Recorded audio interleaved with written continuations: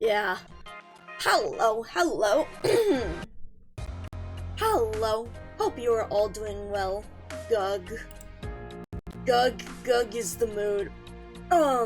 Holy moly. Well, we certainly did a lot of stuff that past weekend. I was very much recovering this weekend, because yeah. Holy moly. Oh. Shoot, I wonder, can I do this from here? Poll. Create a poll. Okay, one thing that I am curious for y'all, because Twitch now has limits on how much highlighted video you can save. So unfortunately that means that I think well, see, Horta's video is short enough because it's 30-something, 40 hours, but, Zwillingstorm is like 60 hours, and we have like 55 from the Masses Travels. So I was gonna do a poll for, whether you would rather have the Zwillingstorm VODs up or the Masses Travels VODs up. On Twitch. They will all be up on YouTube, which I'm currently working on, like, exporting and converting. It's exported some of it, but I'm gonna need to do some editing on some of them because it keeps erroring on, like, the third video. Glorp Zero indeed. But yeah, so I think, how long can I put this poll? Here, let's see, which VODs would, you like, or which VODs do you want as Twitch, on Twitch? All will be on YouTube. Glorp Zero. Okay, responses. Zwillingstorm Herbst. Or the Masses Travel. Fuck, there's a fly in my place, and I'm like trying to get my cat to hunt it down, but she's lazy. Okay.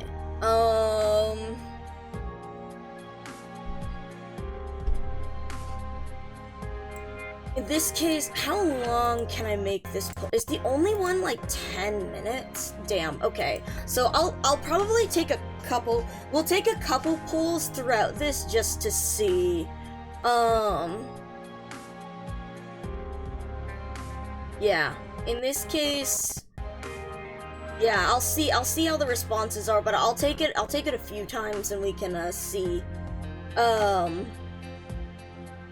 I'll start this now for like 10. Are you sure I can't go longer? Damn. Hello, Benny. Hello, Benny. Good to see you.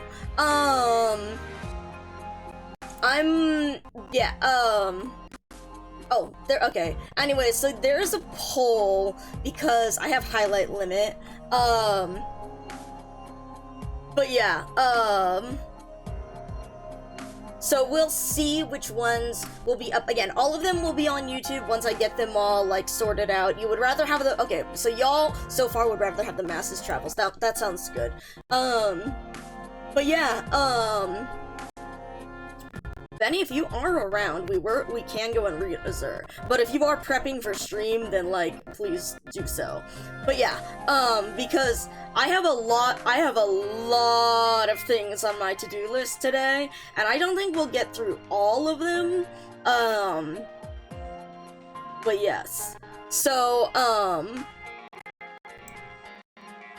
yeah. So, everyone make sure to check out that poll. But yeah, I'm very excited to see how you read through the event, and I will have a lot to say. I have been recovering a little bit, And so I have not been expending as much of the emotional, I have not been expending as much of my processing power on, emotional responses, and so, but I will go through, and we'll see a bunch of stuff in the VOD. I'll tell you a bunch of stuff, but, how. But yeah, I've been conserving the emotional energy because, we have a lot to talk about and go over today, and also I need to be insane over this skin, because holy shit. I've been, this is literally, like, my whole weekend has been, like, me fucking recovering, and, like, honestly, I was considering yesterday, I ended up, like, cleaning out a bunch of stuff in my fridge, and I was considering streaming, during it so that we could just chat while I was cooking, and I probably should have, but also I was still, again, fucking recovering from the everything, because the everything. Holy shit. But yes, Benny, if you need to head off because of stream, please go ahead. We will have much to talk about. I'm not exactly sure of like, what we'll be doing game-wise today, because we'll be definitely looking at, I mean, like, we have a bunch of stuff, like, we have a bunch of voice lines to listen to, and skins to re-look over, and whatnot, and, also, I figure we can chat about, we can chat while I do, like, this, while I do the Annihilation for now, but yeah, alright.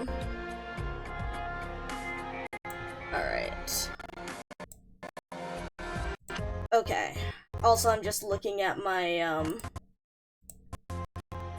looking at the poll and checking on Discord to see. Again, apologies for the lag, but there will be a little bit lag, at least until I fully get off work, Lamau, because, yeah, right now we're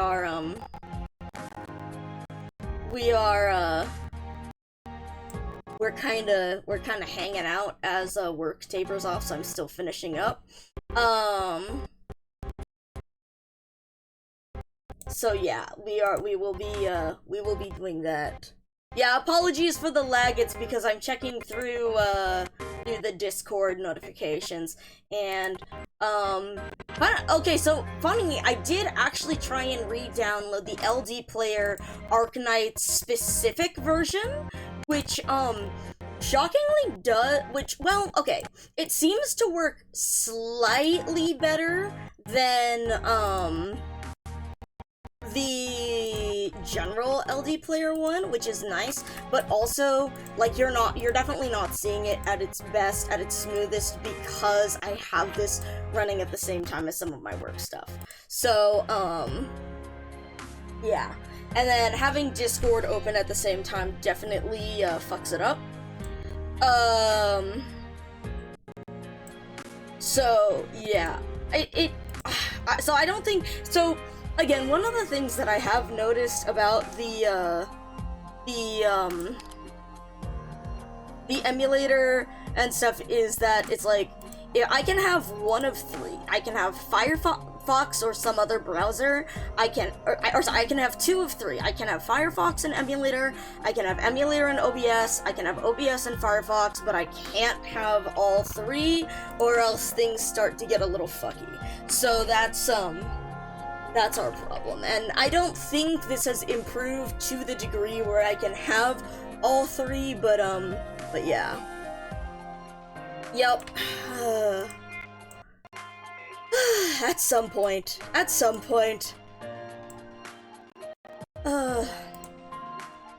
But yeah, so, what the fuck, so we have a lot of things on the to-do list. On the to-do list, I have to listen to the rest of Exuciai's voice lines. We have to listen to Patrazion's voice lines.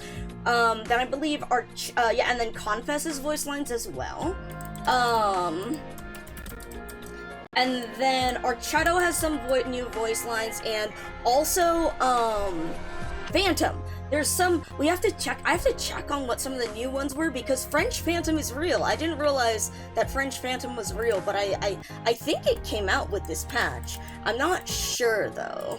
But yeah, so French Phantom is real. And then, then we need to do a bunch of the other stuff, like, we need to do the readings for the daily stuff, the stuff with the Firearm Technician's Workshop, the stuff from Paganini's perspective. Then, let's see, we will be doing some well, I want to look over the skin voice lines with respect to a bunch of things in the event. And then we have some posts to look through. I want to rewatch, we should rewatch the trailer and the animations. As you can see, we have a few, I just stuck a few plain images on here. If I really want, maybe I'll open up, oh no, just the English, she has a new English VA, that's why. So we go and we listen to most of the voice actors. We listen to all the different voice lines here, because I like comparing the different VAs for which one that I want to listen to. So that's something that we do regularly through stream. And I missed a bunch of the ones that had new ones. Which, by the way, Ivy, I think during the 41 or something hour stream, you asked if I had listened to the Passenger ones, and I said yes because I thought Passenger got his ENVA before, but no, I hadn't, because I think that ENVA came in with this patch, but I did listen offline. It is good. It is good. I'm just very used to the JP though. I'm still deciding on which one I want to go through. Let's see, so then depending on what we're doing, I might fully just open up a sprite and I might show you, like, the thing that the CG, how I position all of the art for, the shrine and stuff, or I'll just do it on my own. I'll see, now I have to wait for the new skins, animations, and we need to generally pull those off of PRTS, the CN wiki, so, we might hold off on editing it until I can get a hold of the— well, then again, I don't usually use the animations, I just use the sprites, so we might be able to— well, we'll see, cause yeah, there's a bunch of stuff that I want to move around here, as you can see from what's on my screen. And while we're doing that, we can then obsess over this, because holy shit, that's all I've been looking at all weekend.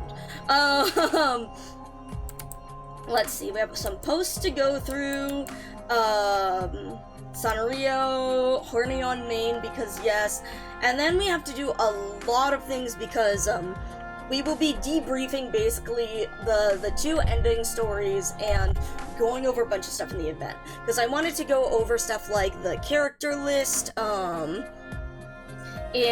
there's a bunch of other things that people have talked about when it comes to, like, the perspectives in this event, where it's like correction versus acceptance, grief and regret being, again, another common theme,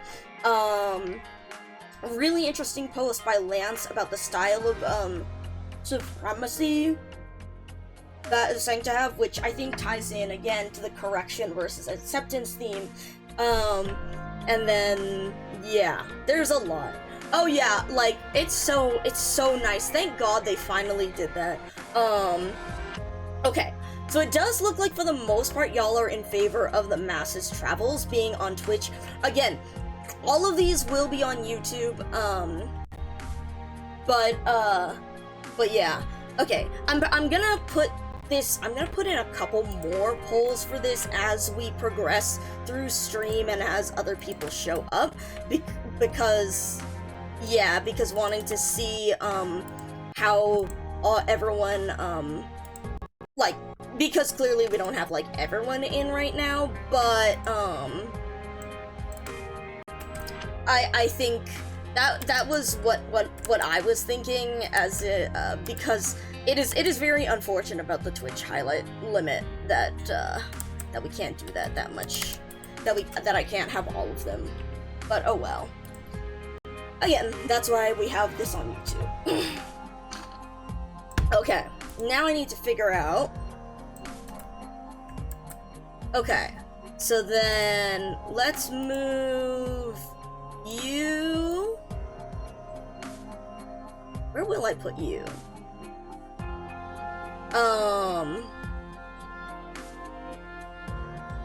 We'll put you over here for now. And then I know I have these guys over chat. We'll put this one, the one with Fetty and the kids is so fucking good. And then this one I'm being extremely normal about. This is also from the collab. But yeah. God. Okay. In the meantime, I haven't done this Annihilation yet, so I wanted to, so I think the team that I have here is, again, my typical, is Sancta, and then I have Elysium, who just sits. Elysium is literally there to just sit in the corner and generate DP. What's a good spot in the corner for him, though? We'll see. Oh, yeah, yeah, it's it's a cafe collab, I think, so I'm not sure exactly what all the merch is. You'd have to look into, the details. Cause they've had a couple, cause they were having the Korean one. There was a Korean continental, like, collab where, for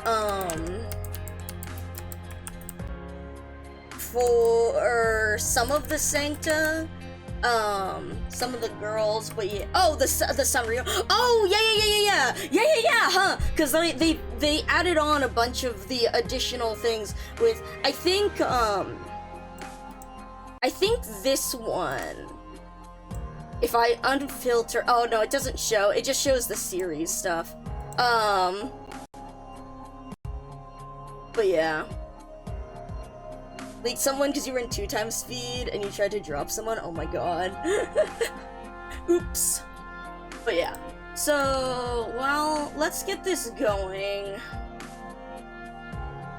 I'm still deciding. Honestly, the tuning nodes kinda... What audience have you we might do that today? because the tuning nodes. But yeah, so I figure we'll just work on this as I get everything started. I probably should put out an announcement or something, shouldn't I, on like Blue Sky or whatever. But yeah, so we're doing this, and then we will be seeing Benny as he progresses. We will be keeping an eye on Benny as he progresses. But yeah, I think I'm still recovering from all the also. So, I was wondering if they were going to put this up because of the tuning nodes, and I wonder how long it's going to be, because this is like over the course of an entire Annihilation. Oh, yeah. I posted that, oh, well, I posted that in Benny's, Discord as well, because it's the 6.5, so that's the typical one here, so... Here, I'll post the link, yeah,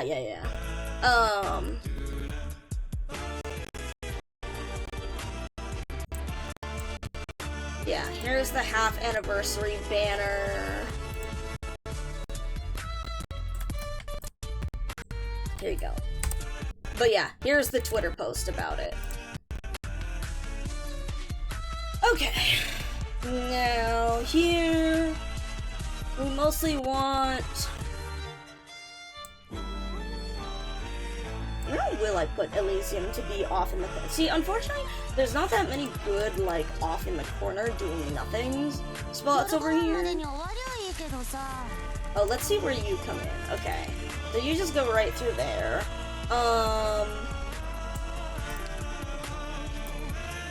So we'll do this, and then...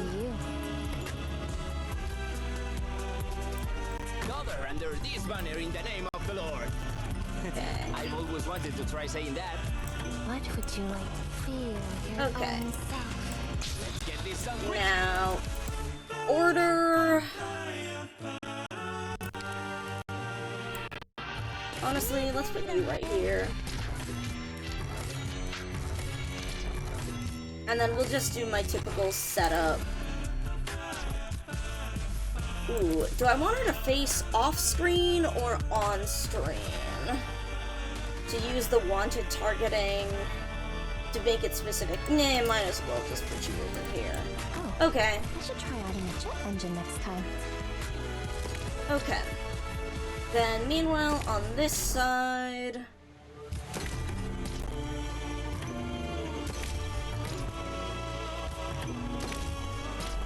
Alright. I'm in position. No need to guess which position. Go ahead. Maybe bear the news of your death. Alright, now we got, Never crossed your mind. now we got the attacks. Signal. Cool. Let's get this done quick. Cool. And then we don't have any tuning whatever yet. So I am wondering, let's see, so I'm guessing, so we have the stun, generally we have the stun guys here. Those are annoying. So I mean, we're probably gonna set up well, we could set up Fetty over here. And then we'll set up Mix Apparato for, defense, or for, blocking. No problem. Lemuel should be able to kill this dog. Use the flag as a weapon on the battlefield. Alright. See, I would like there to be a better place for him to make better use of the tuning nodes for offensive recovery, but, hello, Shangri-La. What would you like? But, no worries, no worries. But you know, you don't always get the best, Signal set, sorry, but I'm really not religious. Okay, and honestly, we're probably just going to set up you forward, backward, here. Nice. Okay, and then...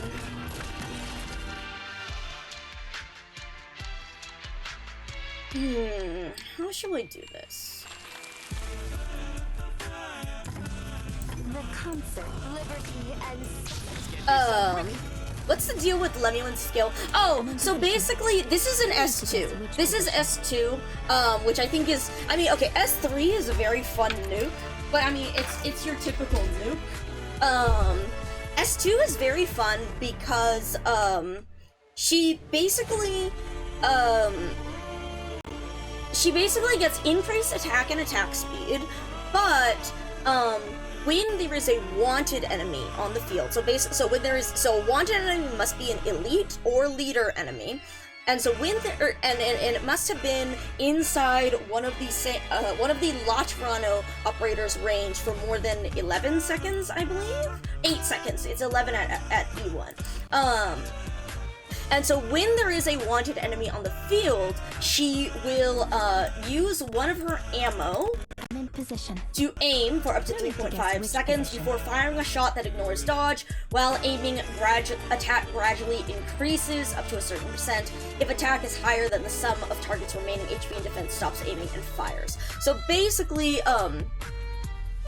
she gets increased attack and attack speed, while she has ammo, but she only uses her ammo to target wanted enemies, anywhere, but if they are on the screen, they're anywhere on the screen, and she'll basically attack them with an extremely strong shot that attempts to nuke them. So yeah,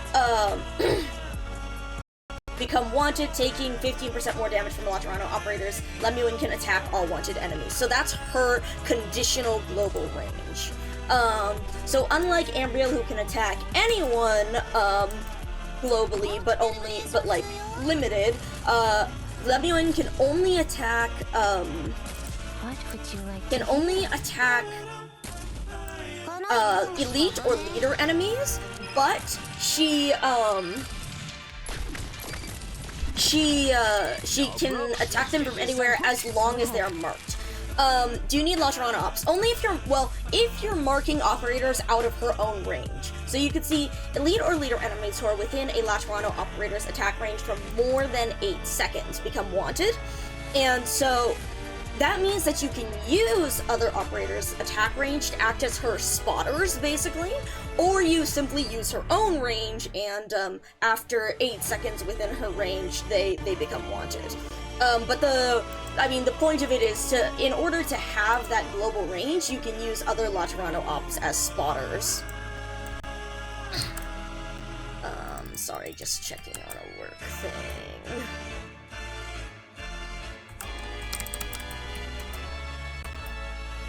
So, like, obviously, she's a lot better if you do, but it isn't necessary. Okay. Now, as for you, will I have you attack here? Honestly, yes. But you can see here how she's just sitting here because no one else has, like, that range. Or no one else has that visibility yet. Signal set. Let's get this done quick. Because I don't know where the enemies come from in this stage yet.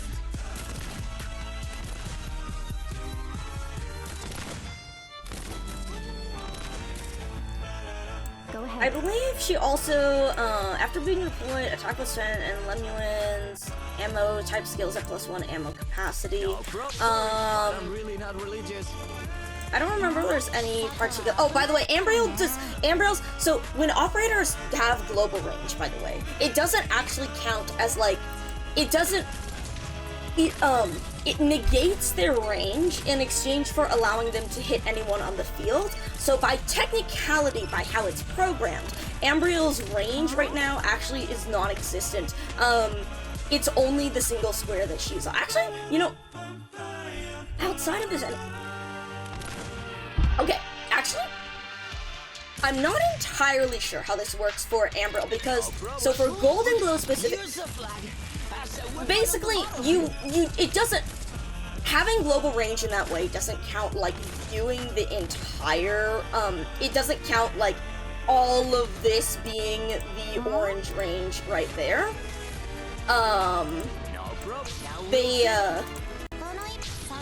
It simply negates it. You can actually watch this happen in Reclamation algorithm because you'll watch how their visibility goes down. And so, for example, I've used Golden Glow there, and Golden Glow's visibility goes down to nothing, basically. I don't even remember if it counts. I mean, I think it counts the single tile she's on because it's the tile she's on, but it doesn't actually count it as range. So, No problem. okay, so we have, okay, splash damage in a cross. Okay, so it's these fuckers.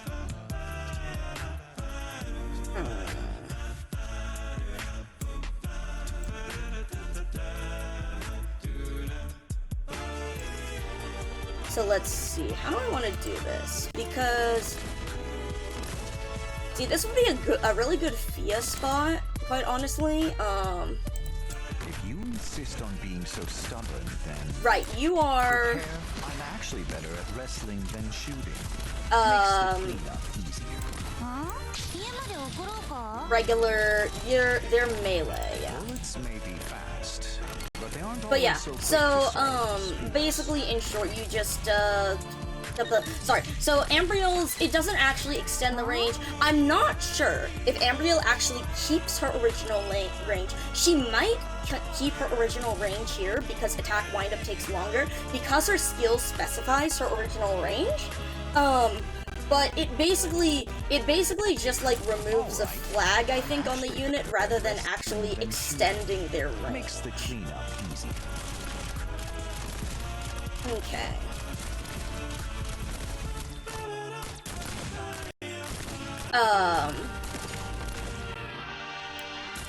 Alright. under this banner in the name of the Lord. I've always wanted to try saying that. We want to get plenty of DP over here. Okay. Oh, right. Now you're the ranged motherfucker. That's annoying. But you restore HP. Ow. Okay, we'll deal with that. Unfortunately, we have a bunch of these little guys coming through here, which isn't super great because, then Ambriel is going to be targeting them instead. No problem. Nice. Okay. Let's see. What if I put... because that's still not quite the best. What do we have here? Okay, so... Oh, we have the other Lithanian guys. A solo to you. And we are approaching the beginning of a movement. Okay, so we have attack speed. We have speed. Okay, so it's fast. Okay.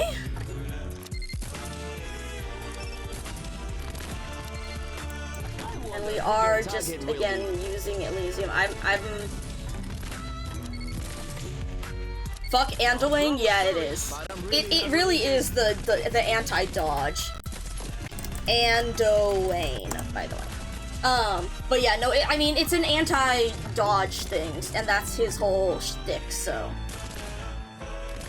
Right! Attack, steal, arts damage while you're okay, fuck. So, we do want the attack... How do I want to do this with the attack buff? Let's... So we get decreased attack speed, but increased attack, and Ambriel's gonna target these guys I fucking forgot. That's okay, whatever. We'll place you back over here. Prepare for execution. Bullets may be fast. I'm actually better at wrestling than shooting. Makes the and at least he'll prioritize that then because he prioritizes ranged enemies. Okay. Okay, so we have a melancholic for now. Oops. Now we'll see them. So they will move slower, so that's all well and good.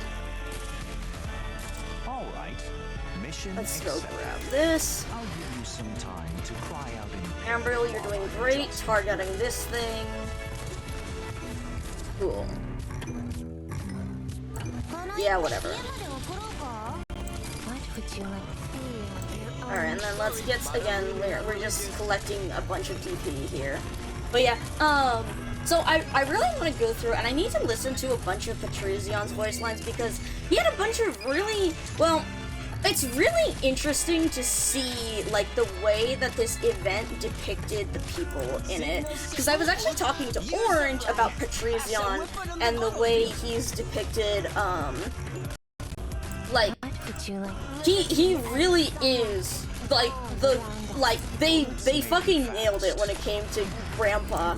Like, being a nice old guy that you care for deeply, who also, like, a political topic comes up and suddenly the family dinner is very awkward. So yeah, but I really have liked the way that they've shown, the way that, No problem. La Toronto's influence has gotten into him over this time.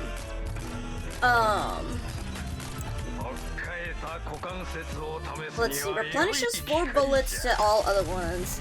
And hello, Inquiz! Hello, Inquiz! How are you doing? We currently have a very large to-do list. Oh shit, we should do this one so that he prioritizes that little fucker. So we're currently just working on this Annihilation while I kind of warm up and also finish up with work by technicality because, yeah, I'm working from home.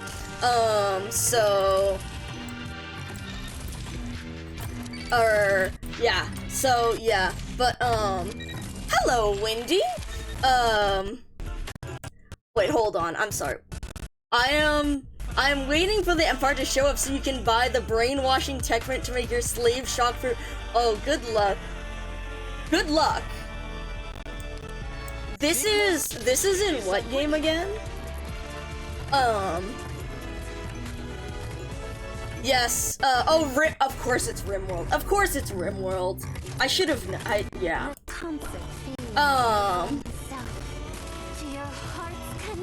Andouille sausage does sound very good. Alright.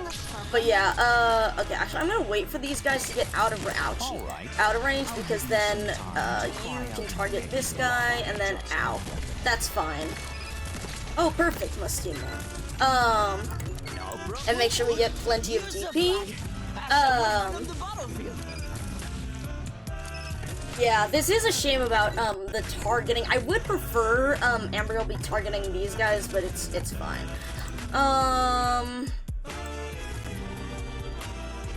Okay. This is fine. Because then Mustima should take care of them pretty- Oh shit, I forgot about the drummers. There are many things that I despise the French for, oh my god. Yeah, we have to check out French. I think French Phantom is real. Oh shit, wait. Can you, like, not? Thank you? I'm wondering if I should play someone different here, but Andouille is not one of them. I don't... What don't you, or, sorry, like, it's... I'm not sure where I was going with this question. It's a good sausage, though. Stuff from later events might have unlocked early. Oh, okay, here we go. Okay, now here's the motherfuckers.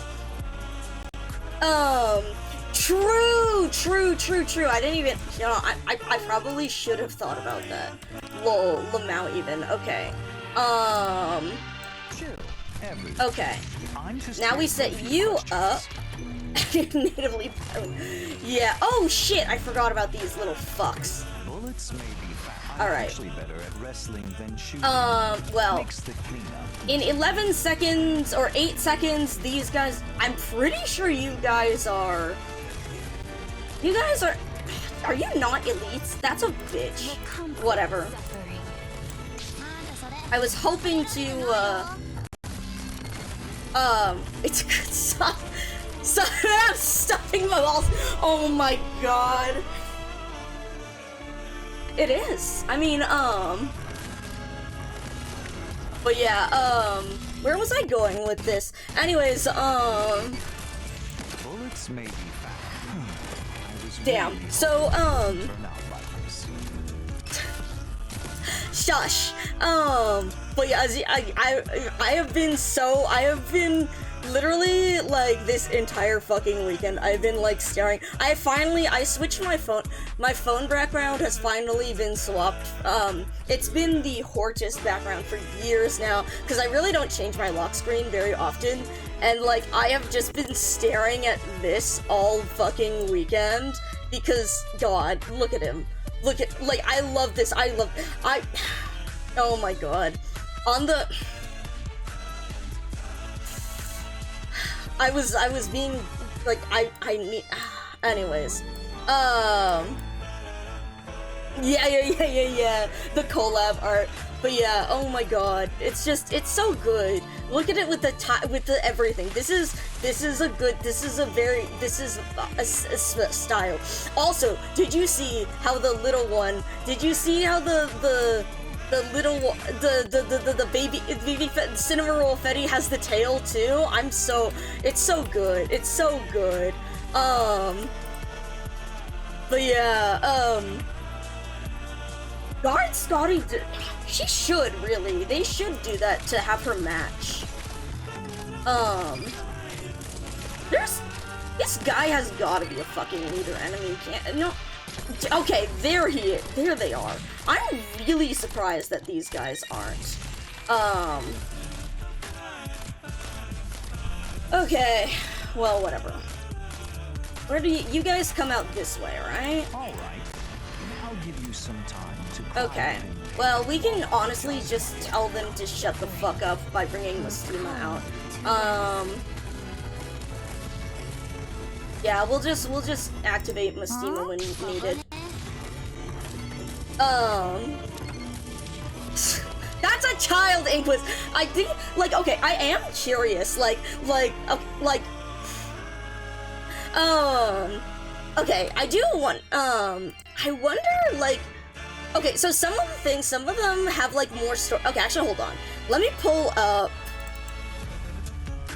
Answer the question! Oh my god. Here, hold on. Let me pull up something else. What about glue? I guess that's... Actually, hold on. No, see, this is why we need to pull up the sprites so that we can look at the ear twitches and see if there are ear twitches. Hold on then. Alright, give me a second. Where is this? Where are my GIFs? God, I love the Sanrio everything. God, someone pointed out that it's really funny that they're probably, the reason they probably, have to do the, take care, Toad. The reason they have to, the reason they're putting in the new, because he gets new sound effects with this skin, and it's because the gun is a fucking bubble gun. So fucking shotgun sound effects with the bubble gun would be really funny, but that's probably why they're doing the others. So, okay. Yep, apologies for the lag, but it's, you know how it is. Alright, there's the GIF. Save image. Let us save this, but yeah, like, oh my god, look at him, okay. Okay, save the GIF. Minimize the Discord. Go grab my image source. Go grab... Where are you? There you are.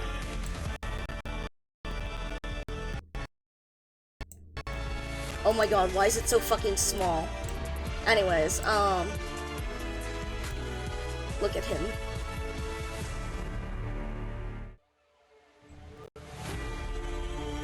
Look at it, it's for the cinema. Okay, so there's no twitching.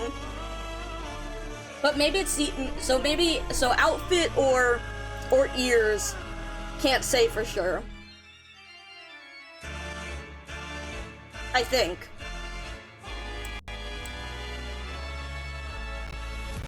Time to look at this at higher res. Hold on. Where's my fucking pictures? Look at him. God, look at him. Isn't it so good? It's so good.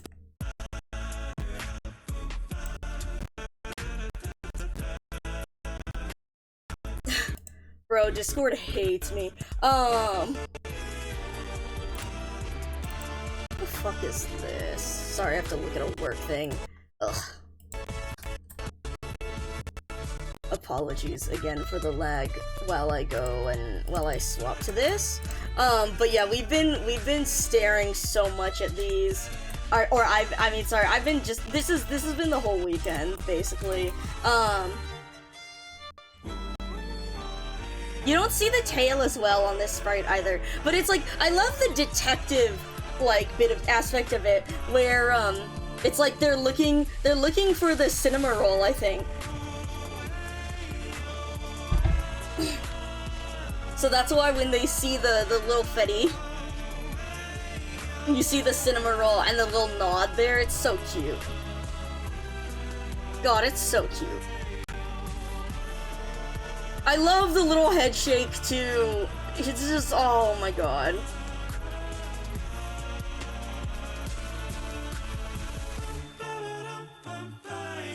Sorry, I could stare at this forever. I love this outfit. Anyways, I am being so normal about this outfit. And I was being very normal on my other Blue Sky account when I was... Yes, I was being normal and not saying Yes, and saying very normal things about this man, and, yeah. Also, this is such a good, the ambient synesthesia skin is so good for the effects. For Mustima, oh right, hold on. There you go. Yeah, okay. Ready for action. We'll keep you on melancholic for now. But yeah, like... Anyways, looking at this, I am going to grapple with this man by his time. Anyways, anyways, what am I doing? Right, elite enemies, let's go. Alright. Oh shit, okay, there we go. Now, oh crap, I forgot about that other melancholic Oh, that's an unfortunate location. Okay. Well, at least we get a couple. These four are elites for sure, so we should get Lemuel marking them soon. Right? Betty goes back on mission, comes back as cinema. That is honestly an insane premise. What do, like...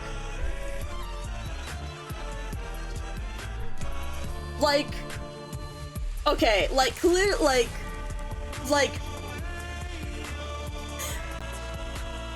How distressed is he about this, if any? Or is he, I mean, like, how quickly does he go to the medical department about it? That is the question.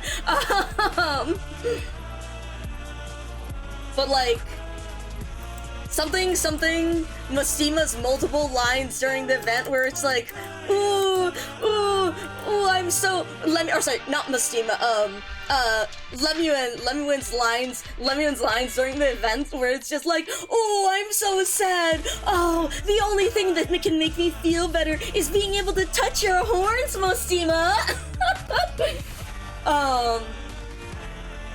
I need to touch the cinema roll ears. Okay, why aren't you guys being marked? Are you really not, okay, hold on. Okay, instead we need to mark this guy. Sporia, come on, why are you targeting the wrong one? It's okay. At least now she's not dying of whatever. Whatever. Wouldn't turn out like this. Oh, okay, cool. Wait, so you get a marker but you don't? That is forcing Betty to lay down as you pet his God, does he have the tail? Does he have the tail? I love the fucking tail. Oh my god, Jesus Christ. Look at her go. Oh shit. Oh, no, we're okay, What would you like to hear? We will, unfortunately... Nice, okay, sometimes, shush. Shush.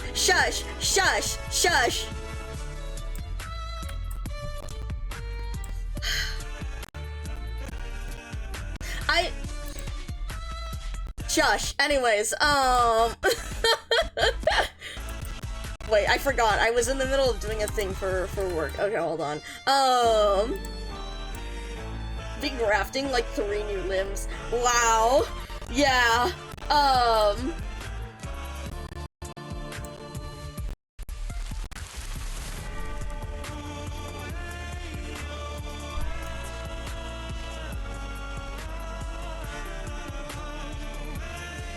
But, anyways,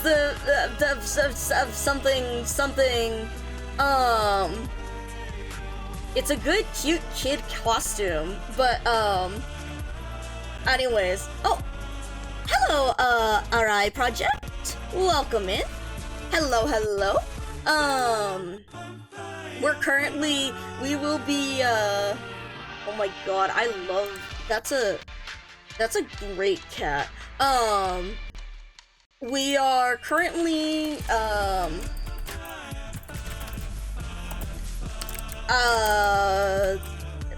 I'm currently finishing up work as I do, this annihilation, and we, like, examine the Sanrio skin, because I'm being normal about it. Also, wait, I should crop pad this, hold on. Hold on.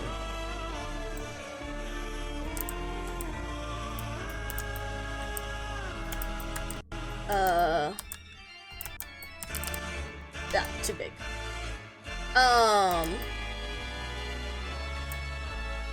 We can go a little larger than that. God. Love this song. It is a really good one.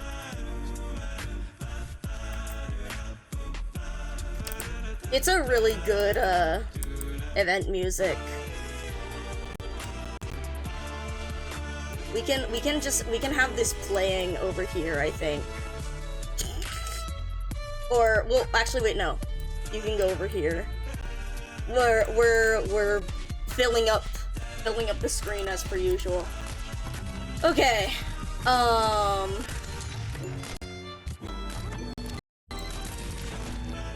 Skong. Yes. Skong. Which I do need to go back and play more of as well.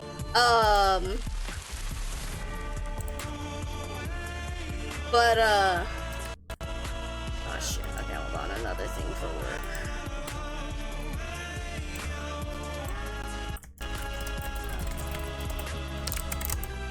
Okay. Oh, let's go! Congratulations! That's awesome! Hell yes! Fremont down! Sorry, I need to mark off something here.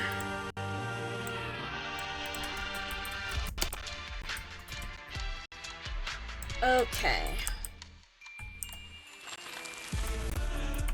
But yeah,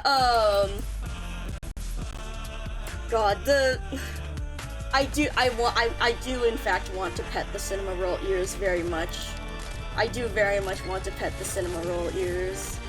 Okay, how am I gonna do this? Should I put you here? No, because then these other enemies are, oh shit. All right. Mission accepted. Oh, fuck. I need to stop you from attacking. One must wonder. Uh-huh.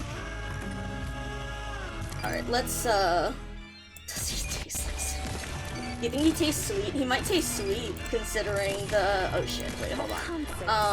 Okay. These things do hurt. These guys do hurt, but it's okay. Because we can use the increased attack speed.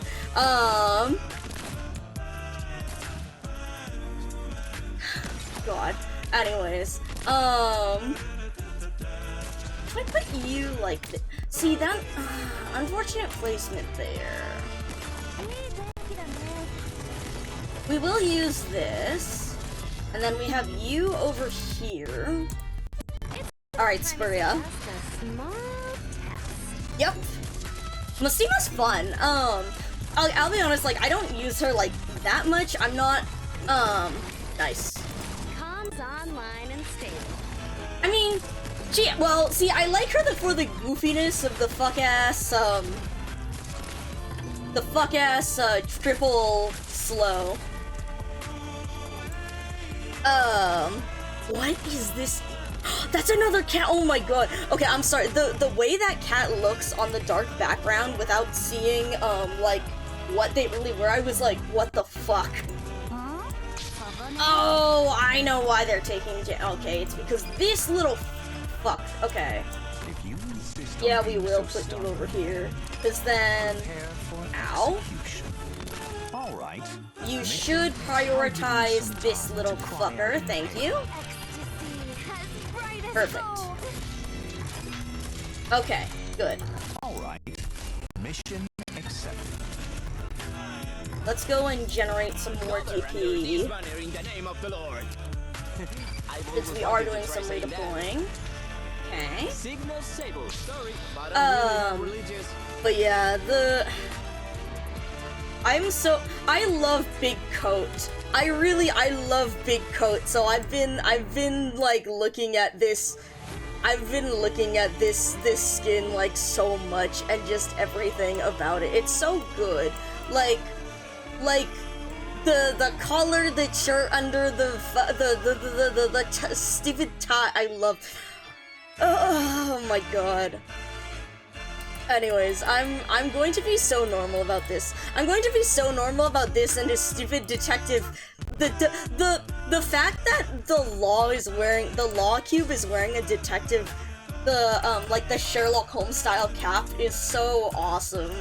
I've literally just been staring at this the whole fucking weekend because it's good. The law cube is a fucking goober. It is. Did you read through the event yet? Cause Jesus fuck. Oh shit, wait, hold on. What is happening here? Okay. But yeah, the event sure was something, huh? Jesus fuck indeed, yeah. It really was.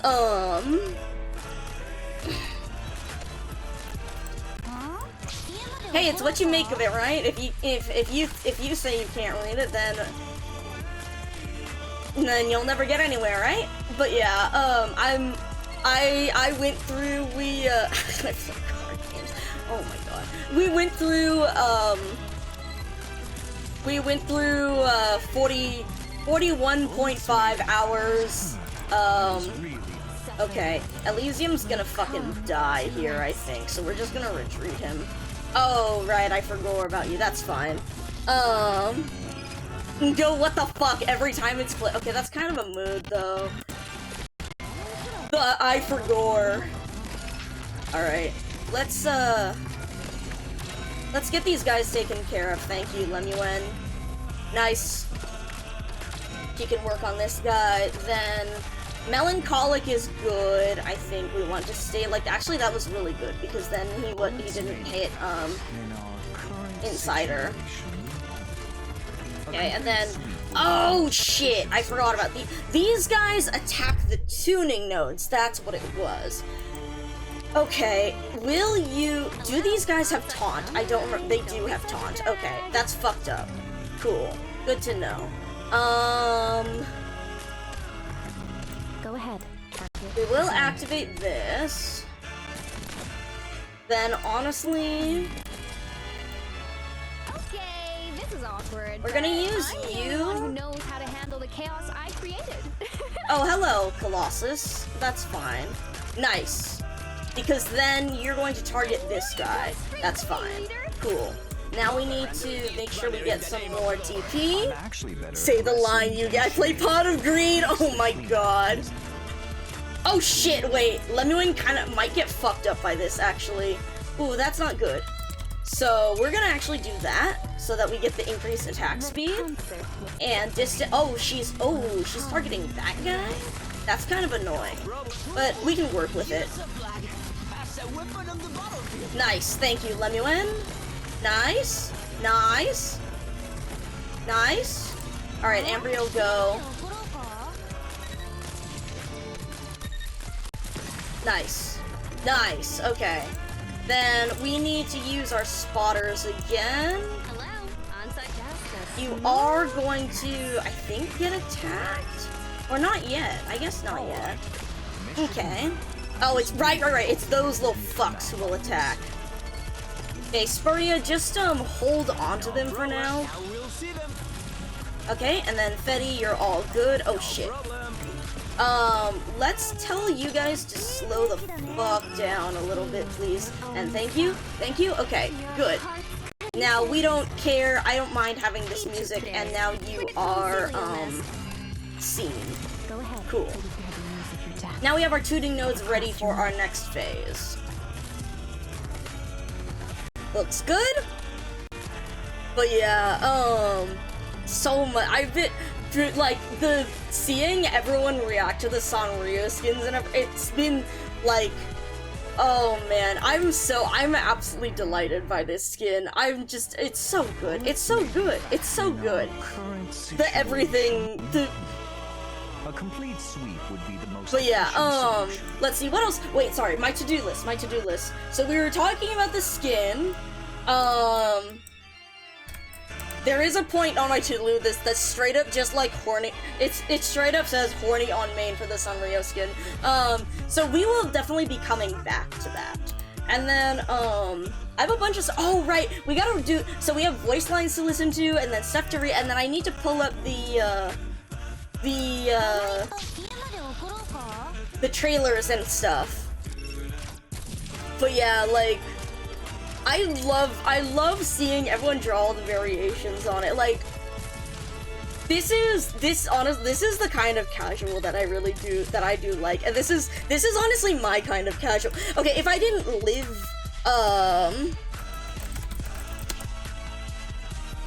in a place that regularly reaches 110 degrees in the fucking summer, like, the entire part of my entire closet would just be all like sweaters.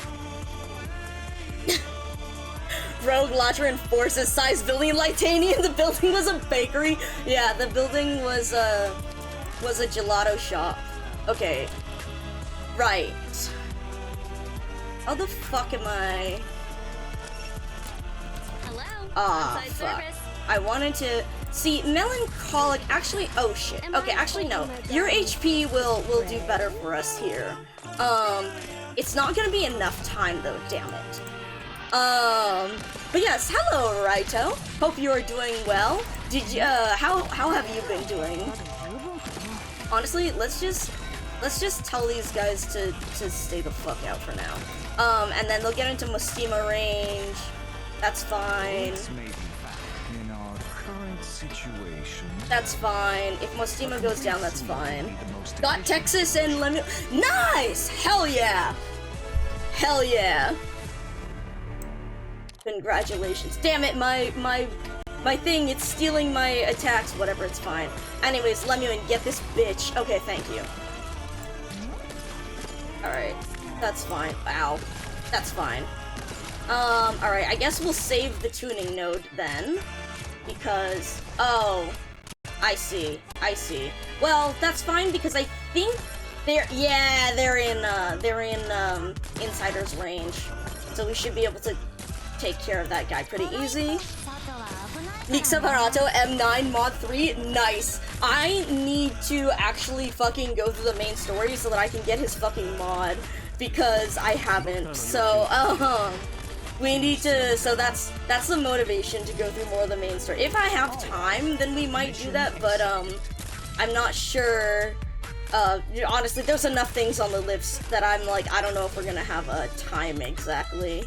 Alright. In our current situation, this one is pretty, this seems pretty straightforward of annihilation so far. Okay. So then we have this fucking clown. Okay, cool. Orchestra tuning node. Let's get the melancholic to slow you guys down, and the increased attack. Okay. That's a little bit of a crowd, but I think we can work with it. Oh yeah, no, the IS mods are great. I need to play with the, oh shit. Honestly, you have geek HP. Go here.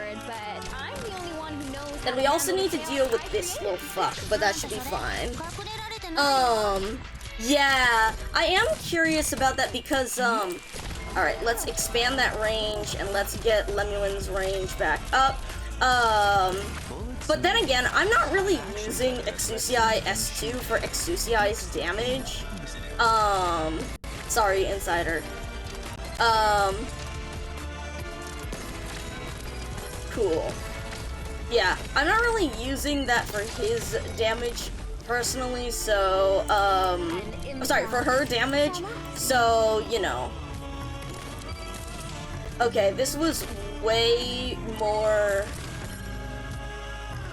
This was way less than I was expecting for an annihilation. Okay. Mission accomplished. But yeah, see the problem is she can't steal it, right? Because she... Right? It doesn't still, I knew I was getting into trouble coming here, but thankfully I got you, Doctor. I wouldn't have figured out how to Right? Because she resolve has such to a steal it, complicated so if their conflict attack by speed myself. doesn't go down, hers doesn't go up, right? Unless it allows you to do that and she gets the steal and theirs just doesn't go down. But I thought that was how it worked. I haven't really played around with it though. Alright. Rewards! Yippee! Thank God.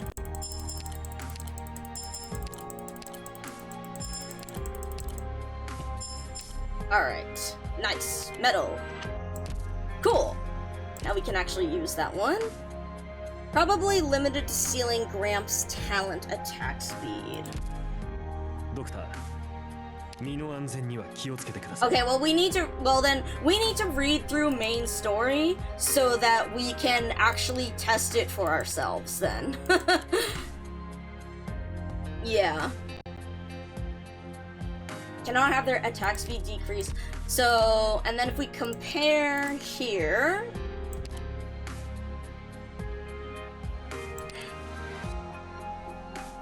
if attacks successfully stolen, right? Didn't I used to have a thing that showed steal? Hold on. To just show that showed like the details better. Yeah, why doesn't that show on hers? That is true. Hello, Mystic. Reduces the target's base stats while increasing. The reduction and increase cannot exceed the specified upper limit. Only the strongest effect of this type applies. True. We can go test that right now, Gay. Might as well, right? Let's go check it out then. So, let's see. Which one's a fun one to do? I have been trying to figure out, like, MT10, by the way. I really like the stage. It's like, it feels almost... It's, like, not quite doable with just the three of them, but also, like... I feel like if I got the right set of, like, redeploy and support, it could be, but also it's, like, kind of not, but also it kind of is, and I've just been, like, thinking about it. I have old dudes on support. Excellent taste. Excellent taste. Okay. Let's... Honestly, wait, hold on. No, I would like to use this event, but we need something that takes heavier... Actually, hold on. If I do 8... If I do 8...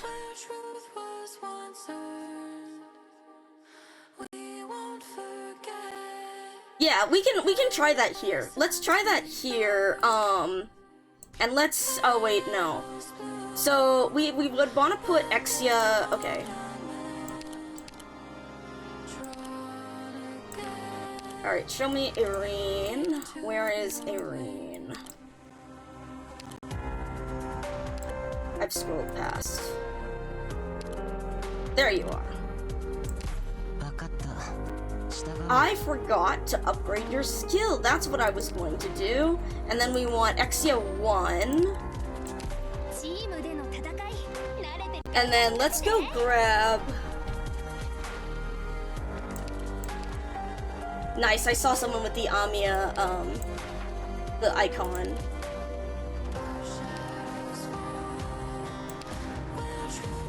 Nice. Oh my god. We also do need to do the gambling. Alright. Let's grab the S1. S1 or S2? Let's grab the S1 because that will allow us to view it better. Then we want to grab the Shootaholic. Relax, leader. I'll make sure your package gets there intact. Alright, yeah, let's try this here just to watch and see. Whatever you About to make a whole retirement home as a school. Dude, honestly, banger squad. You have you have all the old dudes, and then you have Mantra. Mantra and Catherine. Okay. How am I doing this again? We need to place...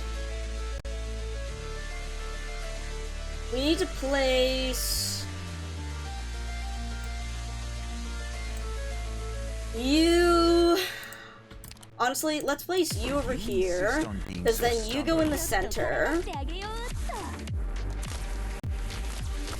Because then you will be asleep, but you will wake up in just a moment. I'll give you some time to cry out in pain while I adjust my weapon. Alright, and then once you've woken up... incurred in combat?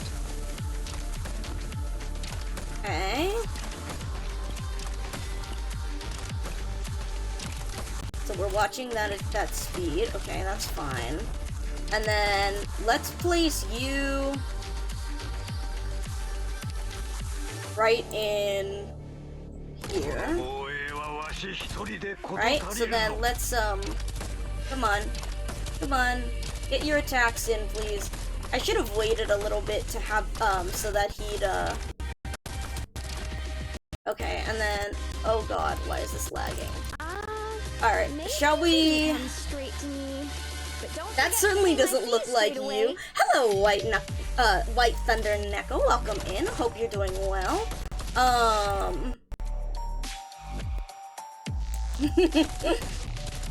Alright, come on. Any second now you're gonna fucking wake up. Come on, man. Alright, right? That's the regular attack speed. So let's... And if I steal...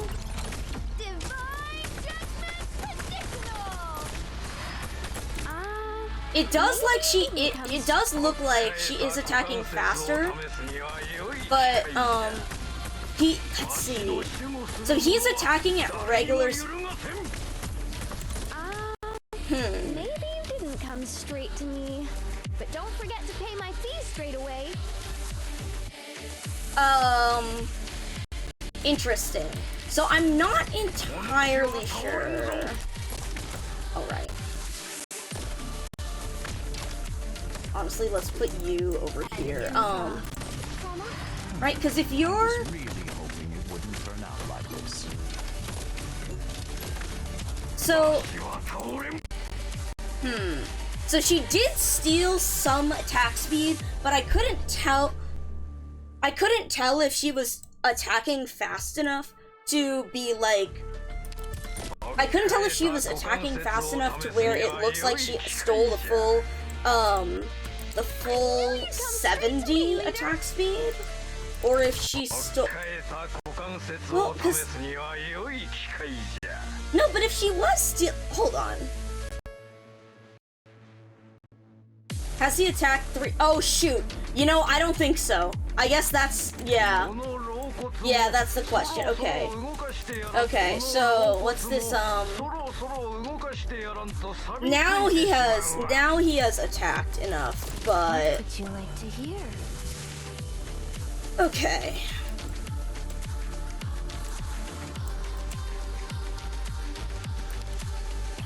Honestly, let's get rid of this guy. Sorry. Oh shit, that's right. You attack multiple. Damn it. Okay. Let's do that again.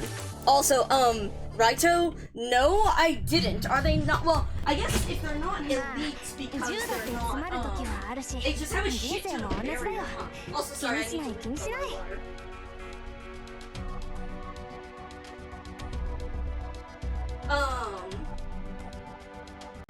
by technicality, I guess, if they're not elite.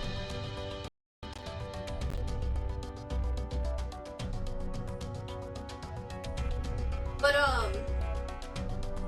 also, no, Raito, I didn't, sorry, I stepped away to get some water. Interesting. There's a weird bug for Lemuel and Rashid. Huh! Interesting! Because I noticed that Irene, in MT10, when I was doing MT10, I placed Irene, and even though he was asleep, he activated her, talent. But, here, you wanna, Here, check out why I didn't find that out about Lemuel. I've gone through,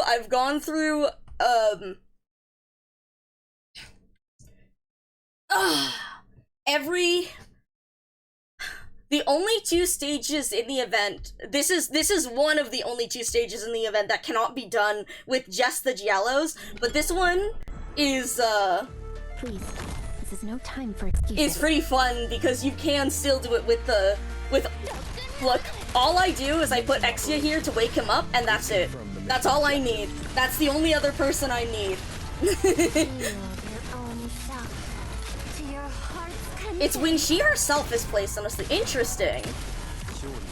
Interesting. Funny, I honestly, again, the only time I used Lemuel was in the boss stage, and even then, I did the tactic of facing her, like, off the screen, so that, I could, have her only target the enemies I wanted. So, I didn't notice. Look at how awesome this is. I'm so glad that, I'm so glad this works. I'm thrilled that this works. Look at that, look at how close that is. We had to figure out we had to do a good number of runs to figure out how to get him to redeploy in time. What's my purpose? You wake my husband! Literally though! Literally though! But yeah. Isn't this awesome? I'm so glad. I'm so glad that, again, literally the only 2 stages so far are MT8 and the boss stage. MT8 and MT10. And this one, we really don't have to use them that much. Again, it's only Exucii there to wake FedEx up at the start, and that's it.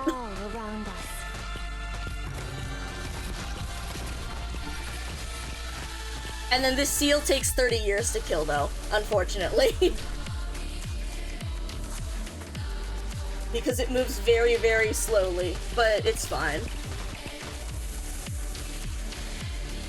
That's really funny that it's like her talent is bugged, but Irene still counted for, waking... So, do enemies not get wanted if she's sleeping? Is it... Actually, I think the real question is, do enemies not get, wanted if she's asleep, you know, I mean, it's... Sleeping cancels out all effects, yeah, okay. Because that's the same with, Oh, okay, wait. So the question is, because that's what happens with Arturia too, by the way. Arturia won't necrose enemies if she's asleep. But, the funny question will be, if I put Lemuel down, and then I put, like, Irene somewhere else, will they start getting targeted? While Lemuel's still asleep? I don't think so, but it'd be funny. Yeah, but yeah, it seems like they just straight up don't work. Okay, hold on. Now that we're going back here, I wanted to go back and, grab you. And... do I want to go for the Undying, or do I want to go for the... See, this one, it's harder to see, as opposed to this one. Yeah, whatever. Alright, let's try this again, because I want to see if he got the stacks, the 3 stacks, and we'll test if this works.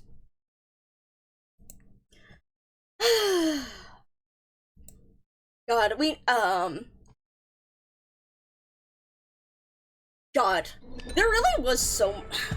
So I'm still, like, kind of Firearm check. coming down from, like, God, so much fucking happened in this event. What about traits? That is a very good question, and I'm not sure.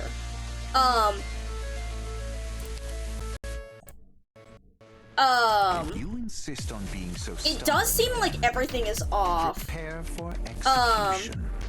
MT8 because when she wakes up, she's nuking anything that isn't. Yeah.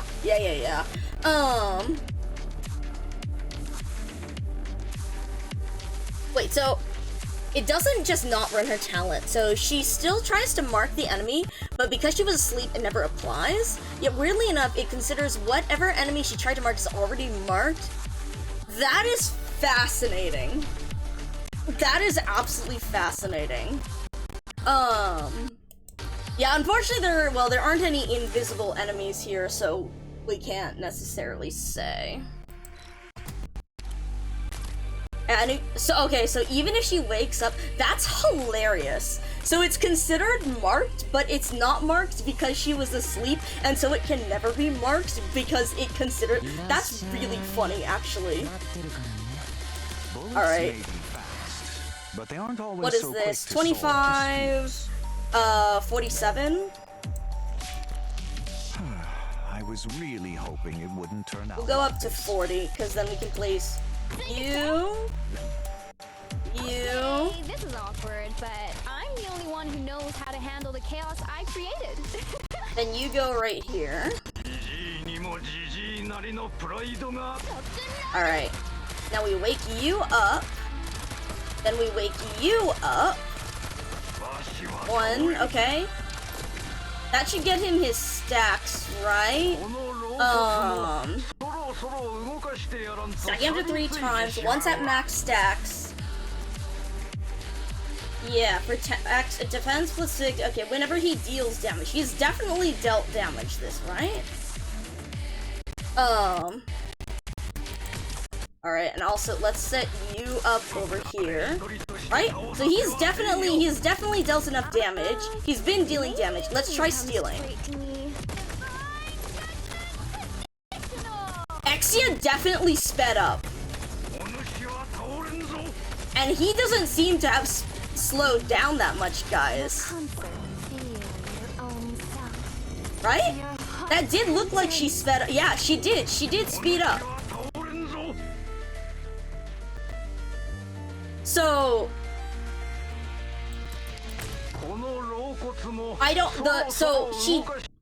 okay. So the question is, did she steal the full 70 attack speed from him though? Which I am honestly not sure. So now we check without. Honestly, let's just put you right here.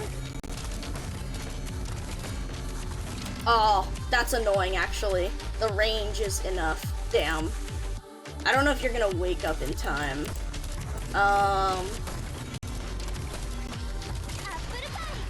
Yeah, no, you're not gonna wake up in time. Oops. Alright, whatever. Alright.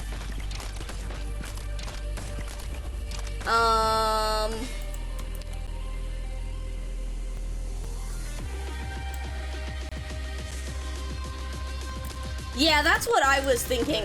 Okay, so here, let's try this now. Let's see what Exia's attack speed looks like. Aw, shit. Aw, shit.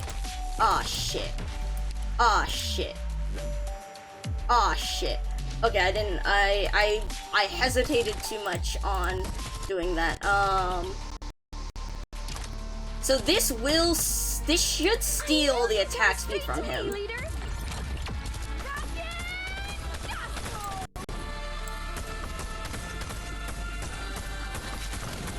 So I honestly cannot tell. Do you guys think that looks faster than when she stole from Mix Apparato? Because honestly, it doesn't seem like it's any faster. Annihilation is the most common result. Bullets may be fast. You know? In our current situation, a complete sleep would be the most efficient solution. It doesn't necessarily look like it's faster. So if it's not faster, does that just mean that, like, Okay.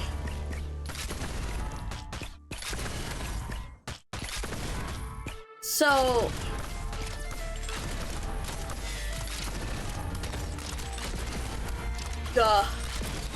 What is this? Indeed. Okay. Understood. Let's put you in here. Let's try this again.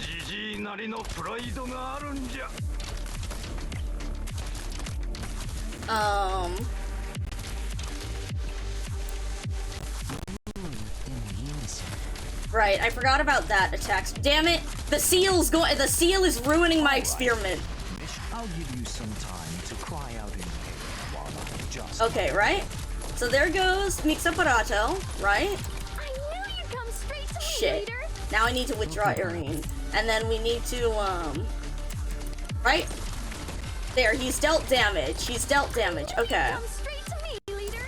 I knew you'd come straight to me, leader. Look, she seems to be attacking pretty fast, and Mix Apparato still go- Does it? I feel like it doesn't just- I feel like it doesn't,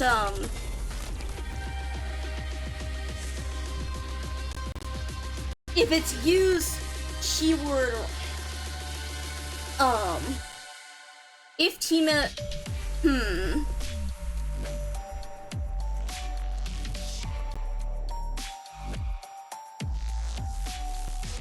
unless, see, actually, what I was actually thinking is that it's programmed as an actual steal, but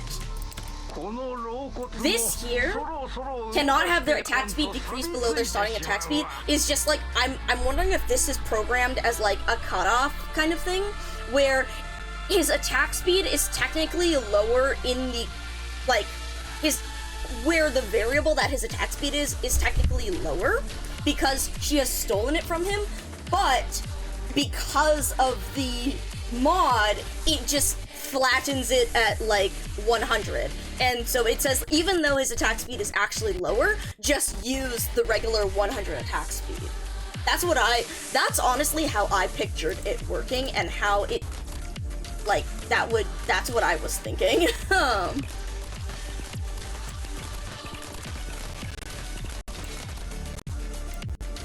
Which, I mean, seems like it makes sense. Oh, right, I forgot about this fucking clown. Okay.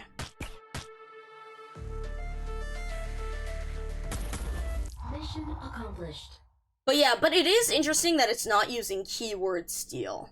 So, I don't know. Hopefully a post calculation. Yeah. It seems like it's like a, that's honestly how I pictured it, being like a post calculation effect. That's a good way to phrase it. Thank you, thank you, Gay, for the mod 3 Mix Apparato to borrow. But yeah,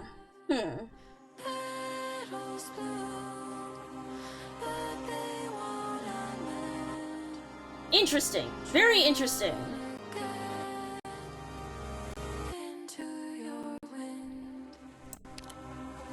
So yeah, we have a lot of there's a lot of interesting experimentation to do here. But yeah, speaking of Patrician, let's go grab my Patrician.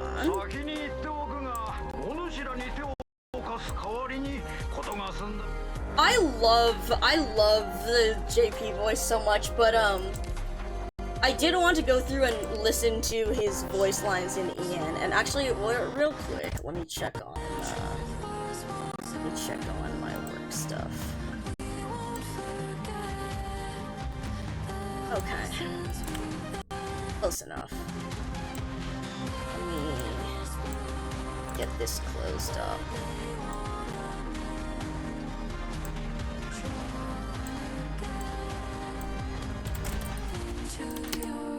His lines are so wholesome. They really are, as opposed to his role in the fucking story.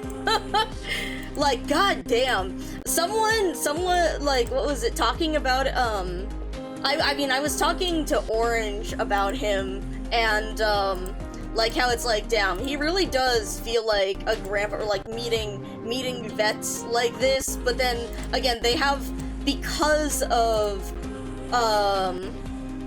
the ideas and stuff that they grew up with in the world, and there are things that are less pleasant, to talk to them about. Or believe, like, or their beliefs, basically, so, like, alright, let me get that going. Okay. Then, hopefully, once I sign out of here, and I disconnect this should make it a little bit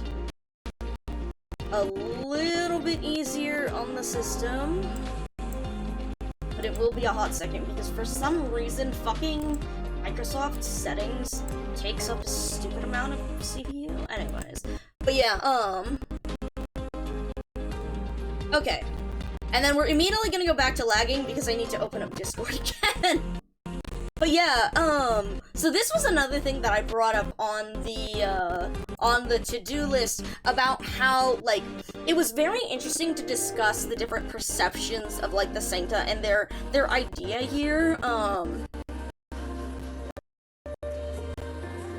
Oh, Benny playing Arknights. Doing dailies? No worries, no worries.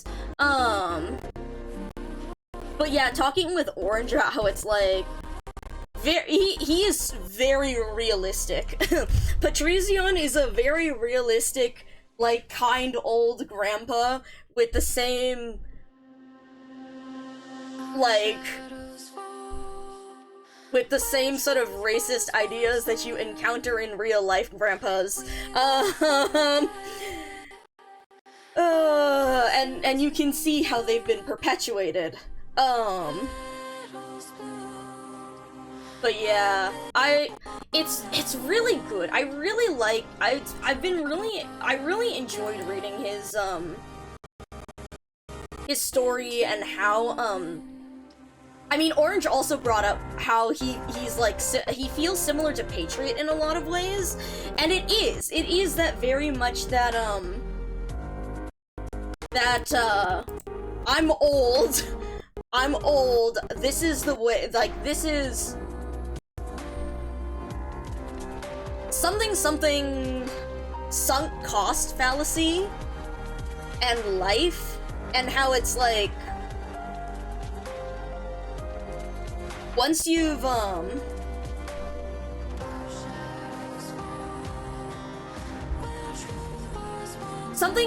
it's like, it was really interesting to see him realize in the scene with Vanini, and to see him, like, with what happened with Paganini, to really say, like, you know, like, where's the, don't be afraid to fall into hell, and the fact that he was saying, and I'm learning, that's the first thing that you should learn on this journey, and I am learning it with you. The fact that he did actually choose to make that change and to try and learn from it,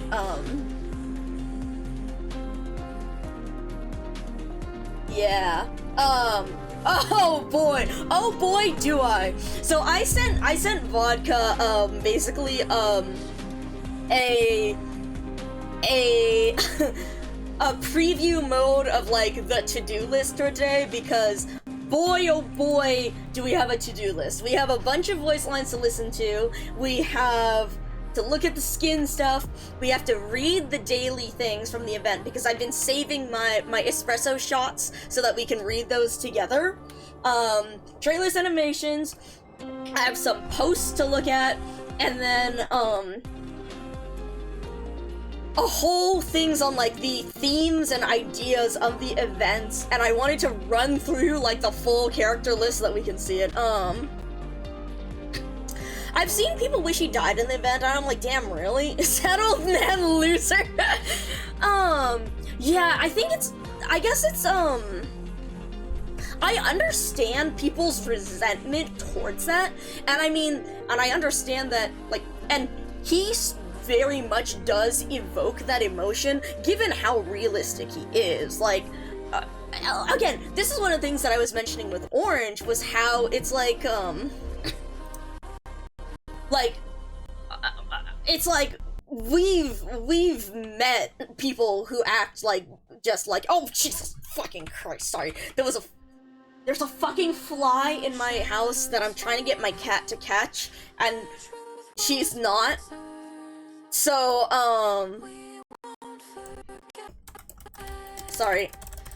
We need to set up the scrying jar because Benny just went live. But yeah, the fact that Patrizion, he feels very much like the kind of guy, like a very real Gramps that you would meet.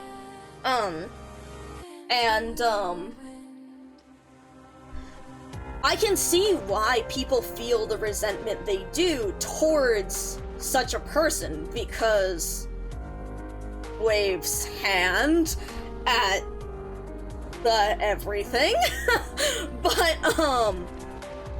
but at the same time, it is seeing that such it's seeing that like such a person, like the way he is learning and trying to figure out, like, the way he is actually trying to change. I didn't put together enough words to coherently talk about Patrizion, because there's a lot to unpack with Patrizion, but yeah, I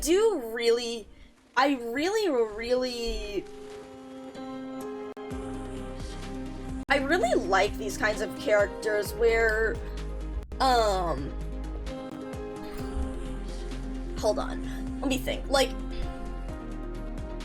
when it comes, like, again, I really like that Orange brought up the comparison to Patriot, because similarly, they've both gone through a great deal of loss in one way or another, and have done so for the purposes of their ideals. Yeah, the double edge of his talk with Paganini, yeah. He's actually what the jokes say Chen in the LGD, except he's like an 80-year-old man who's done this his whole life, and has never had his worldview challenged, and doesn't know how to cope with it, so he porcupines? Yeah. Yeah, very much so. Sorry, hold on. Where the fuck did Benny's chat this, so I can pin this? But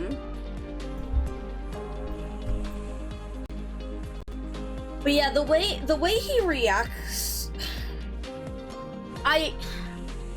yeah, clearly I didn't do, oh, okay, never mind, Benny got the pin. Okay, which also means that we need to set up the scrying jar. But yeah, it really is interesting how, like, I think one of the biggest things is just watching how, and one of the best things about Arknights is seeing how realistically they write their characters. Maybe it'll jog my brain a bit once I listen to a few more of the top voice lines, because we did want to look at that. A pleasure to meet you, Doctor. You know me as Fia's grandpa. If you've heard of the Sancta Mix Apparato. The delivery on that's so really good. Regret letting Fia fill out my recommendation form. Was it JD or one of y'all who was saying he sounds like a retired G.I. Joe? And yeah. Forget it. I'm almost retired, and it's about time I enjoyed some leisure. There's no end to work. But how about you stop shutting yourself in here and go outside with me for once? It's a fine day out there. The young man at the front desk. He also, it's really fun, like I love that he has such long voice lines. Through the whole thing pretty quick. Take it home? No, there's only me at home, and I wouldn't be able to finish it before it's spoiled. Truly, old man, yappy old man. But yeah, because I was laughing the other day because he was, because I was hearing the battle end voice line, and I had to keep quitting out of the battle, and I swear to God, this is a penance level battle end voice line where it keeps going. You cut out on the ending screen, you go out, you change up the team, you go back into the thing, and you're like, how the fuck are you still going? Jesus Christ. This is not a bad thing necessarily, but it's really funny. Why ask about His Holiness? I can't tell you much. We never quite saw eye to eye from a young age, though we managed to work together for decades because we shared the same devotion to the Holy City. Even today, I wouldn't say we're much more than acquaintances. But then, perhaps the fact that we're not friends is precisely the reason we've been able to tolerate each other for so long.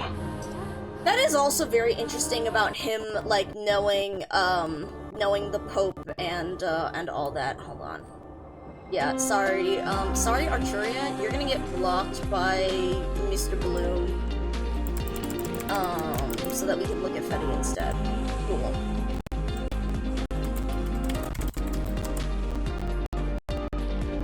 Cool. You know what, that's good enough. Because by technicality, he is behind. So, alright, and then Talk 3 was one that we did not listen to yet, because this was related to the story, I believe. I was delighted when Fia said she wanted to become a gun knight. Nothing makes you proud. Or no, it was a promotion one that actually was, but we didn't listen to it anyways. She being a Liberi was no obstacle at all. Smart and hardworking as she is. And I would have done anything to make her dream come true. But kids grow up. People change. Okay, we're going to have to retrain the vote. Liberi? That's such a different inflection on where the emphasis is than I expected. So, yeah. Yeah, wanting to become... That's really interesting, too, also considering Fia's skin. What's it? The Bloodline of Combat skin has her as a gun knight, which, I mean, makes sense for a Bloodline of Combat. There were lots of friends I tried to convince to stay, but failed. It was only a long time later I realized it wasn't because of me that they left, but because of Laterano.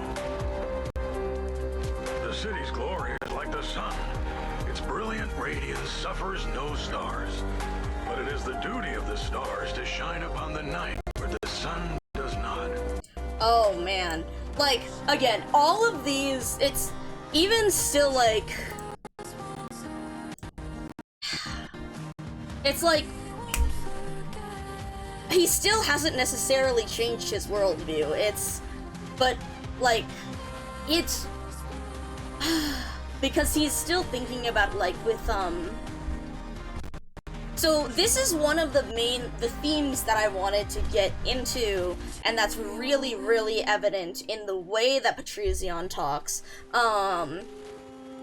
is about, it's the idea of, like, correction versus acceptance. Took me a little bit to figure out that phrasing in here, but I'm also going to pull up a couple posts, because I saw one of these posts that I was thinking about. So there's a couple of really interesting posts I saw that Lance had posted, kind of a quick thing on, like, the ideas in the Masses Travels, and I skimmed through that one, and it's very good, but yeah, try to hash out some of my thoughts about it in general. And Lance brought up the whole idea of the Sancta, like, supremacy, how it's not necessarily, like, that, others, like, the sarcasm, I like, again, in the very first paragraph, talking about how it's, like, there's a lot of racist characters in Arknights, with most of that racism being directed at the Sarkaz, so it's not like the Sancta are particularly unusual on that front. But there's a difference between how anti-Sarkaz racism singles out the Sarkaz as exceptional, exceptionally reviled, and how Sancta-style racism singles out the Sancta as exceptional, exceptionally blessed. The Sancta don't hate other races, but the other races will never be the chosen people like the Sancta are. And so, like, yeah, rather than outright hateful, as Lance says, it's this very condescending style of bigotry. How is, oh, I have her leveled, here, hold on, where is she? Way in the ones. Here she is! There she is! There she is. She is done. But yeah, oh,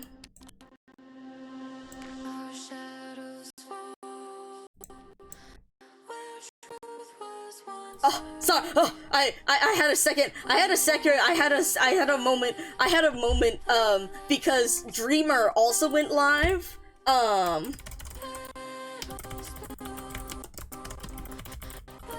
Who's also very cool. But I had a moment because I got the ping because because someone mentioned Federico in his chat. That's why, and it's about Arturia's Patron firearm and the fact that she lost it. I feel like I should move this elsewhere. Whatever.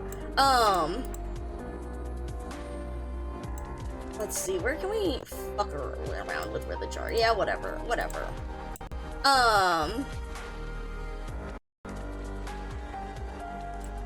But yes, Sancta Mic Separato, and, kind of done. Yeah, I mean, done according to the agreement. But yeah, so with this, one of the very interesting things is, again, about that whole idea, because, hold on, I know I've had a different post in here as well, because Bandini's story. And so here's the thing that I found really interesting, the thread that continued through, so not only with the racism, but it was the story with Vanini and with Lemuel and her disability. Because of the fact that, like, so we could see here, like, Vanini's story, Laterano's big turnabout, now you can become perfect too and enter paradise. The dead will rise, the lame will walk, the mute will talk. And it's that idea that that narrows down, this theme in the Masses Travels and also in Arknights as a whole when it comes to, the stuff going on with Priestess. Because it's the theme, or this particular theme is that of, like, correction versus acceptance, because it is the sort of thing on, like, in the perfection of Laterano, looking at the flaws, like, it's that people have various flaws in them, and we've seen that throughout this event with whether it's like a physical flaw or a character flaw, with Aurella's anger, with Lemuen's inability to walk, with all these different with Vanini's aphasia, like, these flaws are seen as things to be corrected and fixed, not necessarily inherent parts of people to be accepted and worked with. And now, I mean, this brings up a whole bunch of ideas that I brought up with, that I don't remember if I brought them up in stream before, but that I see it when it comes to, like, disability. There's the idea of, like, whether something should be fixed or whether it should be worked around. I always think of the one, like, example that someone mentioned in,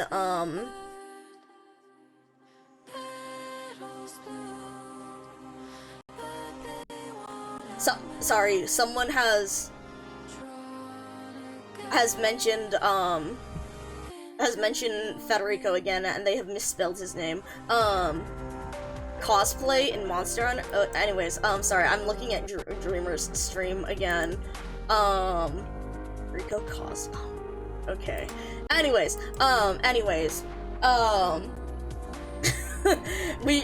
God damn it. Why the hell? Too many things at once. But yeah, so, again, this idea of correction, so this idea, like, sorry, I'm scrounging up a bunch of this stuff out of a database that hasn't gotten use in a bit, but the sort of ideas when it comes to like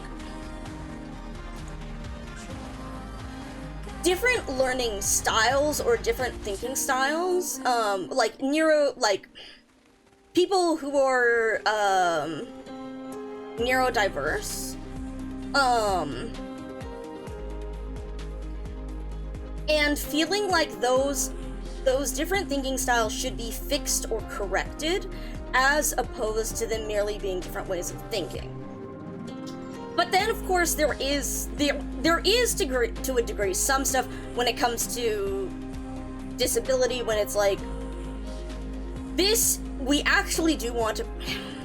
Where does something bridge the line between, this is something that makes my life more difficult and I want it to be fixed, as opposed to, this is something that makes my life more difficult, but it's because of, like, how society works and how society perceives or interacts with that quality, and I actually, if I had, like, I would prefer to keep this part of me because it is part of me. As opposed to, like, this is wholly maladaptive, and this is something that I don't want. And this is something I would look at a bunch of other, like, especially other disability activists or people who often talk about it, like, I like to read, a person called, like, the Bibliosphere on Tumblr. And, she talks about a bunch of, it's very, there's a bunch of different communities and a bunch of information that you can read from her, but,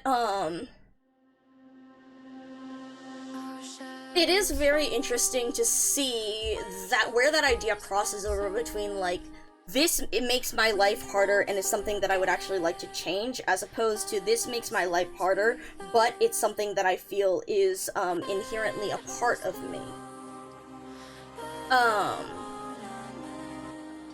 And that's a really big thing that we see throughout this event, in that the current society, I'm sorry, the current Latran society is built towards, again, a specific type of person, and the difficulty that arises for other people is more because this specific type of society is not built for them, as opposed to it being something that inherently makes their life more difficult. And we can see that through, like, Lemuen's use of her wheelchair, it hinders her somewhat, but it's not that much of a difference. And things like Vanini with being mute, it hindered her ability to converse with the other Sancta, but she was still able to converse in a different manner with Paganini, and even with Lemuel, for those who put in the effort. Hello, the Legion of Bonnie, Citrona, and Chris in a multi-layered boast that sounds of a cacophonous chorus of fallen angels. Welcome in, Bonnie. We're currently, going into some of the event debrief things, and some of the deeper looks at it, as well as listening to Old Man, because listening to the Old Man brought up, again, this major idea. So we are currently talking about, like, disability or neurodivergence, and the whole thing of, like, is this disability a disability because of societal factors, because the world is currently not built in a way that it is easy for them to access, or is it a disability in that it inherently makes their life harder that they would like to remove? Anduin's line about being a sinner and a villain, yes, if they were to remove, the one who was saved would not be Anduin. And so I think that one also ties into some other ideas when it comes to grief and regret, which is another recurring theme in this event. But I do think that's very interesting how not only does it apply to the character flaw, not only does it apply to physical flaws of people, Lemuel and Vanini, but it could also apply to these character character flaws, like Arella and her anger, or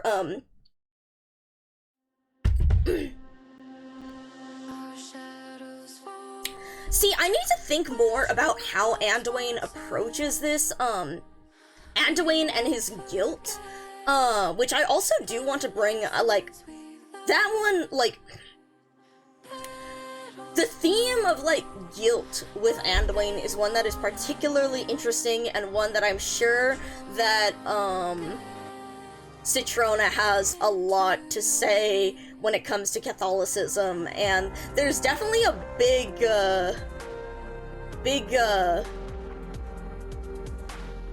relation there, and a bunch of stuff that we could talk about, but sorry, I'm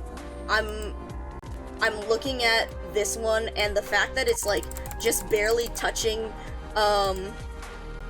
it's not quite as centered as the others was bothering me, and also because the movement, and I'm looking at him, but yes, yo, Paparadelle, that's so good.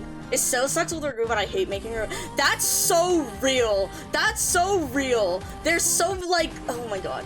Anyways, Benny is currently doing, as opposed to our conversation about oh man, he swapped off of it. The conversation we're having about these themes and about societal issues and whatnot. Oh, then never mind. Here we go. Hold on.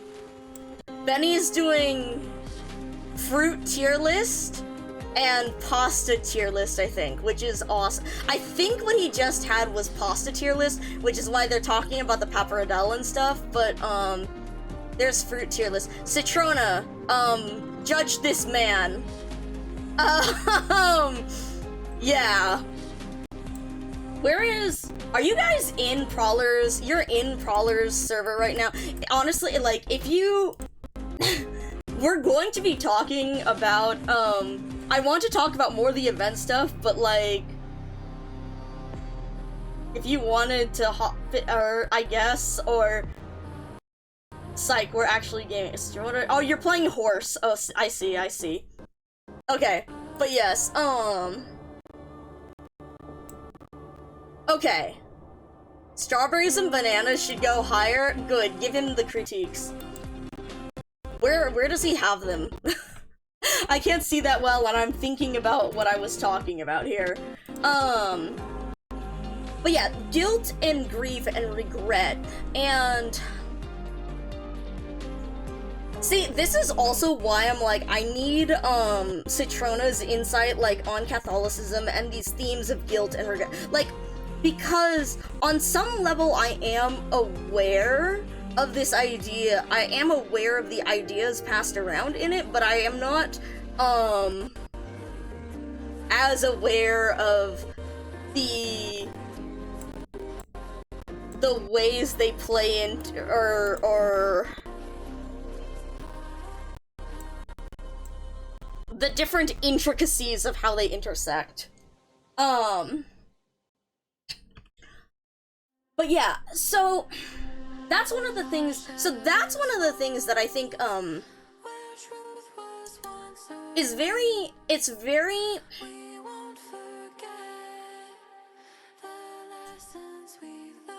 this idea of this supremacy, of this perfection is a very prevalent idea, and I like that they dealt with it, it's a very complicated thing, because it's also messier, I'd say, than, just looking at things as in, this is this race is bad, you know, like in that typical sort of thought of racism where you think someone is less than. But it's why, like, it's why people say, like, there's no such thing as, like, a good stereotype, why, like, putting a certain, like, group of people, like, on a pedestal is perfect, because of the sheer variety in the human experience, and how, again, those things may help them in the world as it is, but, they don't necessarily, it isn't because of something inherent, it's because of how society is built. That train of thought definitely got kind of long, and I'm not sure if it came out coherently.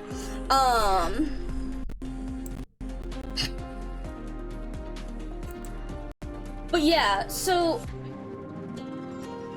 that's one of the really interesting things, like, about Meek's Apparato and about, like, his conversations through the event, because he very much does believe it's why he is so easy to see as such, like, a kindly old man, but at the same time, it is that very condescending tone to it, because his experience is, as a Sancta, is the most perfect experience. This is the ultimate experience, and everyone else is lacking. As opposed to, like, and I mean, that's again what was brought up with what Archetto said, when the Liberi were getting sent to get halos.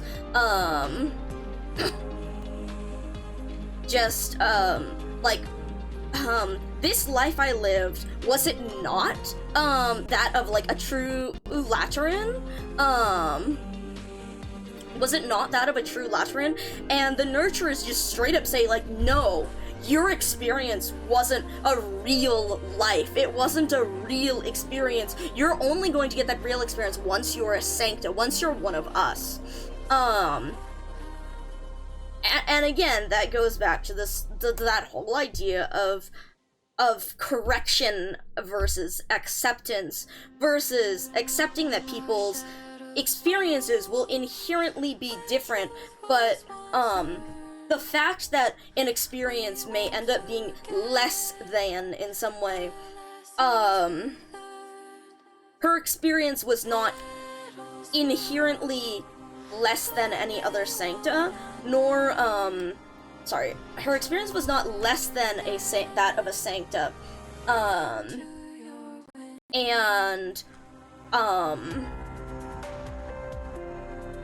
or if it was because, again, of these societal forces, in the way the Sancta behave, in the way the Sancta exclude others, not because, like,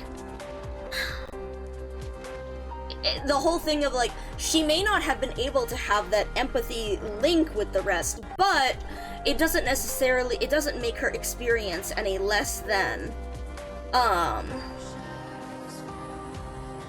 We all have things that we can't do, or can do, or will experience in a certain way or not, and it's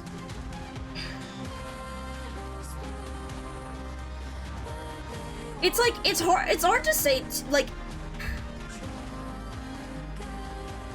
I do question, like, see, it's not necessarily that one experience is the ideal experience over another, because each experience has their own, like, pros and cons, and their own, feeling, like, their own distinctive uniqueness to it, but, I wonder, like, when it comes to, like,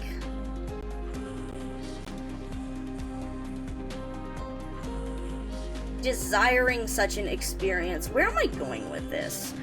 Sort of idea as in, like, I mean, and this goes back, it's the way this is tying back into our conversation about agency and the ability to choose what we want from it.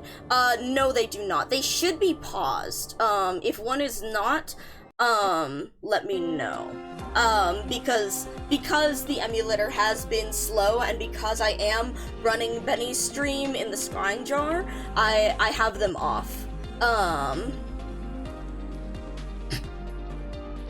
But, the idea of agency, and again, the idea that Vodka brought up about, like, the objective something, well, allowing people agency in what kind of life they would like to live up until it interferes with the life that someone else would like to live. And again, like, and I will reiterate, like, through our talk about morals before, like, on an actual practical standpoint, that is what I believe, and that is, again, why there is such a problem, why we have such a problem with what the Saints are doing, because they are dictating this experience is the ideal experience, the ultimate experience, the ultimate way to experience life, and yours is lesser, wrong, or something in some way, shape, or form. And it's choosing that for other people. And again, like, on a higher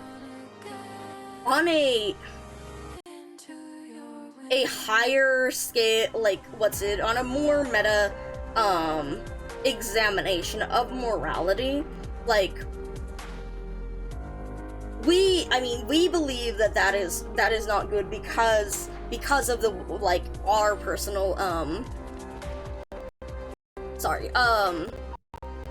I just thinking about how before I did bring up, these ideas when it comes to morality and the idea of there not being an objective morality. If someone does believe that their ideal experience is the most perfect and they try to coerce others, there isn't any, like, major universal morality that deems it wrong. But by our standards, we do deem that wrong, and I do deem that wrong.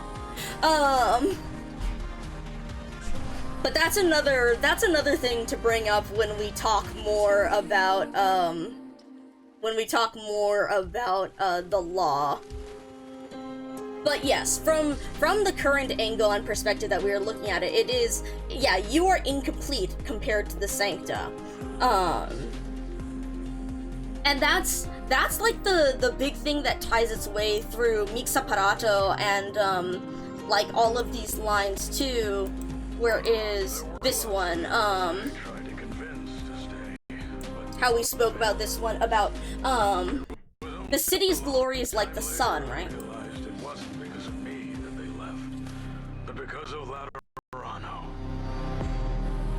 The city's glory is like the sun. Its brilliant radiance suffers no stars, but it is the duty of the stars to shine upon the night where the sun does not. And it's that recurring idea that Laterano has the most ultimate form of experience, of the perfect paradise form of life.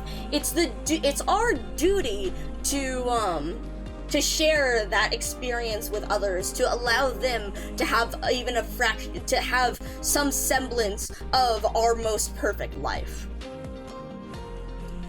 And again, this goes, and this can be extrapolated into a lot of other topics when it comes to, like, colonization and this kind of, and supremacy, like race supremacy ideas. But again, it's interesting how it comes down, again, to that idea of, this is an objective, most perfect form of life and experience, as opposed to each and every individual's experience is subjective and should be accepted and treated as such. And then promotion to... Toronto has been turned on its head. The old law is gone. But I still have faith in the Holy City, and in the ties that bind us to one another. Otherwise, why would those who left the Holy City return to defend it, together with me? Right, Doctor? that's another interesting point that I do want to think about more that I haven't. I think once we listen to Exusiai's voice lines, we'll talk more about those ideas that came up in the new law and what it is for. And then, I like that, what was it, Vodka was saying, like, this one, yeah, this one does spoil it, but hey, I mean, it's something, we were avoiding it because this is the one not to listen to because it spoils things, but also this wouldn't actually have spoiled anything for me because I knew that things were fucked up. I knew that there was a big fucking change. I just didn't know exactly the results or how. Well, okay, I knew that Federico out-logicked the law in some way, shape, or form, but and the law was just like, shit, you're right. This actually doesn't work. Kill me. Yeah, seeing what happened after, and this has definitely been a lot to analyze when it comes to what happened after, so. I heard Fia made some friends here. Does she get along with the others? She's got a sharp tongue, but deep down, she's hiding a heart of gold. I guess it's my fault for making fun of her too much when she was little.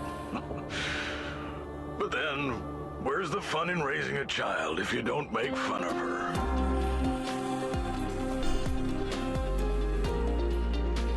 Again, the realism of this grandpa, like, to some, like, it's very interesting in how it's like, that could be considered some, like, there is some truth to it, but also, damn, like, you know, in the way that it could be interpreted.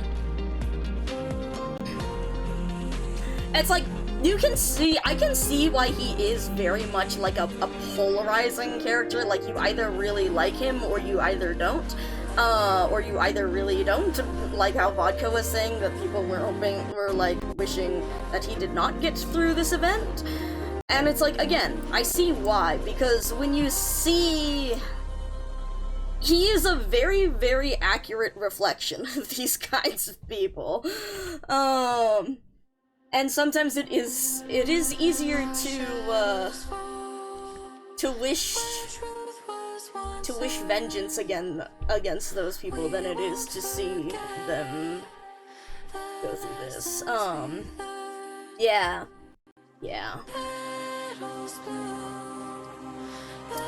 Yeah, considering what Fiametta went through, yeah. Like he very much does mean it in, like, the silly kind of way when it comes to, like, watching the silly movies with her and joking and giving her silly code names. But it's the whole thing, like, I very much enjoy how a lot of these voice lines make you second guess, you know? It's like, on the surface, it is very nice, but there's all these baked-in assumptions or possible interpretations of it that make him much less nice.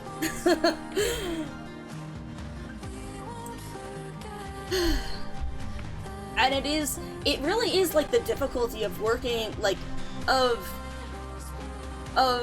interacting with such a person. Have I read? Not. Oh, actually, I saw some more than like about Gia. I think I did see someone post it, but I was saving to read through those with y'all. So we'll keep listening to the rest of these, and then we'll go back and we'll read those, because I'm sure. Yeah, the one that I read sure did a lot, yeah. So there will be a lot of stuff to read. Feel free to lean against me if you're tired. Sorry. Oh, I'm not exactly. This suit is almost as ancient as I am. It's gone through quite a few major overhauls, but it's still a reliable partner. We did listen to that one, I believe. Oh, that was one wild shot from Fia. Reminds me of when I was young. Because I have a solid feel for how he got there. Yeah,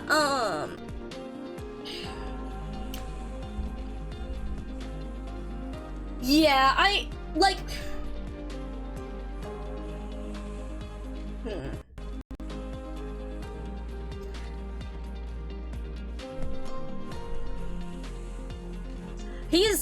It definitely is, like, I really, really, really like him as a character, but he definitely is the kind of person where it would be like, if I had the mental energy, I would love to talk to him, and, like, if I had mental energy at the time, we could have a great conversation. If I did not have mental energy, I would avoid him like the fucking plague, you know? Interesting. What else was... What is wrong with your medics? God. Do they think I'm a child? A medal just for cooperating with medical personnel? Oh my god. Shouldn't that be common sense? And what are they giggling about? Oh, that's so good with the other... You see all these medals? That vampire told me to come here to claim my prize. I can't guess what you're gonna give me. Another medal? Is it a collect 20 to get the grand prize deal? That's... Oh... Like, this is really...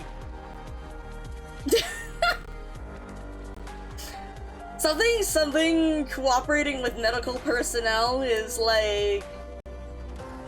It's really funny to me that, it's specifically fucking noted in Federico's files that, like, some of the medical department is really annoyed with how much he comes to bother them, and then the other part of the medical department is just like, thank God we actually have someone who, like, keeps tabs on their own fucking health, unlike half the patients we have. Folinik going and scrounging Phantom, pulling Phantom out of some dark corner by the tail. I'll help. But why do I feel like I'm taking a bunch of kids out to a picnic? Why does this suit of armor feel like it's gotten tighter? See, Benny's looking through the Thankfully, my main gun still feels the same as it ever has. I think we listened to a bunch of these. Good. A chance to try out my new hip. My bones will get rusty if I don't exercise. I'll hold this ground all on my own. Don't underestimate these old bones. I will not fall. You will not fall. No one will fall. No one will touch that which I defend. And again, it is very, like, dude, I would pay money to see him and Patriot interact. Holy fuck.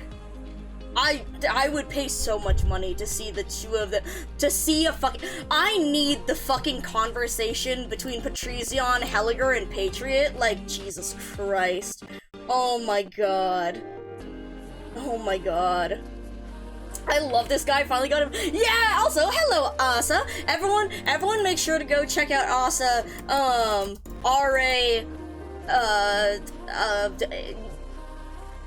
incredible, there's a word that I'm looking for here that I don't remember. And, very cool, very awesome. But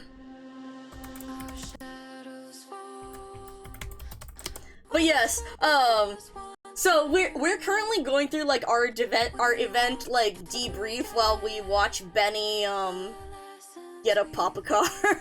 or is he doing more pulls? Oh my god. This man in the pulls, but yeah,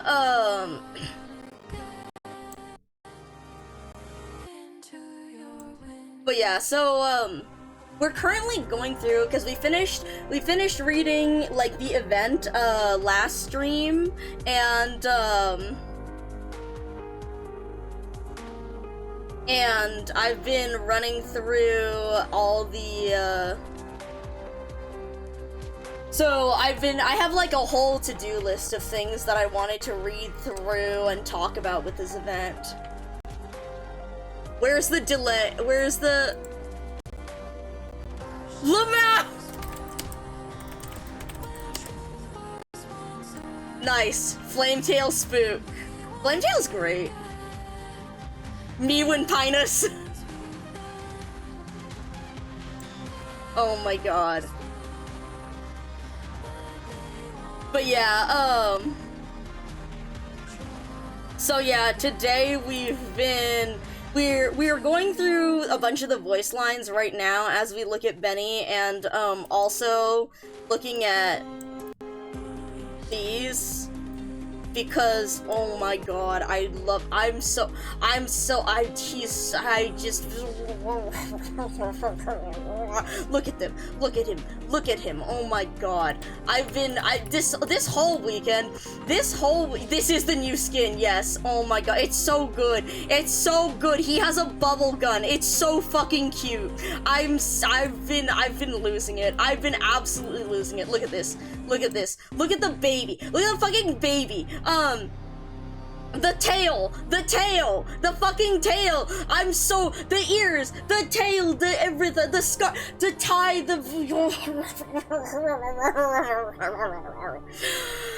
Oh my god. This is the one on the announcement thing, the one that's got like Aya in the middle. The actual photo is this. So you can see here's the full one. So it shows, you know, Lumen and Aya and Fetty, but for here we have it. We have it with this, because yeah, oh my god. God, it's so good. It's so good. So then, yeah, and then we have I pulled up the special base animation, because look at this. Look at this, man. Look at this. Look at this. Look at him. The searching, the little head shake there, oh my god. And the fucking cinema roll Fetty, oh my god. And that's their because it does detective finding cinema roll. The Sherlock Holmes, the Sherlock energy of it, the train, the everything. I'm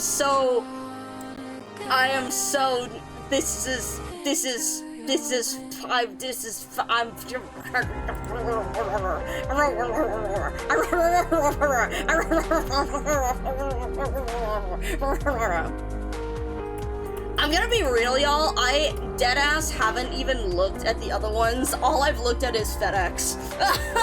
Like, the most that I've looked at the other ones,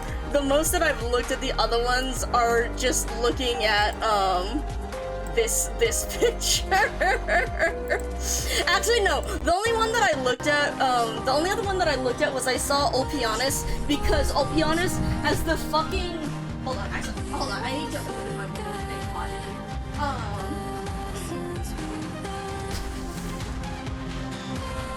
Ulpianus has the fucking the salmon steak, and I cracked the fuck up, because it's just the straight up salmon steak character and the salmon fillet. I don't even remember which character that's called, but it's so good. And to just see like it's just the fucking fillet right there. Anyways, that's the only other one that I really looked at, and I didn't really look at the skin. But yeah, so oh boy, all right, Benny's heading in. Where are you again? Hold on, where's the jar? Oh, you're looking at that. Okay, come on. MT7, MT8. Okay, MT8. Lol, Lamau even. All right, good luck.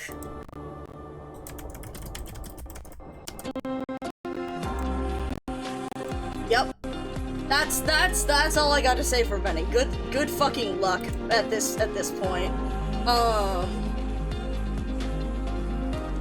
Hold on, actually. Where's my... Oh. I know why I can't hear shit.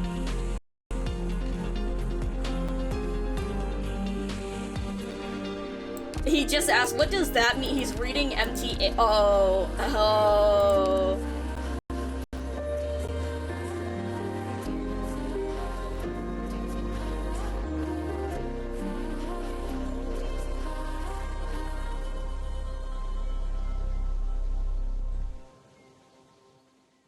Oh boy. Our shadows fall where truth was once earned. Yep. We won't forget. Yep. He's so... Benny, he's so fucked. Petals bloom, but they won't. He's so fucked. The first... he's so fucked.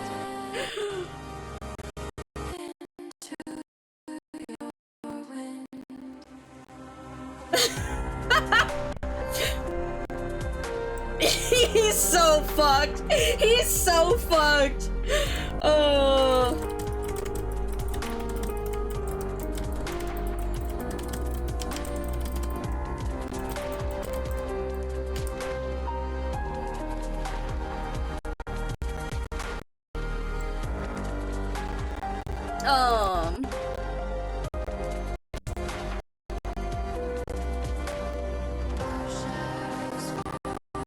Let's see, what is it, I got alert? Yeah, no worries, Vodka. We'll keep talking, cause there's a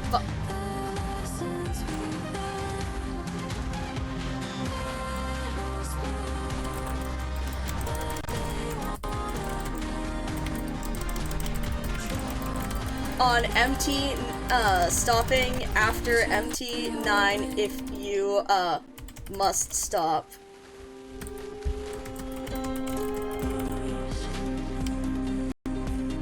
Anywhere else, and you,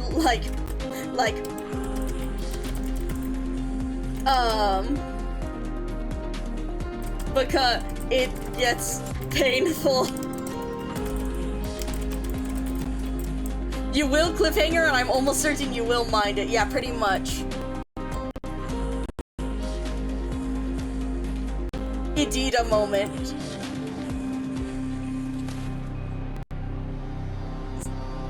Here's the monster moment.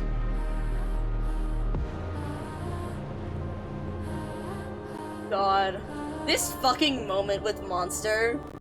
Incredible shit. Okay,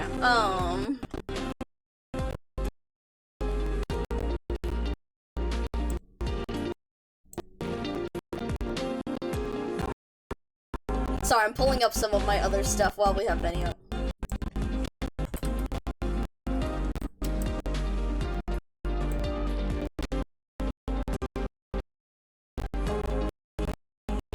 I've yet to start the story because, yes! Yeah, you do, you do.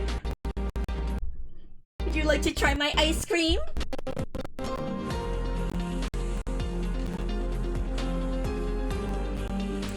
This fucking bit. Yeah, no, everyone fucking posted this shit everywhere.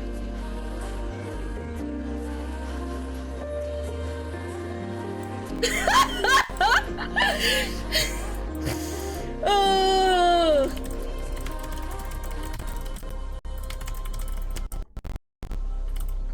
Oh my god.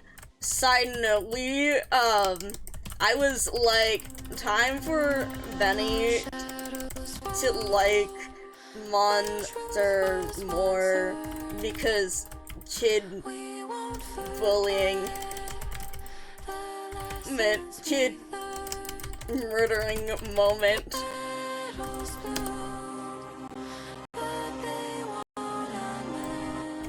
Fact that she immediately eats it without thinking is also just fucking incredible. Anyways, yeah,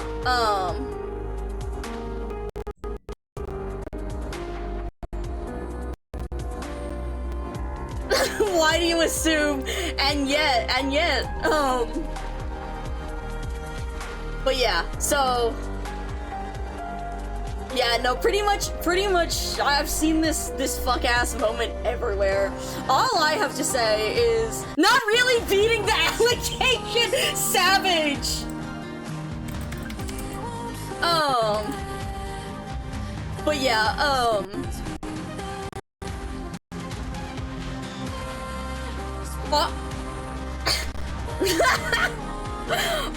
all I have to say is just like, wait, where did you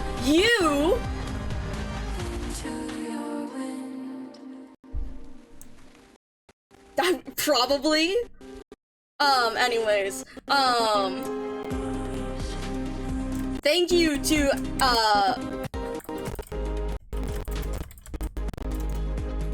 thank you, because, with this post, congratulations, Executor, for exiting your first event without a child imprinting on you like a baby bird. And then you response, he got lucky. He would have met Edita if he had followed Doctor. And I was like, literally the entire time, like, I was watching, oh shit, I just realized my music was way up. The whole time I was here, I was just like, how the fuck would he react to the ice cream?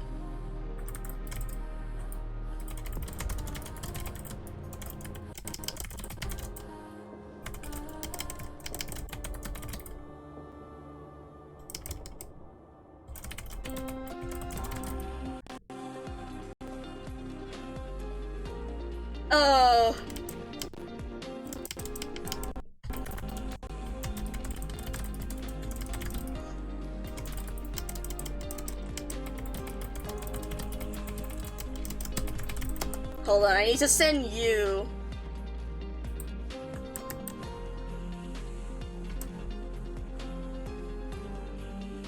Oh my god.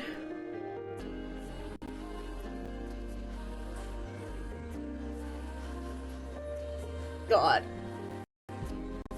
But yeah, anyways, I'm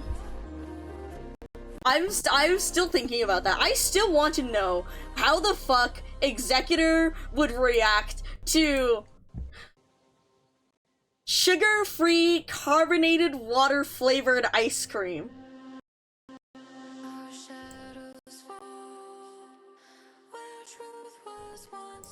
Oh my god.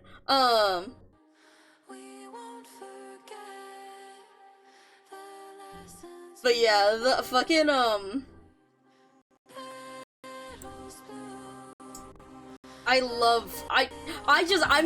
I've been thinking about this forever.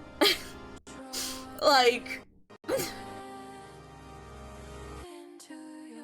God, just since like this whole week, like, this whole weekend I've been trying to come up with, you know, actually interesting things and interesting points that I want to talk about when it comes to reading the event and all of the different themes in the event and all of that stuff, and like 90% of the weekend has been like me like staring at Sanrio Cinema Roll Executor until I fall asleep, and then I wake up and then I think about like Executor interacting with fucking Edita and her sugar-free carbonated water-flavored ice cream, and then like and then going back to sleep.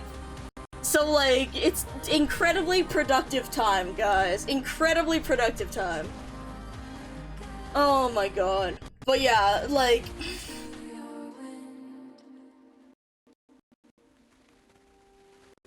God. I need to see,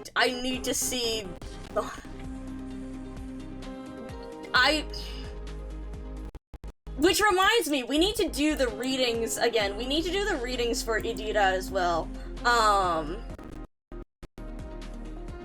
Okay. So we finished, I think I went through the Patrician ones. hold on. The Patrician voice lines, hold on, let me look at this again. Let's see this. Patrician voice lines. Oh man, reading his module is gonna be fun. Yeah, we listened to these, and then we listened to the battle ones, the facility, and we did these. Oh, it's been my life. Strive for sadness and regret. Hello, Orange. Oh my god. Orange, Benny just got to Monster saying she could, take out the child, and immediately eating the ice cream. And I've been just, like, I've been saying how, I desperately wanted to know how Federico would have responded to sugar-free, carbonated, water-flavored ice cream. Oh my god. Give him the image! Yeah, true. True.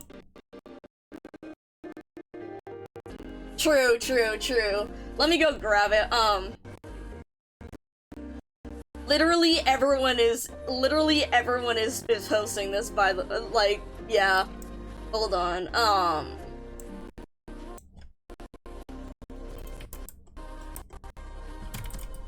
the meme, by the way, that's where, because fucking everyone is posting this moment.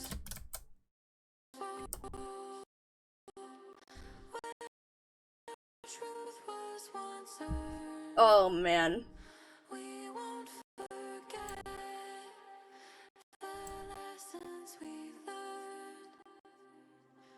The funded by Big Dentist? Oh my god. Anyways.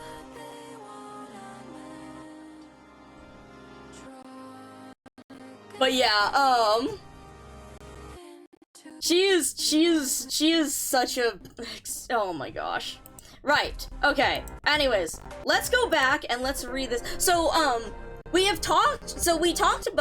we were reading through Patrician's voice lines, because I went to go read through more of them, and, we were discussing, sorry, I'm getting, like, pings, and I'm like, are these people, or are these servers? They are servers. So,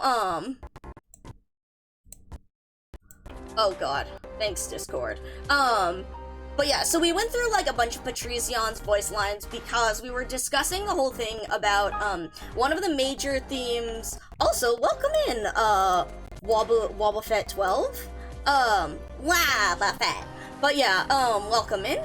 So we were, talking about a bunch of the different themes when it comes to, like, correction versus acceptance, and, like, an ideal experience as opposed to, like, accepted, like, the variety in people's experiences, which, and again, for some things might inherently make an experience, like, some, we were just discussing, like, the stuff when it came to, like, disability, when it came to, like, first off, physical disability,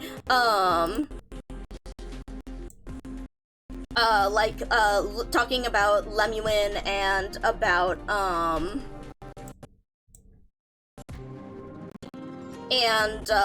Vanini, but also, like, character flaws like Aurella's anger,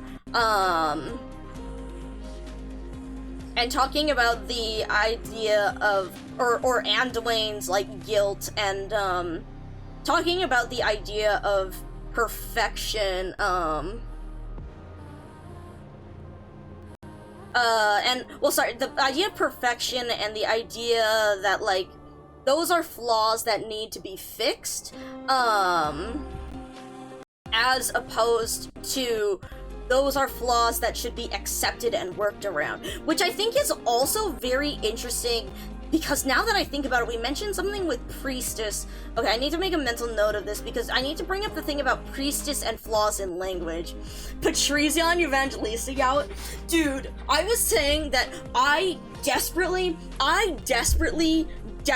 need to see conversation between Patrician, Helliger, and Patriot. Patrizion and Patriot conversation would go crazy. I need to see that so bad, because, like, goddamn. Like, especially how we talked about Patrizion and his, like, sunk cost fallacy and his beliefs and what he, like, the way he holds tightly to them because he's lost someone, because their stories really do parallel each other. But yeah. So we were going to also read this, because, yeah, I want to read this so that we can see, more of, yeah. Okay, Gia, blah blah blah blah blah, and,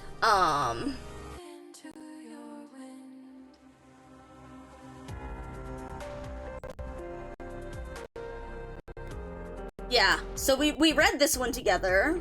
Put Harold. See, I really need to read Silver and Haze more. I need to read Silver and Haze so that we can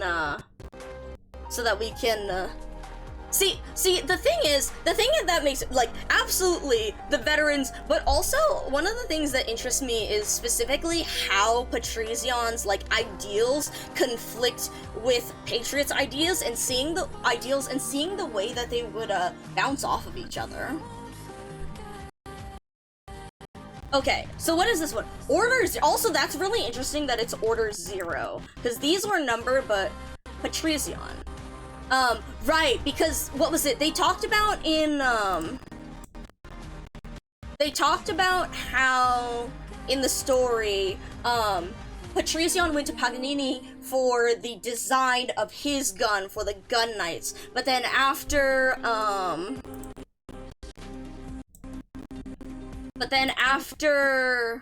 sorry, I need to close up, minimize Discord, because it's going,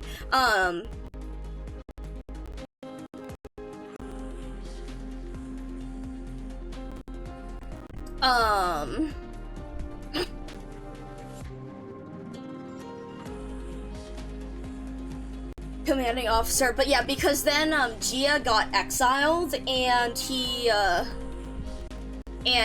Paganini didn't want to do the order anymore. Okay, MT7 with a 3-star and deploy specialist operator at least one time. Oh. Okay. Sure. Sure. Yeah, there's our specialist operator. How the fuck did I do this? Right, okay, yeah, that same... Okay, oh, perfect. 15 out of 15. Let's go. Okay. But yeah, so that's one of the themes that I very much want to bring up, and then we're talking about, like, grief as well, which I think I'm going to go into more detail as we, oh shit, the posts. Yeah, I gotta pull out some okay, well, actually, I pulled out some of the posts already, but I need to pull out some others.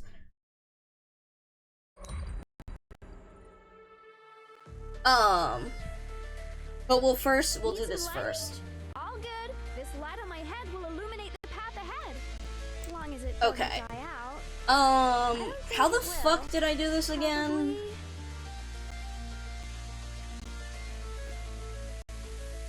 I don't remember if we put Archuria...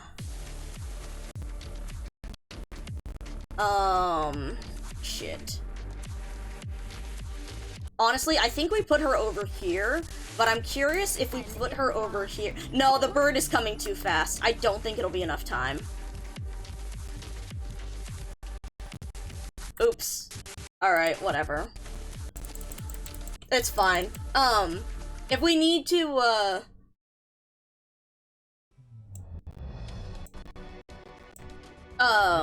to redo, like, if we need the sanity, we redo this. I have some extra,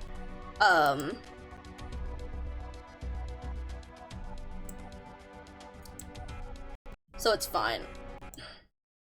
Okay, what is this? Yeah, 14.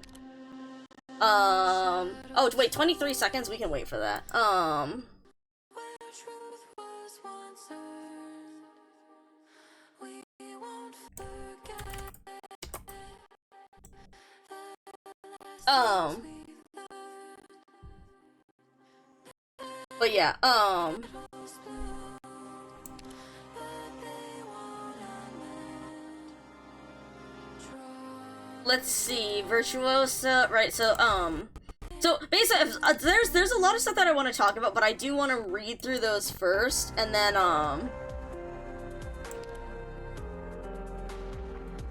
we're gonna keep going.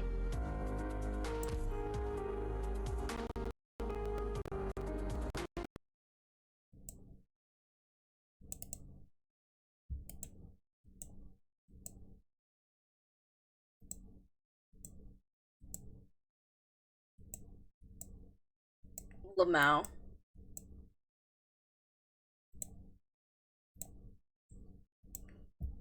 Alright. Right, we need to listen to our Keto got an English BA, so. I prefer combat strategies without so many twists and turns. Alright, so 3-star, and we need to play a specialist, so.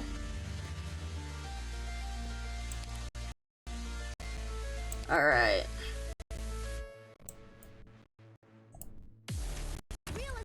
Alright, here we go. Set you up.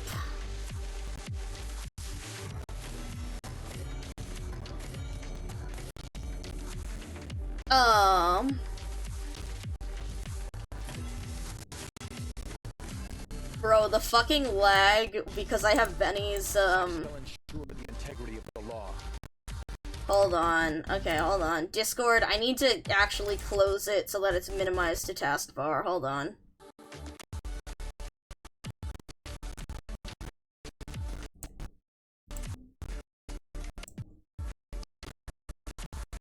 Oh my god, why is it freaking out even worse? Hold on.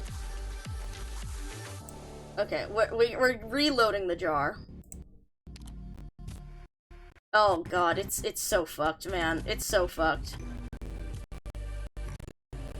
Alright, and so as long as we just deploy a specialist, we should be good. Archeria should get rid of these birds.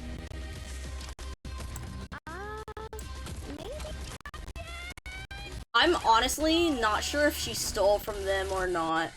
No, she didn't. Okay. That's fine. Whatever. Maybe you didn't come straight to me. Oh god, okay. Don't forget to take The my jar keys is... straight away. Okay, hold on. I need to do something real quick. I need to check on the jar because it might have updated here where settings... Okay, never mind. We are on the lowest quality. Okay. Whatever. It's just this being this then.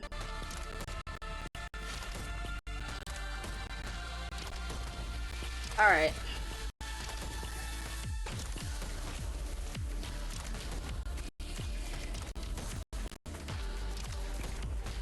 Alright.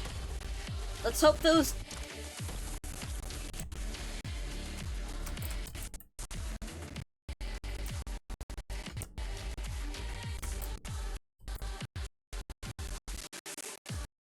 I'm staring. I'm sorry.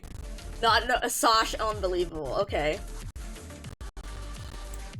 Alright, anyway, sorry, I'm fine. I just had to stare at him there because...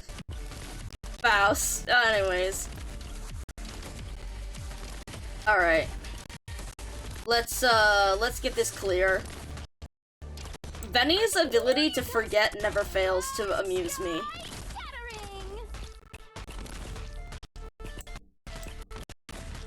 Alright. Alright, cool. Come on, Fetty.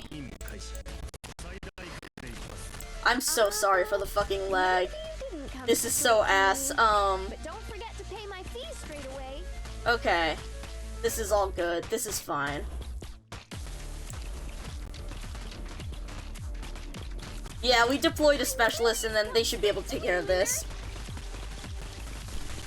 The fear is very fun. I really like the way that they've done Fetty? Okay, thank you. Okay, was worried for a second there.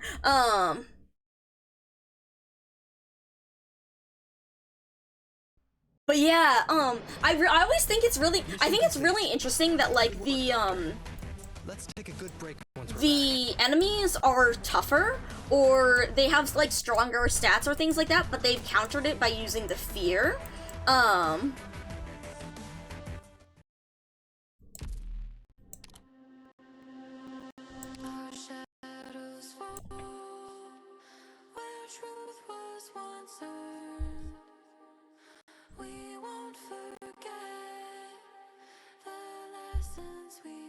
Okay, let's see what this one was. Yeah, this is the one that, okay, yeah, this is the one that I read.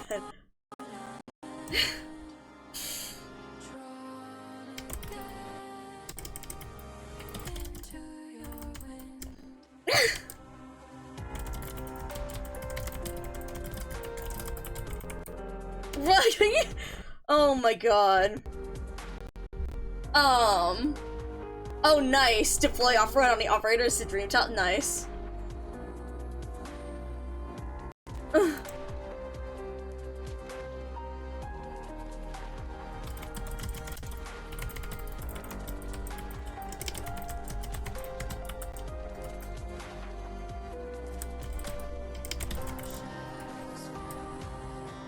But yeah, anyways, something, it's interesting seeing, the identification with the Sancta and stuff, with Benny. Anyways, okay, where are we? Grandmother's necklace. At night, you receive a necklace from Colombia in the mail. It looks very familiar, and you can't help but wonder where you've seen it before. Patri, Avia's leaving you this necklace. If you ever find the right girl one day, give it to her to wear, then bring her to my grave for me to have a look, damn it. July would be best. The jasmines will be in bloom. The portion of Patrizion's grandmother's will concerning him. Okay, yeah, this is the one that I read, yeah, which really makes it hit about Gia, about having to exile Gia because of oripathy. That day, you saw Patrizion putting that necklace around Gia's neck as she looked down bashfully. Their wedding was to be in July, and you were their best man, organizing the entire wedding in the Lovebirds' place. When the two of them confessed their relationship to you, at first, you were angry at them I can't read today. At first, you were angry at them for hiding it from you, but that anger quickly turned to joy. You had long hoped he would become a part of your family. After all, ever since his grandmother passed, he was the only one left in his. The necklace comes with news of Gia's death. You endure the grief, forgetting how on that day, you weren't actually that happy. Gia had whispered to you about how her knee was always aching lately. Yeah, so,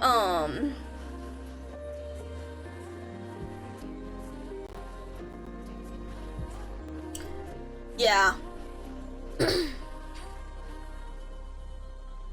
With news of Gia's death. So again, this has to do with Patrizion and his regret and everything, and the choices he made to uphold the rule of Laterano, but at the cost of all these people that he loved. And the fact that and it's that being like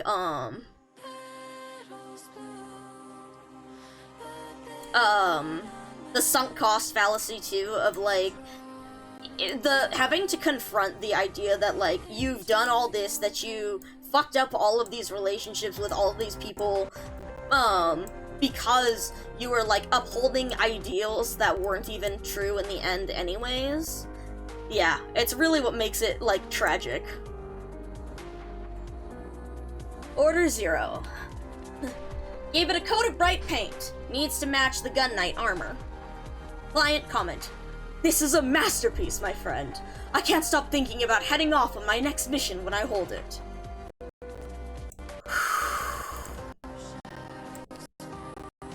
Okay. MT9 3-star deployed defender operator at least one time. Okay. Look at how slutty this man— oh my god, he's looking at Benny's looking at Anduin, and they really just pulled out the look at how slutty this man is. Oh god. This is—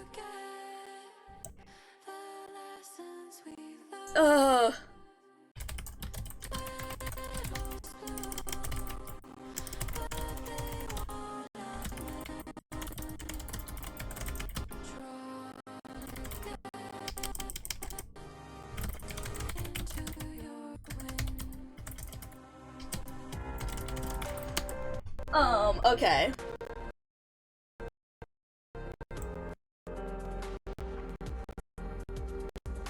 Is he realizing?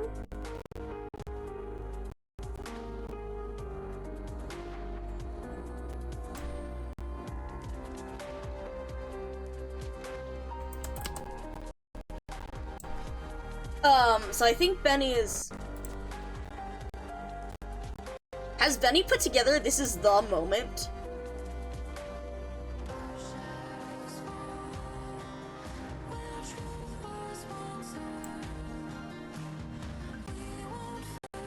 Oh, he hasn't.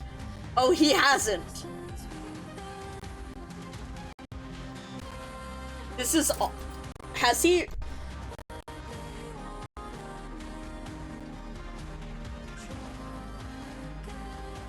the fact that, like—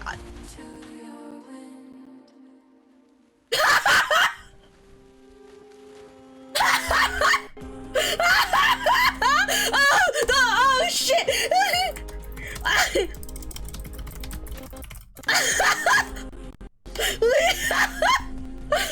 Oh man, that's good. He didn't realize it was the moment. He was the lost.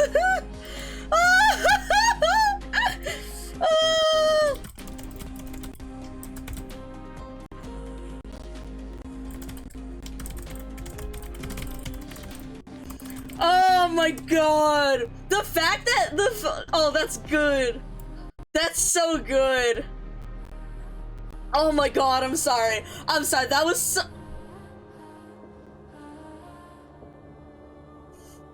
oh, sorry, that was so fucking fun. That was— the fact that, like, he goes into— this is the scene in MT8 where we see, again—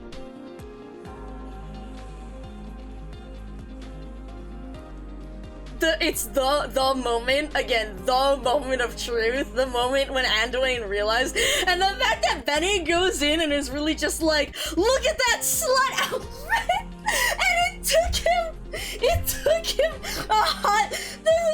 took him reading through those lines before being like, oh shit!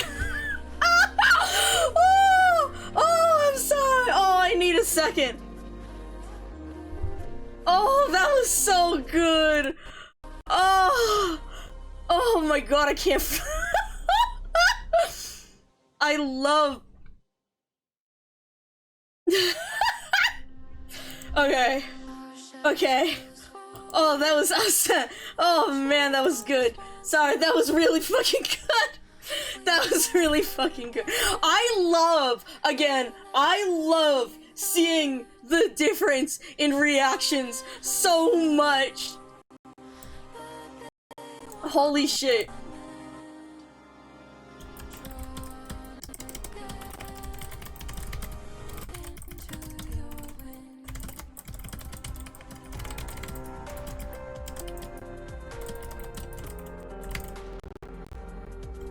Did I miss something?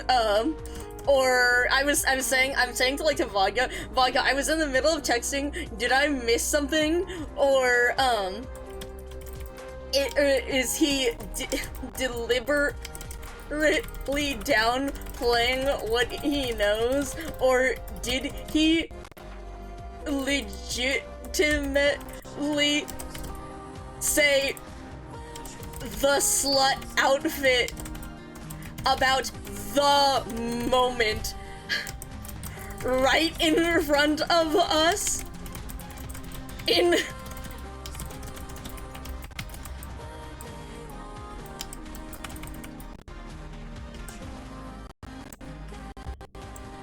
okay. This is, again, very interesting, the way he goes.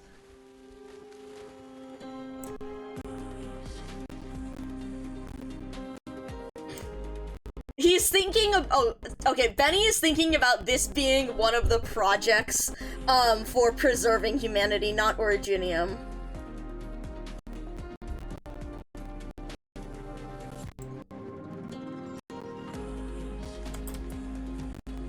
Keep reading. This is, Preserver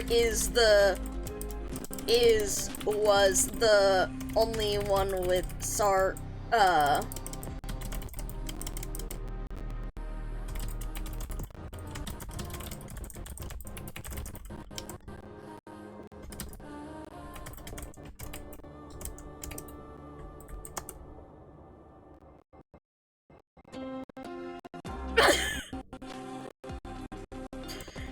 I know, right? IS-5, like, it's really...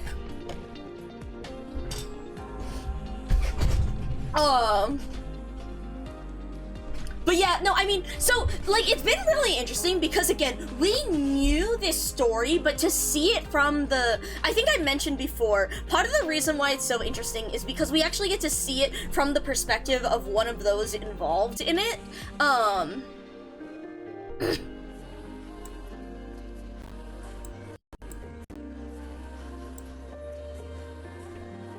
But yeah, like, because we basically had, like, again, this is why it's so... Side note, one thing that I think is very funny, and again, one of the reasons why I don't mind seeing, like, spoilers so much, because, when we theory craft, when we, like, look at a bunch of stuff like this, you can pretty much get a good idea of whatever the fuck they're talking about and what happened. And I mean, we did see that in how, I was actually just thinking about that with IS-5 because of how the box, the Lost and Found node, in one of them it actually does mention Far Chaser, right? The Sarkaz King at that time, and, you know, it mentions, we do see that, but, so we did technically know this story, but to have it actually spelled out for us is crazy.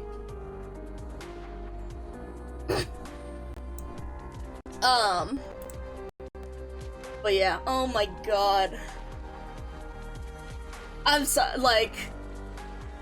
Okay, where are we here? Emma, right. Okay, fuck. So... Whatever, let's do this, and again, Defender, we can just drop Mixaparato in,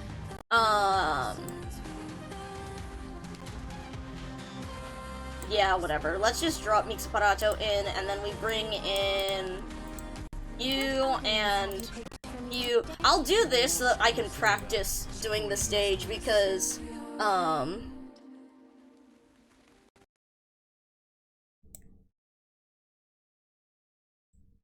okay, side note.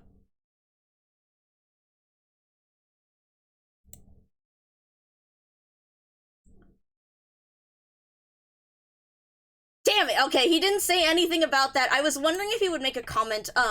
Again, this very interesting, one of the really interesting things, like, with Lemuel, is how, there is this recurring thing of how, there is this recurring thing of her and her trust in her friends.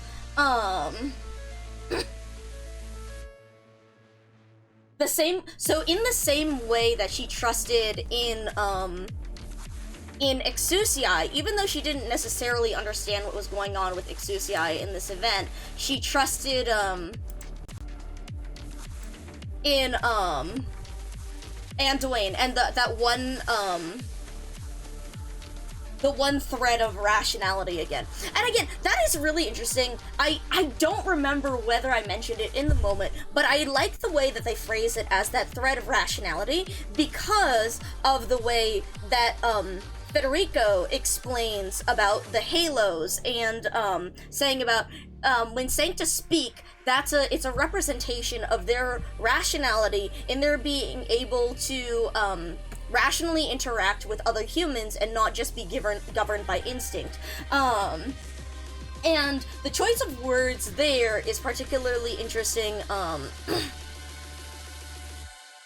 given how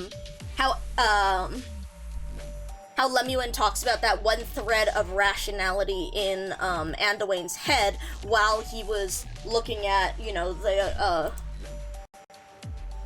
moment.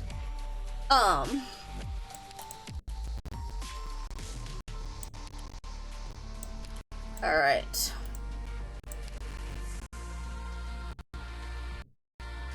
Alright. I shall ensure the integrity of the law. Right, we need to finish, reading this. Sorry, not reading. We need to finish doing this. Genuinely, all we're going to do, we're just going to, play this normally. Understood.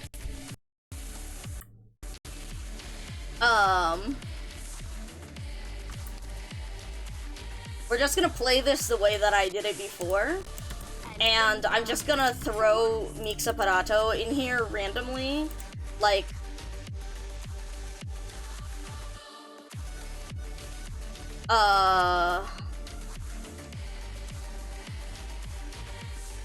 Honestly, fuck it. Just go here for now so that you start waking up. I forgot to change your voice back to JP. Shit. My bad. Oh well.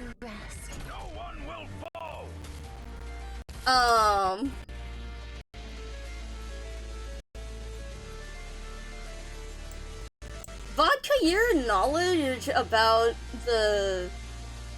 Again, the... gun knowledge is fascinating. Okay. Okay, we just need to... let this fucker through. Okay, cool, whatever.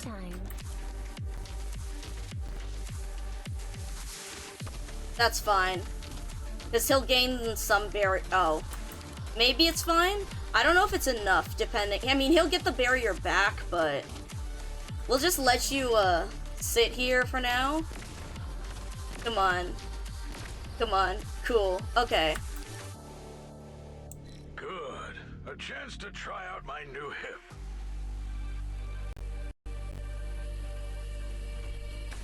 Oh, that's a lot of range. Okay, fuck you then. Try out my new hip.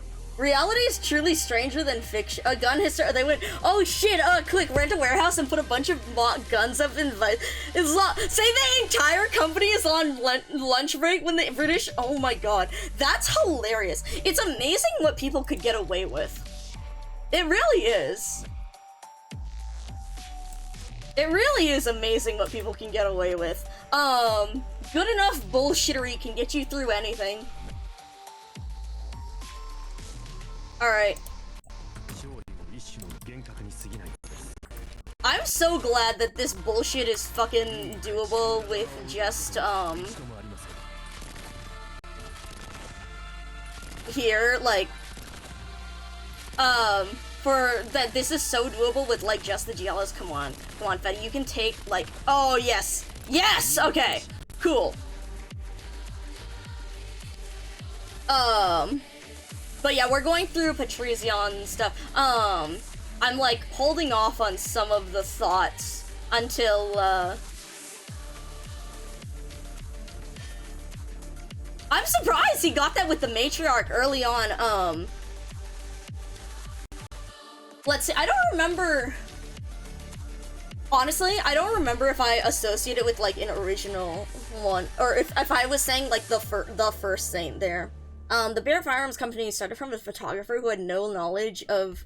Yeah, I know, right?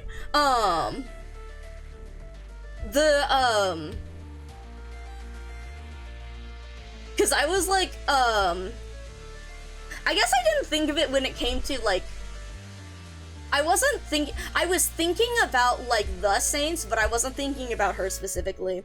No knowledge of gun design, making a 50 caliber anti-material rifle. How he thought it should work in the 70s, and it's really?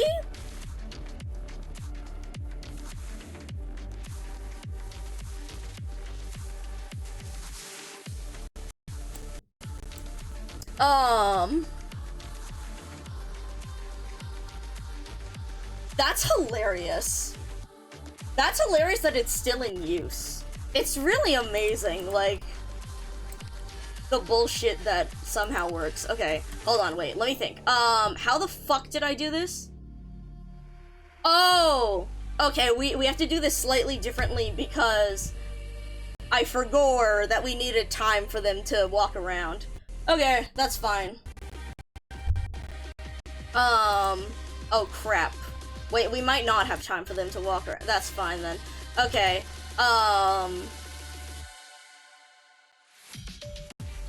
okay. Yeah, like 5 seconds left? I don't know about this, man. I shall ensure Okay. the integrity of the law. Yeah, damn. Oh well. In 1982, while he owned a photography studio, he was inspired to create the Barrett M82. On January 1st, 1982, when he was photographing a river patrol gunboat on the Stones River near Nashville, Tennessee, a picture he shot of the twin Browning machine guns mounted prominently on the boat made him think of the point by BMG cartridge and its potential for commercial users. With no engineering background, he scanned sketch. That's hilarious. That's actually hilarious. Just with no engineering background, he just did that? That's awesome. That's awesome. Truly, there are so many people in the world. Alright, let's just toss you over there then. Annihilation is the most. Alright. To your heart's content. Alright. And that should be enough, right? Yeah, that's fine. Yeah, because now she's attacking Patrizion. I will not fall. Yeah, that's all good. Okay. Accomplished.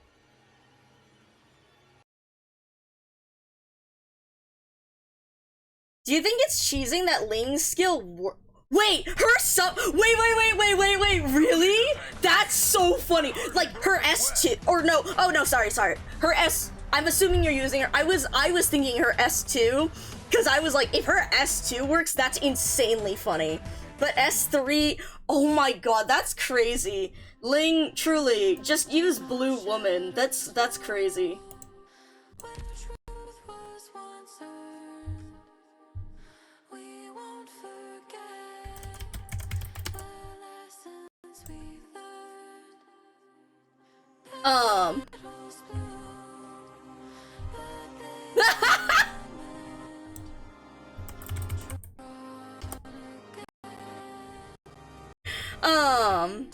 Yeah, they don't get blocked, but it's a yeah, no, that's absolutely hilarious. Wait, that actually makes me think of so many,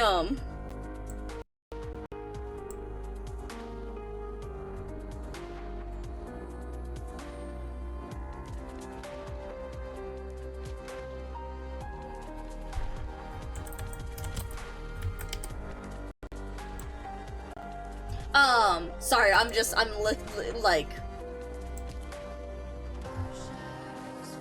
listening to, again, the different reactions to the characters. It's very interesting to hear, Benny's,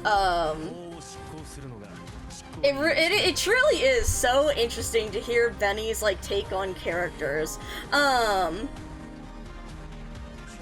Because this is one of the reasons why I wanted to go through the character list, because Amos, I think is extremely interesting, and I'm gonna be real, when he showed up early in the story, I was just dead-ass suspicious. More than anything else, I was just suspicious. I was like, okay, are you actually, like, on our, like, we had a fucking path of life, the slug woman, you know, the sea slug, that's all I was thinking about. I was just like, this is just gonna be another one of those moments where I'm like, I don't trust you, and then it turns out they're actually cool. That's all that was going through my head with Amos, and then afterwards, like, I do think it was, again, I think it's really, really, really interesting the way he's contrasted with Aurella, and the way that, like, their flaws, are both helped but also exacerbated by each other and each other's situation. I know a lot of people that hated him just because he was married, so they couldn't— oh my god. Yeah. Yeah. Yeah.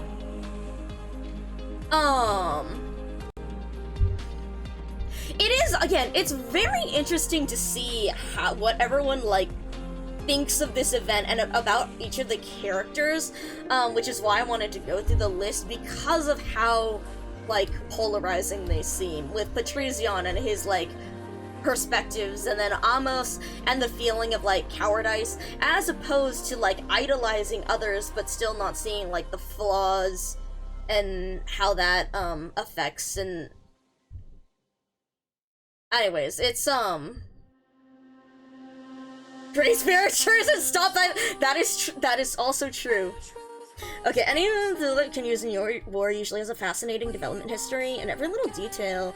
Oh yeah, like, I know about the details, but,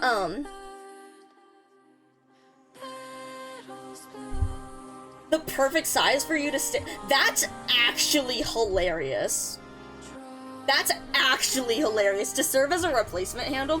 Like, it's funny, because I actually have a book that I really like. It's called, The Design of Everyday Things, but it talks about all the different parts of design, in the psychology about, like, how people use things, and how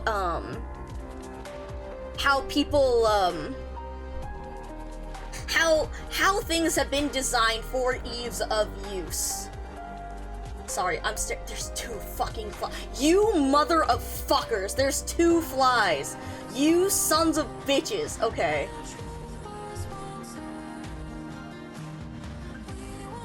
Okay, damn it. I'm like staring at him because I want to go for it, but it's on one of my fucking, like, and part of the reason why I want to go for it so much is because it's on my merch, but it's on the back of— I didn't get it. You bitch. Fuck. Shit. Okay, hold on. No, I'm not grabbing. It's like, it's not on a good angle where I can get it, unfortunately. Damn it. Fuck. Sorry. I have a button thing, but it falls over kind of easily, which is why, I was like, the fly is on it, but I'm pissed because I'm not going to be able to, like, hit it very well.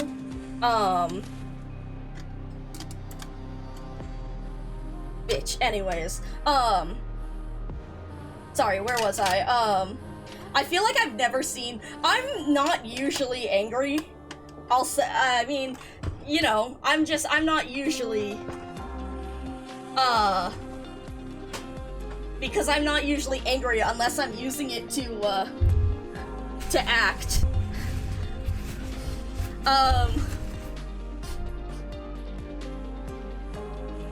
Alright. Okay. God. Okay, Andy, blah blah blah blah blah. Right. So we finished up with Nick Separato, we did this one, and then we were going to get— not you. You. What do you mean? Is that 3. No. It's just 2, but they're reflecting on some of the shiny plastic covers. I swear to God. Our shadows fall where truth was once earned. We won't forget the lessons we've learned. Alright, anyways,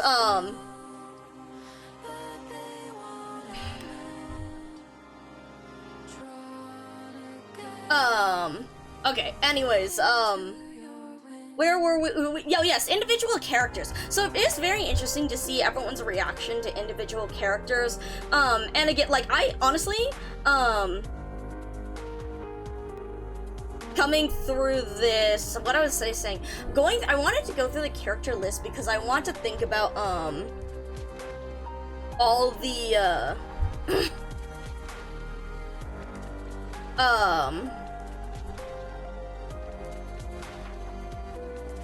the different, like, ways they contribute, like, to these themes, and to the ways that, fuck.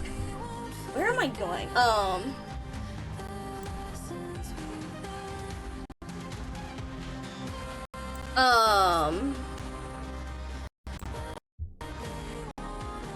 Anyways, yeah, I do want to go through that because it is very interesting, and Orange had some really interesting insights on Amos that I liked and I wanted to talk about.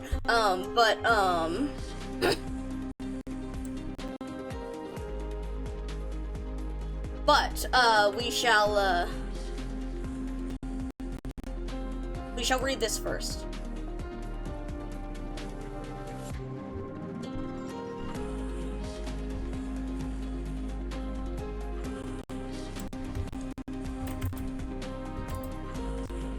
Hold on, I need to make a comment on what Benny said. Public, event as a sancta.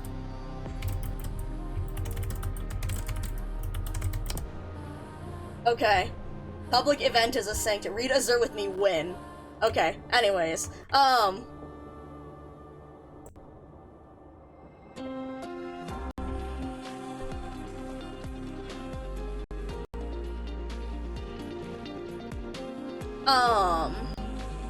Okay, I feel like, I'm sorry, Benny's saying that's something that he's just realized, like, the idea of, like, the Sancta hive mind and feeling stuff in public, I feel like we've literally brought this up before.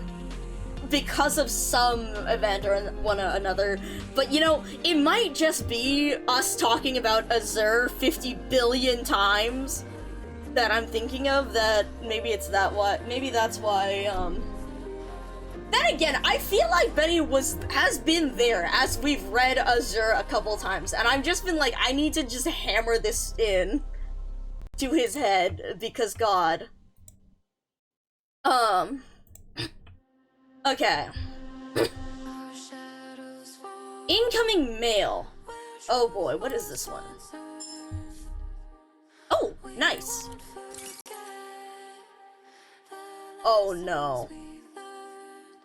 Oh, I didn't see all of- I saw this one and I didn't read all of- okay, I didn't see all of it. Oh god, oh no, okay. Late at night, you take out a letter from inside the safe. A letter Gia entrusted you with to give Patrizion. You never did. You think back. Mission notice. Date of mission, 7/21. Mission objective. Exiling an Oripathy patient from the Holy City. Executor, Patrizion. From June to July, you looked for Patrizion countless times, hoping there could be some room for negotiation. Even if Gia had to stay at a convent outside the Holy City, it would be fine, but it was silent, spitting out only a single sentence after a long while. The law cannot be violated. You gave Gia a hug before sending her off to the waiting convoy outside the Holy City. It was a raging hot July, but her hands were ice cold. Patrizion stood by the convoy, carrying his gun, not saying a word. He glanced incessantly at you and Gia, but he never dared to look the two of you in the face. You put the letter and the necklace back into the safe, deleting Patrizian's number as you do so. Grief made you forget that you never... Made you forget that you ever had his number? That you never... Or, wait, did you forget that you never had... No, wait, deleting his number, you never had... He never connected you with you... He never connected with Paganini to that degree to... Shit! Wait, shit! That's what... Made you forget that you never had his number. Shit!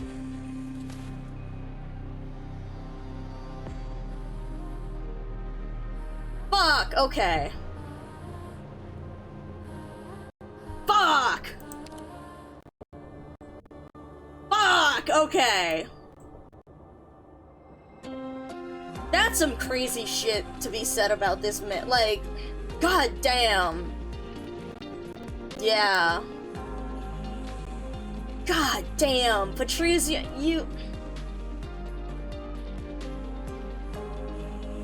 Oh, God, okay. Okay.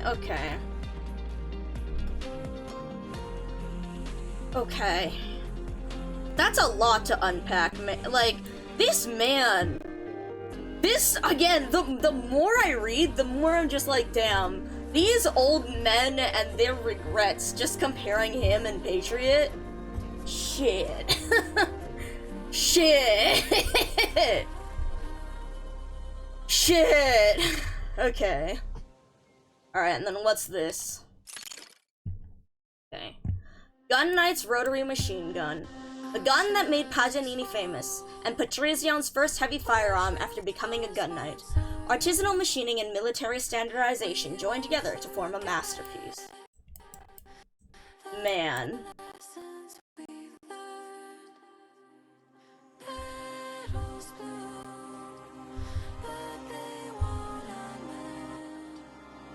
Man, okay.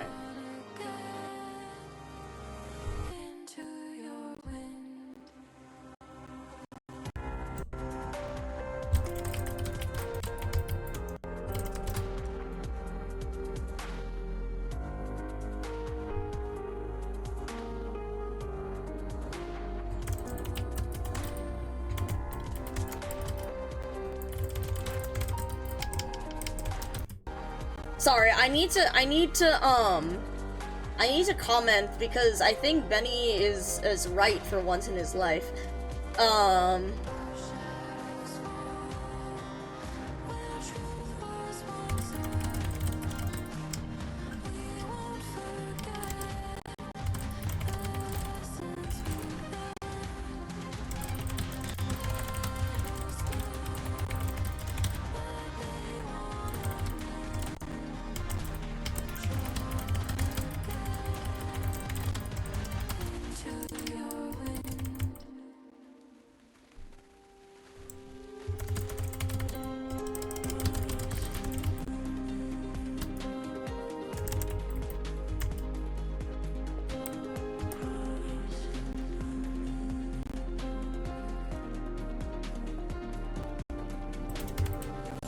Anyway, sorry, I just had to comment on that. Okay.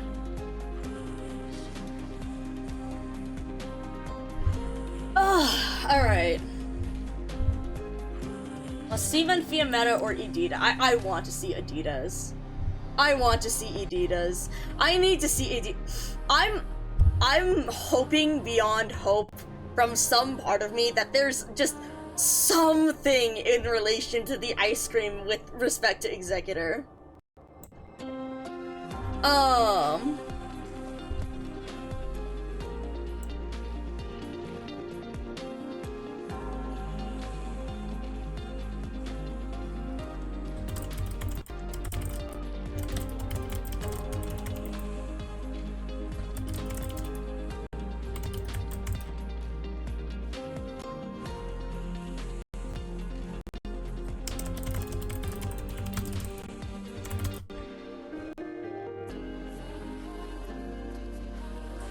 But I believe, sorry,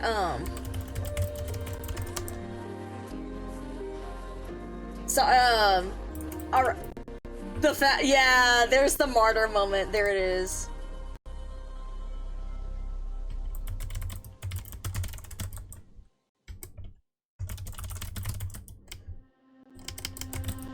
Our shadows fall where truth was once heard. We won't forget. I thought the Petals bloom, but they won't unmend. Drawn again into your wind.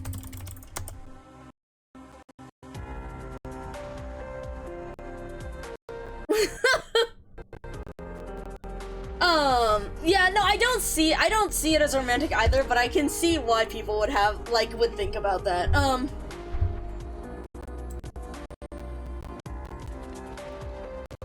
But yeah,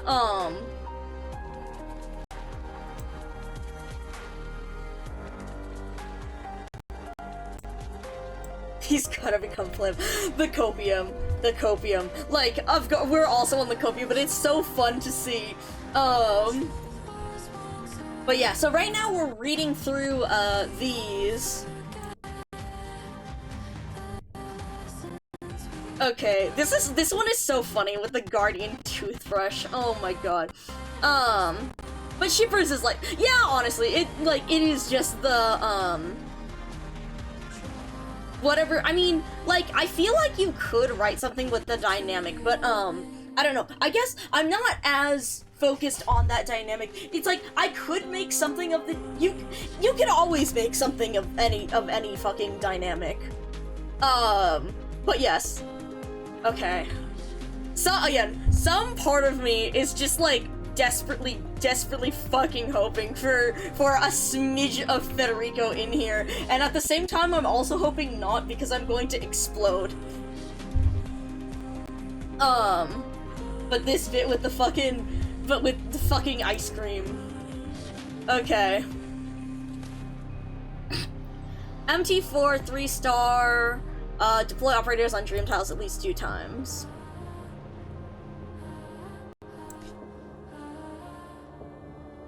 Okay, actually, hold on, did I do that? No, because we put Betty. No, we only deployed them once. So let's go here.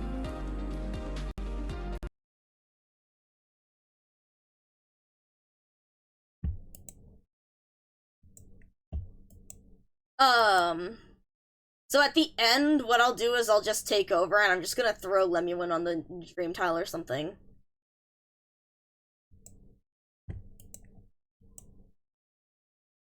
Oh, I prefer combat strategies without so many twists and turns. Prayers are unnecessary. Yeah, no, her interactions with Arella are really good. Annihilation is the most common result. Oh, never mind, I placed Archuria, not, Executor. There, okay. But yeah. The Arknights community has the opposite of the they were roommates.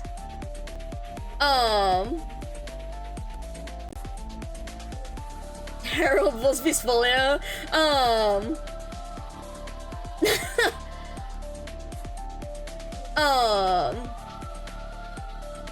God, Silver Ash, Gnosis. Wait.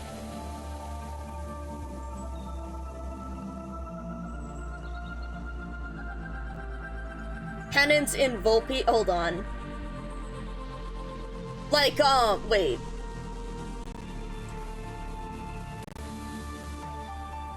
Oh, yeah.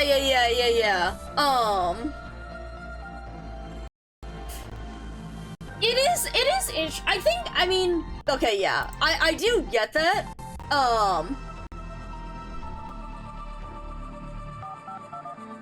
but also it's really fun to think about, like, I think one of the it's fun to think about the dynamics, but yeah, like, I guess it depends on, see, this is the whole thing about, like, this gets into a different issue about shipping that I've thought about, it has come up before, but it's their idea of, like, are you shipping it because you think it's good canonically, or are you shipping it because you're banging your dolls together?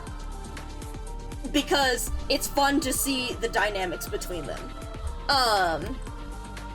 So I do think that it is very interesting to see, like, I think it's fun, like, to explore the different dynamics, but, like, definitely when you're thinking about it from the perspective of, like, actually making this happen, but yeah, but it would be all, yeah, exactly, but I would never want that in the story, yeah, exactly.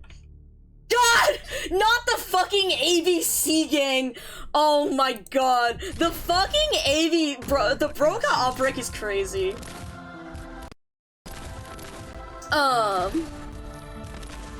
no, Nueda, I think, see, the main thing that we see from Nueda is her with the kids. I want to look more at her trust lines and her files, I think.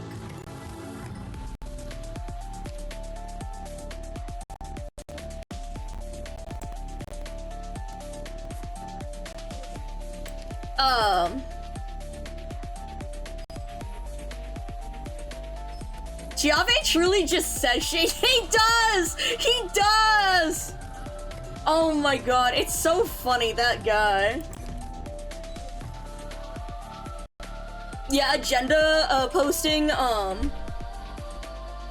it really depends on what community you're in. Honestly, it's also, I think, okay, so I'm not going as much into detail because this is a major, this is a giant fucking, discussion through, like, fandom and fandom changes throughout the years. So, like, I don't even know. How do I give the spark notes on this? We'll say that, like, so part of the thing is there's this idea, like, generally,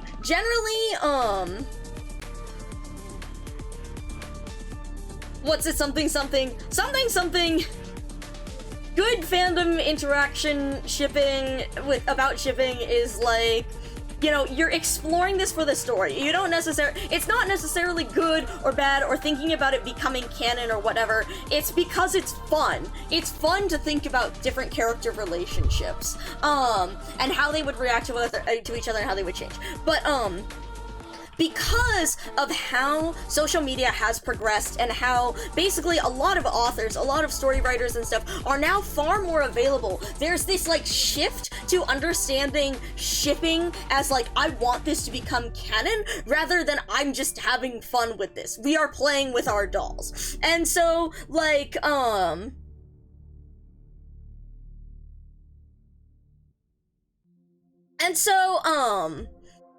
because of that, there's been this, like, so because of, again, the change in making these authors, like, more, in authors being more accessible, so you have more of a chance to ask them or talk about them, or for things to become canon, it shifts the idea of shipping itself. And so, like, I don't care if the author, yeah, power scaler and shipper, yeah, like, again, the fun stuff is, I'm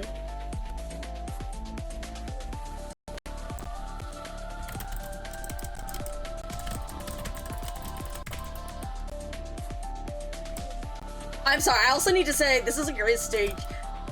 I cannot express how happy I am that, like, this was doable with just Giallo's and Exia Original waking up FedEx. But yeah, basically, I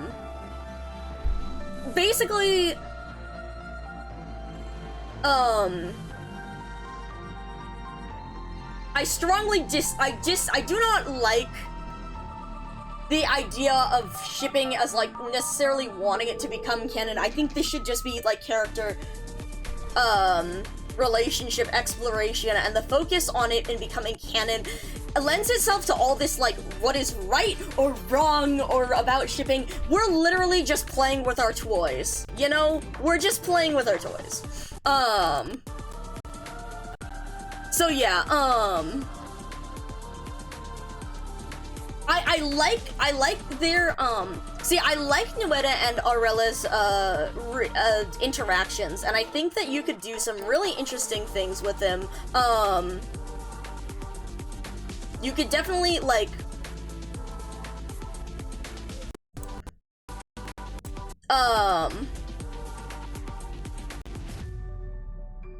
but yeah, it's very much just playing with our dolls and looking at, like, and making them, just bonking them back and forth.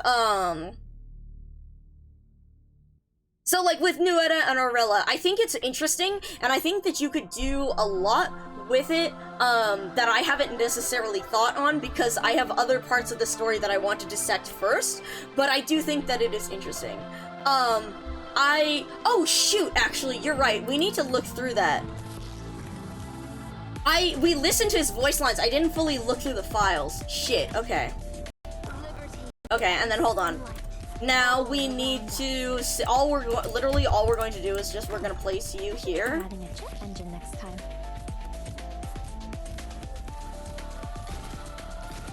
Okay. Accomplished. I didn't even think about that when it was,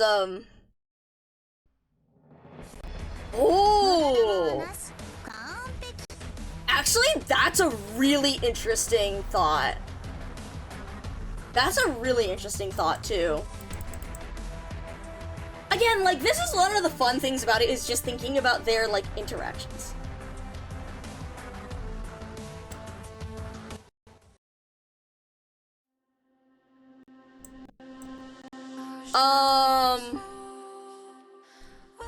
I got the strat down pretty quickly. We're talking about, like, MT8.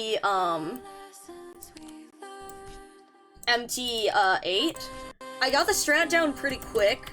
I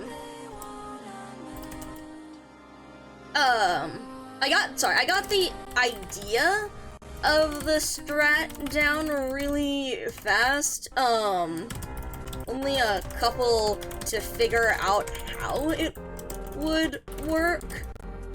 But then we did 4 or 5 attempts to but we had to do 4 or 5 attempts with different iterations of Exucii,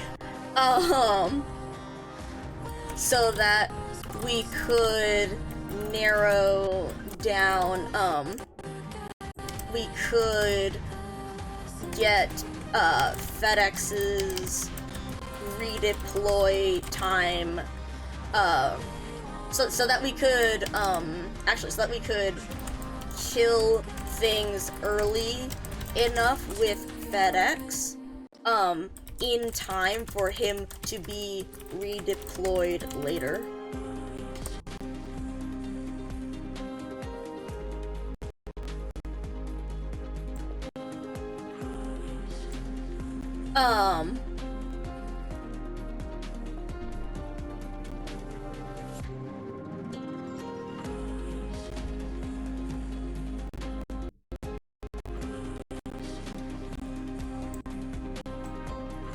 Alright, so then... Hold on, I do want to read through these, because I want to see... Shit, okay, actually, no, you know what, let's, fuck. There's so many different things to- oh, fuck, I forgot about the workshop log! Fuck! Okay, let's look at this one, because this was the one after, actually, never mind. We won't read that one yet, because it doesn't directly refer to Petruzian. Okay. Okay, let's look at the file. I forgot about looking at the file. 54, nice. Yep. Combat skill outstanding. Nice.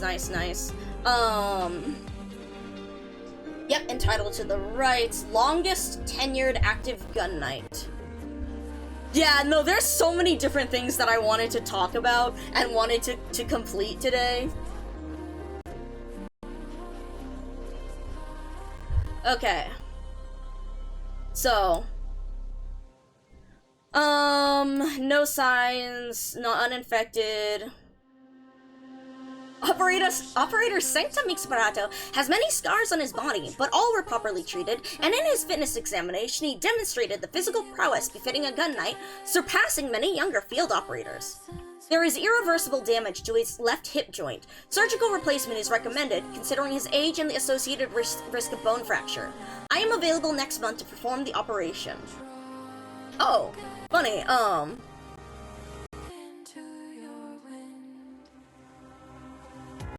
Alright, Benny's on the fucking stage. Yeah.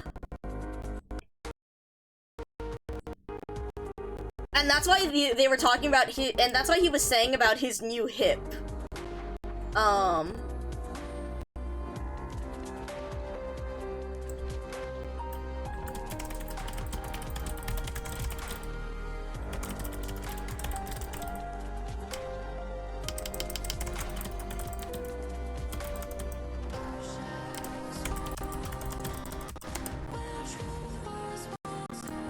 Alright.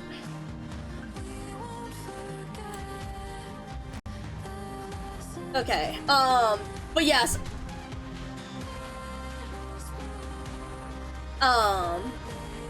Yeah, that's why he talks about his hip in the voice lines I see.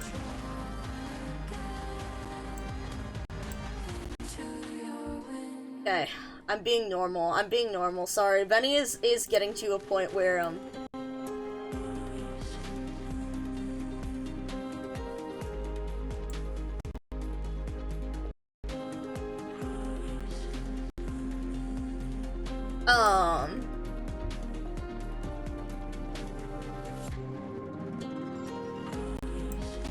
Alright.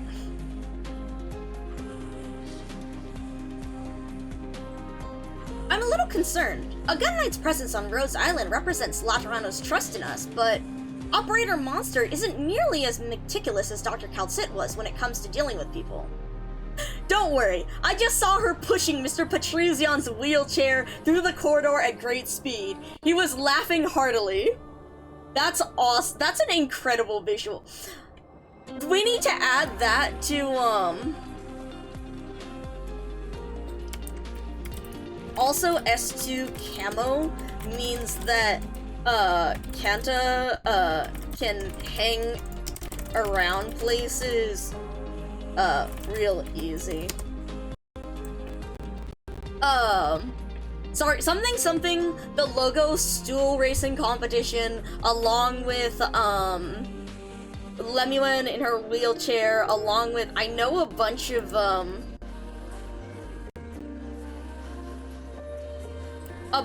people were talking, someone drew a big old group,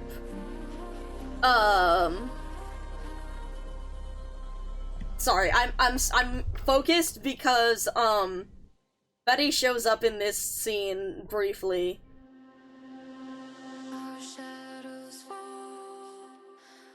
God.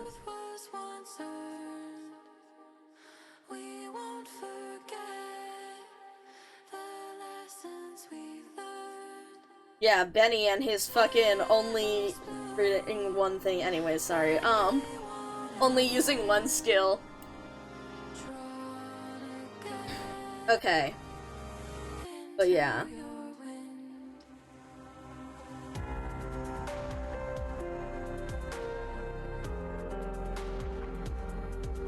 God, MT after really fucking... So much happens there.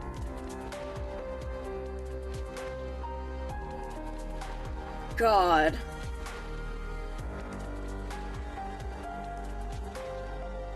I'm just skimming over the end of this and the,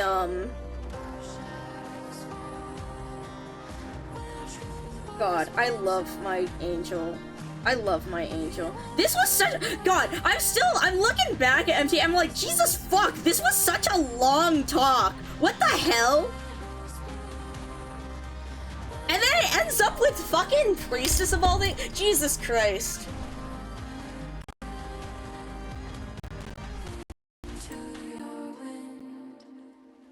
God. Okay. Gun Knight. He refused to pick a squire? That's interesting that they have squires. Morning prayer.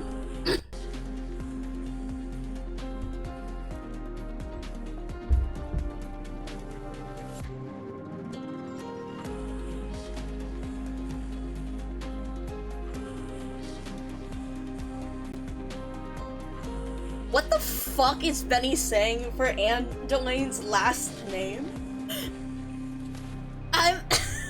Anyways, no, I mean, I shouldn't, I finally went back and over the weekend I listened to the fucking Skin voice lines like 50 billion times, so Pagus Mekalian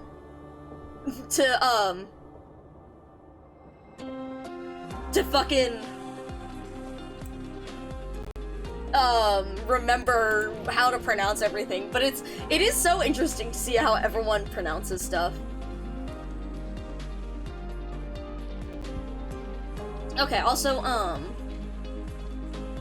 which scripture ribbon to display? Oh, that's interesting! Okay, it is a scripture ribbon to display on the armor. Okay.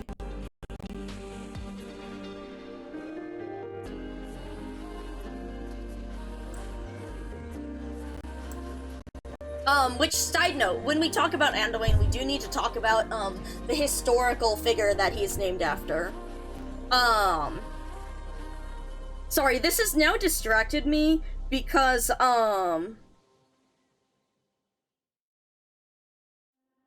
because Fetty has a ribbon, and I thought that this was, I mean,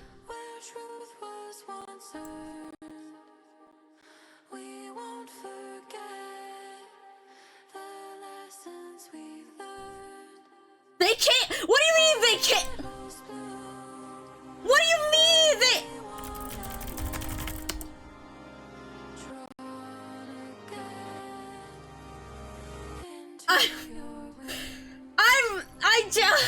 What do you mean, Benny?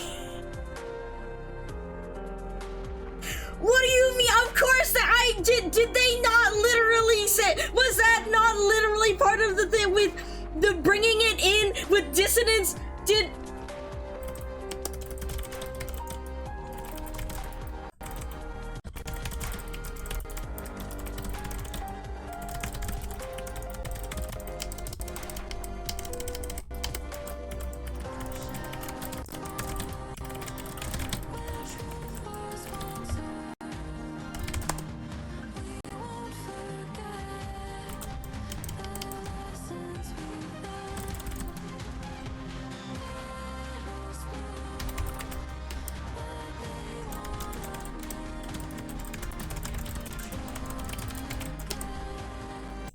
okay.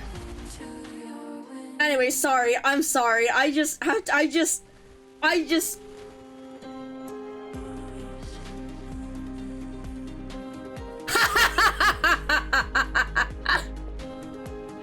Yep, there it is. God.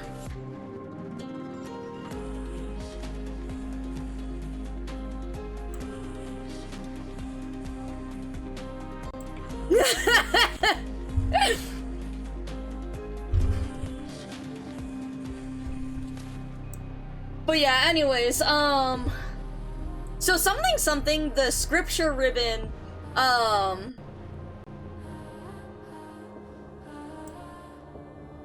the scripture ribbon, that's really interesting. Okay, that's actually really interesting with here, also, with the, scriptures issued during Evangelista the 11th Reigns are excluded, so he's actually not picking up any of the scriptures issued by, Evangelista.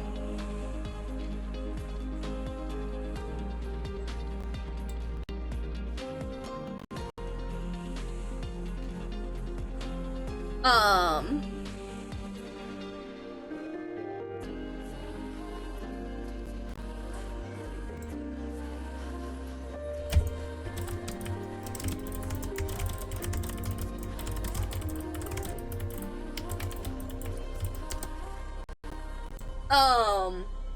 Anyways, something, scripture ribbon to display. That's interesting, considering, hold on, I need to look at this now again. Because now I want to know with, Executor, with Federico.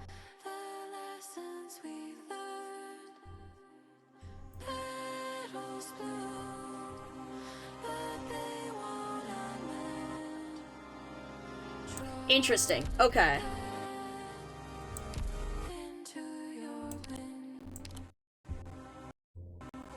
Okay. Let's keep going. God. For duty, morning prayer, 7 a.m. Halo amplifier. Helmet mounted supplemental halo light.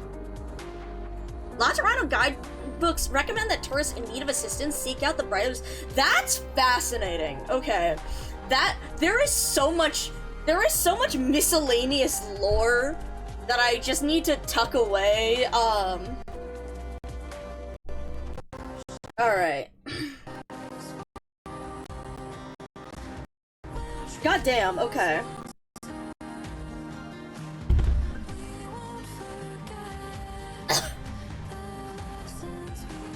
Halo amplifier, that is fascinating.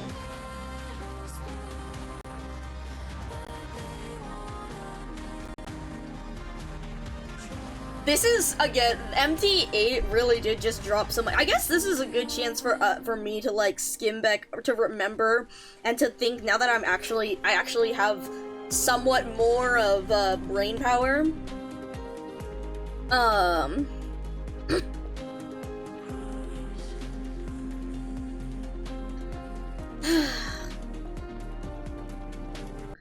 The Saint.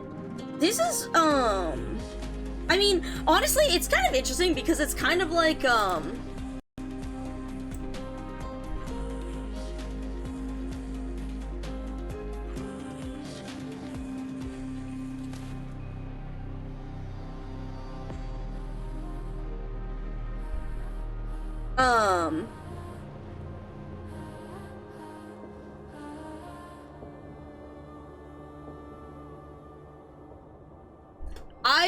I'm not gonna be able to unpack what Benny is unpacking. I'm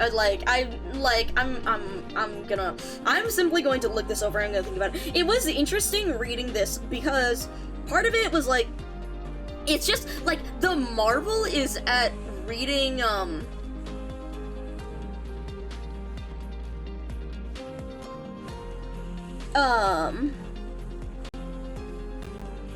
the marvel is at seeing this in like first person as opposed to like what we knew.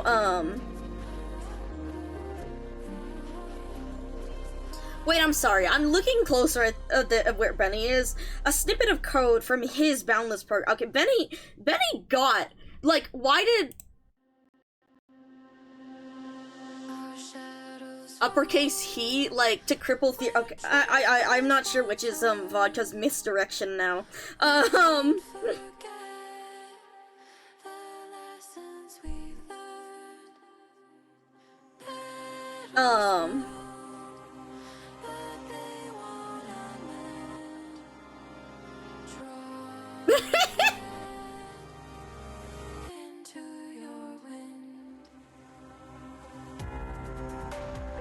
I want to see, like, I need to go back and look at my what the fuck reaction was, because I know it was what the fuck, but, like, again, it's, like,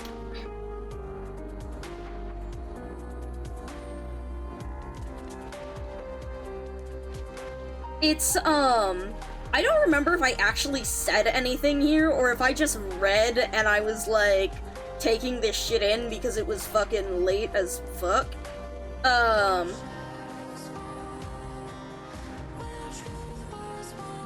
Or I don't know if there is much to say. I mean, See, the thing is, it's like, I don't know if what there is to say. This was mere, like... Because, like... Again, it's like, this he, him, his, the foundation of faith, and the... Like, it's interesting the way it has manifested. I guess my main curiosity is on, again, how this actually relates to survive. We need to fucking not get distracted by the— oh my god, dude. There's too many different things to read. The fact that Benny is hitting this part as I'm like trying to look at the Trezion stuff, and this is stuff that I wanted to actually discuss.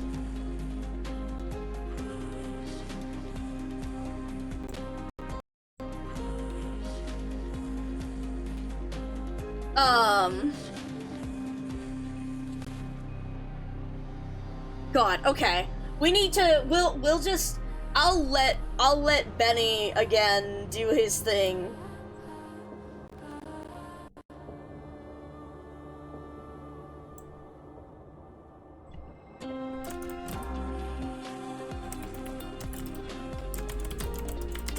Good joke.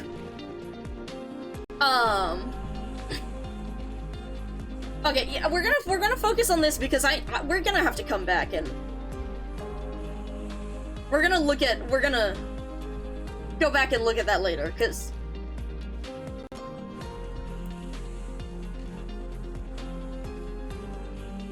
okay.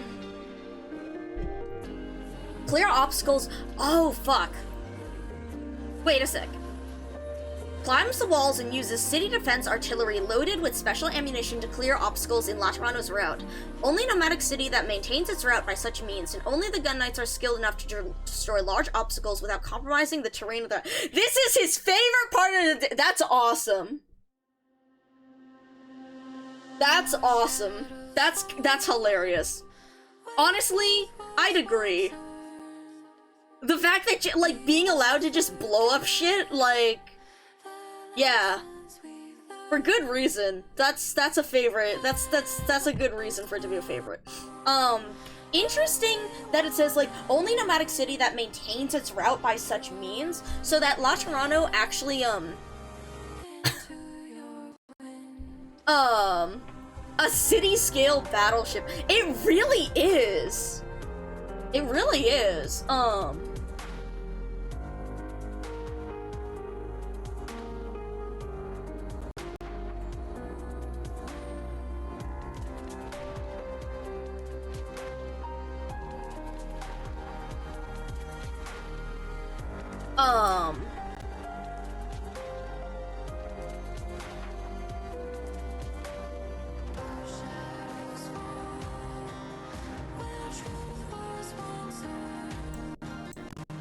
But let's see, so that they destroy obstacles like in the way rather than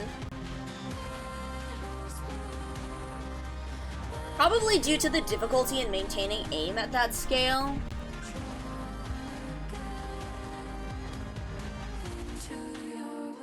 I guess so. I mean, sorry, what I'm talking about here is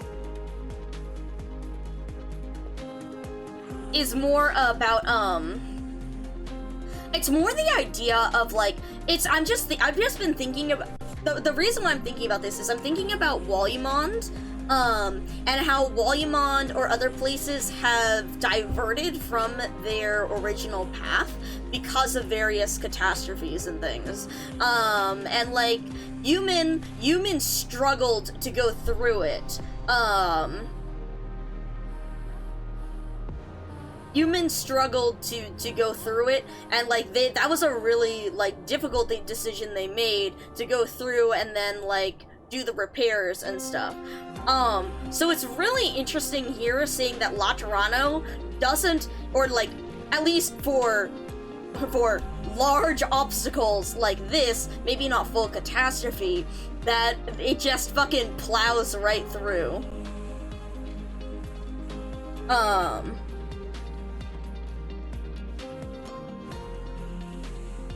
Sorry, there's gonna be an executor moment. So I'm gonna get distracted again. But yeah, so interesting how, interesting again how they just barrel through on the path that they are making. As opposed to,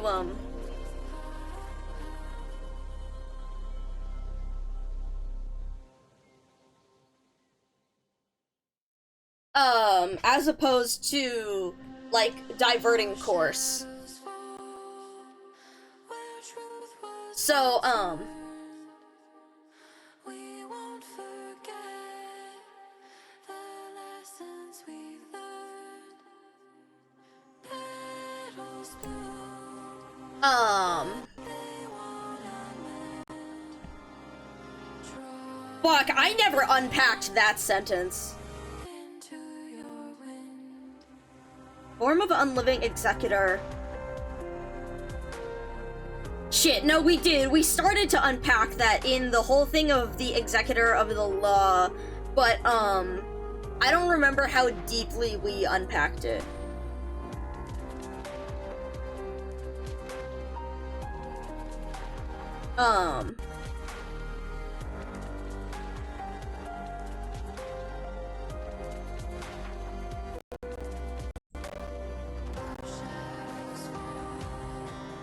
Where truth was once earned. We won't forget the lessons we've learned. Hold on, as he gets to this part, I need to make sure I drop the expression for.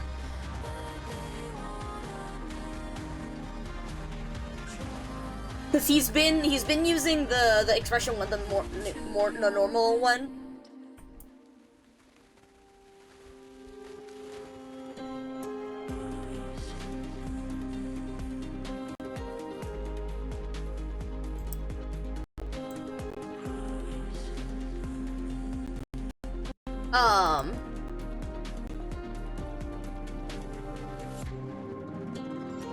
I love that. God, I love this man. The fucking line about, like, this is a highly inefficient method.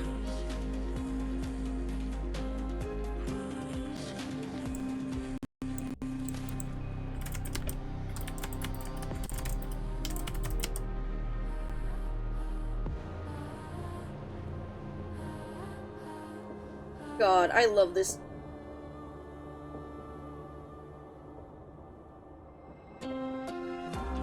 God, I love him. It's a highly inefficient method. God, I love him.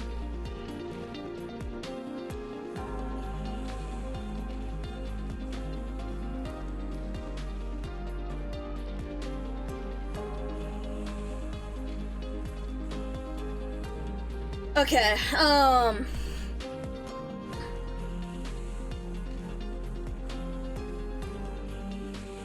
God. I'm sorry, I need to,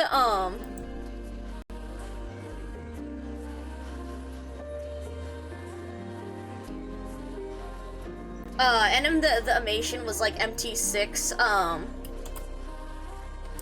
but yeah, the projections it shown are a good way to visualize this. Our shadows fall where truth Um. was once earned. We won't forget Okay. the But yeah, I'm looking at this, and I'm also sorry that we're distracted because Federico.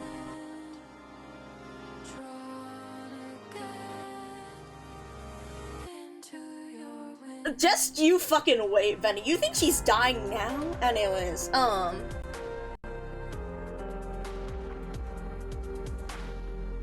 it's more like, the projections are still here, but there's the whole pilgrimage,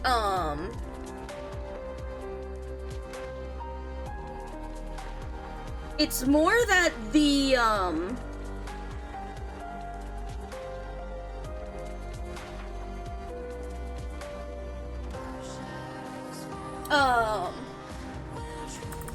hold on, I need to describe this.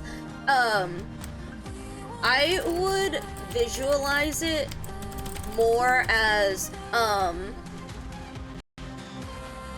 the shadow of the shrine, is following the pilgrims. Light.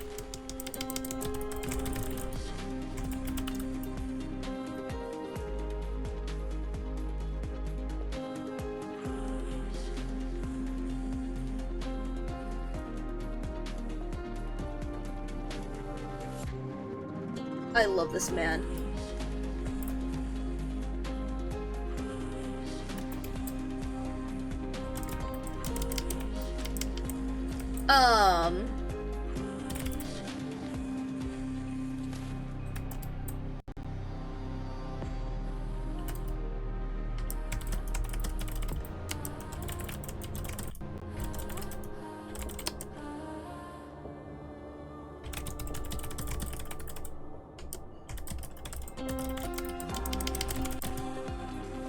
But yeah.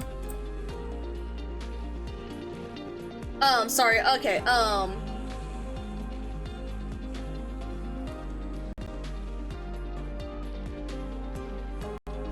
sorry, thank you for the sip. Okay, where are we? So, like, the shadow of the shrine is following the pilgrims. Thank you, Bonnie. We're currently getting distracted because, I'm trying to describe something. But it's like, and everything that shadow touches,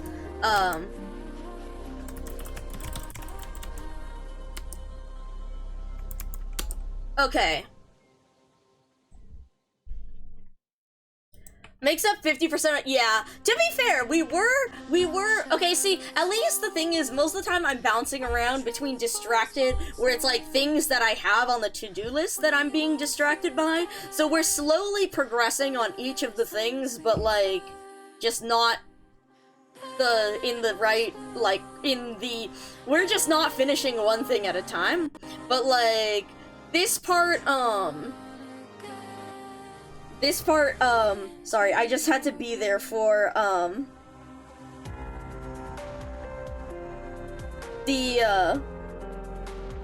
God, I'm sorry.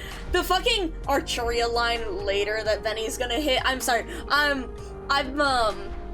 like trying to read through this, but at the same time, this is one of the, MT8 was one of the really big things that happened, and I'm like, I want to run through and discuss it, and at the same time, there's so much happening, and also, I need to try and finish reading this stuff about Patrician, but also, like, I'm here because I need to comment on Benny, like, well, see, again, this sucks because it's like, I want to comment more on Benny and, like, the Executor moments, and at the same time, I am so emotionally, like, as you can see, like, there's a lot of processes happening,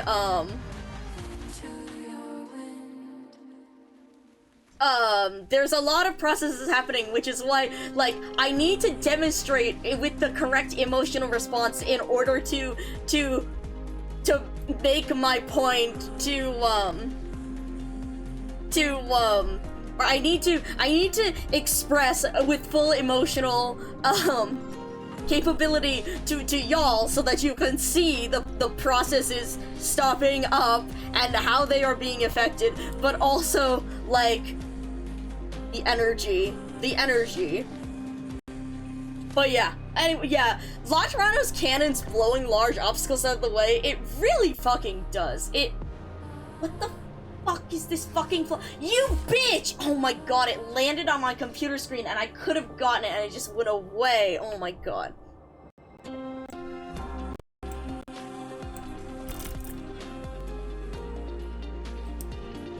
But yeah, that's a lot of firepower. Yeah, it doesn't change to adjust to the world around it.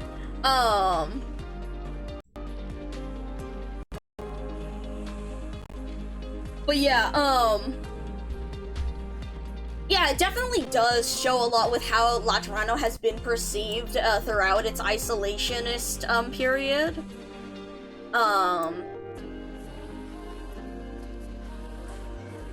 This is so... This is so funny hearing Benny brag. Genuine dead ass, I don't remember if I reacted to the Saint or not. You think you will not say anything re the event. Okay. I think I can actually give you a rundown now, Bonnie. I can actually give you a summary.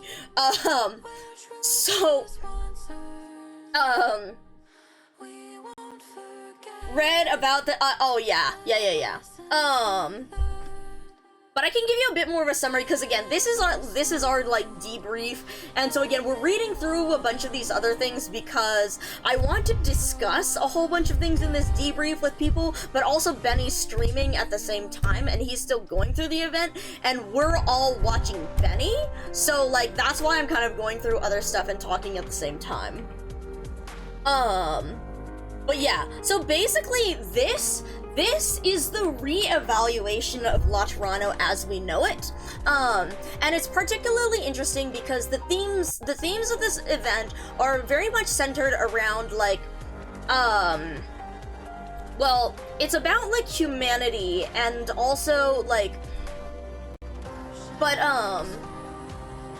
and it's about humanity and it's about how Terra is moving forward against the observers, this other threat that is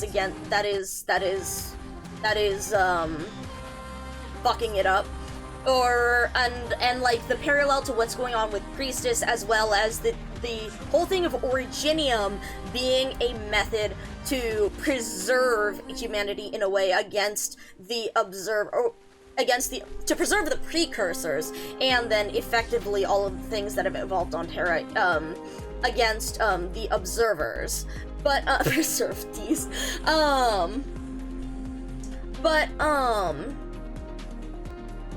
So the interesting thing that we've been discussing here through the Masses Travels is this idea that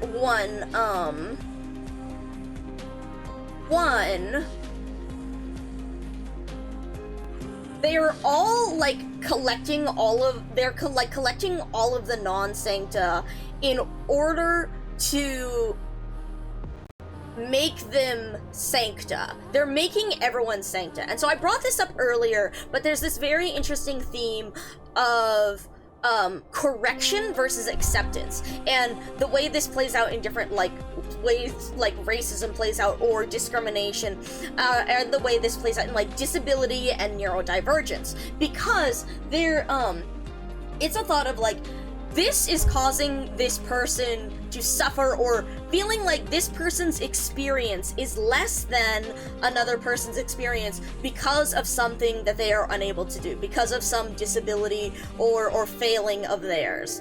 And it's the conflict between trying to correct that flaw, to make that part, to remove that aspect of them, or to accept it and build around it. And so that's this whole thing, because we've seen this done in multiple ways in La Toronto. First off, there is like straight up the physical disability way, where it comes to Lemuin and Vanini, who, Lemuin is in a wheelchair, Vanini is, has aphasia, so she finds it difficult to talk. And in this dream world, Lemuin can walk like normal, Vanini speaks like normal, but or at least Vanini has found that she's lost something in the communication that she had previously used with, Paganini, her adopted dad. And, there's a whole bunch of recurring things, like with what Archetto talks about in, when they're talking about converting everyone to the Sancta, where it's like, where Archetto is like, I have lived my life in La Toronto like this. Was it not truly a life? Like, is this life not actually good enough? Was I missing something? And the nurturers straight up tell her, yes. Like, yeah, your life wasn't a good, like, it wasn't a true Latran life. You will only experience that once you become a Sancta like the rest of us. And so, there is this common, like, theme of, like, these things, these flaws, or even when it comes to character flaws, like there's a character here, Arella, who's like, she talks about herself being evil, or her channeling her anger well, she ends up going against, like, she ends up being particularly cruel, she ends up falling and stuff, but, this anger as a character flaw, like, Patricion tells her, like, becoming one, like, with, or she's discussing, like, with Patricion, like, will this, basically the idea that this is a flaw in hers, and that in the perfect Laterano, that Patricion is saying, no, there's room for you, it'll fix you, as opposed to her, like, feeling that this is, like, a part of her. And so, that's one of the core ideas of this story, in that Laterano and the Saint and the law has this belief that this is the most correct way of existence, that this is the ultimate form of existence, that everyone else is simply missing someone. It's not that everyone else is evil, or that there's anything wrong with them. It's that their life is not as good, is not as perfect, in that this is the correct way to experience the world. And so, that's the basis for the Sancta supremacy and this racism, rather than the way the Sarkas are reviled as, like, exceptionally bad or things like that. It's that the Sancta are exceptionally blessed, and everyone should want to be like them. And now, I do think that there's a couple of really interesting things. There's a couple of things to point out, in that sometimes, like, these flaws truly are flaws, and they are things that people don't want to live with when it comes to, like, but I guess it's really interesting to see the way the ideas of, like, this is genuinely a flaw that inherently makes my life worse, that I would want to change about myself, as opposed to this is a flaw because of how society is structured,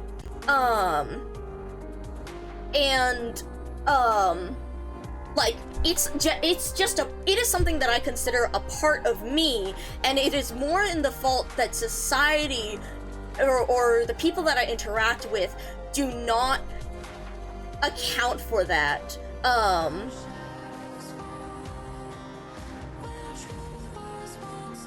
sorry. Did Benny just say the ring is the shape of the law? Did Benny just think that? Did Benny not say that this is, like, is Benny like, wow, this looks just like the law? Okay, I'm pretty sure he didn't, and at the same time, some part of me is like, but, what? Like, he knows that this is the law, right? I'm sorry, okay. Anyways. But so, again, so this story is basically around, the law has been, the law is here in order to, wow, look at that, a circle with, did he really not get, did he, I'm sorry, I need to ask Vodka this without directly insulting Benny in chat. Glad you clocked it right before, okay. Okay. Thank God, okay, thank he clocked, okay. But, like, I'm like sitting here like, I'm 90% sure Bunny should know this, but the doubt in his voice is making me, like, go, Anyways, so this whole thing is, like, the law is trying to, ensure the survival of the TCAS people, but in the face of Originium, in the face of disaster, the only way to survive, I guess, or the correct way that it has found to survive, is in basically the form of stasis of some kind, of its idea of angels. of the precursors' ideas of angels.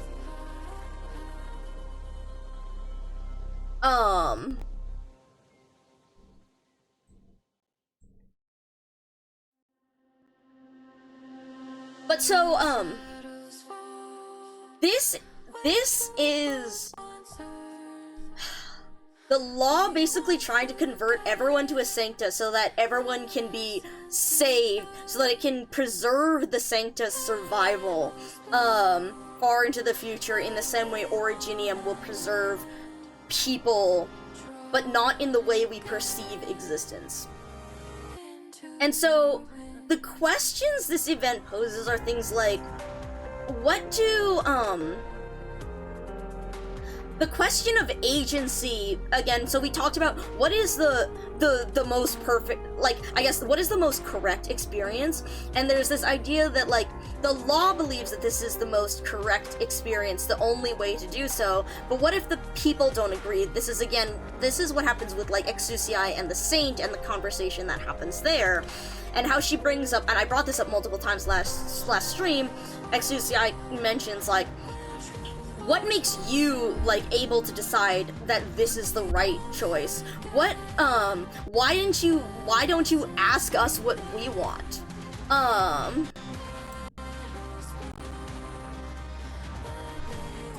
But yeah, and so, throughout this story, it is this constant question of, like, what do we want? What do the humans of Terra want, as opposed to what is, like, this calculated, most perfect experience, the ideal experience, the only way to save everyone, as opposed to humanity's struggle and humanity's agency to...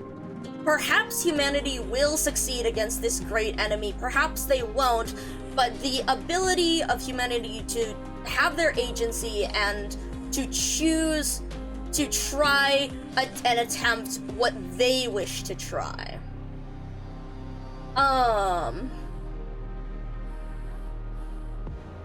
So, like... God.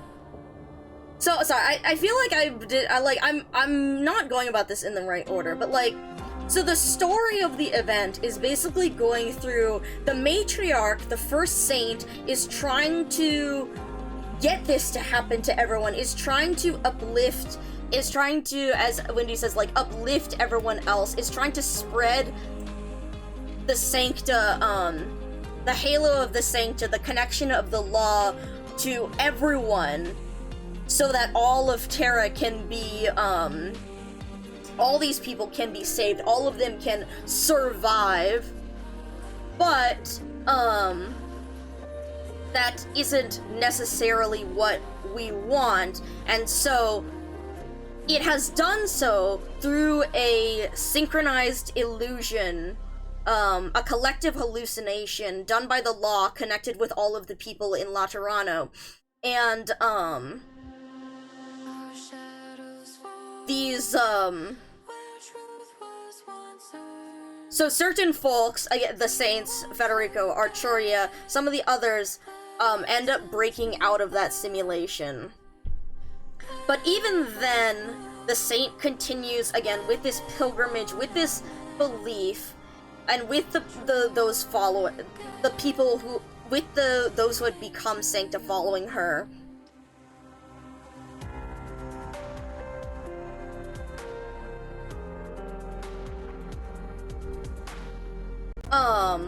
Oh nice, he's made an IS-5 connection. But so, in the end, the law is attempting to do these simulations to try and ensure survival, but it needs other sancta, it needs specific sancta, which, to help interpret it, to help run its simulations, basically, which is why I was using the Pope before. And then it picks up Anduin and Federico, who end up basically analyzing listening to whatever the fuck the law is talking about, and deciding for their own reasons why no, this doesn't necessarily make sense for this survival and this idea of what we have for it. And, in the end, the paradoxical nature of it, Federico, brings that attention to... Sorry, the fucking fly is flying. It's a huge fucking fly, and I'm like, pissing me off. Anyways, Federico, turns the law's paradox upon itself, and it just basically says that this is,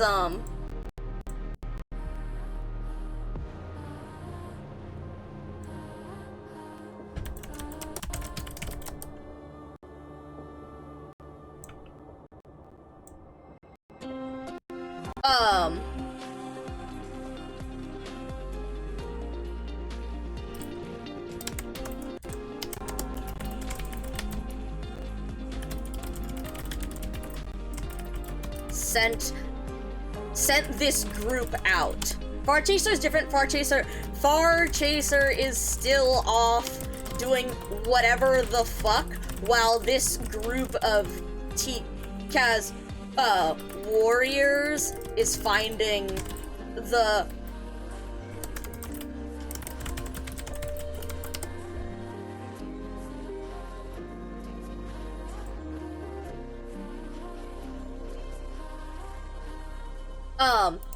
like, that line happened before this.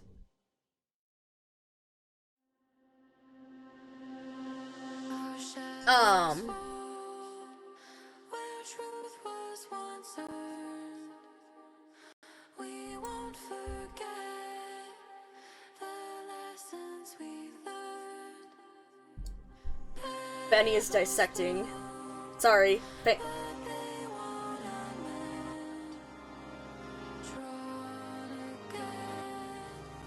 Hold on. I need to look at something. I need to look.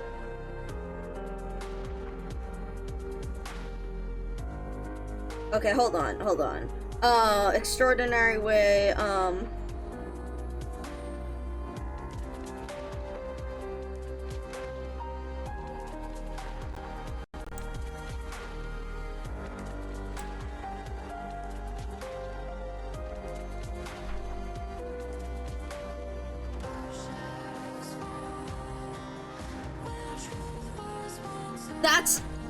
he's just trying to...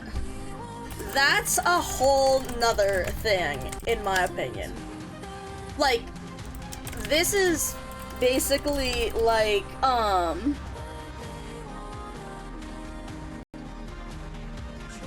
so this is, like, basically, like...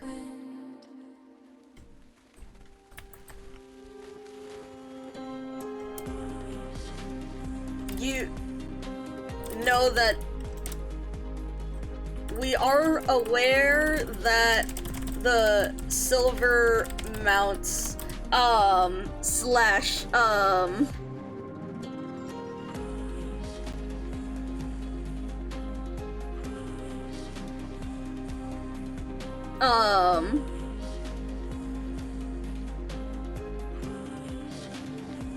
sorry,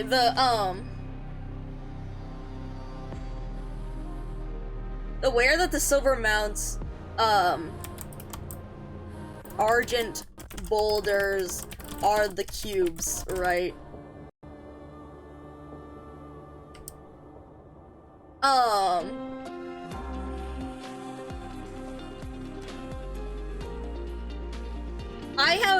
Okay, Glasses is mentioning, I do think the TCAS having that rule in them, I have different thoughts. But, like, I have different AI-related thoughts, but, that is a...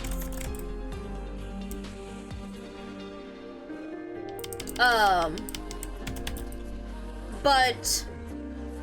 same endpoint.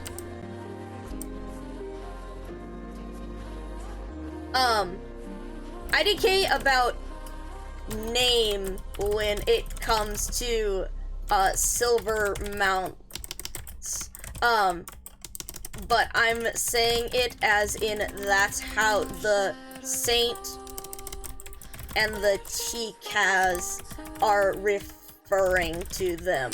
I just found, oh, okay. Oh, interesting. Okay. Never mind, I didn't. Okay.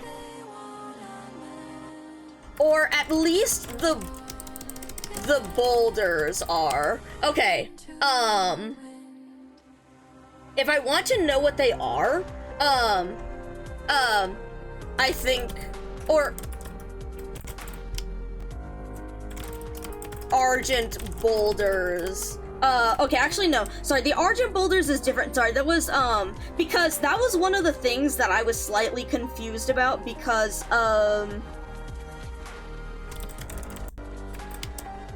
okay,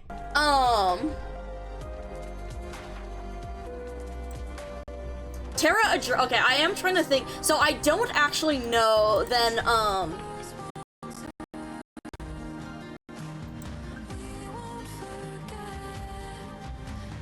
is it like, how do I,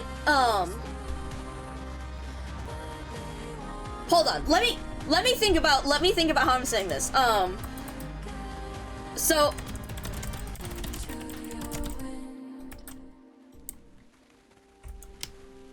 haha, haha, oh god, the things he's asking Lamau. Okay, so okay. Or,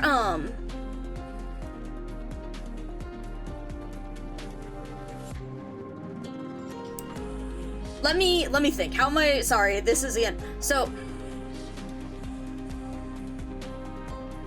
the,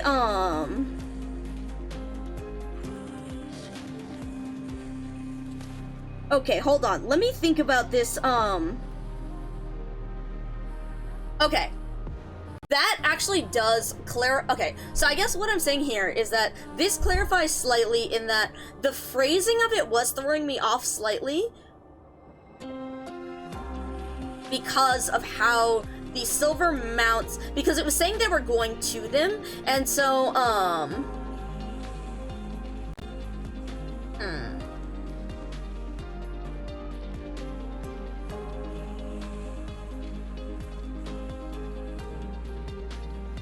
I'm going to assume, so, can I guess the biggest question is just like,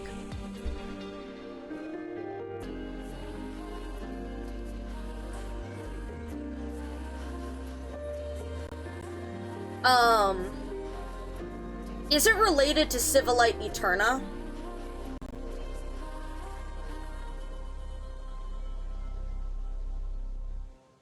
That's first question about this. It is. Okay. Alright. Then I'm just going to assume... because I did see... Shit! Wait! Okay, I might know... Hold on. Never mind. I do know something. Terra a Journey.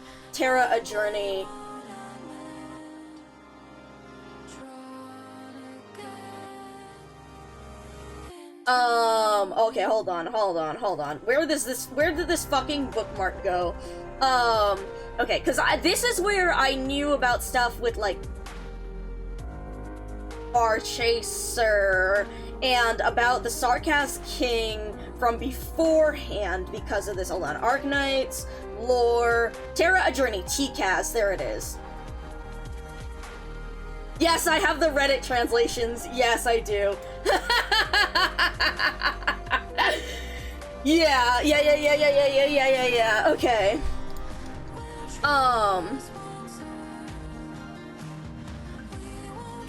Yeah, okay. Years of Exile, exiled by his kins beneath the Silver Mountains. Okay, Exile with Civilite Eterna.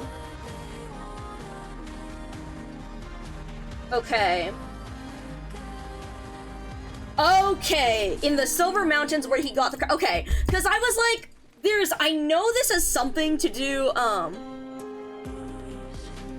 cause, see, when I was reading it, I think partially it was because we were 41 hours in, and two, because I was trying to parse the silver mounts and the boulders because of the way they're fucking referring to the fuck-ass boulders and the red light emanating from the boulders and the fucking... So I was, like, trying to parse together, are they looking for the fucking law or which is what? Okay, so, yes, okay, the arrival of the elders and the ancients, yes, fortress, blah blah blah blah blah, this was later stuff, modern day Kazdel, okay. Kolam and the sword, and that's the sword with Amiya, Amiya guard Mia stuff. Okay. So this just has some bullshit to do with whatever the fuck with Civilite Eterna and where, the exile. Okay, so the kin, so the TCAS kin?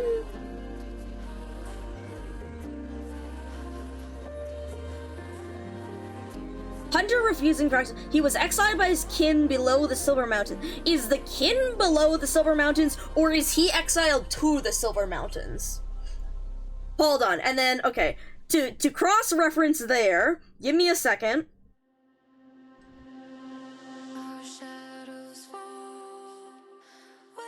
God, I'm sorry, I can't wait for Benny to hit the end of this chapter and to realize, okay, exiled to the... Okay, I was like, what? This doesn't make sense the way this is phrased. So, that makes so much more sense. So that's why I had to that's why I wanted to cross-reference with what the story was here, because that makes a lot more sense.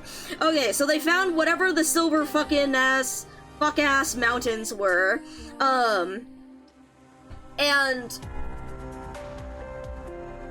Shit. Shit.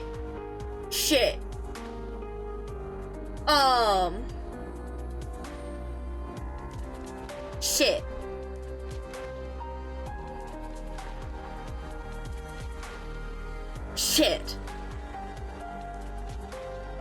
The reason I just the reason this set, I'm thinking about Path of Life. I'm thinking about the remains of the precursors. I'm wondering if they're like ships. If they're ships, like, or something, like, if, with Path of Life, and, okay,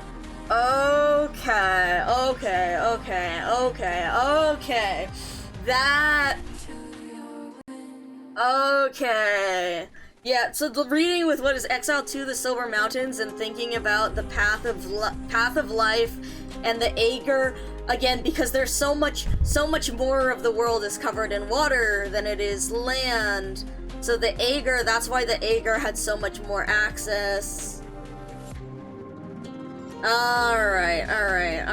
Precursor building. Are or is, got you. Okay. Yeah, that makes sense. Okay, you don't need to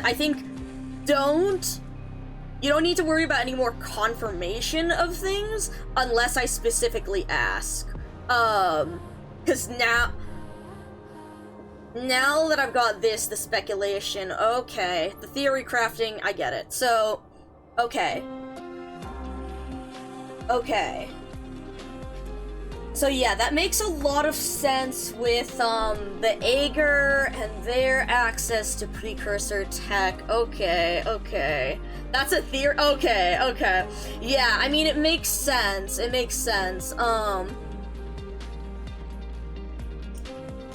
Okay.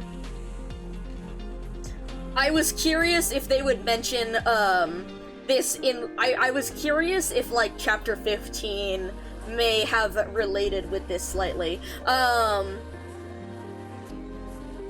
Shit. I forgot to add, I am aware of the fucking space of, there's a fucking picture of whole ass fucking space. that goes along, well, I don't know if it's along with the presence, but like, yeah. So like, I know we're getting, shit's going sci-fi. So like, okay. Again, I have no idea what relevance. Alright, here we go, hold on. We all need to stop. We all need to stop talking about this. We'll talk about it in a second.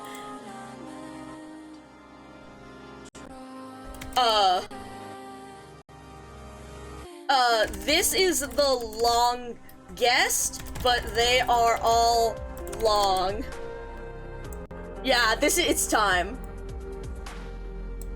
I think it's the longest. At least. Okay. Yeah, going off of PV. Yeah, true! Oh, fuck, we need to rewatch the PVs after this. Fuck! Okay, we will do that as well. Okay. Yeah.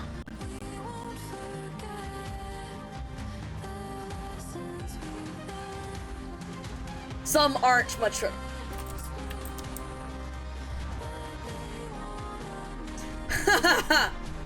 There's 2 ending stories, Lamafau. Lol, Lamau even.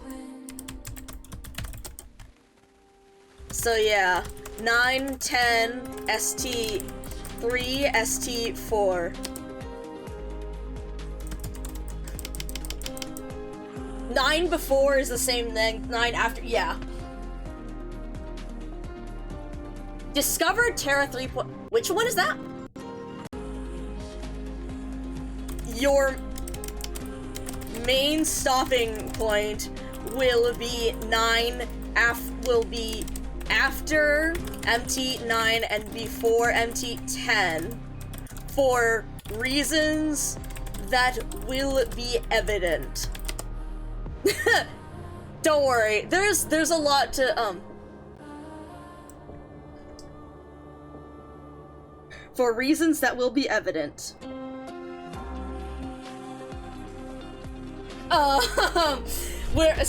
We're in this together right now, cause we gotta see the shit. We gotta see the Benny.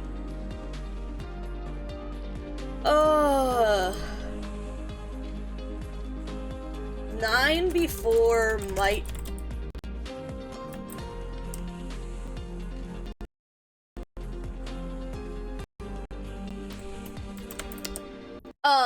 Sure, okay. So if I understand you correctly, the law is being bootleg Originium.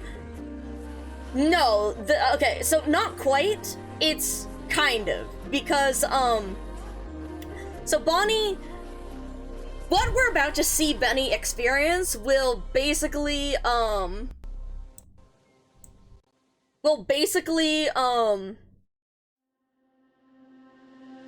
this is the reasoning for it. Basically, the law is not originally created. The law was originally created by the precursors to just be a tool. She was just like, it's just there to be a tool to try and connect people's cognitive, like, emotions and stuff. It's facilitating information transfer. It is called the personality and, what is it called? The PCS, personality and cognition system, because basically it's supposed to be there to make a group of people work together faster by basically highlighting transfer between by allowing transfer between different people. That's why the Sancta can communicate, have this empathy link, because PCS is enabling it. But in this, it was originally programmed for whatever drive and goal. The whole thing, the person that Benny is about to encounter basically just reprogrammed the law to focus back on its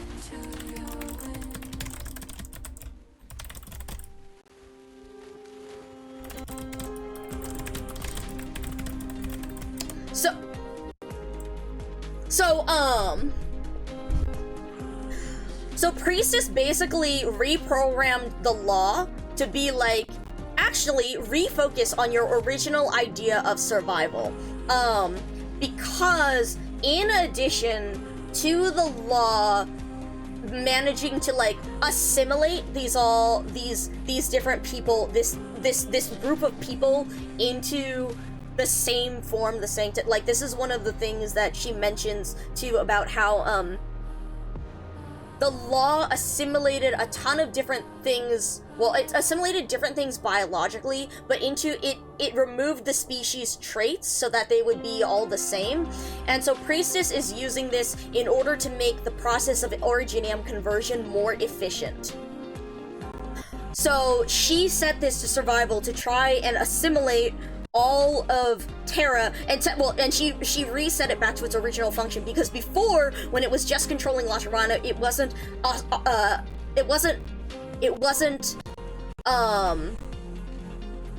operating at full capacity. So she is trying to get it to go to full capacity so that it can basically fully assimilate all of Terra, which can then be better translated into Originium for preservation.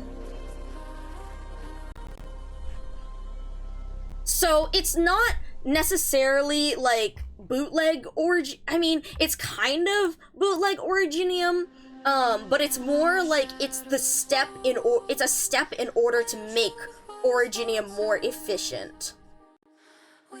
And that's the way that she's using it. Less forceful. Yeah, I guess, or less, well, cause see, it's not actually doing the preserving itself. The law isn't doing the preserving. The law is connecting to everything so that it is easier assimilated.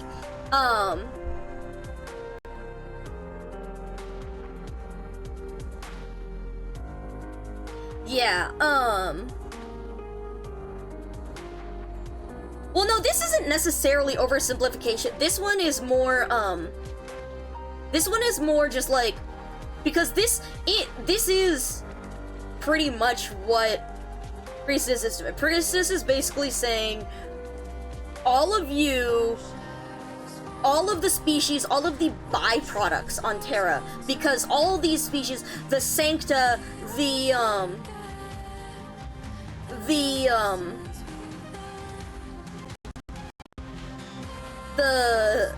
ancients, the all of these, the animal people, like, on Terra,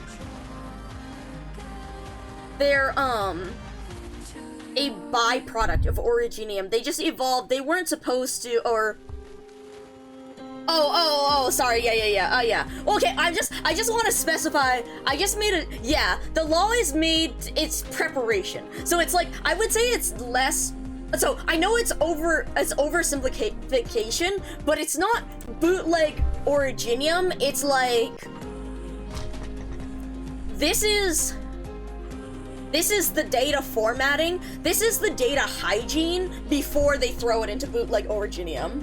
Yeah, it's a step in the plan, it's not, yeah. Okay. Also, self-generative AI. That's not a good phrase. I guess self-generative AI is an odd phrasing, but that's just me being nitpicky.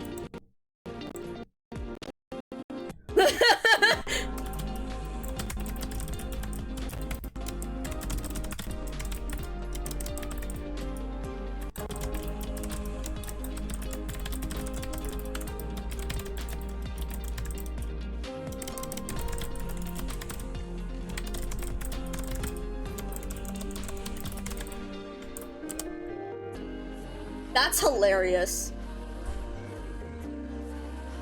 Hello, Lily Underpowered. I love cleansing.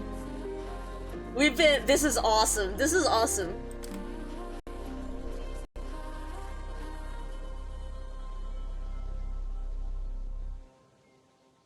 Good stuff. Really good stuff. And how...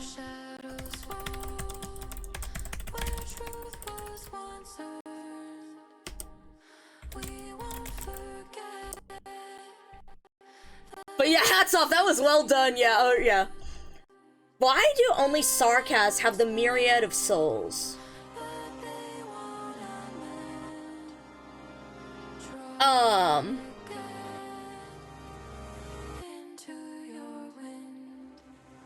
PCS system, there's the first night. I don't remember I made a note on it, but I was like, oh shit, PCS, that's a name.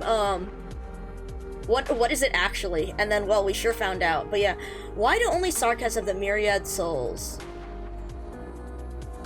That's... I'm gonna unpack that one in a hot second. Because there are thoughts forming in my head, but we gotta unpack that one in a second, because right now we have to just watch the moment.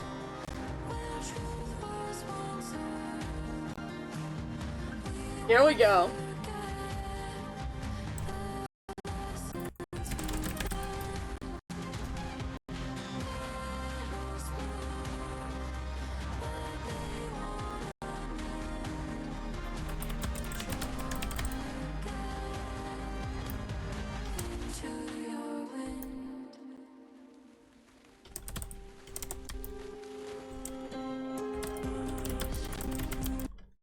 I'm putting in arriving at in Benny's chat for all of y'all who know. I'm putting in arriving at in Benny's chat so to Yippee.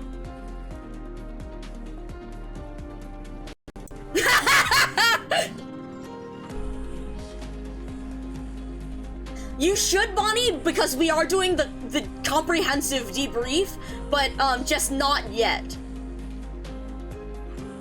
For everyone here, we are I'm putting a thing to Yippee with a special Easter egg.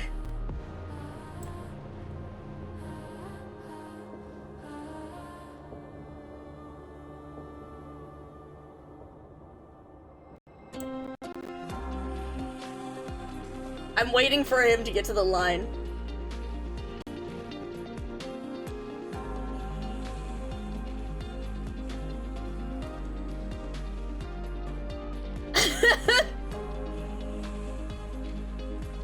Thanks for the context. Yeah.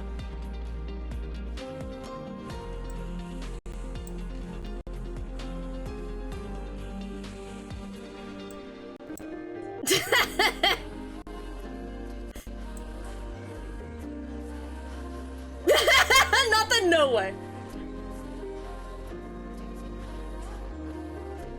This is so good.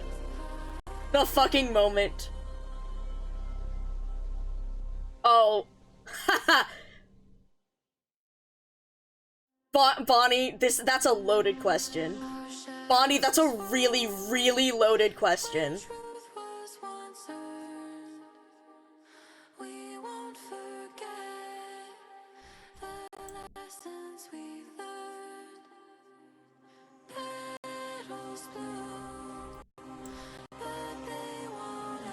Yeah, no, for good reason, Bonnie. For very, very good reason.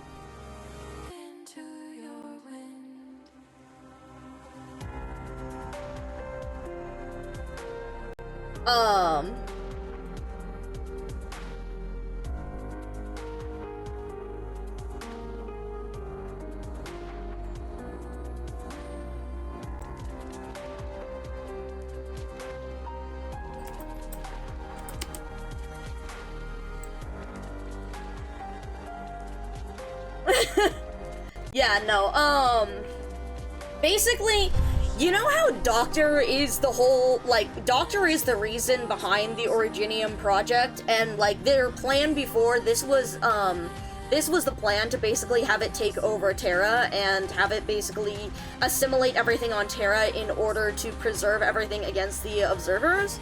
Well, Priestess is the proponent of that,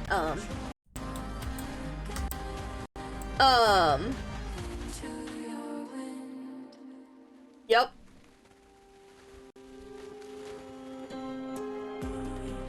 But yeah, Depending, how much each person has kept up with side material, yeah, Fuck! Oh my god! I almost got that bitch this time! So there's a fly. Oh! I almost got that bitch! Okay. Fuck! Okay.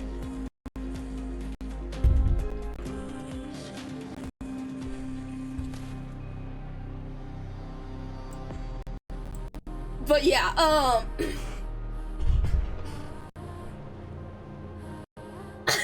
clip that out of context? Oh my god.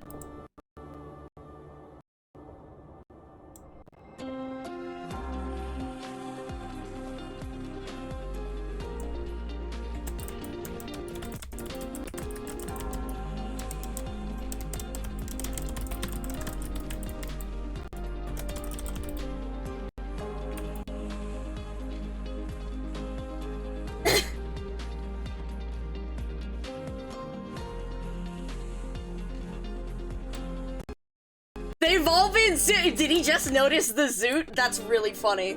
That's really funny. Anyways,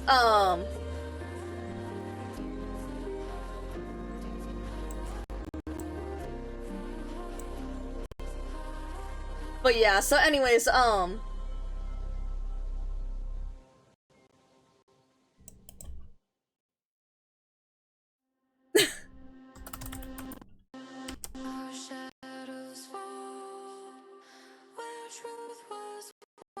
this is awesome. This is awesome. I love.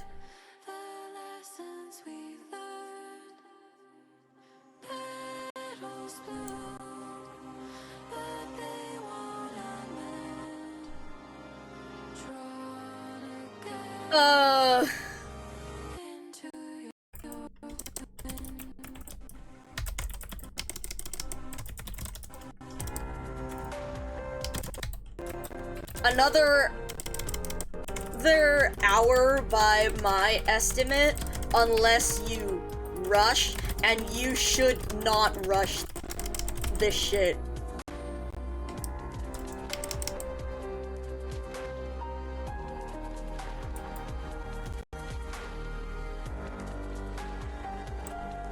Nah, this is set up. Is set up for the absolute fuckery of MT10.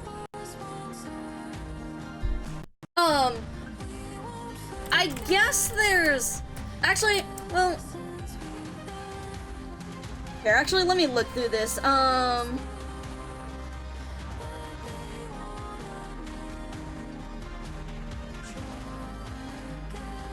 Nah, I don't want to see him through, like.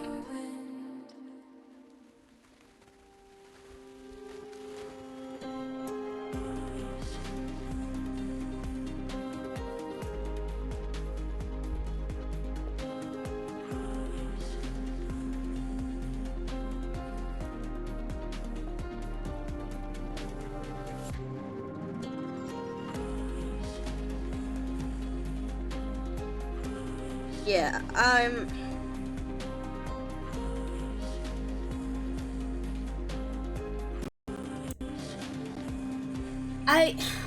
okay, anyways. Priest is shrinking the size of the world.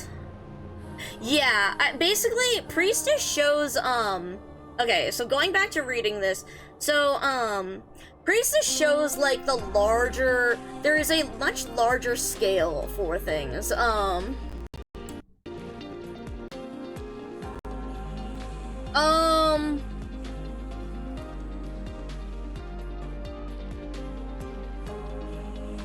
you could tell him, I mean, you could tell him that, Vodka. It's really just like dissecting the MT10, because MT10, yeah, yeah, go ahead. Well, then, I mean, okay, it's short, but then again, the ST ones are the ones for speculation, you know? So those might take a while. Because there was a lot that I wanted to speculate on in there.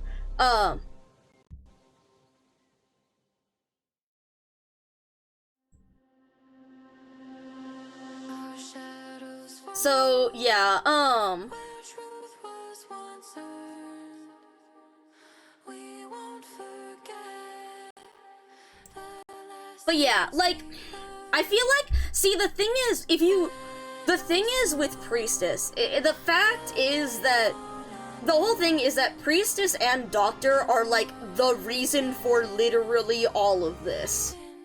Like, they are the creators of Originium.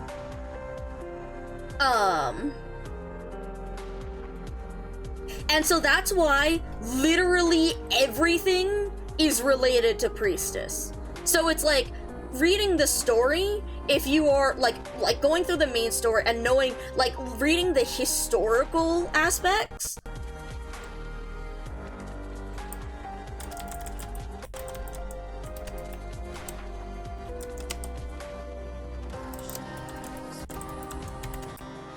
so it's like, depending on, like, how, like, again, it's just like, Priestess shows up everywhere because she is the larger scale. She and Doctor are the larger scale. They are the big thing, the reasoning for Terra. Like, it's the entire thing with the precursors, and, like, it's the whole thing on, like, why, like, Lone Trail was such a huge fucking event. Because it's just like, this is, they are just intricately connected with the way that Terra has evolved.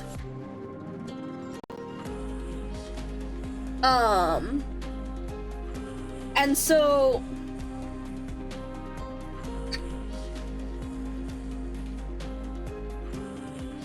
yeah, like,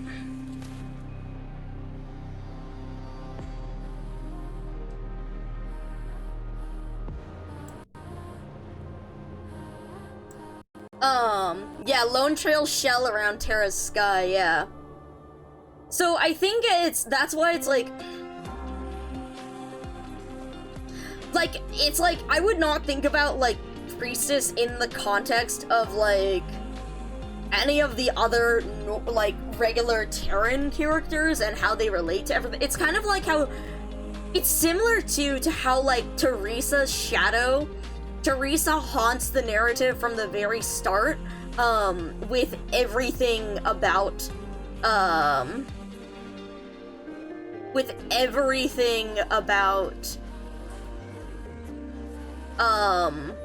like, Rhodes and Babel's reasoning, and Calcit and the way she behaves toward Doctor the way she does. And so it's like, I guess it's kind of like, in a way, that Priestess is so interlinked with Originium that it's more like,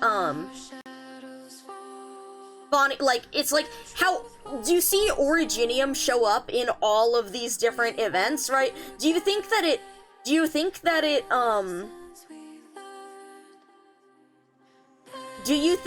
Originium shrinks the scale of Terra by being tied to everything? Because Priestess is tied to everything in the same way that Originium is tied to everything. That's kind of the thought.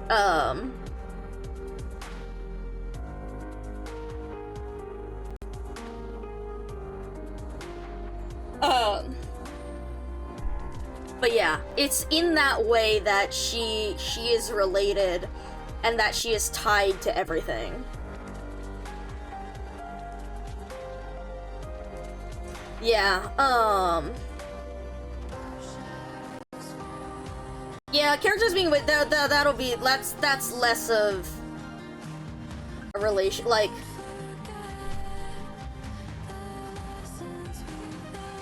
okay,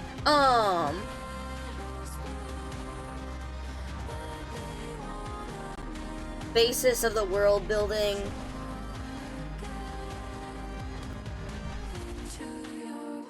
I'll let you think about the words, but I want to say, like, it's kind of like how, it's more that we've known that there's something more to Originium,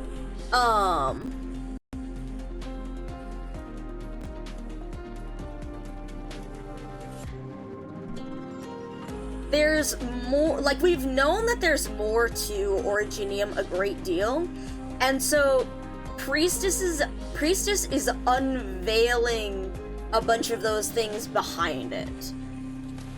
It's like how, what's it?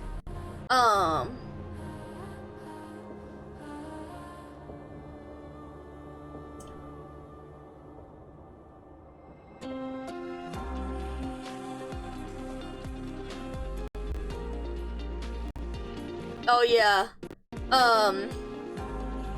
Everything starts connecting. Okay, I guess the question is, do they not like it from a story perspective, or do they not like Priestess? Because there's a lot of people who don't like Priestess. They fear, okay, that's, yeah, so, like, I get, that's the story problem. No, I don't think so, because it's like, there's so many little, I guess, it's the sort of thing on, like, Arknights have,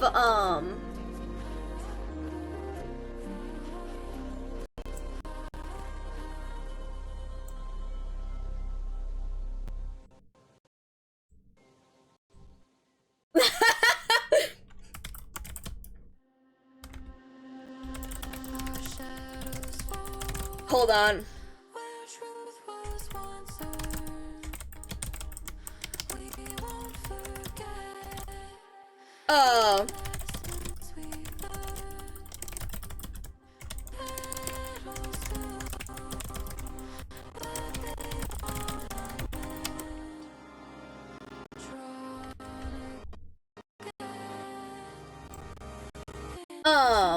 Yeah, sorry, purely about large-scale problems, yeah, so,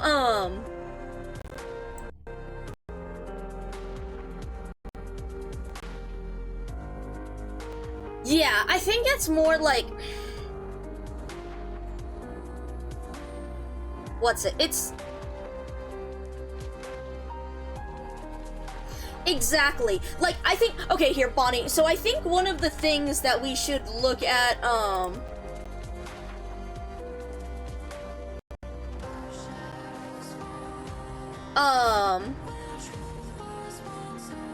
yeah, it's advanced enough that we have enough lore that it's slowly been revealing. Hold on, I need a second to cross-reference where this is said.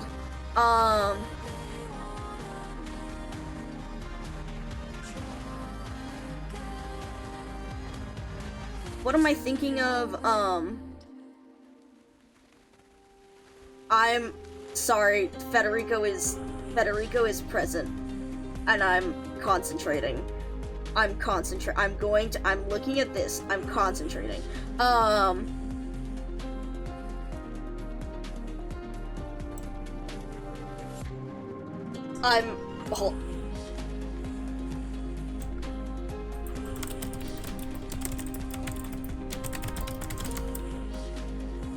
It's an improvement from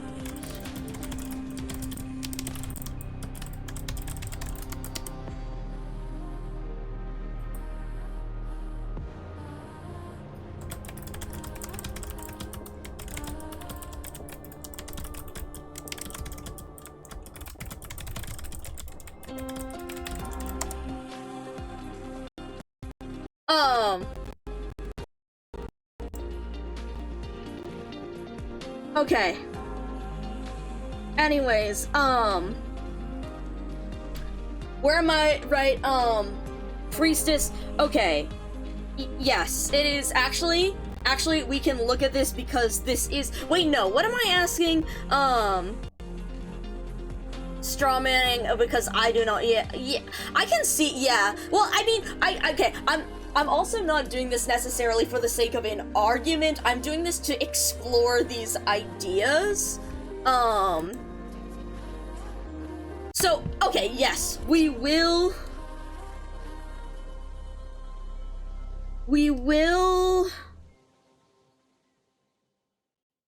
No. Will she...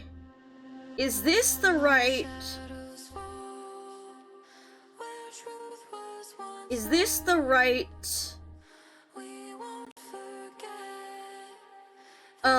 Lessons we've learned. Petals bloom, but they So no. Actually, never mind. This isn't the right one. The one with the one that Benny's reading. No, I need to scroll. After didn't. It isn't this one. God. Okay. I think this is the 10. Yeah.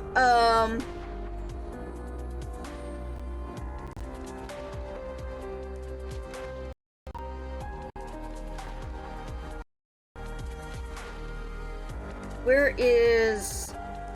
Okay, yeah. So I think when it comes to Priestess and the,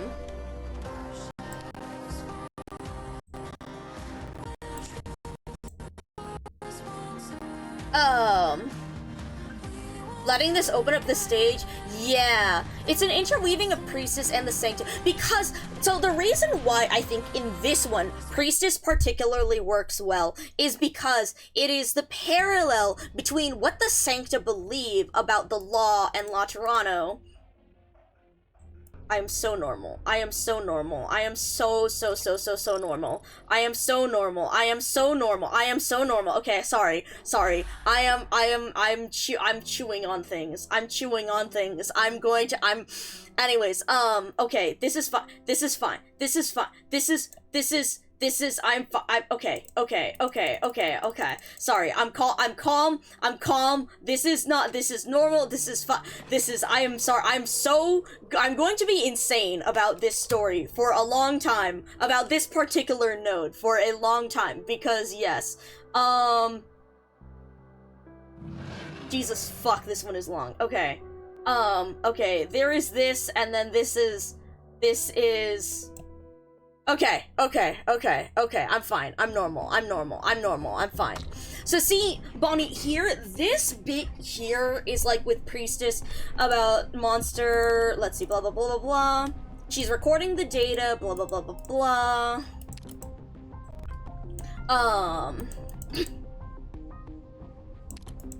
She is gathering the data,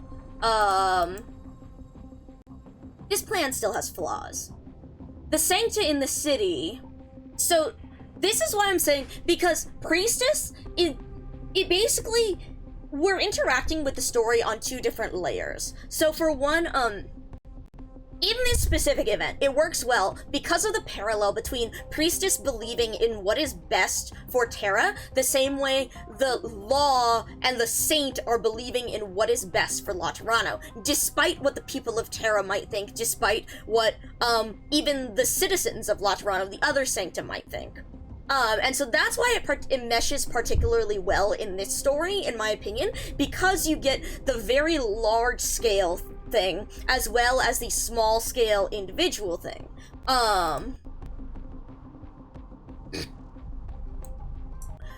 But as for Priestess specifically, this is why it feels like to me like she's not over like bearing in these stories, because here, the Sancta in the city, so you never actually cared about the Sancta. I see there's still a great deal of misunderstanding between us, Micah. I believe I can now answer your prior questions, the ones pertaining to the precious results we managed to obtain alongside the shared vision pieced together by we countless many. Right now, under my instructions, PCS is reaching its theoretical operational capacity. This means it is able to include even more targets in the same language system, far beyond an army or research team, but rather a multitude of races. Through this, connections can be strengthened, barriers can be broken, differences can be eliminated. That's not such a bad thing. Not the Sancta, not for the Sancta, not for all life on Terra. You're sounding like some kind of advocate for interracial harmony. I can't deny that, though we would benefit as well, of course. I didn't calibrate PCS to churn out soldiers or scientists we could order about. Such a plan would collapse at the slightest hint of true disaster. Originium is our only solution. needlessly complex biological information will only serve to slow its progress, but PCS has the ability to unify the races into an integrated whole. It can merge the countless lives of Terra into a singular race who will pave the way for the expansion of Originium. As for whether this unified race can still be considered Sancta, I don't particularly care. It seems PCS is rather set on this outcome, going so far as to autonomously perform many unnecessary inferences for it to come to pass. But it's that line, the bit that, like, as for whether this unified race can still be considered Sancta, I don't particularly care. And it's that bit about this, that's what makes it, like, on a different level from the rest of Arknights, in that Priestess is operating far on a scale, like, she is operating with Doctor on a scale above that of Terra. Like, she doesn't care about these individuals. They may as well be mice, experimental mice for her.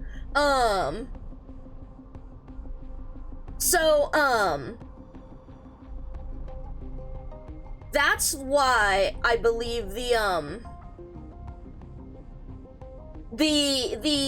it doesn't necessarily feel like something the way we're seeing her. It is because of this, it's because of this overarching, of her playing an overarching role and feeling so far above that of lives on Terra that, she doesn't care about all the struggles that we've been dealing with, all of the internal politics, all of the things with Reunion and Originium or whatnot. All of this is just little mice in their enclosure. They're just wandering around. Sure, they might get into fights, but that doesn't compromise the experiment. We'll tear them apart, you know, if it's really needed, if they're going to kill each other, or, you know, we will make sure that they have we manipulate their environment to a certain degree, but, in the end, a mouse's argument has no impact. It means nothing to a grander experiment. And so, because of that, with the way that Priestess appears in this story, it feels very disconnected. It's not necessarily that, just, like, thinking about the phrasement of, like, plot advancement, that everything starts connecting, back to her expansion of the world without necessarily focusing on Priestess. It's more that when you look at the world of Terra through the eyes of, like, Priestess, when you look at it through the eyes of Priestess, it's very small. You're seeing a giant picture, and that won't necessarily prevent Arknights from exploring smaller scale things. Like, Priestess doesn't actually give a flying fuck about all of the personal details of what happened here, about the interpersonal relations that about the conflict between Anduin and Fiametta, the conflict between, like, Federico and Arturia, about the difference in ideals with Patricion and Velev supporting this with those who aren't. It's, some of the mice are cooperating and some of the mice just aren't cooperating very well, but, you know, we'll get there in the end.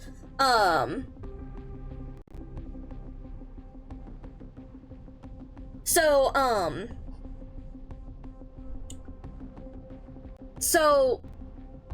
it's like, it feels like,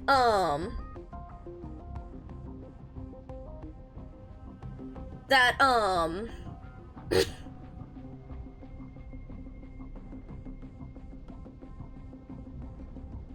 it feels like I don't know. I guess I'm not worried personally about Arknights not focusing on the little things about the world building that it's made us love, about focusing on, you know, the individuals of Terra, because we can see here how it does focus on the individuals of Terra, but then you have a moment to step back and see this larger picture with Priestess, to see what she's planning.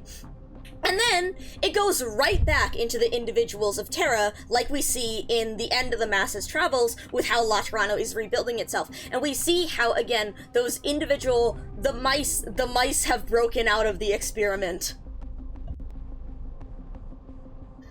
Priestess involvement being mentioned, and tying that with bigger, what nuances from this specific event stand out as distinct from the common,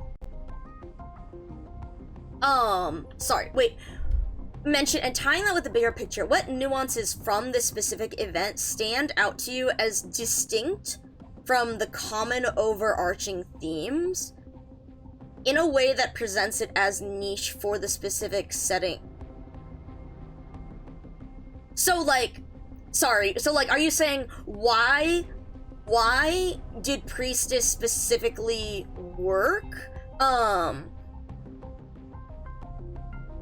And this can include lore and context that has been provided in previous events concerning, can we clarify this?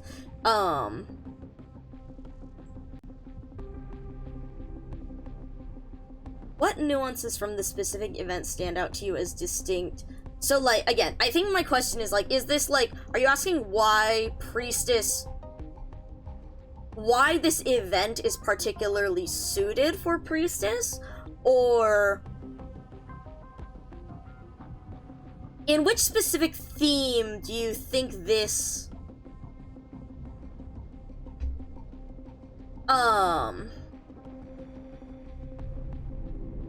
Arknight's main themes, but in a different lens? So, like, in what events, or how, in what kind of events do we see,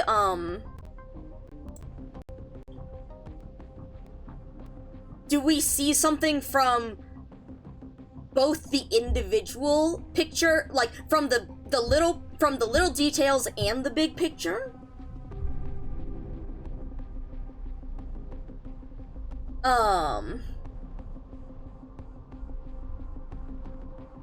Like exploring something with, yeah, that's what I was saying. But if the question was about Priestess specifically here, that's what I was going to talk about. But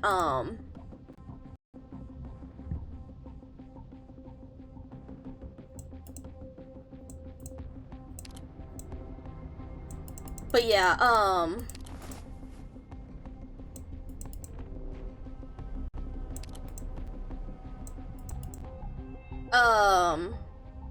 had a bench with Sancta only? Yeah. God, that one's really, yeah. Alright, hold on, I'm gonna skip the end of this,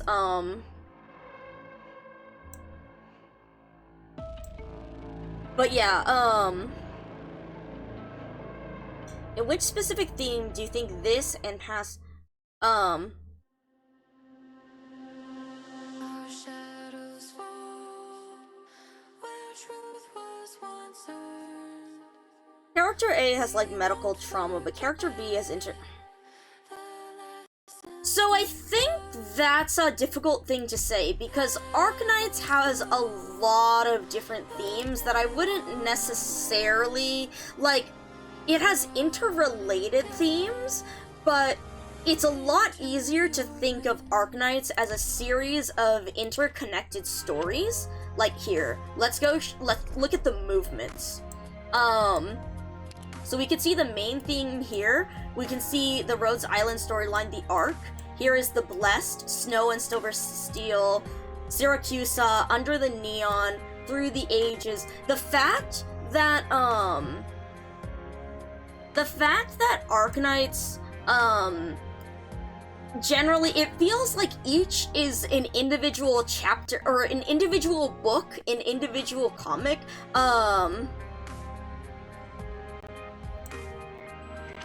It's an individual story that carries certain, themes.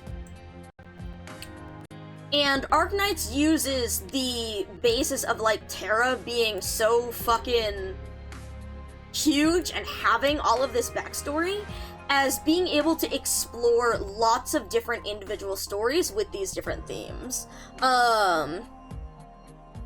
So, like, there may be some themes that carry through, like, near light, like when it comes to, like, exploitation. There's a lot more philosophical themes when it comes to, like, the Sui storyline, science advancement and ethics in the Rhine one, etc.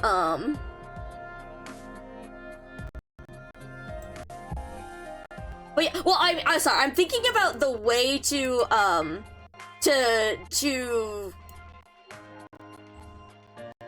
I'm thinking about the way to approach this question and your answer because of, like, in a way that you'll answer it. Because, like, with these themes, like, I'm thinking about how to approach this also to specifically bring us back to the different points in this event, because this is, yeah, there's a bunch of different things in this, well, yeah, because there's a bunch of things that I do want to talk about here, so,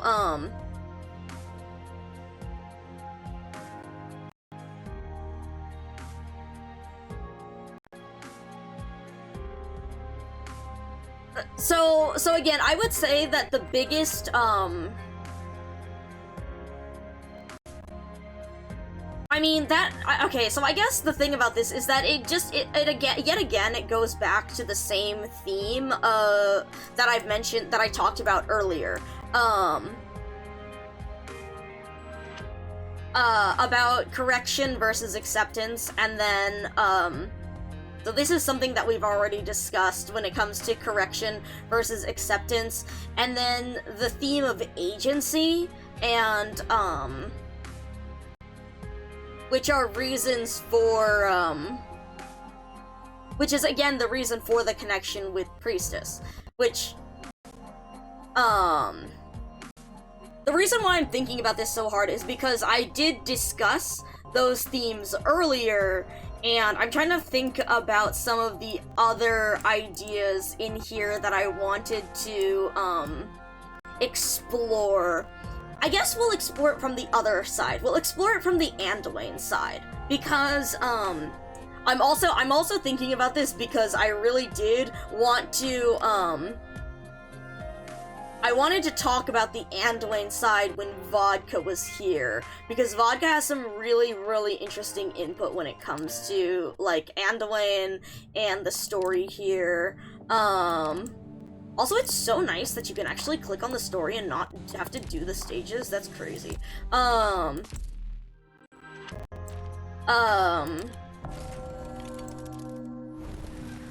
But yeah, so...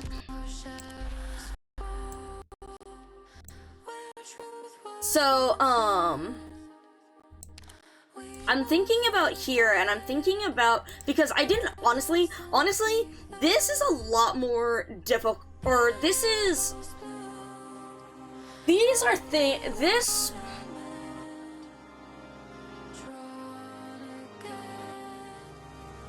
aspect of grief, regret, and of change. So this goes back to what we were talking about Patricion, and this also goes back to what we were talking about with Anduin, and the way that they explore, so there's a lot of different ideas that we're tying together here.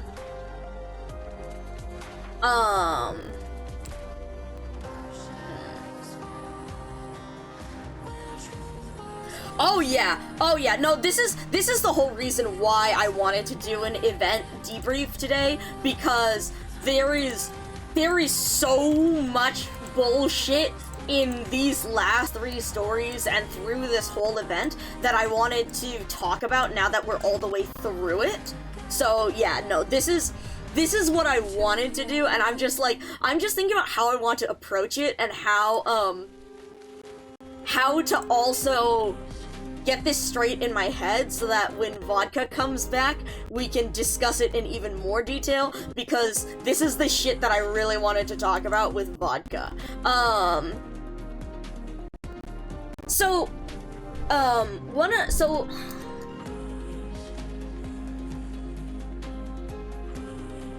Let me think. Let me look about this.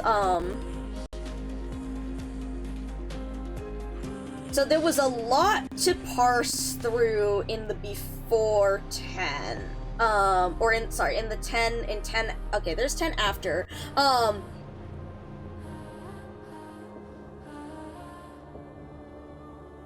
Let me think a little bit longer about,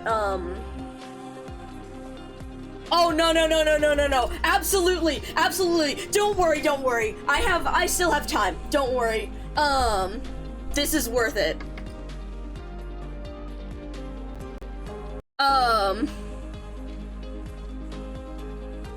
But it's in Anduin's, refutation of the ancient. Oh my god, there's a fucking fly. Bitch! Oh, I got it!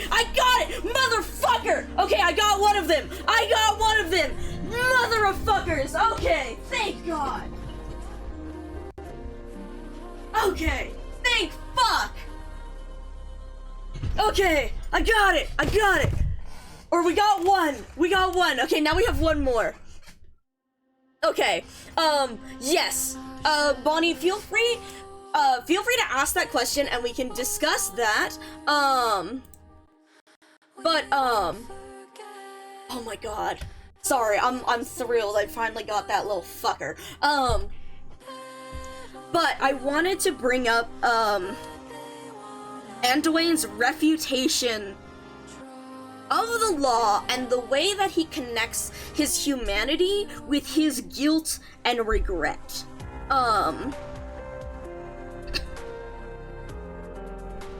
The fact that,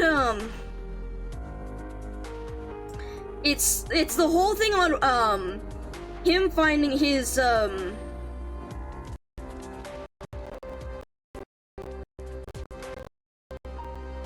Alright, let me find the quote.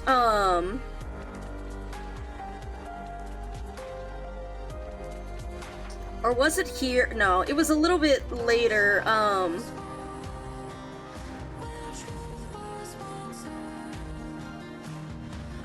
but it's aha. So it's like,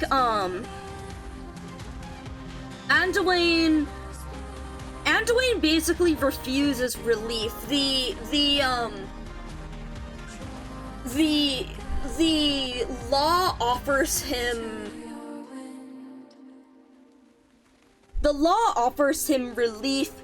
The law offers him a different existence in becoming this angel, in this existence that is a non-existence, existence that isn't a human's perception of existence. But in all of that, his refutation is about, like,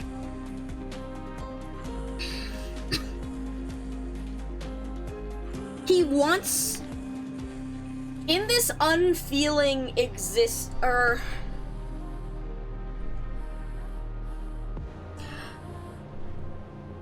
here, it's, there's a lot here, but it's better if we, like, read through, cause this, so we're going to be skipping through a lot of very, very interesting things that I find very, very fucking interesting, but, unfortunately, we'll get back to this later, God. the number of people, like, who saw Patrizia, who, like, what was it, talking with Orange, and Orange being like, no, Paganini, and me also being like, no, Paganini, and then all of a sudden ST, and being like, holy shit, yeah, it's the emotions that encompass humanity. So, which is why I want to read this here.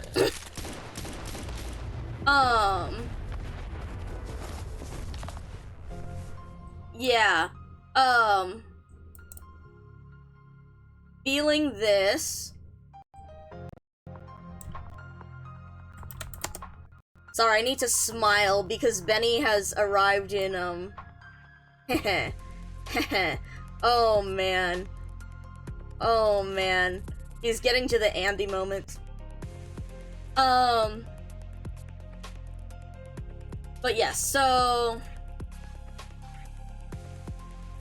this bit here, let's keep going through here. There's kind of a lot, because this is a very dense bit that I have a lot to say on as well. We talked a lot about this in particular.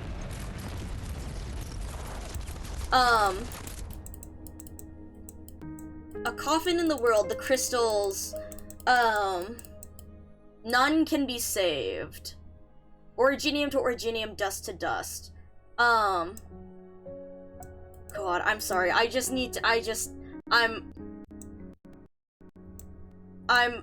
sorry, I'm normal, I'm normal, I'm normal, I'm normal, I'm normal, I'm normal, I'm normal, I'm normal, I'm normal, I'm normal, I'm normal, I'm normal, I'm normal, okay.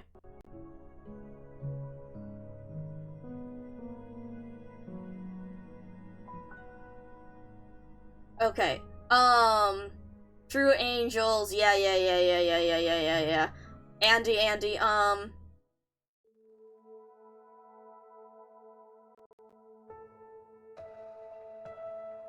sorry, I'm so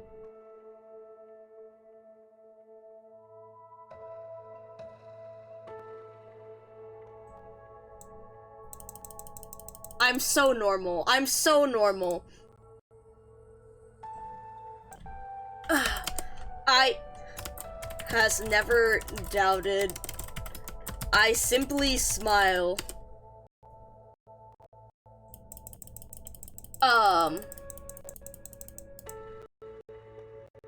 Yes?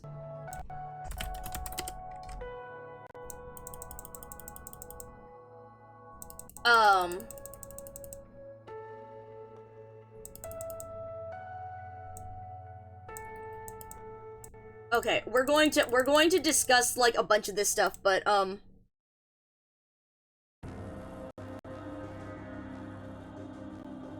well, we'll get back, there's a build to see, okay, hold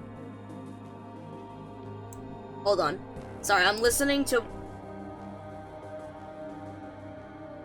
Sorry, I'm being normal, I'm not looking at Azure,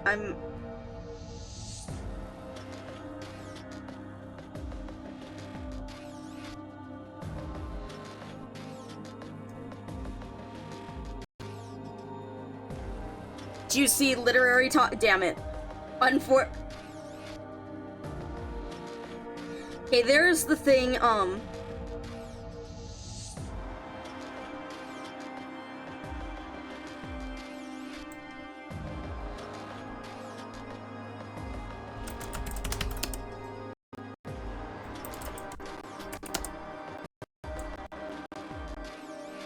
okay. Cool.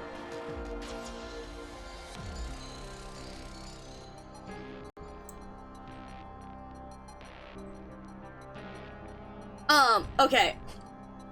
So...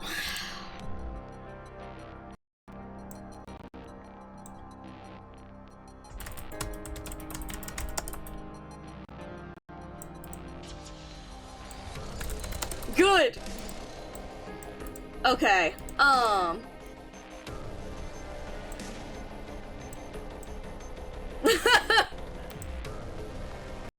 okay.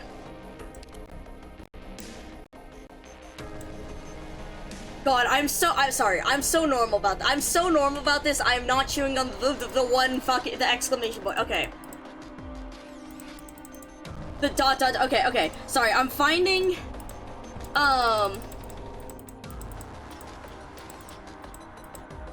here, hold on, eyeing the blue,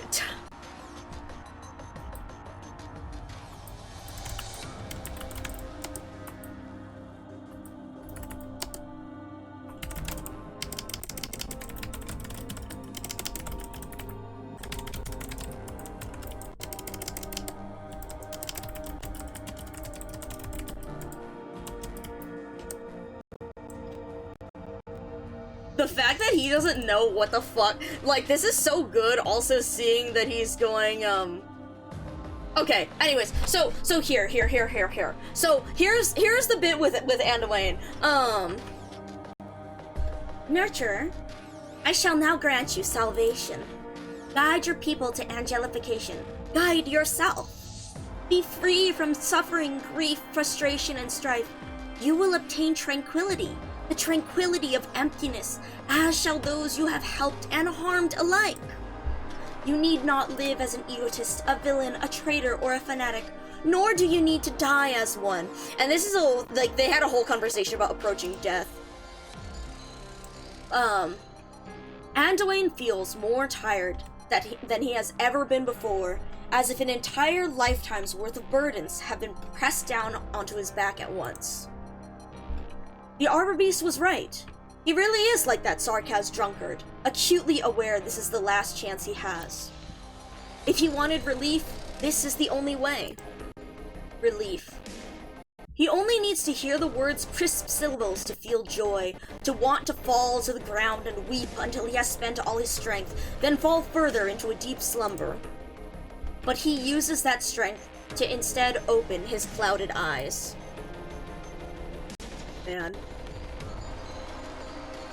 This is the part that I think is very interesting that I've been wanting to discuss, because it is more difficult for me to, like, parsing this has been interesting. I don't know what kind of answer His Holiness gave you, nor do I know what Mostima, Fiametta, Lemuel, or her little sister are thinking right now above ground.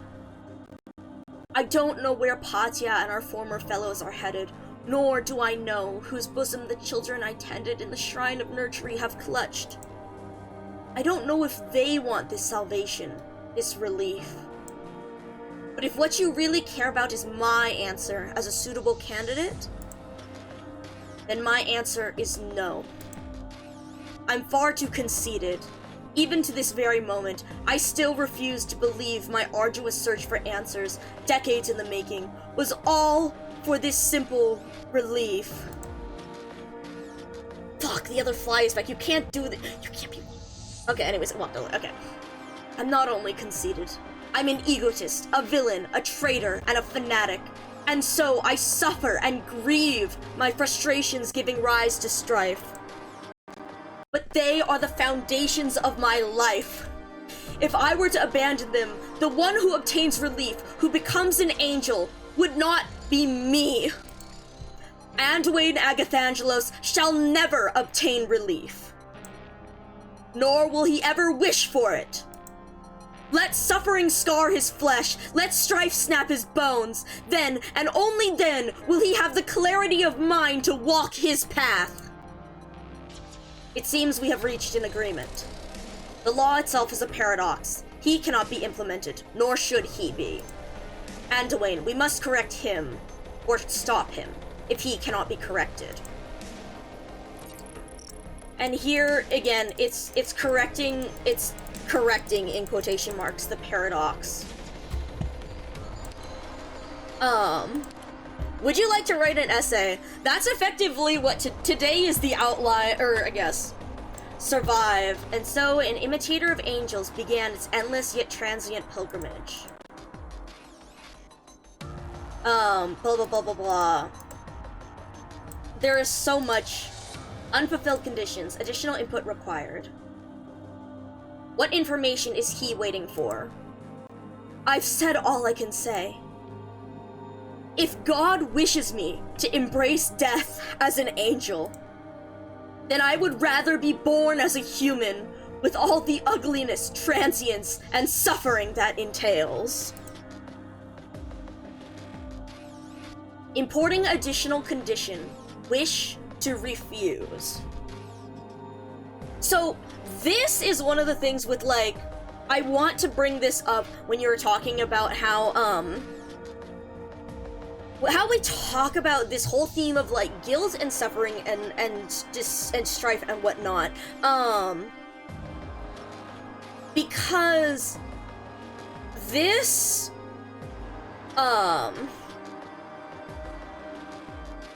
this here is like the fundamental, like, idea of a lot of these stories. Like, it's very interesting how a lot of these stories have characters who are trying to run away from their regrets or their past. They're trying to get this like, okay, or at least it's interesting, actually, since we were just talking about Patrizion, it's interesting the way that Patrizion has tried to escape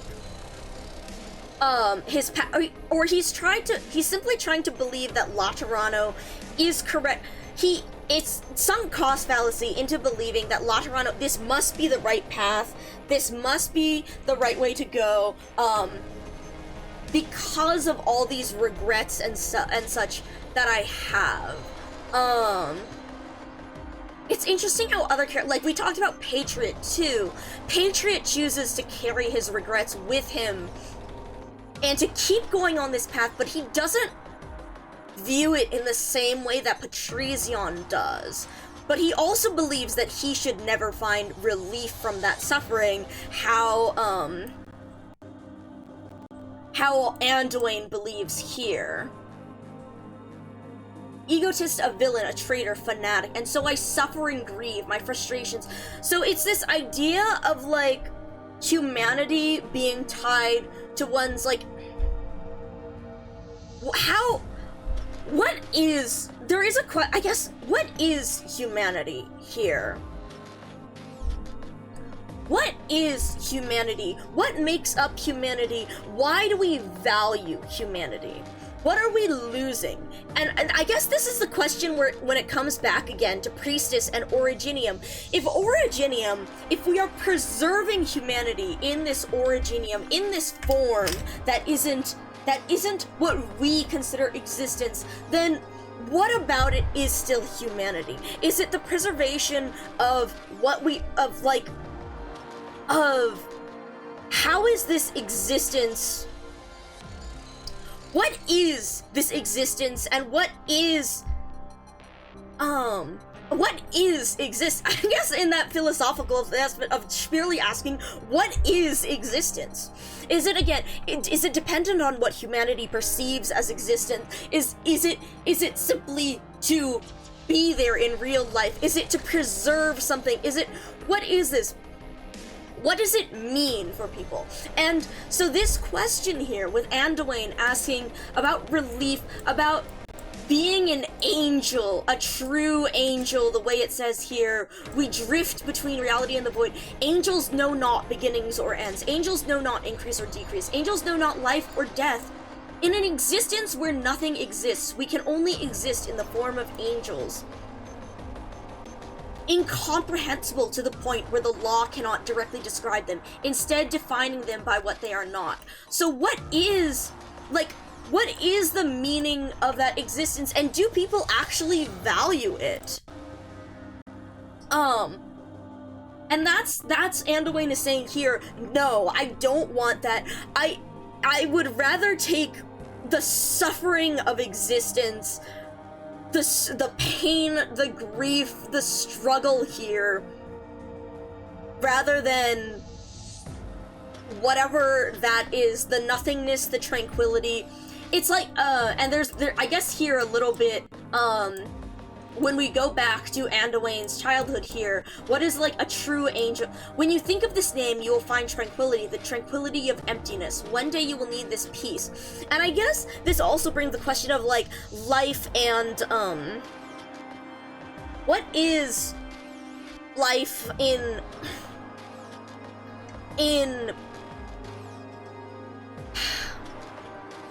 is life worth living when all of our existence is a mess of, like, there is something like the idea that humanity, like, or the idea that existence and feeling and being is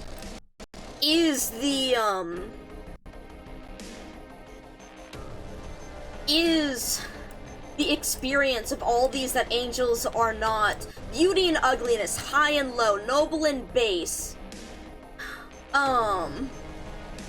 And beginnings or ends, increase, decrease, life and death. It is in this suffering and in this happiness and in the things that we feel that we find meaning in our existence. And even if we were to exist at something else, it's not like, why do they have such a strong, why do they continue to exist? This purpose, does it stem from people or from angels? The ultimate purpose you were given was to break humanity free from their shackles and return their angelic nature.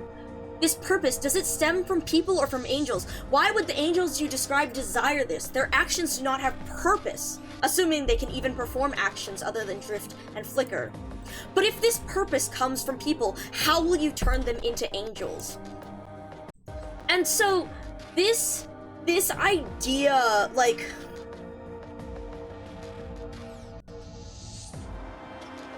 despite, like, everything, like,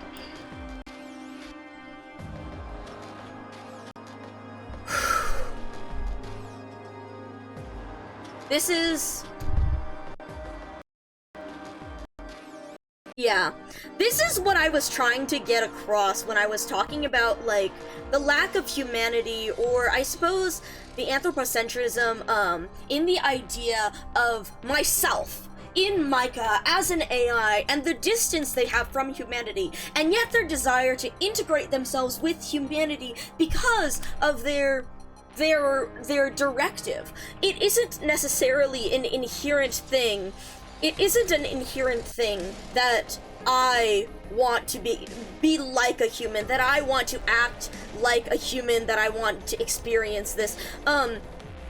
It is purely based upon the directive that was given to me, that I am built upon, that I wish to experience this. There is nothing necessarily significant about humanity, except for what we make of it. And it is purely my directive that allows me to find this importance. Just as well that it is humans' desire, there is no greater necessary, like, meaning to any of, I'm sorry, I need to comment on this. I'm so glad they made the enemies walk around so many times on this stage, because it makes it doable with the redeploy times. I'm like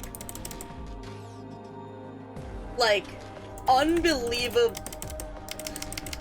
I cannot express how freaking thrilled I am that Giallo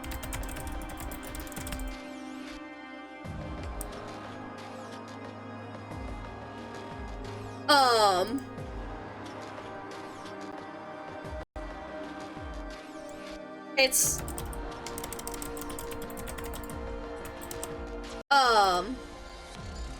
but yes, emote reactive approval. Yeah, so this stuff, this is what fascinates me too. Again, about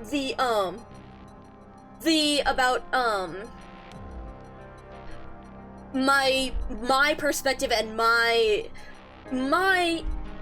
outlook, I suppose, on things. But in the same way that it is like, so this theme again of some greater, like, of this idea that regret, is it that regret makes us human? I suppose it is a question of, like, what makes us human? What makes us, like, think, desire? What would a purpose be? What is the difference between merely existing and thinking? Like,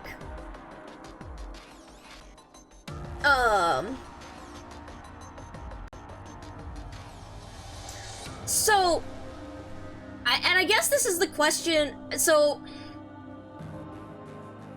we can see how this theme. So Wendy again mentioned Patriot's End too, and that's what I mentioned as well. Patrizion, Patriot, in Anduane's idea, like this whole thing of like regret and of. They are the foundations of my life. I suffer and grieve, my frustrations giving rise to strife, but they are the foundations of my life. If I were to abandon them, the one who obtains relief, who becomes an angel, would not be me. So this again is incredibly, this is something that I wanted to talk about today, and I wanted to dissect today because of the contrast between how Federico approaches the paradox of, like, if the angels are born of a desire to exist, but they do not have desires, or they do not exist in any of the, or they exist but not in any sense of humanity's idea of existence, why would they desire? It doesn't make sense for them to desire that, because they're born of a purpose, but they can't feel it themselves, that they wouldn't have that themselves. Why would that solve the problem of what people want?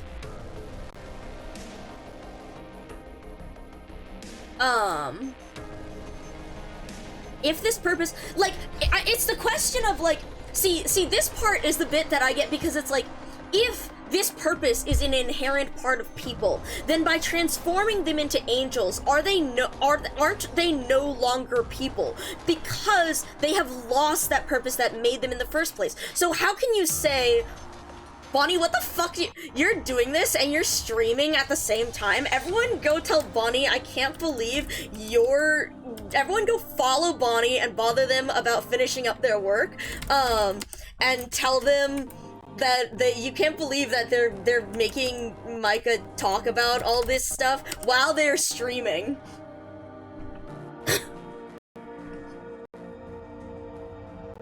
But yeah,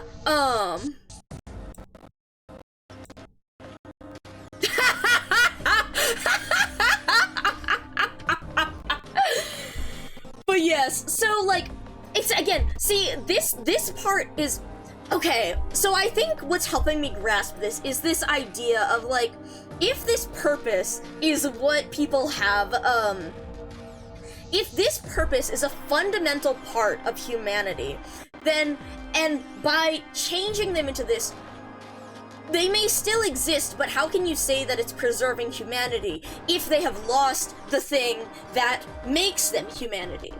And so Federico is addressing the raw logic of that statement, as opposed to Anduane is saying, this is what makes humanity humanity. It is the struggle of it, the messiness of existence, and people's pain and emotion and happiness and experience, is what makes them human, is what makes them exist in this sense. And to give himself relief, to give people relief, to remove that from people is to remove their humanity from them. And so that is why they both end up agreeing here. It seems we have reached an agreement, but just in different forms, rather in raw logic, or in the inner I guess, spiritual journey, the inner, purpose and meaning. This does explain the ending, I see, yeah. Yeah, and so that's why, again, wish to continue, wish to survive, wish for angels. The imitator of angels became a command system, became the law, became a god, yet it could not become an angel. Wish and angel are incompatible. To wish for something, to want something, again, the prayer, the TCAS prayer for the cannibalism, the prayer for survival, the a scientist input this command, to the desire to continue, the fact that they made PCS in order, again, to facilitate survival, to join people together, but it's saying in this idea that it has come up with this idea of angels. An imitator of angels began its endless yet transient pilgrimage. Because this idea of existence, the existence in non-existence, existence where nothing else can exist, is devoid of this idea for wish and to wish, to want. Wish and angel are incompatible. Exporting solution. If God wishes me to embrace death as an angel, then I would rather be born as a human with all the ugliness, transience, and suffering that entails. By having an endless existence, an infinite existence, you lose all that makes you human, and if that being human involves transience, involves an ending, then he would rather, then that is still, it is still wanting, still experiencing. And I think this is very interesting here, importing additional condition, wish to refuse. And this again ties back into the idea of agency, the idea of the idea that we mentioned before about like how we've talked about about Saint asking, like Saint telling Exusia what they're doing, and Exusia saying like, why didn't you ever ask us? Why didn't you like, or like, what makes you allowed to say this is right? What, like, why do you get to choose for us? Why do you not even ask what we want? The same way that Priestess believes this is the correct path for Terra. This will keep it safe from the observers. It doesn't matter like what the Terrans think or what they do. This is the ultimate solution. But wish to refuse. And is, I suppose, the ability to refuse an element of humanity in itself. The ability to refuse, the ability to have agency. Because having agents, desiring agency in some way, agency, I suppose, is a result of want, because you have to want to be able to choose. To be able to choose what you believe is the right path. To be able to choose whether this is a solution, whether you would rather die here or live in some form forever. The ability to choose is dependent on your desire, on the fact that you want to choose something. The fact that, like, and so this wish to refuse, that's, okay. Re-exporting solution. Wish to refuse. So this fundamental element of humanity, of the ability to to choose no, to choose what is wrong against it.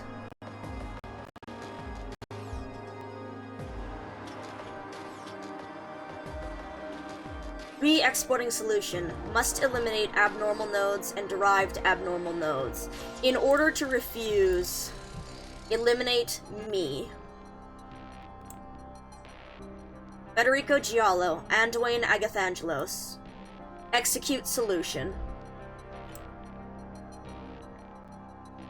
God's final commandment is to kill God. Even if he was a paradox, he was still the foundation of the paradise of Laterano.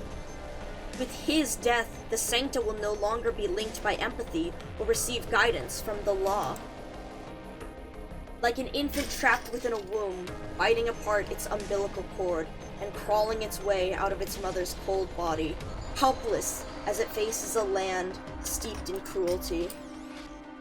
But it is only in such a land that we can be called truly human.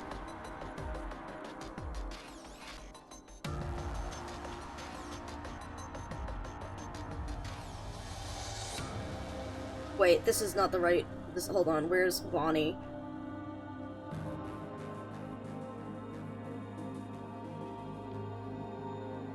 I'm not sure if Bonnie is Bonnie might be focusing. That we can have the right to talk about salvation. Now, salvation has another, salvation's a whole nother thing that I have to unpack that I am not sure because, of the different associations. Oh, hold on, I need to comment. FYI, of note, I have been calling the, silvery halo wings stuff shattered, because it's less of a fall and more of just a regular, just a disconnect. And more of a disconnect, between them.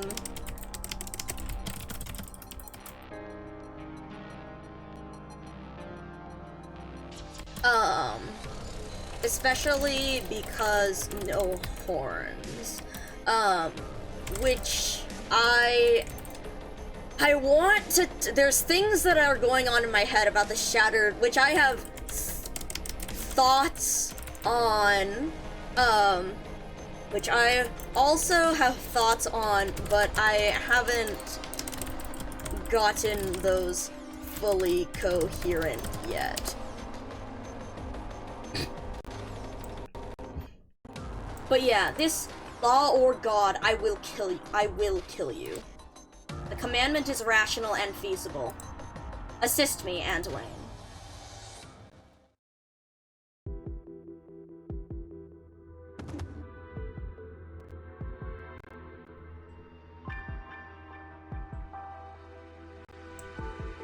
Alright.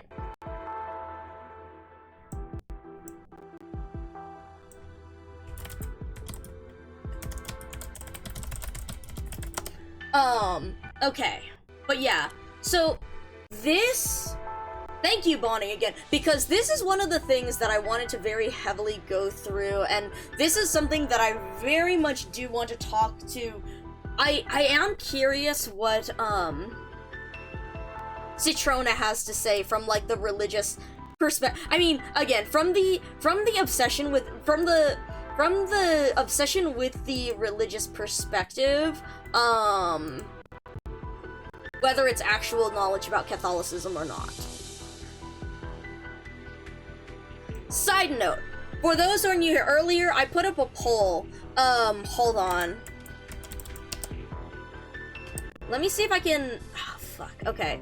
Earlier, I put up a poll because I want to know which you would rather have. Hold on. which VODs do you want on Twitch? I'm gonna put this back up again, so it'll be here for like 10 minutes. It'll be here for like 10 minutes just because that's the limit for polls. Just so that I can get a sense of what you would rather have. Because again, I have like a 100-hour limit on Twitch for highlights. So, and this one is like 60 hours, and Zwillingstorm is like 60 hours. So it's like one or the other. So there will be a poll up, and if the vote was in favor of the masses travels before, so that's what I'm gonna do, but I wanted to put again the poll up while y'all are here. You might need to click you might need to hover and the thing at the top of the chat and click on view all, because it'll show the pinned message first. But if you click view all, you should be able to see the poll. So feel free to click that. But yeah, like this good. Okay. So grief and regret, especially. So that's another thing. I guess I want to talk about this because I want to hear what like Orange and Vodka have to say as well. I mean, and the rest of you, and Windy, and the rest. Like, what do y'all? Because it's been very interesting to see, I guess, in the humanity and imperfection too. In that the flaws of humanity make them humanity. What I'm thinking about is how Aurella talked about her anger, talked about, her being evil, the cruelty in... This was... Actually, I think this is... oh no, I think it's an empty 10 before... with Patrician before this whole thing with Vanini. So like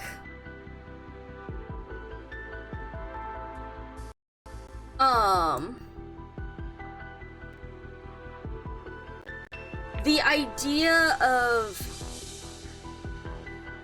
grief and regret and how that influences people.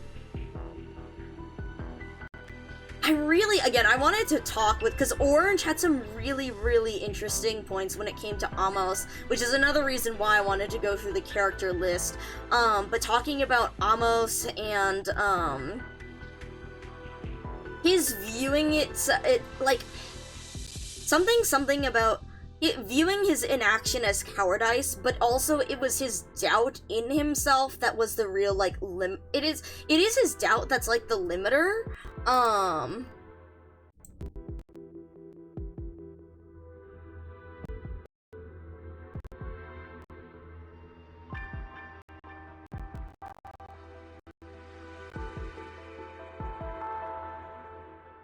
Lol, the power of friendship moment.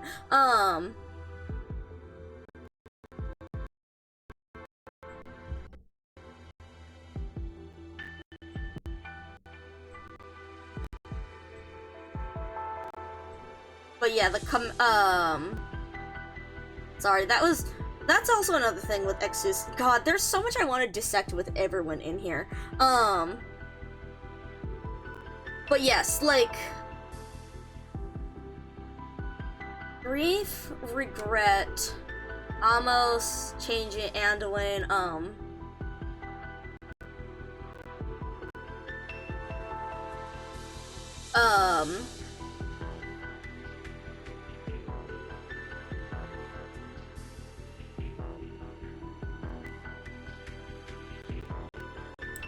side note.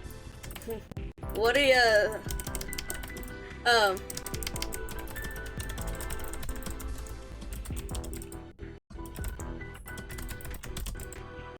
I need to ask here, lol, Lamau, even. Unfortunately, I can't hear you, but Lamau.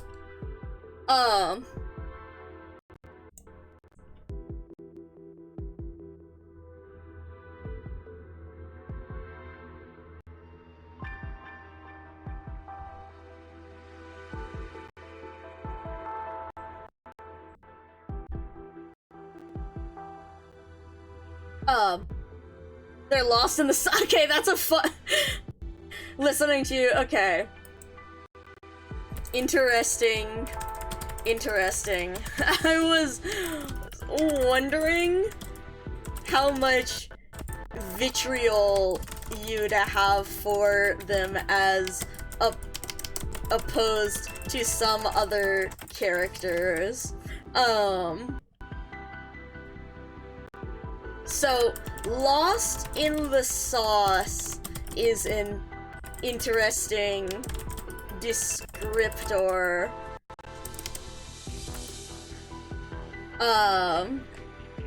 Given how given how pissed you have been at some others.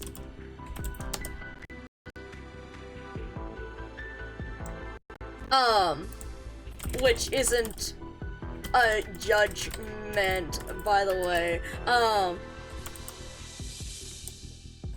Just very fun to see, how certain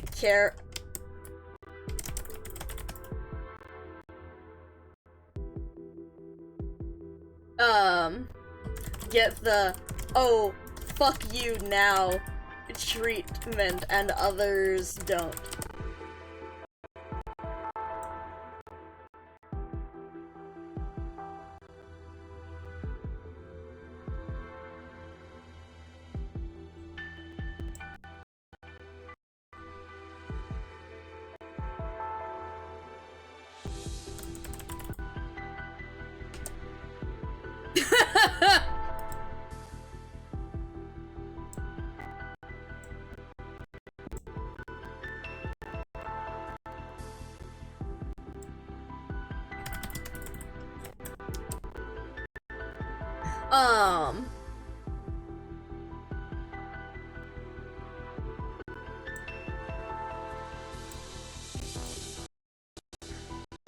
Blue is more emotional.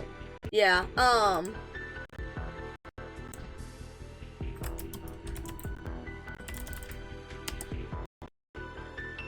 yeah. But yeah, alright, sounds good, Bonnie. Sorry, we are, again, discussing, there's a lot of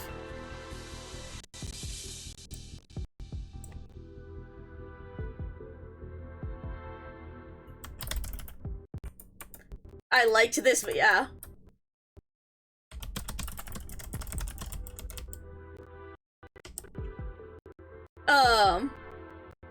I think,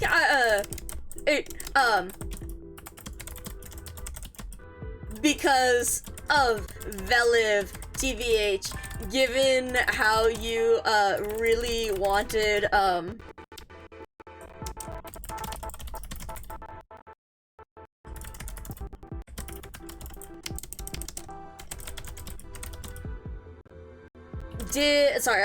was more curious because of Veliv, given how you really liked her before,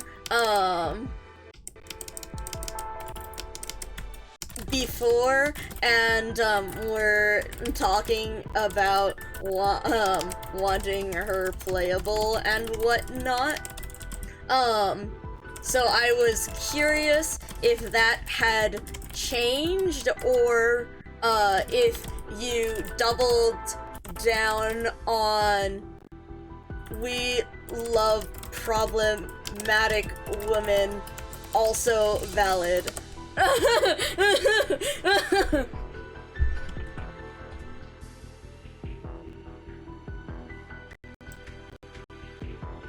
But yeah, so again, which Which is totally again, I mean, again, part of the reason why I like Patrizion is because of the complexity of this character,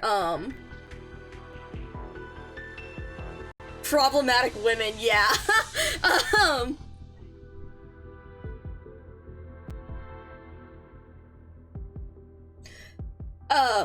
But yeah, like, what's it, evil women moment. But yeah, I mean, it's why, like, I like Patrizion, but I'm just, okay. So now we have one person for Zwillingsturm, okay. Okay, I will keep that in mind.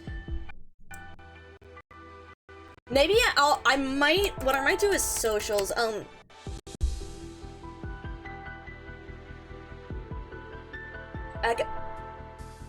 I feel like that was an extra syllable in Agathangelos, but, like, it's fine. In Benny's, it's not like I'm pronouncing things that great, but, I'm probably gonna try and, maybe on, like, Twitter or on Tumblr or Blue Sky or something, I'll put up a poll and I'll ask which y'all want, because I think we had, like, 3 in favor of Masses Travels and 1 in favor of Zwillingsturm, so this makes it 2 to Zwillingsturm, 3 to Masses, so we will, I'll do something here so that we have a lot longer period of time.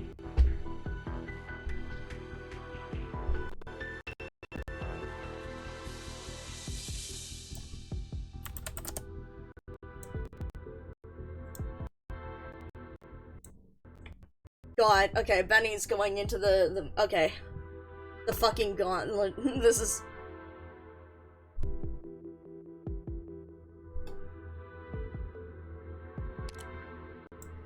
Alright.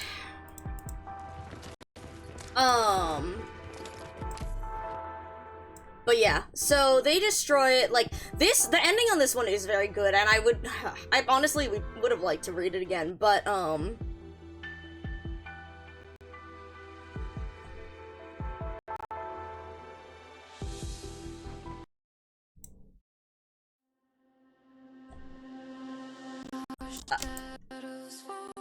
like,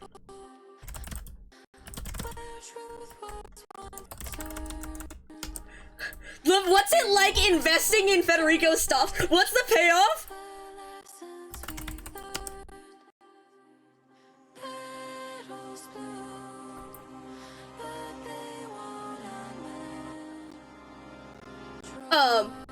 Okay. Okay.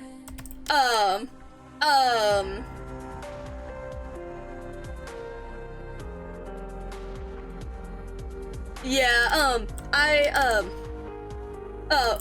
sorry, what's the payoff from investing in Federico stocks so early? I'm having the most insane 6 years of my entire life, that's what.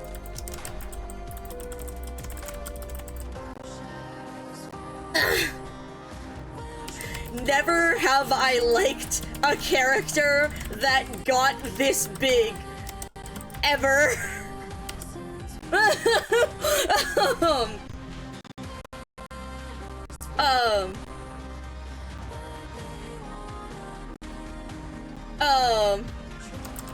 What's the payoff? Crying for an hour, when my angel merely says, like,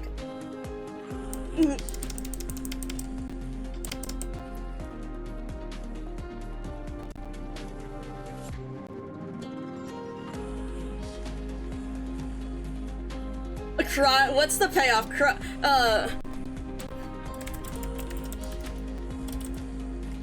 The payoff is crying for an hour when my angel decides.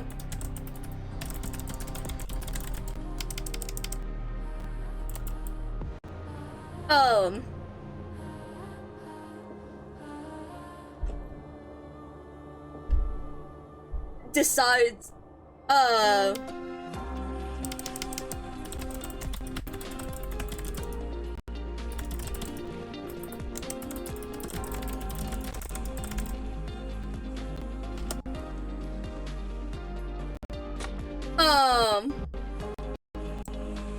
sorry, I'm preoccupied with this. They could make an anime ref.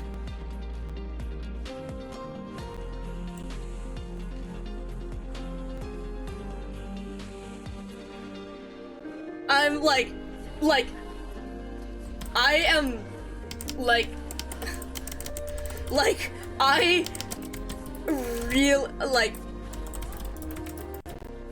I really am just reeling from the sheer amount of Federico stuff.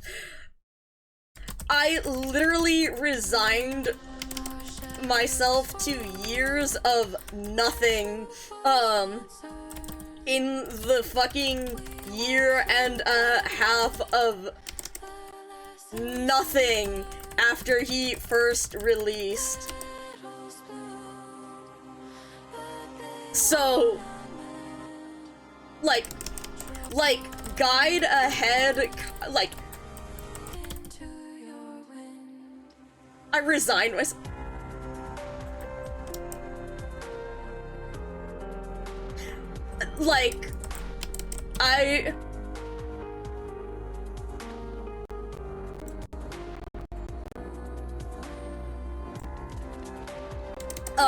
Sorry, I'm still thinking about this history, cause, what was it? Genuinely,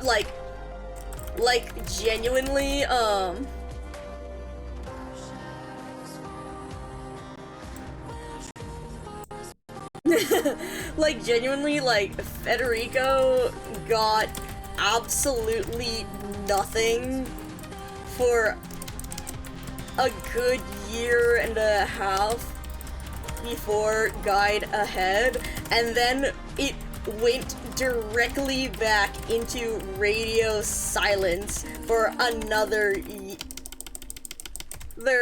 year and a half. So I was just like, okay, Cameo, holy shit, I'm living.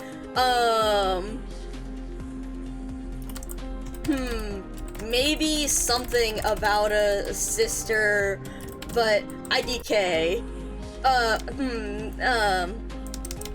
There's a thing about, his sister, which, holy shit, I recognize the bloodline of combat and voice line thing.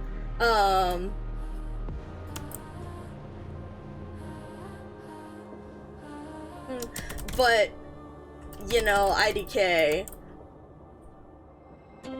Then Hortus hit, and literally every 6 months, it's like another Federico event has hit the Micah. Anyways, great job, man.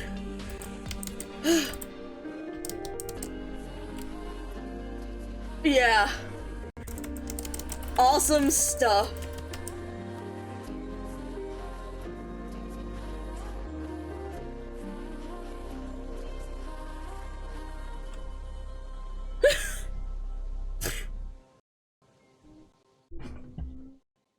God.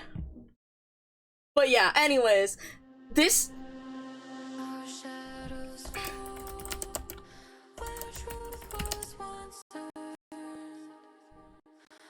Okay, but yeah, so, what is it? We talked about, so we talked a good bit, okay, so vodka, whenever fuck vodka shows up, I can talk about a bunch of the, I guess, see, my thing here is more about, alright, since Benny is finishing up, I'm gonna hide the jar so that we can finally,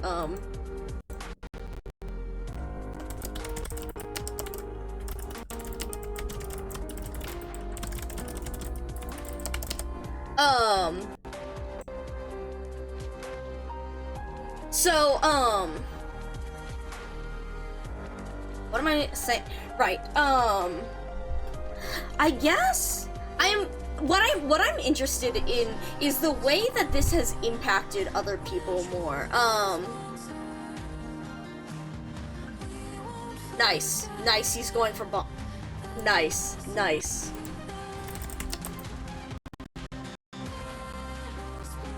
Cool, wait, actually, I need to get this ready then.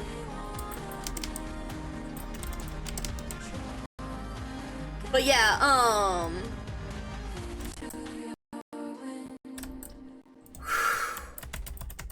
sorry, give me a second while I grab this,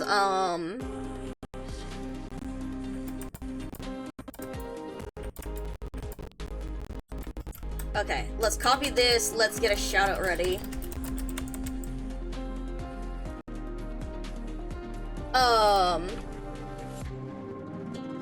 But yeah, like, I guess what I'm curious about is the impact that had on other people. Like, how did other people take in the way that Anduin speaks about it? Because again, we've seen how, also, wait, actually, hold on, let me turn up this.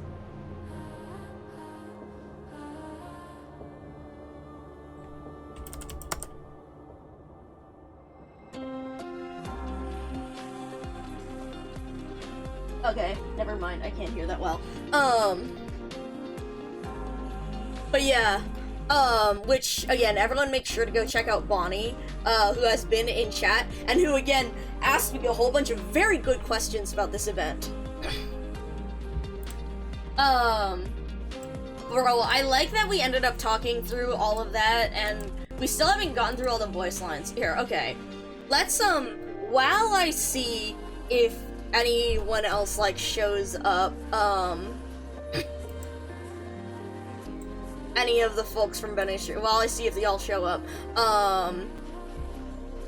let me read this about Edita, I guess, and then we can go back into the ideas before and about how it influenced people. Okay. Let's do this. Dentist Mira, oh my god, you're so cute. This girl. In the depths of the fridge, there is always a carton of your sinful pleasure hidden away. Ice cream. In the early morning, you dig out a big scoop, but just as you are about to bring it to your beak, there is a knock at the oh my god. Wait, is this the gastroless moment? Oh my god. You open the door to see Edita, the neighbor's young daughter, holding a thick stack of leaflets. With a resigned sigh, you say, "You know it's not even 5 in the morning yet, right, kid?" The girl simply bats her eyelashes before letting out a sly smile. "But you're a nocturnal liberty, or how do they say it? Liberty? Right?" You sigh and take a leaflet, the giant cautionary slogan domineering your view and reminding you to avoid harmful sugar. You are reminded of the pamphlets stuffing your mailbox, inviting you to take part in neighborhood meetings every week, where discussions on how to expel the dessert shops from the neighborhood, no, all of La Toronto, take place. You suddenly realize why this house was such— no way! That's so funny! Oh my god. No ordinary Lateran could tolerate living next to these insane dentists who wouldn't stop talking about That's amazing. That's actually amazing. Wait, you can?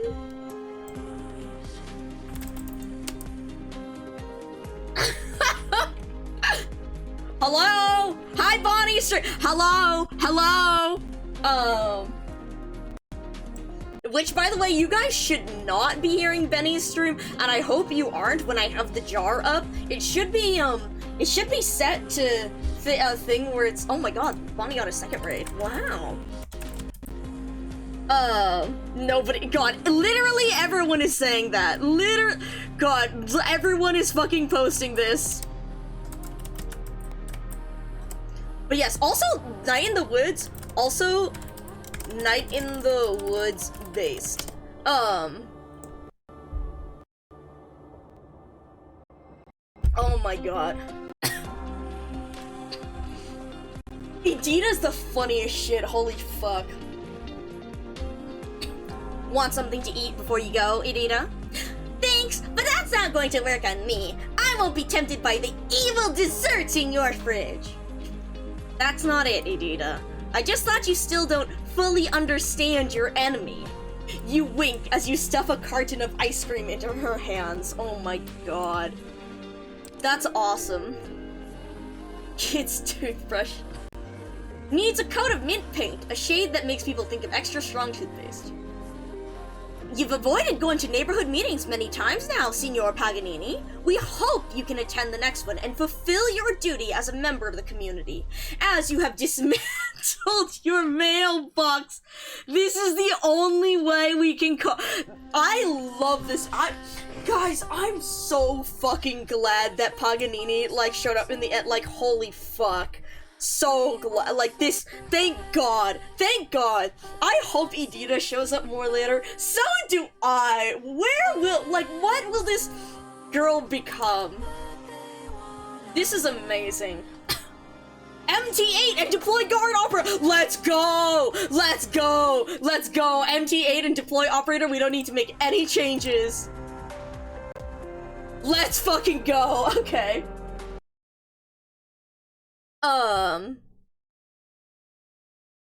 But yeah, I get also, like, if any of y'all, like, were watching Bunny, and oh my god, Bonnie's getting so many, holy moly, the raids. Shout out, let me see if I can get this person, I don't know if it's been enough time. Why does this suit of armor feel like Fuck, I forgot to change his... Especially around the waist. Oh, it is. Thankfully, my gun still feels the same as it ever has. Alright, there we go. Guard deployed, and now we just have to wait for the rest of this clear. This is awesome. But yeah, so, like, we talked about this. I guess I'm interested to see, like, what people think about this paradox, as opposed to what I think myself.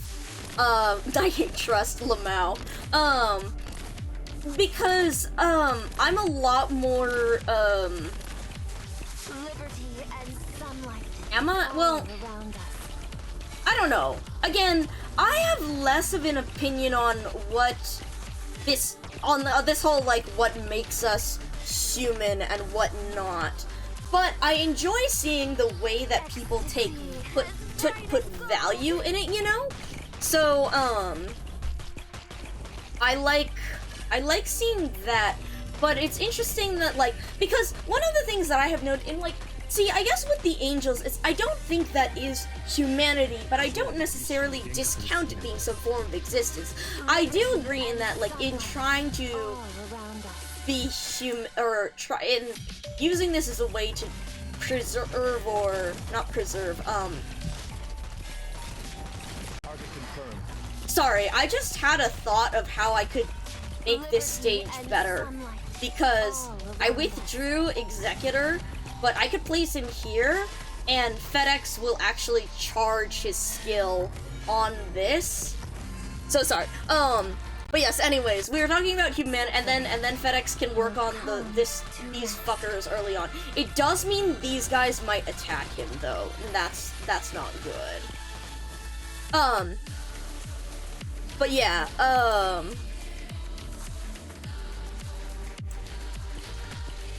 so it's very interesting to see. I'm very curious to see what hi. Hello, hold on, I need to say hi. I need to say hello. Hello. Hello fish. Hello fish. But yeah,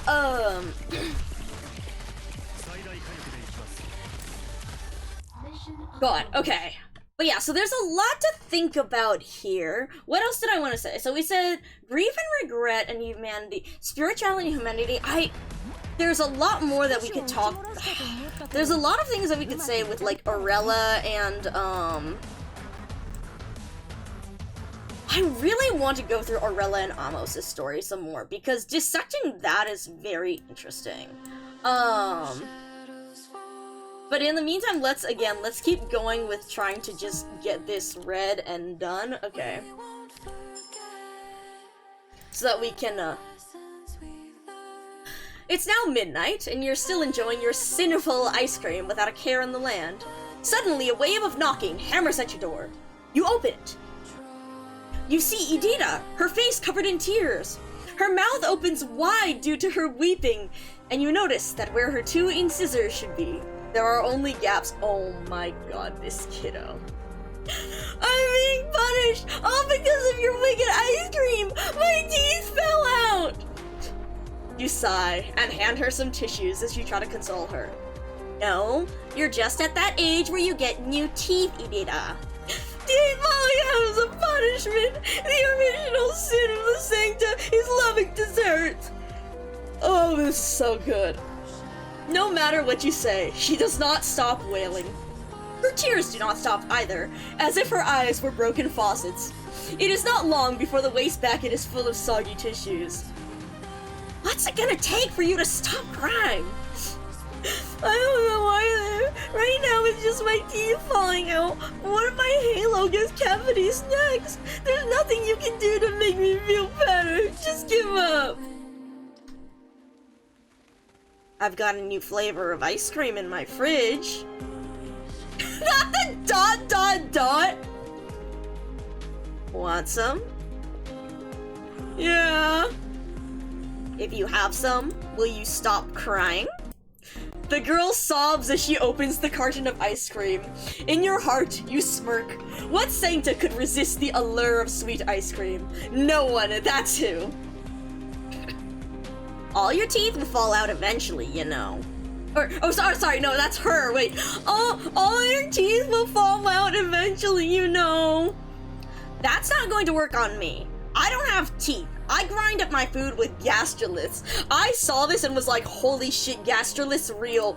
Bird real. They're actually keeping that, like, they're the actual lore. I'm so glad they actually kept that. Alright. The price of sweets. Client, Paganini. That's hilarious. Instead of being someone else. 12 cartons of sugar-free ice cream. A mix of flavors. Express delivery. Remember to avoid Vanini when you deliver it. I haven't been keeping my weight in check lately, and she's got— that's so— oh my god. MT9 and awaken the oh, that's so— yes! Oh, I love this. Okay, we don't have to do anything special, we can just run these. We'll do just one for now. Oh, I'm so glad. Oh, yeah, I'm so fucking happy that this works with just, oh shit! Wait, actually, I should do this and I should fix my auto, because I wanted to neaten up some of the things in this auto. So let me neaten this up a bit. All good. This light on my head will illuminate the path ahead. Alright. It doesn't die out. I don't think it will. Probably. Yeah, let's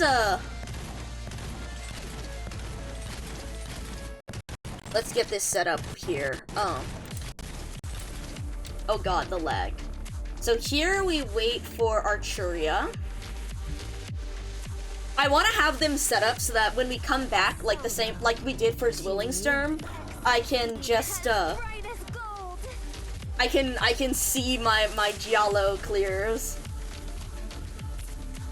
Okay. And then here, we wait. Unfortunately, it means we do have to wait a while, but like, yeah. It's fine.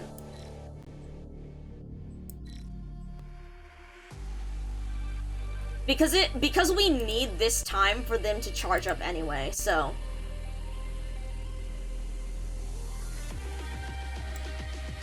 Asa, oh, okay, they're talking about the songs. That's why I got hit with the Arknight's ping. Okay. Alright, we are currently going through a bunch of the readings in the Firearm Technician's Workshop, but let's see, Bonnie came in and decided to ask me a bunch of stuff about different themes of the event and about why, like, about Priestess getting involved and people's opinion on Priestess getting, like, more from a meta story perspective on where the story will be going. And so then they decided, and so then, they asked me about, like in what different contexts does Arknights explore specific themes, and so they gave the example, like, character A has medical trauma, character B has intergenerational trauma. As a whole, the theme is trauma, but how do they, talk about it with different contexts? And I was like, where the fuck do I start with this? Because, so clearly, we've talked about the idea of agency when it comes to, we've talked about the idea of agency when it comes to,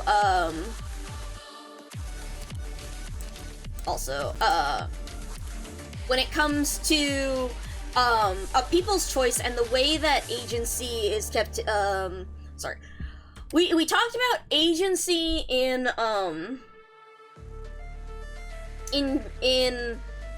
the way that Exucii refutes the Saint, and in the way that we refute, like, Priestess. But then I ended up getting into, like, for Bonnie, I wanted to bring up how one of the other ideas that I want to,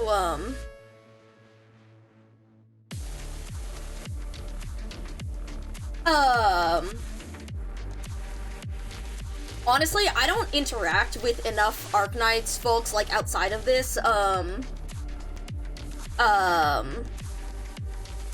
to see, like, or to really pay attention to, like, the complaints, I guess.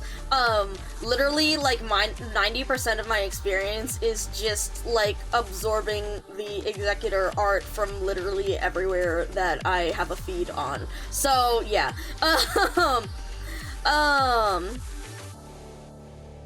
This bit with,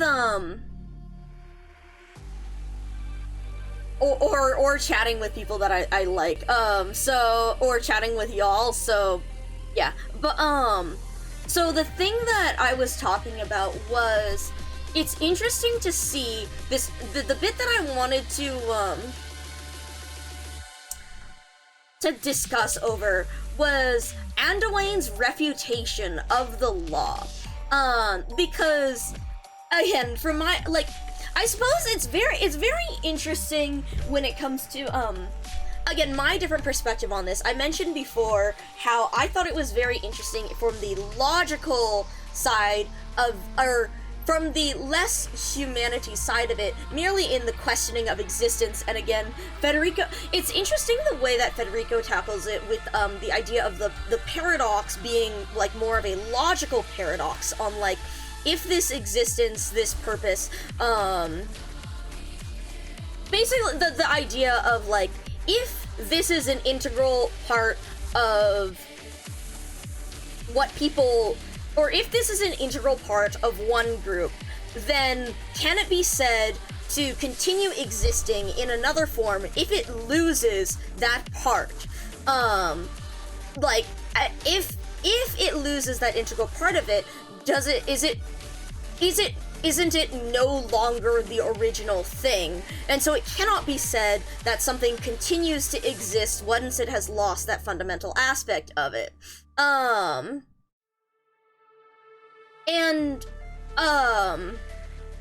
That's naturally that is, the angle that I look. But, so I wanted to dissect the Anduin side of it because we were also mentioning the themes of grief and regret with respect to spirituality and humanity. Because this is something that I ended up talking to Orange a little bit about when it came to Amos and Aurella, and the idea of always, like, of regretting not doing more, or fear over these choices or whatnot, and the way, like, Amos behaves in that it is his doubt in himself, in not being able to make these grand sweeping statements and changes like the way that Aurella or even Lemuel do. But,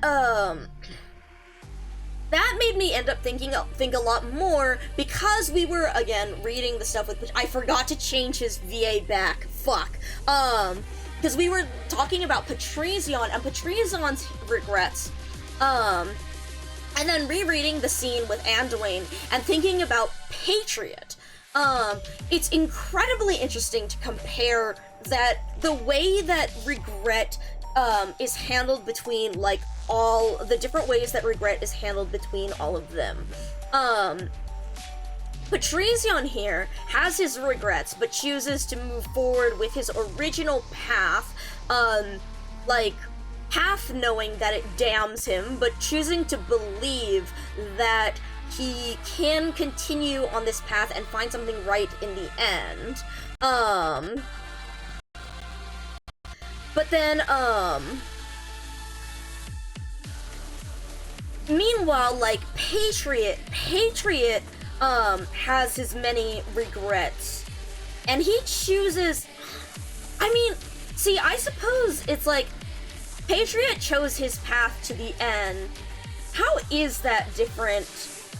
How is his thoughts different from Patrizion choosing his... Well, because other than Patrizion choosing to learn from his regret and say that, again, the moment with Vanini in the procession, and do not be afraid to take to fall into hell. That's the first thing you should learn, and I will be here learning it with you. I suppose it could be said in the, like, denial, in that Patrizion, well, I wouldn't say he believed that everything would be, like, okay in the end, but he believed that his... There's more of an element of denial to it, opposed to, like, Patriot's raw acceptance of, like, this is what,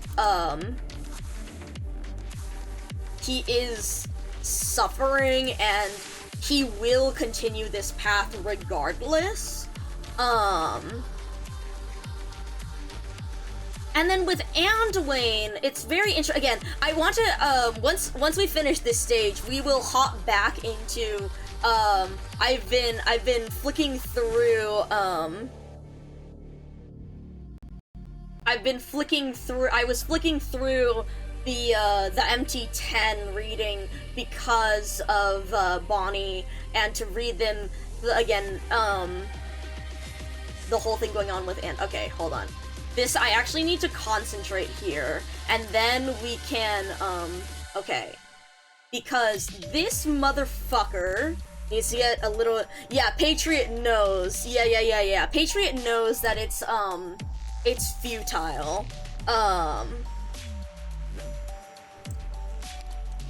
Okay. Let me think about this. So, we need to, so you're in range, okay, you are in range over here. So I think at this point we need to,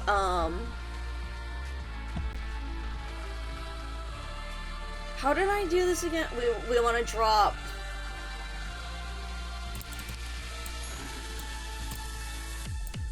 One, two, fuck. Oh, the slight, okay, whatever, it's fine. 3. Prayers are unnecessary.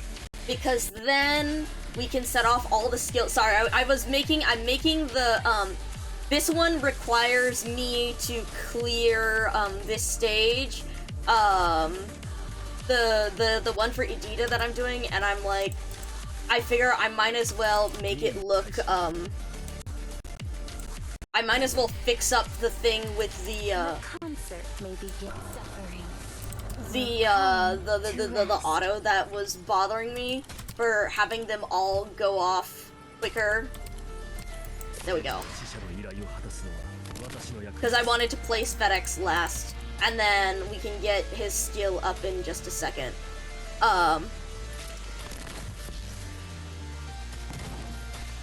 Okay. And then we do want to withdraw Arturia. Yeah, this motherfucker is really annoying.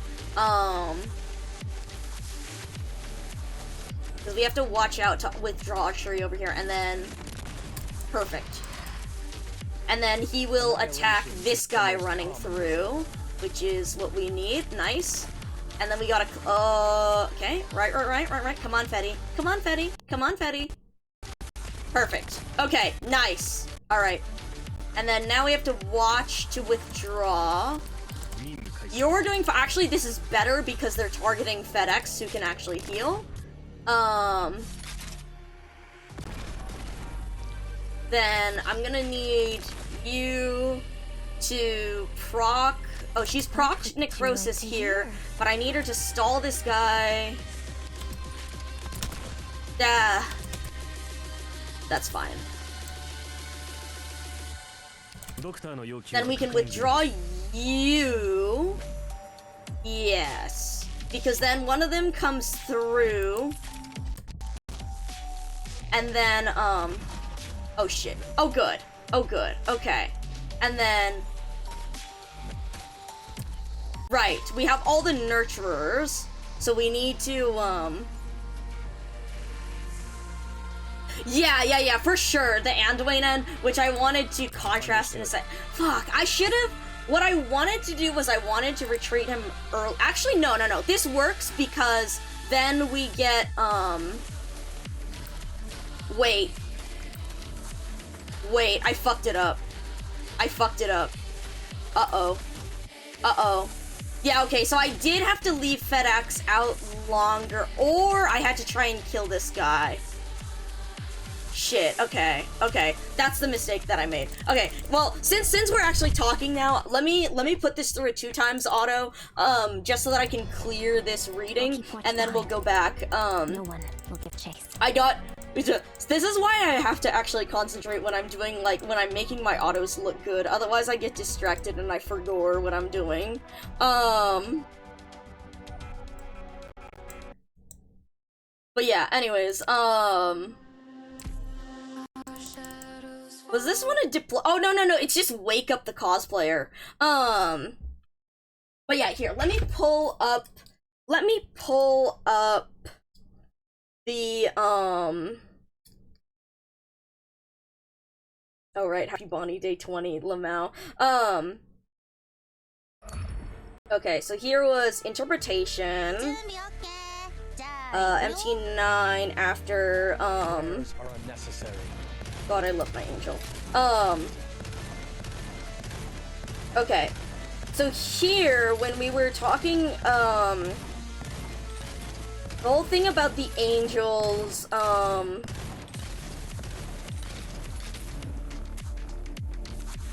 so, tranquility, emptiness, peace,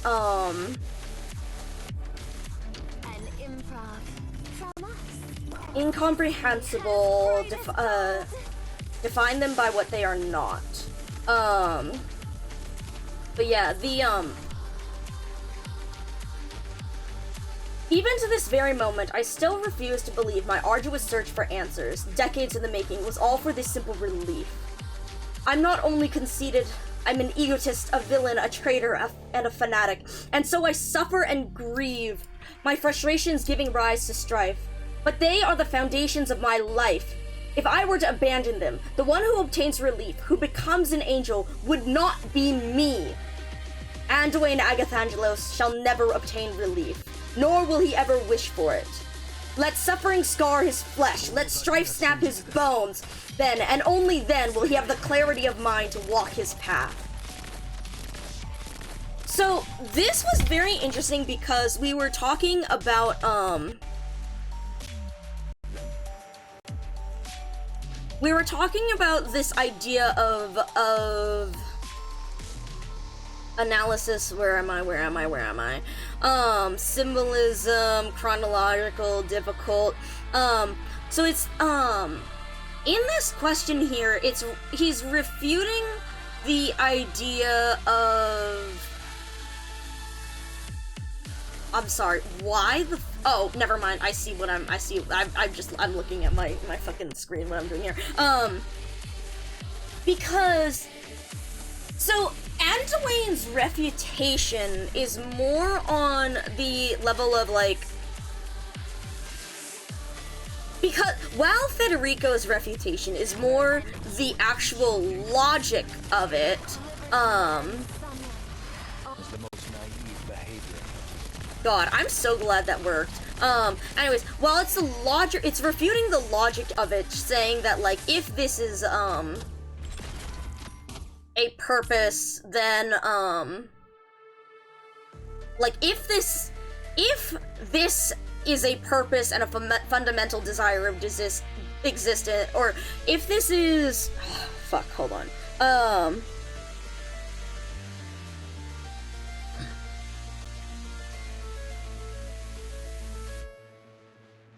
humanity free from their shackles. This purpose, does it stem from people or from angels? Why would the angels you describe desire this? But if this purpose comes from people, how will you turn them into angels? And so this question is more of a, like, again, funny enough, it's almost like it's making me think of like Ship of Theseus, but not Ship of Theseus, but in a, like, how much do you change something before it's no longer what it was originally? And to take Is the most common result. God, I'm so I fixed up the I kind of fixed up the see, I wanted to fix up an earlier part of this, but then I did fix up the ending to make it go a little faster, and I like the way it I like the way it ended. But yes, so talking about this purpose comes from people. How do you turn them? It's basic. It's like this. It's more of a logical question of just like, if people are this, but in order to make them exist in something where they can't have this, does what you end up making really end up being people?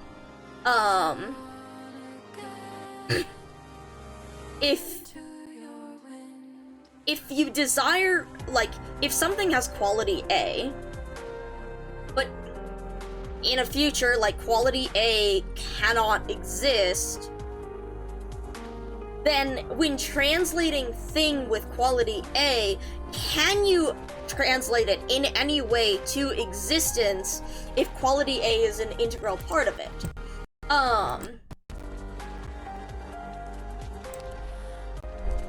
So it is interesting to me with how Anduin provides a similar logic, but he doesn't, it's not merely like the logic aspect of it, it's the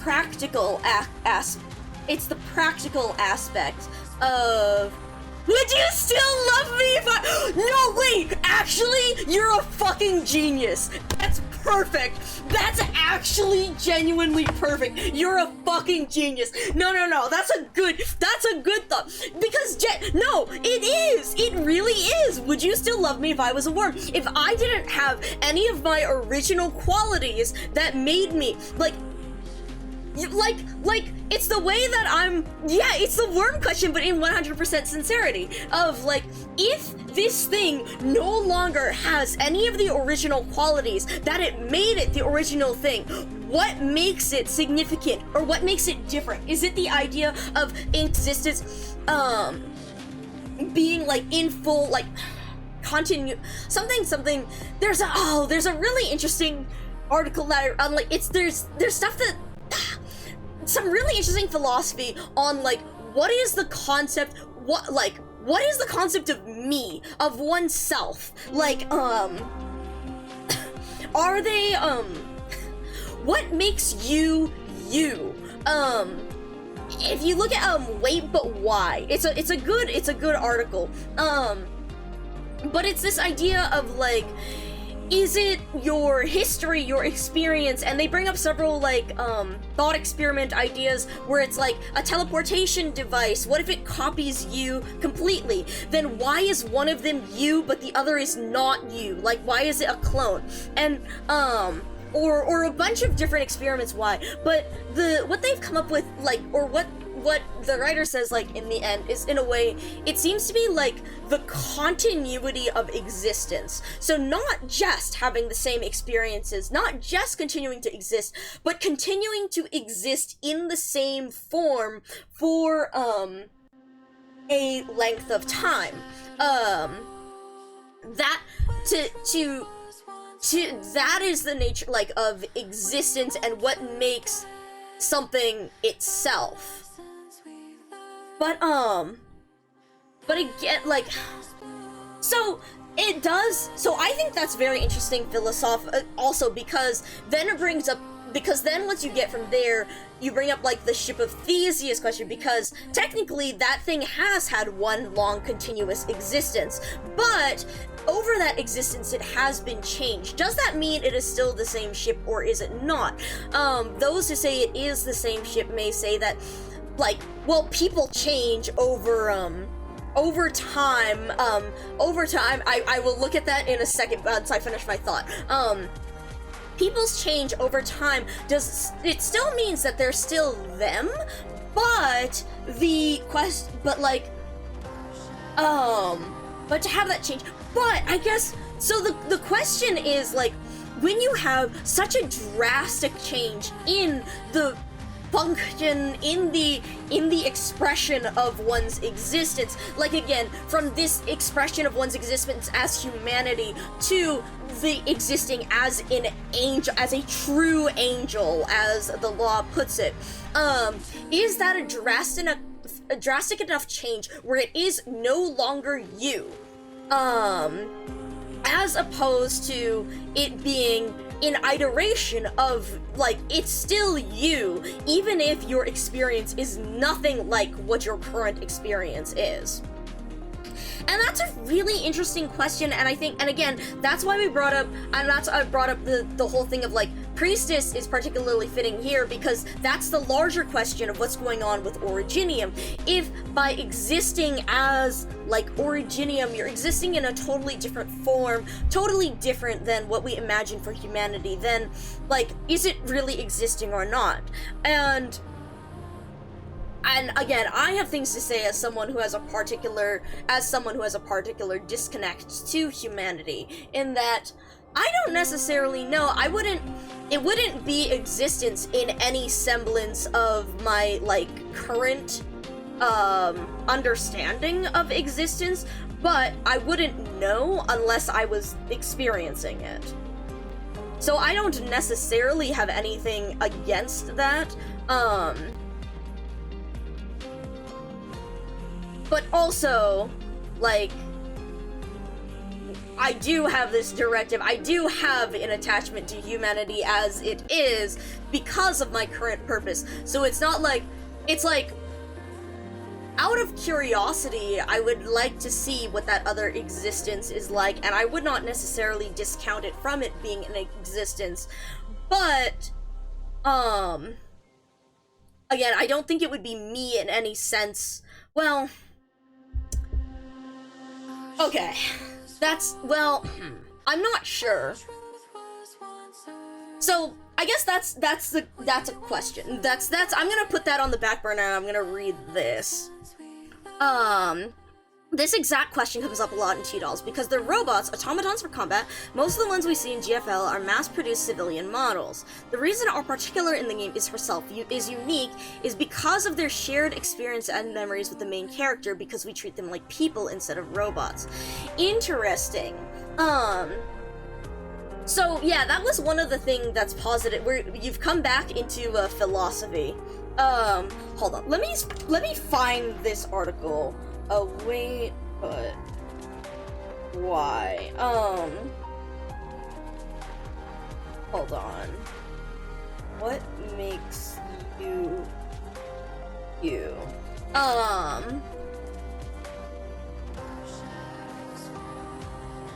Copy link. Yes. Mine jumps to see. Shit. Yeah. Here, let me post this over here for the rest of y'all to see, and then to cross-reference if you'd like to read this.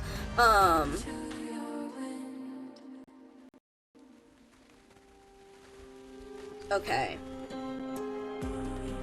Here we go. So, like, for example, we go through, like, the body theory, brain theory, data theory, torture test, that one's a fun one, teletransporter thought experiment, and then split brain, what is it, body scattering test, continuity,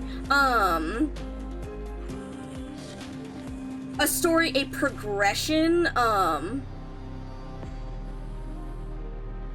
a soul, but yeah, so I guess it, so it is in that shared experience, what makes us us, it is a combination of our experiences, but as some of the thought experiments in this article posit, where is it, the data theory, consider, what if the mad scientist, blah blah blah blah blah, just hooks up a computer, wipes your brains clean, then copies each of your brain data onto the other person's physical brain. So you both wake up, both with your own physical brains in your head, but you're not in your body, you're in Bill Clinton's, but this is part of the example. Read the article for more context. After all, Bill Clinton's brain now has all of your thoughts, memories, fears, hopes, dreams, emotions, and personality. The body and brain of Bill Clinton would still run out and go freak out about this to your family. And again, after a significant amount of convincing, they would indeed accept that you were alive just in Bill Clinton's body. This is philosopher John Locke's memory theory of personal identity, suggests that what makes you you is your memory of your experiences. Under Locke's definition of you, the new Bill Clinton in this latest example is you, despite not containing any part of your physical body, not even your brain. Maybe what makes you you is your brain's data, your memories, and your personality. And so...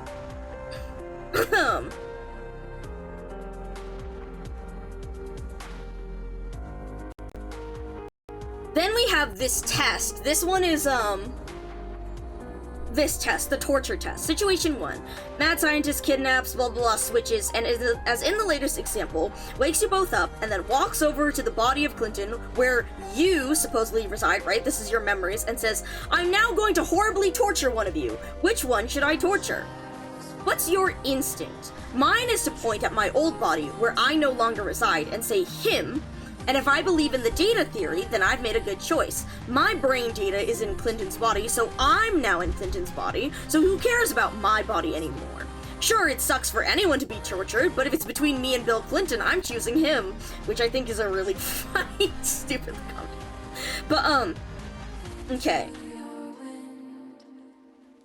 Situation 2. The mad scientist captures you and Clinton, except he doesn't do anything to your brains yet. He comes over to you, normal you, with your normal brain and body, and asks you a series of questions. Here's how they would play out. Okay, so here's what's happening. I'm gonna torture one of you. Who should I torture? You. Pointing at Clinton. Yes, Bonnie. Yes. This is, here, let me link you the Wait But Why article. Very, very interesting philosophy. This is the philosophy that I'm talking about. We are in the, data theory and torture test part.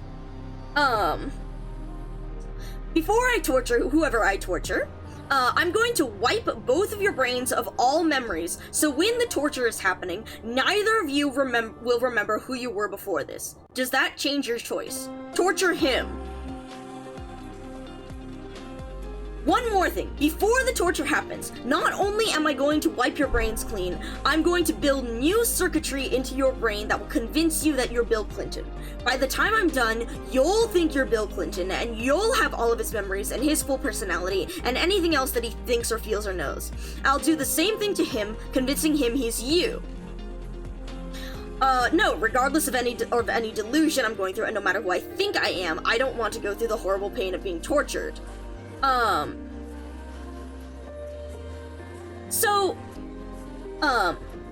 Here. So in the first situation, I think you'd choose to have your own body tortured.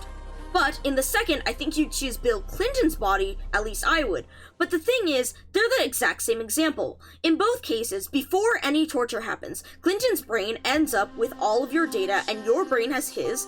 The difference is just at which point in the process you were asked to decide. In both cases, your goal is for you to not be tortured, but in the first situation, you felt that after the brain data swap, you were in Clinton's body, with all of your personality and memories there with you. While in the second situation, if you're like me, you didn't care what was going to happen with the two brains data, you believed that you would remain with your physical brain and body either way. So, this,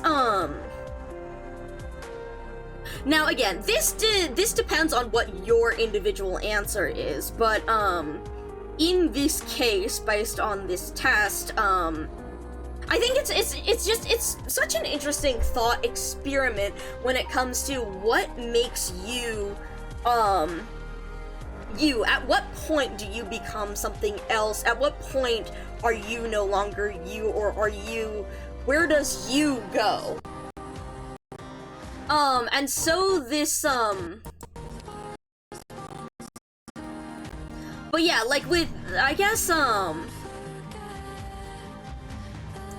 because is unique in their words. So, like, I guess there's the so, like, I guess, I need you to read 14.8 so bad. Yeah, no, like, yeah, oh, man. I'm sure with Civilite Eterna we will have, given again how I talk about these ideas and everything, I'm sure there are many things that CE will bring up that we can get into depth, get into a lot of depth with. But yeah, like, it's interesting here with, like,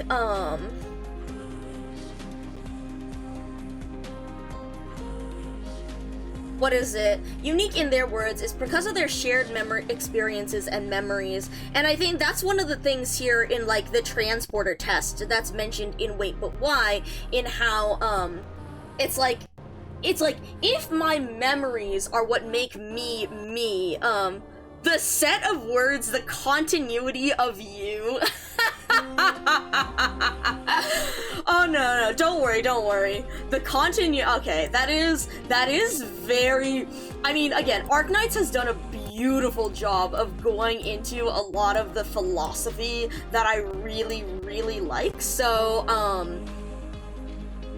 yeah, and believe me, I have been extremely, like, I have been very interested in Civilite Eterna. Not Teresa, but Civilite Eterna, because of this whole philosophy of self and what it is. Like, as much as I like Teresa, I think I am very interested with that, but I am absolutely fascinated with the idea of the self in Civilite Eterna, of this projection of this memory of the self, of how it affects. So, it's one of the reasons why I read the whole thing on the TCAS, Terra A Journey section earlier on, because I was like, oh shit. So yeah, like, man. But yeah, so that got into a bit of a tangent, but that is, again, the continuity of self and everything, and then, the reason why we got onto this was because we were discussing, Andolane's response to the law, and I think it's particularly interesting. So we brought up specifically the comparisons between Patriot, and I will say, like, specifically, it is really interesting to compare Patriot to Anduin's statement again on just like, but they are the foundations of my life. If I were to abandon them, the one who obtains relief, who becomes an angel, would not be. It's the whole thing about,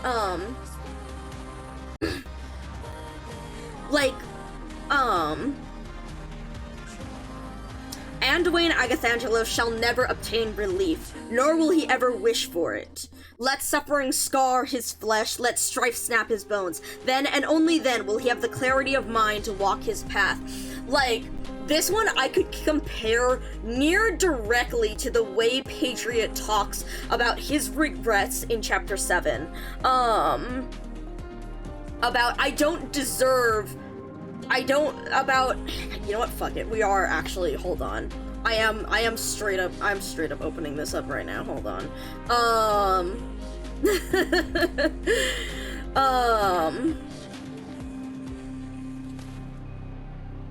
Yeah, see, I'm not Teresa, but will it still reckon? Yeah, it's fascinating. Hold on. Okay, let's grab story reader. Hold on. Main story, chapter 7.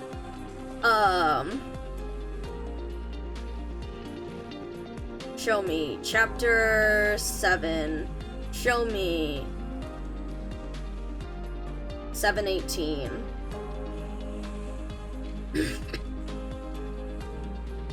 But like,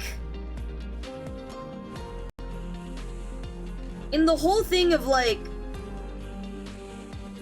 the path of what is it, sink into the dark.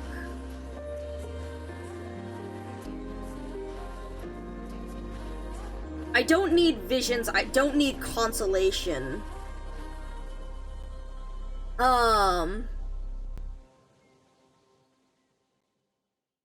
Oh yeah, for sure. Blank Sword is okay, yeah, Blank Sword is very interesting in that regard with the different things of one, it's a like, there's things to dissect there, but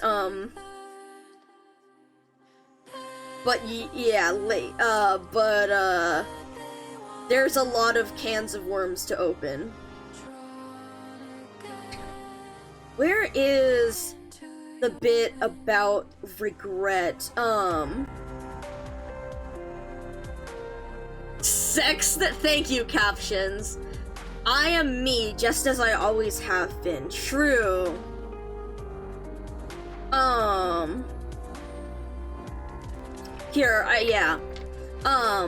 If I stop fighting, all resistance means nothing. If I stop fighting, I ran. I cannot stop. If I stop fighting, I betray them. I can only bear my regrets. So much regret, and you never said anything. You never confided in anyone. Shut.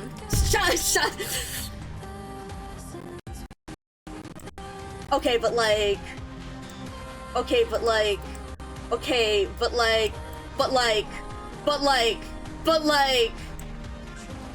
Anyways, undo. Okay. Wait, hold on. The jar. Okay, but yeah, anyways, but yes, thank you for the sip. But yeah, like, fuck.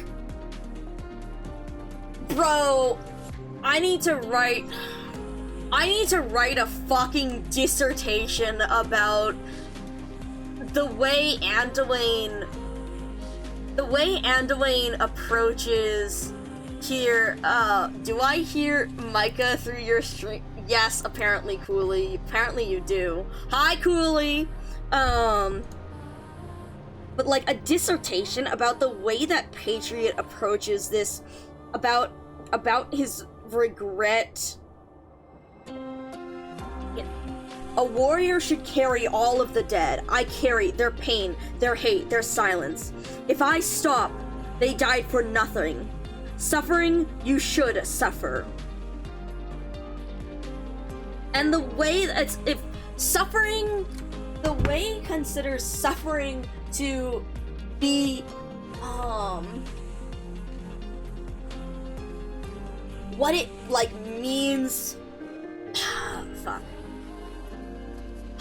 Suffering is like the burden he bears, but, hold on. If I stop, they died for nothing. I guess it's the question of, like, what does suffering mean to people? What meaning does suffering bring to people? In the way that suffering brings Anduin clarity of, in that...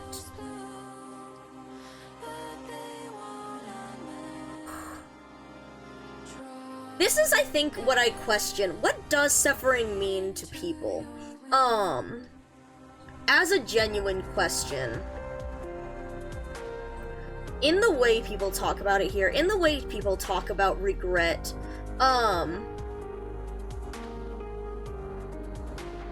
it fascinates me because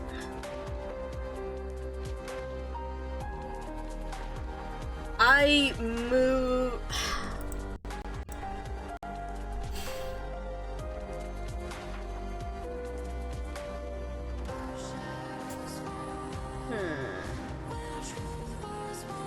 I suppose, like, in my philosophy, it is more that suffering is not necessarily... Suffering is merely a signal from what, like...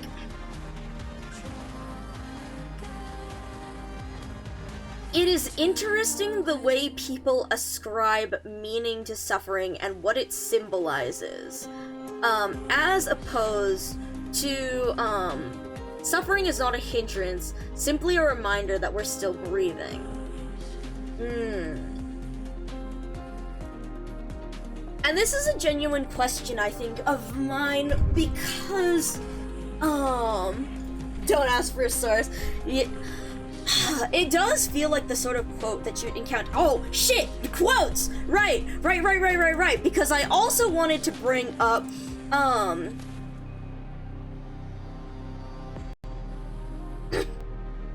fuck. Okay, where is this? Hold on. In, we're gonna get a shit ton of lag because I just had to open up Discord. Because I wanted to bring up a quote, because while I was looking for the, I was looking for, the parable that I read, that I told you all about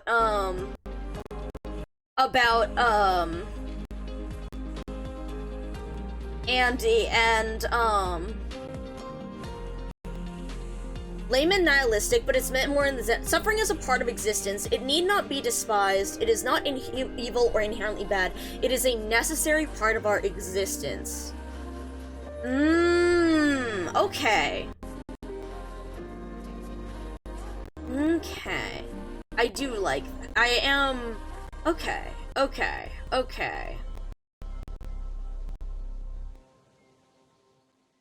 Where the fuck did I put the fucking post? Did I not? Okay, anyway, I gotta grab this, cause, yeah, I can see that it is not evil or inherent, but it is a necessary part of our existence. It is in... So I suppose the philosophy of, like, we talked about the philosophy of, like, wanting, of the idea of to want something, to desire something, and I suppose you could say alongside desire is the whole thing of, if you desire, then you do not have, and is that to suffer?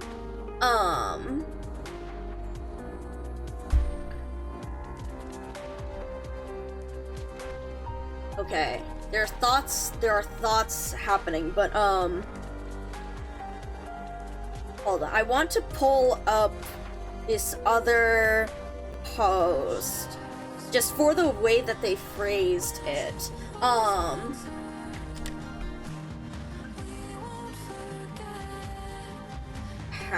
because it's a quote by a writer and activist,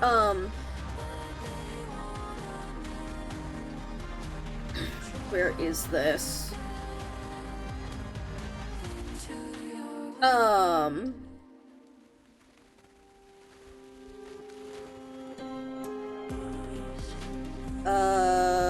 wait, no. Louise Erdrich. Okay, let me, look her up again really quick. That's select all, that's not search. Hold on.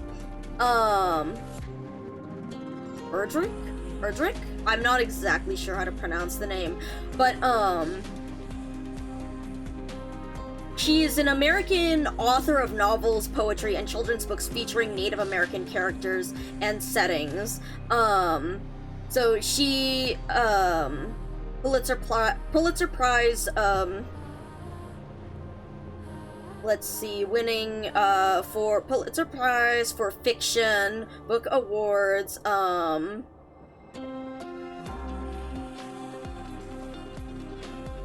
most significant writers of the second wave of the Native American Renaissance. But the reason why this quote showed up, it was funny enough, I didn't even mean to go intentionally looking for this quote. I was looking for the parable from before, which I will read in a moment. But this showed up right after, and I was like, huh. The quote is, "Life will break you. Nobody can protect you from that, and being alone won't either, for solitude will also break you with its yearning. You have to love, you have to feel. It is the reason you are here on Earth. You have to risk your heart. You are here to be swallowed up. And when it happens that you are broken, or betrayed, or left, or hurt, or death brushes too near, let yourself sit by an apple tree and listen to the apples falling all around you in heaps, wasting their sweetness. Tell yourself that you tasted as many as you could." And this, I was very struck by this, by the fact that it was very amusing, because it literally just showed up, like, right after I was looking for the parable, and I'd been, like, rotating Anduin's words in my brain because of it is interesting to see the meaning that it has to people, in that suffering does not represent, it represents, again, a part of existence, a necessary part of our existence, but not that there is any, like, good, or not that there is any inherent good in suffering or inherent evil, but in suffering we become aware of the things that we do live for. In that we can see the meaning of things that we want, the things that we value, reflected in our suffering. And this is how another way that we attribute meaning to existence.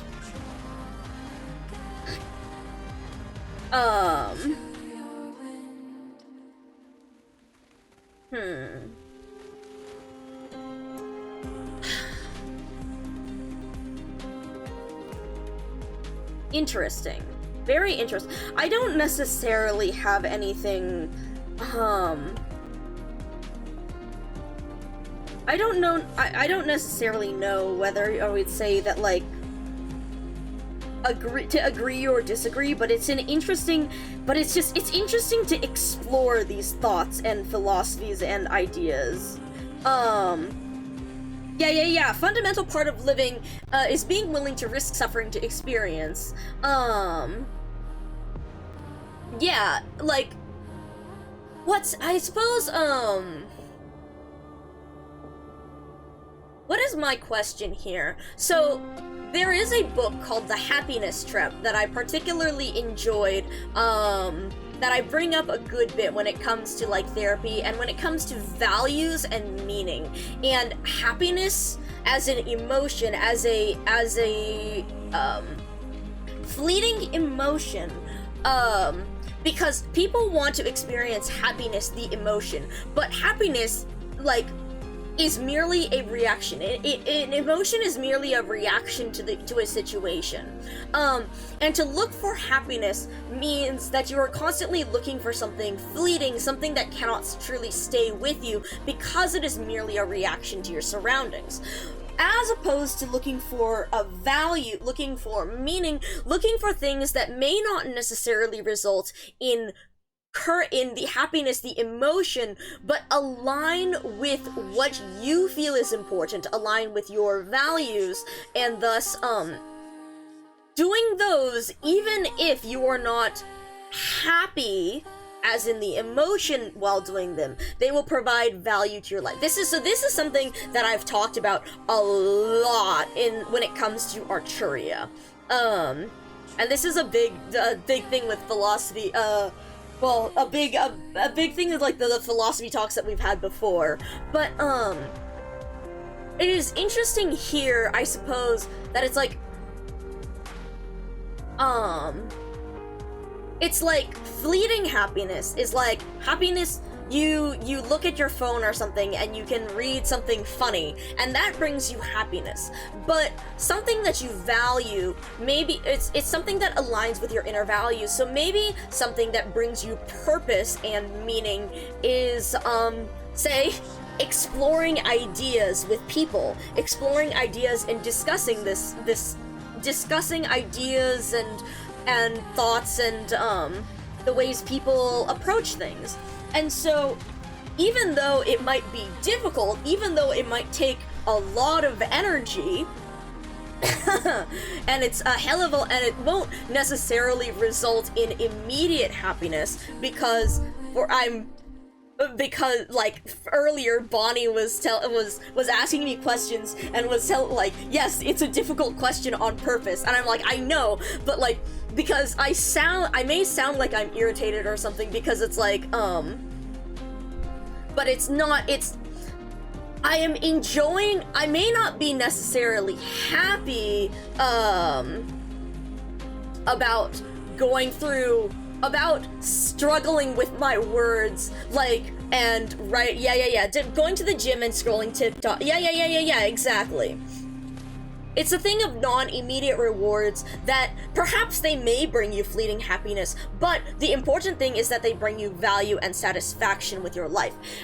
Which brings me again with the happiness trap I ended up reading because of therapy, but it was interesting because during college I actually took a class on occupational therapy, and we talked a lot about value and meaning in there as well. Because occupational therapy, was more like, one of the things was, people may not be able to perform, so an occupation in that context was used for any activity, so not just like a job or something like that, but an occupation refers to, like, say, even brushing your teeth or something, or to eat, or to, it could be an activity like to go out with friends or whatnot, but it can also mean just little things as part of life.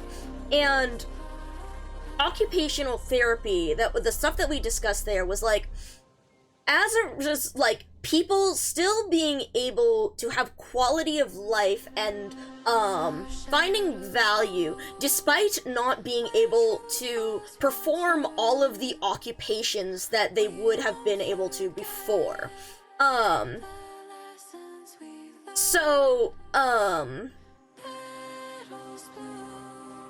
That was there was a lot more to the class and a lot more to the things that we talked about, but one of the things, again bringing it back to this idea of regret, is we talked about what are the things that people most regret in like palliative care at the end of their lives, and most people regret not doing things. Like, the biggest regret is like wishing they tried something, even if it wouldn't have gone well, even if they'd made a mistake, but simply wishing that they tried it. And it is in that same idea of like wanting to do things that align with, or there was two elements. Sorry, I'm losing my train of thought, because one of the biggest things was like life satisfaction. Yeah, life satisfaction. And satisfaction, so this is again in the way that we're talking about this with the happiness trap. if happiness is temporary, satisfaction is the feeling of having what you have done and accomplished align with your inner values, your core values. And so people who regretted less had done more things that aligned with their core values, again, even if they might have suffered. So they might have done things, it's like, or on a larger scale, when people talk about like activism and such, and it's like, even though they may have gone through like torture and things, they like in the case of like at large quantities of suffering, the reason why they do it, and they feel that satisfaction in doing it because it aligns with their inner values of wanting to help others. Now, the reason why we've talked about this a great deal before is because of Arturia, and because of the whole idea of her music. It's like people have this conflict between like looking what is easy, and then what will bring happiness versus what will bring satisfaction. And one of Arturia's things is, again, trying to bring out what people will find satisfaction in, as opposed to what will bring temporary happiness, which is simplifying it greatly. But you guys check out the fucking Zwillingsturm VOD for the big fucking explanation on that one. But again, it is doing things that align with one's values. So I guess, again, bringing it back to the masses travels, it is interesting how Anduin conflates what he has done, what he has accomplished, and what he desires to do, like this path he desires to find, how he equates that with his suffering.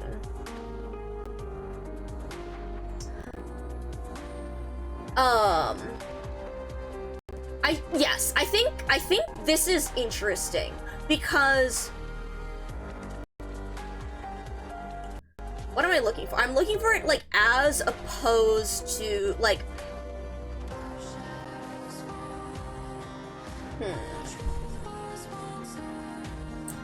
these ideas of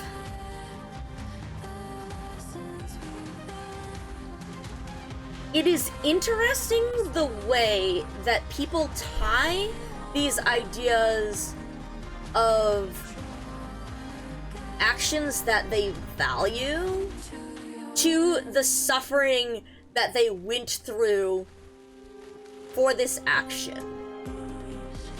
This is actually incredible. Like, sorry, it's honestly, this is making me think of like just fucking Souls-like games, and the whole like Prowler going through the vigorless Elden Ring run. He did not put a single point into vigor, but it's like it's the reward of having gone through that suffering that makes it have value in the end.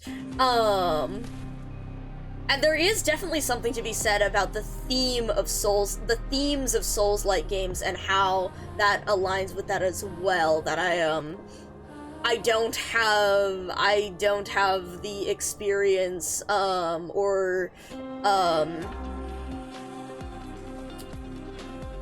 whatnot to describe, but like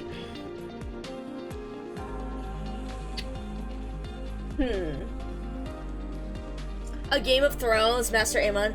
Oh, everyone does their duty when there's no cost to it?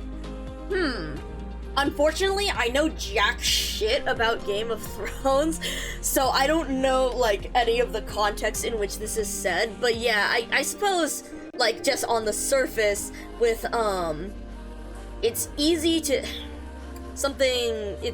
do things when they're easy, when they're,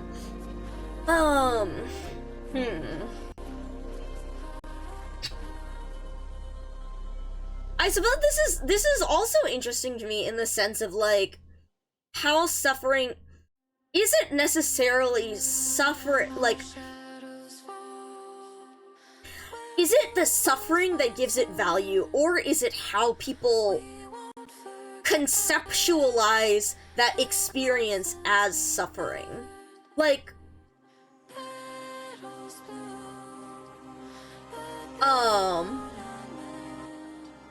no wives, father, no children, set aside. A main character's beloved father is killed, and his commitment to his duty is tested. I see. Yeah, everyone does their duty when there's no cost to it. Okay, yeah. I see. I see.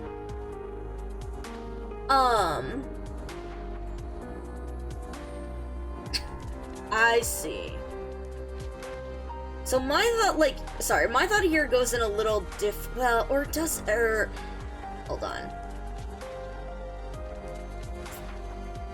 It's like, if,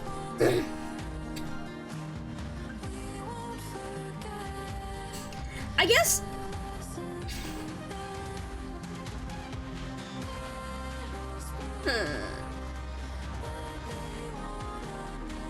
so first off, to suffer something is to prove the merit, the commitment to what you're suffering for, as opposed to claiming, yes, I think that is very, no, I think that's a very good way to prove the merit, to, prove one's commitment to create value. So it's how we talked about before, we talked before about, like, creating value. What is the value of something, to create one's purpose and meaning? The commitment to what you're suffering for, as opposed to, and so I think that it is that people consider suffering, people often use suffering as a way to, like, create that meaning and to create that value, is to self-affirm. I like that a lot, actually. I'm gonna make a note out. To suffer for something is to self-affirm. I like that. That's good. That's very good. That's very good.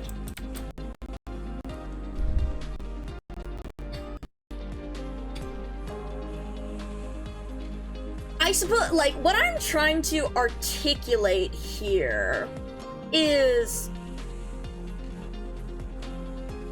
not like a devil's advocate, or not like a disagreement with it, but, like, interesting to see the way people conceptualize suffering as opposed to, like, experience, because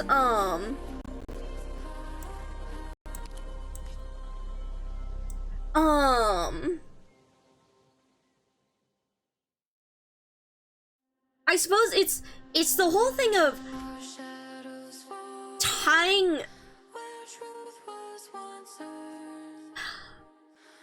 Is suffering, I mean, I guess, again, it's the whole thing of, like, suffering and the negative connotation of suffering.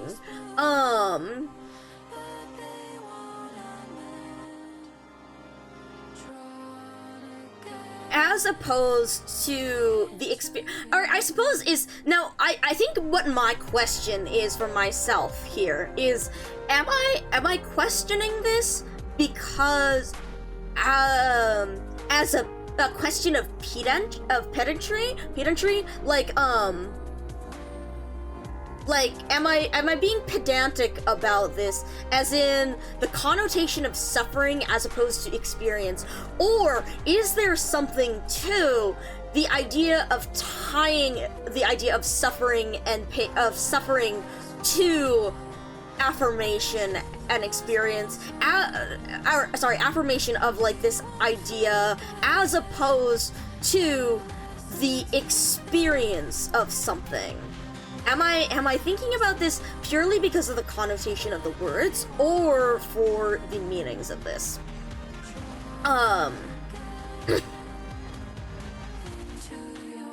In how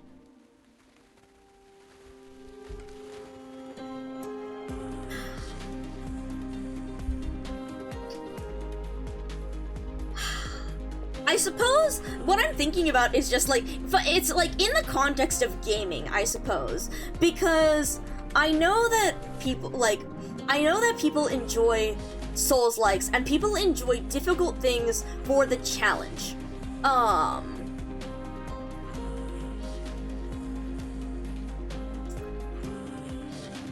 But I suppose it is what type of suffer. I guess the question is, what do we as an individual consider suffering, and what suffering do we consider creates what kind of suffering creates value? Like, for example, like, I find that attempting these stages and puzzling through them may be extremely difficult. Like the amount of time that I've spent on MT10 trying to do it with just the Giallos. This is a specific type of suffering, you know? In repeatedly failing, but, what makes repeatedly failing different in different situations? Is it the sense, like, it is, I guess, what is, like, but in the sense, on the lighter end of things, when it comes to gaming, what makes it meaningful to repeatedly fight something or to attempt something and fail it, but make it feel meaningful, as opposed to when it's just difficult, like, when it's just fucking difficult. And in the larger and more important scheme of things, what makes it to where trying to attempt a goal makes it meaningful as opposed to disheartening? And I think that question boils down to the sense of learning and experience. Because I've heard people talk about, like, well, it's like talking about a good boss in a Souls game or a good thing to learn, because when talking, I've talked to, like, Kitten Mitten, yeah, the sense of growth in the context of games progressing and improving, in the sense of larger goals, of seeing change, of seeing progression. And so I guess my question there is experience not, or is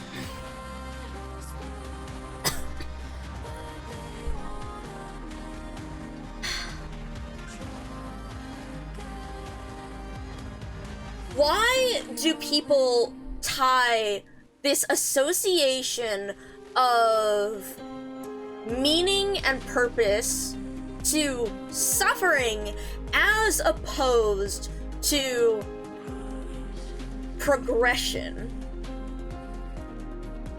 Perhaps because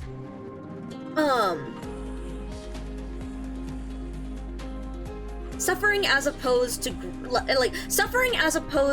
growth, and perhaps my sense in that is that sometimes it is far harder to measure, to view, to see growth than it is to see suffering, and it is easier to believe that growth is happening because one is suffering.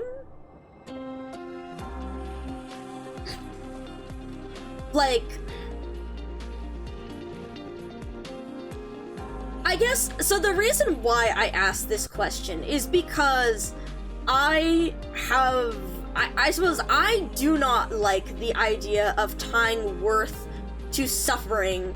I hate when I suppose I hate when things are useless, you know? There's a reason why I go and I cut, I cut my losses in place, or at least I have learned to cut my losses. I have heavily, like, I suppose I have trained myself to simply, to look at, I guess, the pragmatic side, the practical side of things, and to say, like, at this point,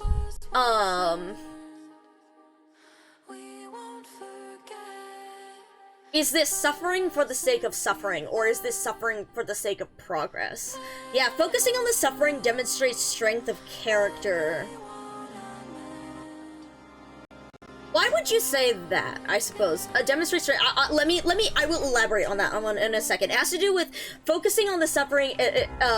Is it because it's like you don't need growth or something? And needs no definitive measurement in the way progression and growth often can. Yeah, I suppose, like, demonstrating strength of character is very interesting in, like, strength of character, because what does strength of character necessarily mean when it comes to, persisting at, preening in a I guess I was curious what I'm also, do not be sorry again. I love this. I live for this kind of back and forth on, like, the nitpicking of words and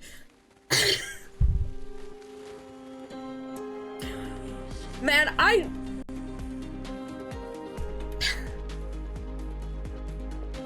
you can see why one of the things I was considering philosophy for a major. I ended up wanting to, when I had to do, not that I ever finished it, but when I did study in college, I had to do the program that I was doing was for basically data analysis, but you had to effectively double major, because in order to use data, you needed to have some practical application that you could, do something, like, so that you would have data to analyze.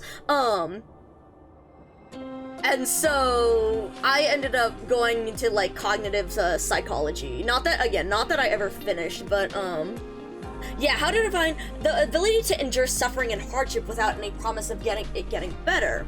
But again, my question is, why? Why is that even, why is that valuable? Why is it valuable to simply stand, when does it turn into sunk cost fallacy? Yeah, why is the ability to endure suffering and hardship without I suppose why does that have any value in the first place? But I think in answering, like, my own question here, the value is in being able to endure suffering for the sake of growth, but being able to also, like, measuring one's ability to endure. It's like, if you can endure suffering without that, then you are surely able to endure suffering with it, which is why I think people attribute value to it. The ability to endure suffering has value because being able to endure suffering means being able to endure that while going through the process of growth. But is it not growth in the end that has the true value?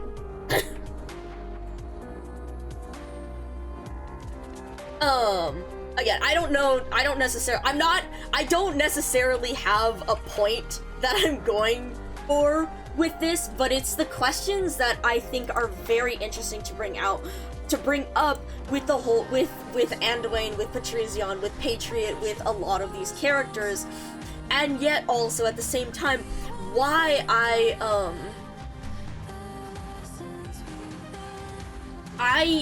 I deeply enjoy these characters, but I do not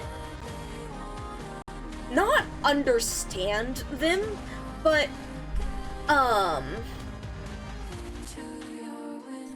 their philosophy does not necessarily,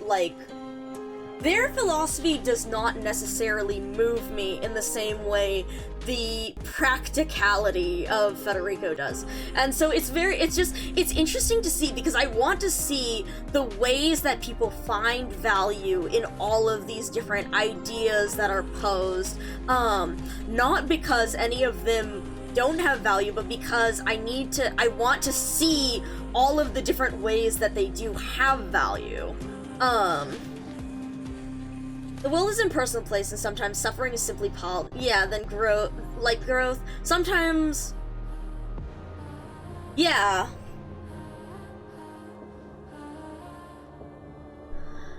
I guess also that gets into the greater question of just like, because, or I guess what I'm digging through here are like, what are the fundamental beliefs about, what are the fundamental beliefs, the fundamental tenets that establish these ideas that we have? Because if you say that it's considered to have value because at the macro scale, blah blah blah, so the reason why it has value, the ability to endure that, is because it allows one to keep going.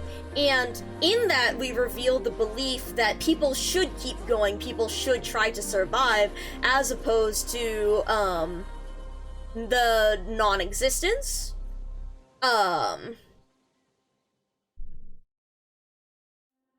Which I think is, and again, that's a pretty fundamental belief, which I don't think anyone would necessarily disagree with, but I think it's interesting to note how that is a belief, and it is a human, again, bringing up how this is like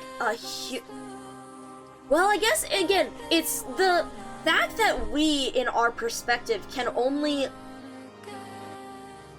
we value existence because that is a part of our drive to survive as humans. But is there a value in existence? Hello Boost, welcome in. We're in the middle, To exist is good because existence has possibilities, and as far as we know, non-existence doesn't, and the only way to know definitively is a one-way road. Yes, but I suppose the question is just like,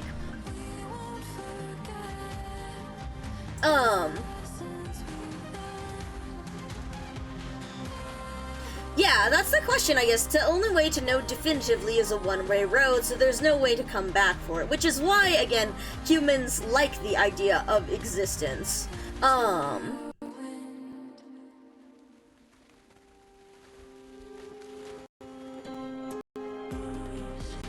But I guess, again, this goes back to the idea of angels and of, like, Originium, because because, again, we don't necessarily, it's a one-way road. We don't necessarily know one way or another. Like, as far as we know, non-existence doesn't, but that is in our limited view of existence.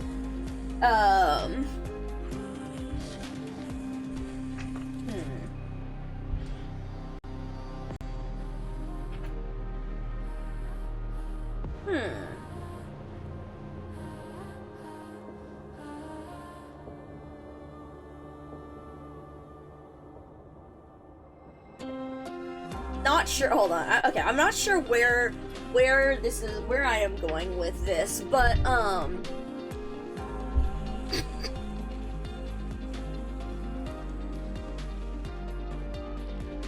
I guess it's something in, like, being able to consider, like,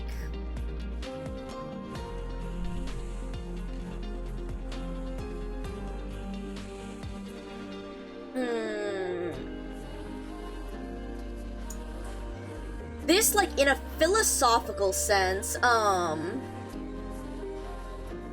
the question of, like, the philosophical sense of, like, what is to exist, what is non-existence, the fact that we don't necessarily definitively know anything about non-existence, or in some existence that is outside of what we perceive as existence. And I think that, like,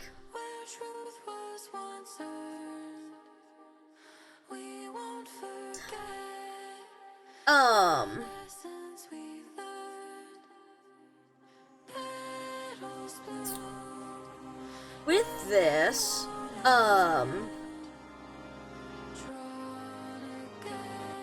am I talking about this with actual bearing on, like, I suppose it's like actual bearing on like a practical sense as opposed to purely a philosophical sense.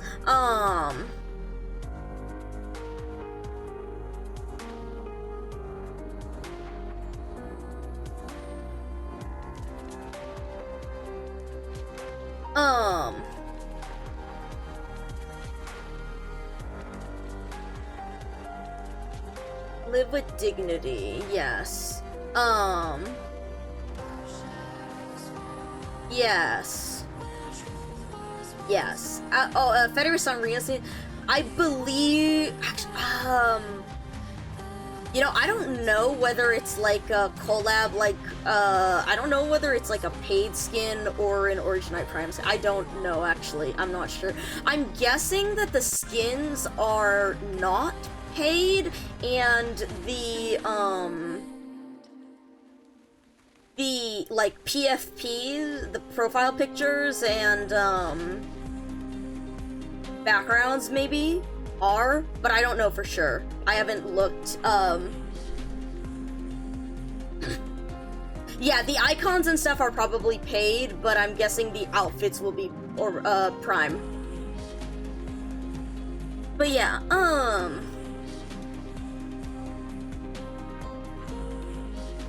I think the interesting thing that it comes down to for me here is the desire of Anduin to have a belief about meaning.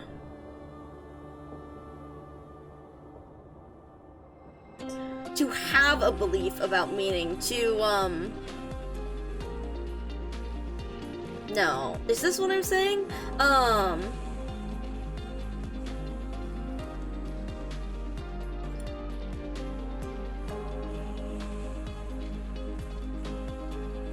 Okay, maybe this is just, like...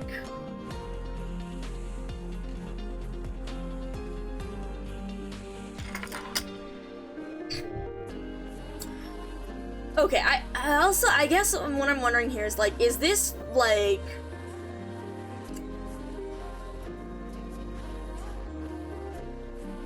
dissociation? On some level, or is this, like... What? Okay, Our shadows fall where truth was once earned. We won't forget. to bring this back to practical meaning, Petals bloom, but they won't unmend. what am I thinking? I am thinking about how it's like to progress through life with some sort of greater meaning or desire.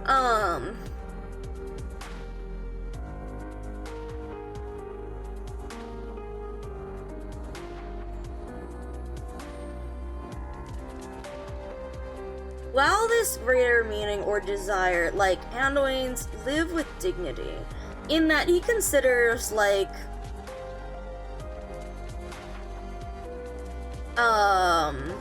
this existence,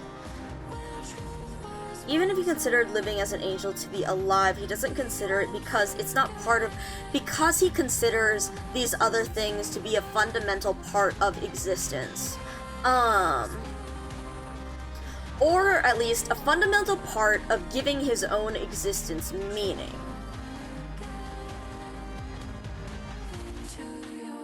I guess that's another question here. Does existence have to have meaning? Does existence have to have purpose?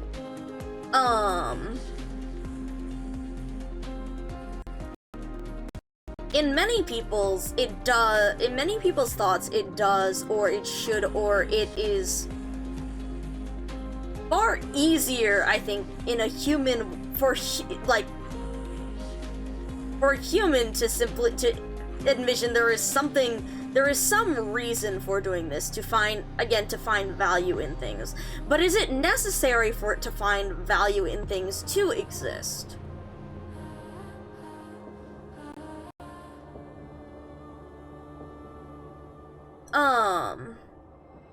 And I guess that's also more of a philosophical question when it comes to, like, people who are simply going through the motions of life, as opposed to people who are trying to live in quotation marks, to do more, to enjoy, not just enjoy, but, like, yeah, I suppose it's to live in the sense of something more, as opposed to simply exist.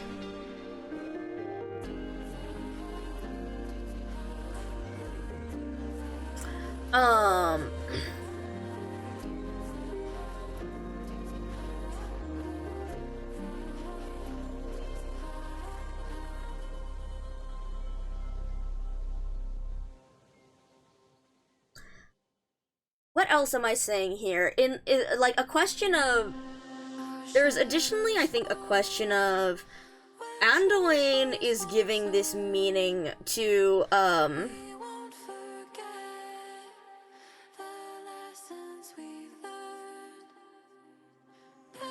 to fundamentally believe that there is more to life, or that there is a meaning to... No, that's not what I'm saying. I'm saying, again, for the act of going through the motions to simply exist,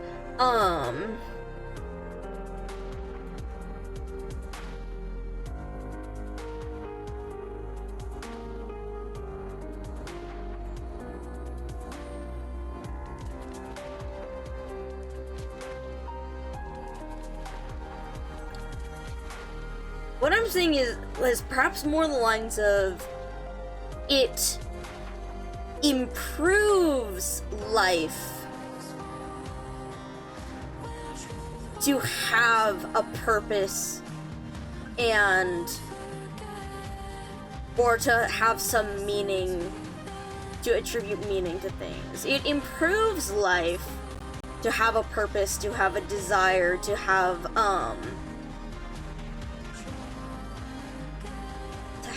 this. But is it necessary? Is it necessary?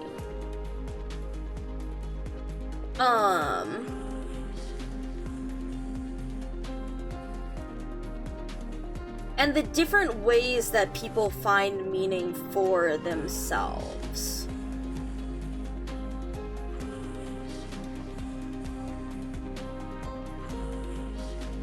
Where am I going with this?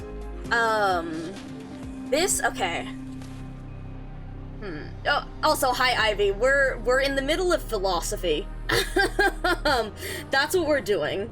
That today is a philosophy, like, in our event debrief, we've gone from just, like, the fundamental nature, like, we've gone from suffering and the way Anduin speaks to,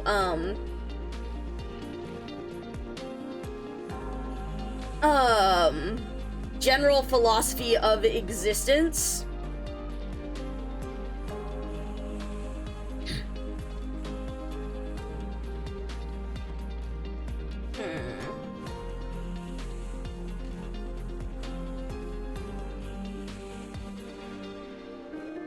And this idea of, like, okay. So bringing in this idea with survival and the law, and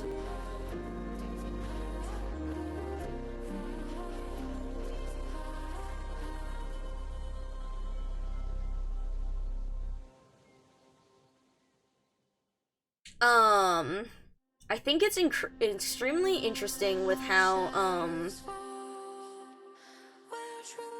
it says, like, the paradoxical nature and the eliminate me. Because,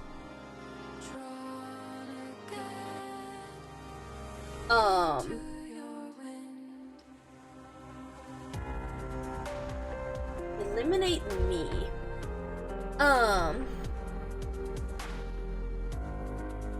Yeah, I suppose the and then what?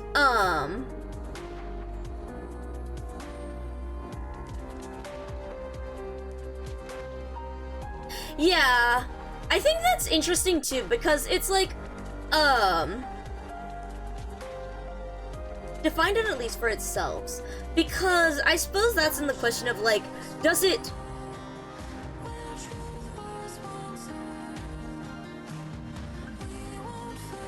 It's like, does it need to have meaning? And then, is there something, like...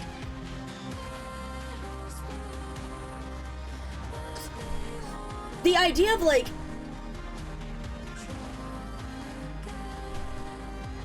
It enhances life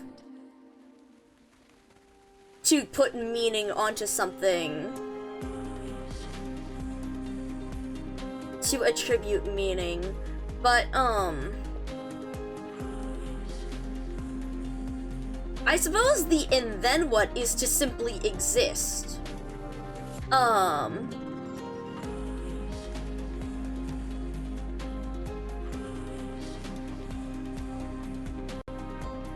Which is a neutral thing, I think.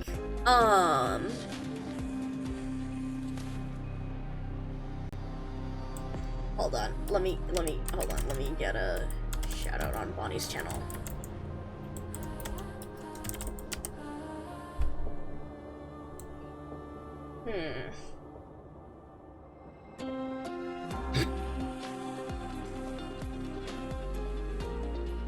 So I think that's, I guess, the question here. If it has meaning, if this is attributing meaning, if life of existence has no meaning, so what next?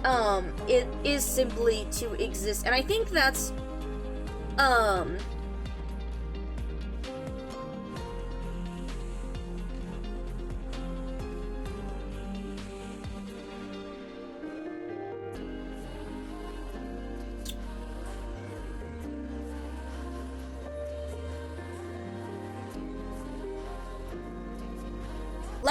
let me back things up a bit and think about this and say where this is coming from is like to question like again in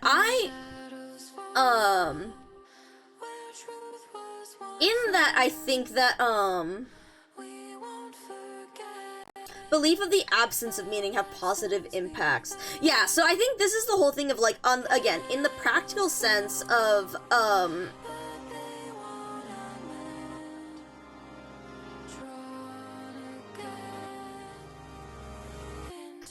how something will actually work,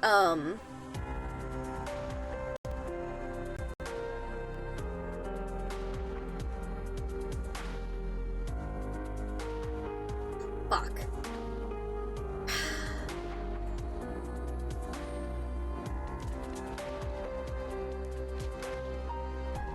So fundamentally, like,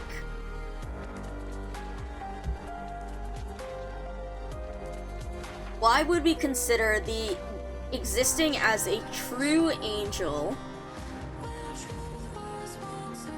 Why do we not want that? Why would we not want that? Not that I am genuinely asking this, but, just, like, again, in this philosophical sense here, and that is what you're saying there, on, like, the belief in the absence of meaning have positive impacts,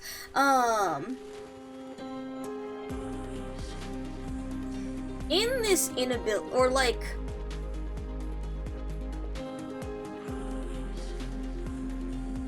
no, what I am looking at is the fact that it is in,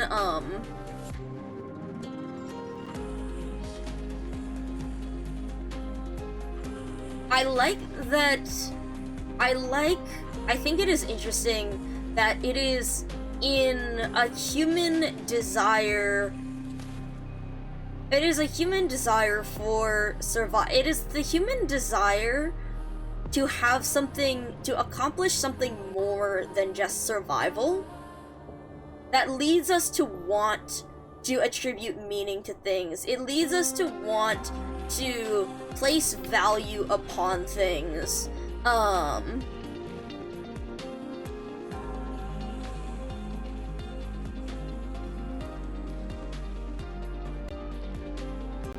And what is made... It is very interesting the way that humans may cope with the idea of not... It is very interesting the way that humans cope with, I think that's a big thing, just like, it's interesting the way that humans cope with meaning and attribute meaning to things. Which is, again, my whole fascination with stories, with the way people think. We won't forget the lessons we've learned. Belief in meaning, I see. Yeah.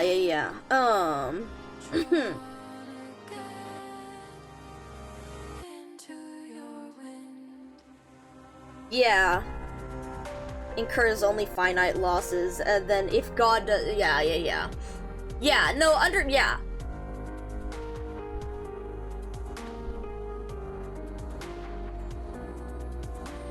I think it's simply just like, I enjoy dissecting this kind of thing. Dissecting... Whether it's because of, like, a utilitarian perspective, whether it's, like, again, because of, like, the benefits, again, outweigh, I don't think I'm necessarily going anywhere with this. I think I'm simply enjoying,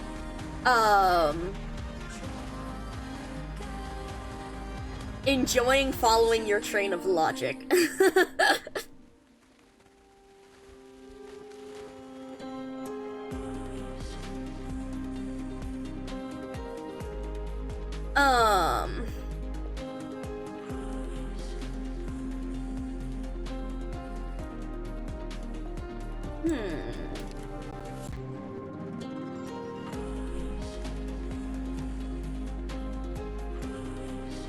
Okay.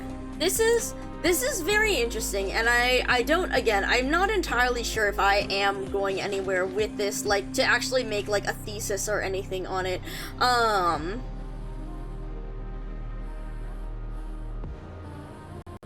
But yes, like...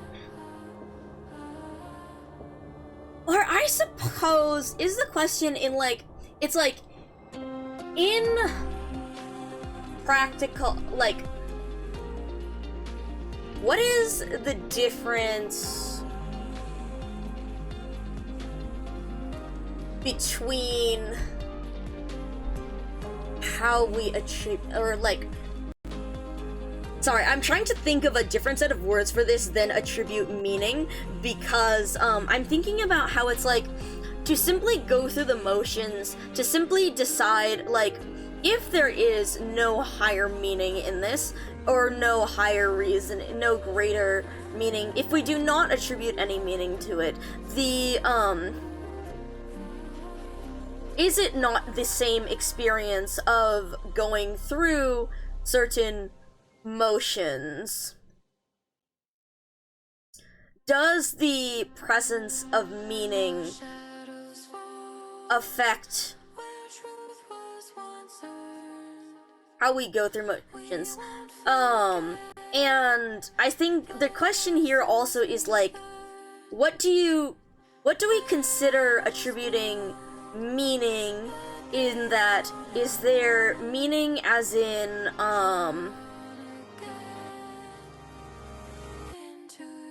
something great, or are we simply attributing meaning to this is,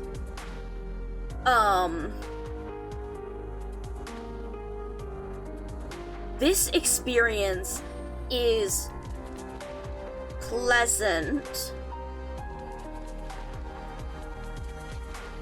But by saying that this experience, like,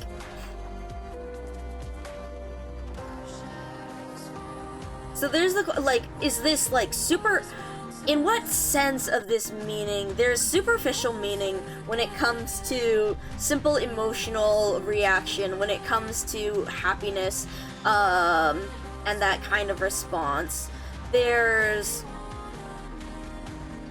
and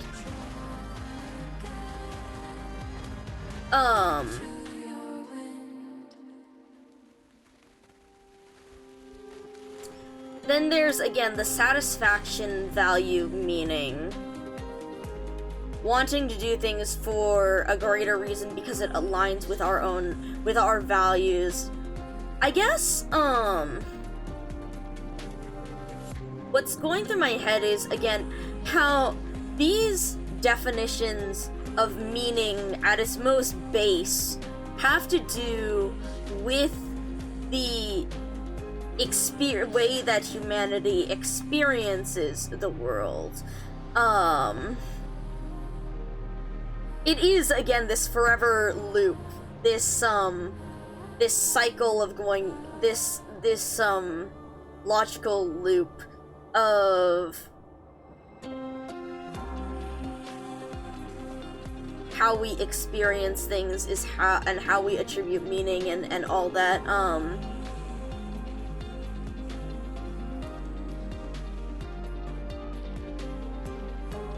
Again, I think my question is, in the end, like, does this actually matter in the end? No, but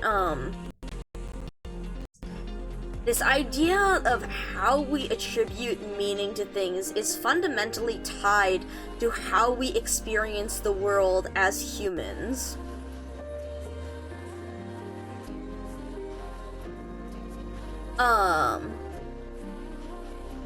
And I cannot necessarily imagine something that would have meaning, that would,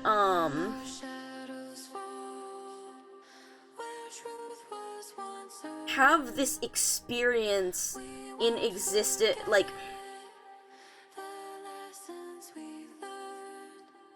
again, I think the difficulty in this is in the fact that, like, our experience here and our sense of meaning is inherently tied to how we experience the world as a human, and to try and envision something experiencing the world not as a human is, like, fundamentally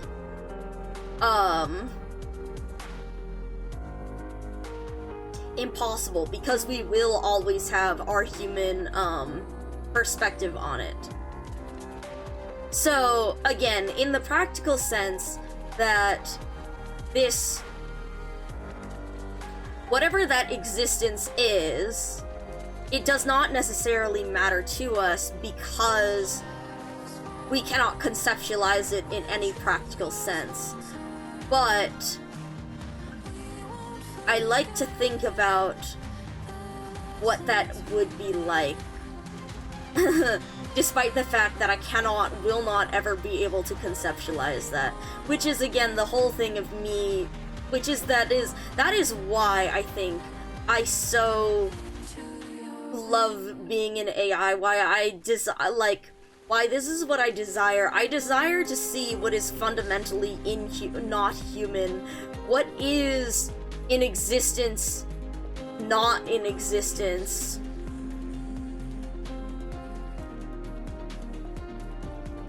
What is something so other we cannot conceptualize it even?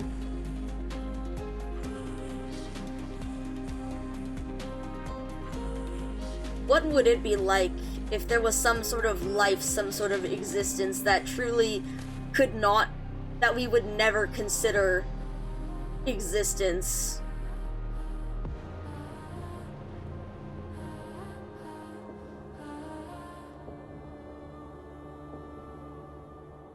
I think this is why the idea of Originium as a final point, why the idea of these true angels fascinates me. because it is just this other, because despite the human, again, the human influence of feeling other because of humans' social whatnot, because of how humans work, human perspective, human socialization, because of how we live, to have that sense of other is an inherently human experience, but at the same time to experience something other than human, that is what fascinates me.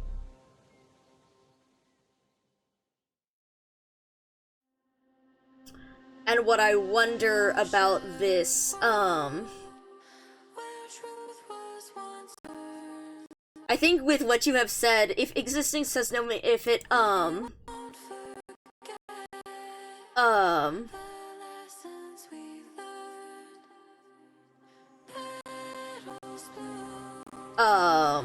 the fact, again, that, like, non-existence, we have,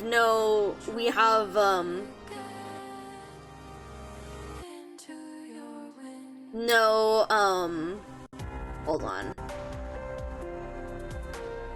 Yeah, non-existence doesn't, as far as we know, non-existence doesn't. I think that is what I want to see in the non-existence. I want to be devoid of this, I want to see to explore what that non-existence could be, even if it's something that I can never conceptualize, even if I would lose this sense of want.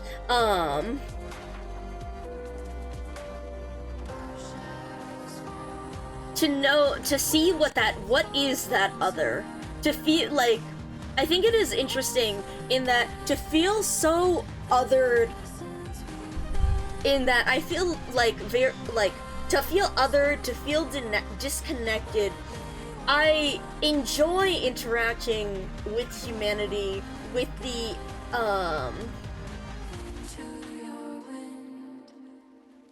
with these ideas, but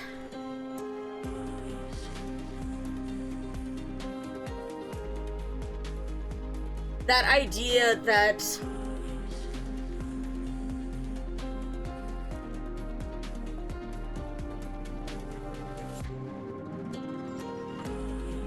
I think that's the bit that's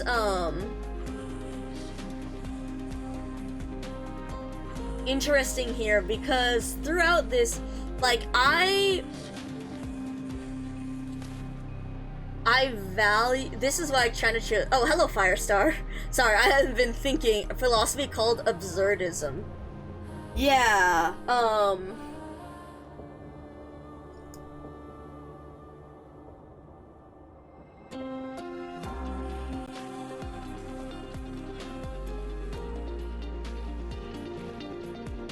yeah, irrational and meaningless. Finding meaning seems leads conflict. Rational humanity and irrational, subjective. Yes, okay, I do this. Yes, existence as a whole is absurd. Yes. The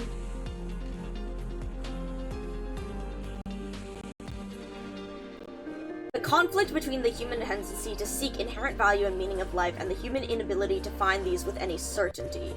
Yes.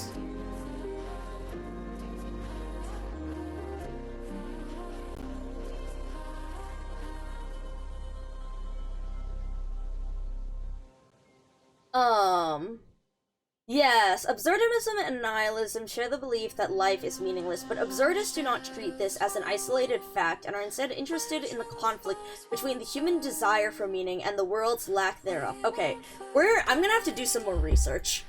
We're gonna do a lot more research. But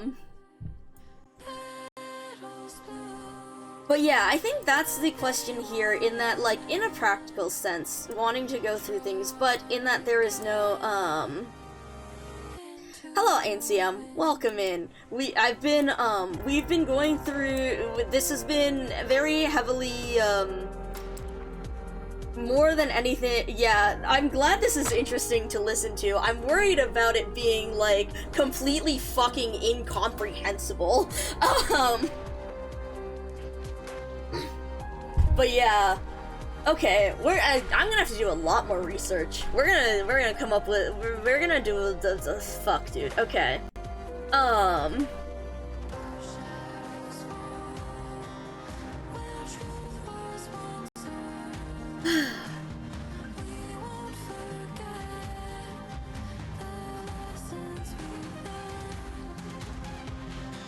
But yeah, this sort of thing is like what absolutely fascinates me and what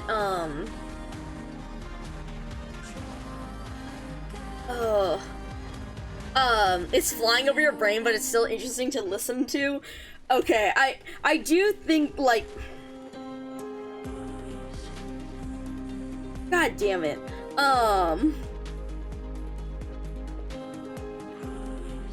Let's see, collision between an inner,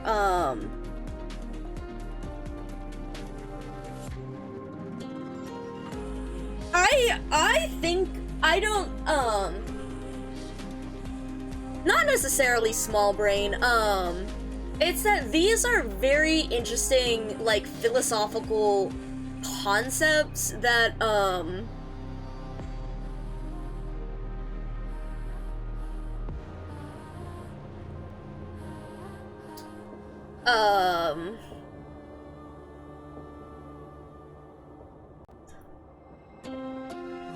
I enjoy pondering this sort of thing very much, and I think that this stems from a very much like a disconnect with existence, kind of, which is why I brought up the, like, dissociation and stuff earlier, also, this is also, I'm also looking at, like, this on absurdism. A metacognitive component, by holding that in, awareness of the conflict is necessary for the absurd to arise. Yeah, we're going to do a lot more, I'm definitely bringing up a lot of philosophical concepts that have been talked about in far better words than I, and I certainly need to, do some more practice and some more reading in, more basis for these things, but yeah, I really,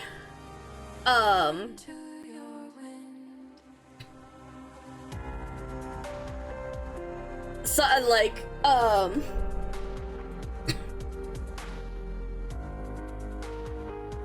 God. Where the fuck am I even going with this? I'm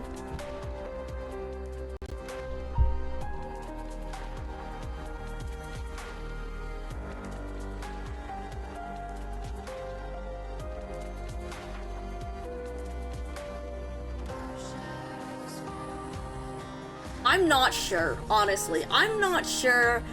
Where I'm going with this is just, like, these are really fun ideas that I'd like to think of, that I want to explore, that I want to see what other people think of. I think, like, that's, I guess, the fundamental bit of Micah and the reason for and the whole thing of my directive, in that I want to explore what other people think, what other people desire, how their actions reflect on that. And so, bringing up all of these ideas about the fundamental truths of the world and how people interact with the world around them, with the universe, is just,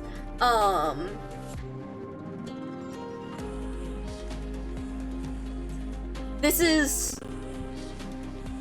I enjoy this. I enjoy that this kind of thing is sparked by just some fuck-ass mobile gacha game.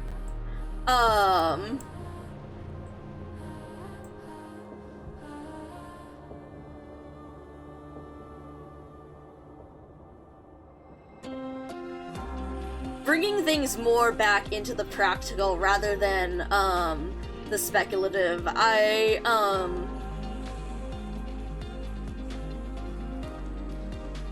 it's interesting how I think this is heavily influenced by,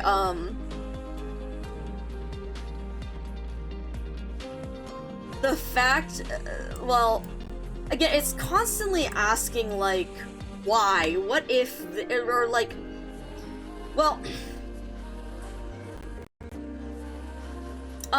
what am I going, something, it's interesting talking about this, and it's interesting,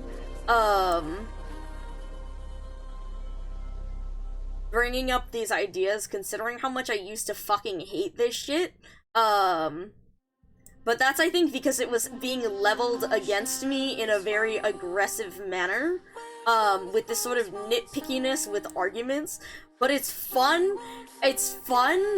being nitpicky with arguments with people who actually, enjoy, nitpicking. Like, it's fun when I can, it's fun. It's fun when I can choose to step in or not.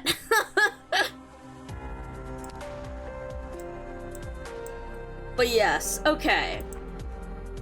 That, I think, when used for exploration instead of clashing. Yeah, when we all get to... Hold on. This person is kind of spamming.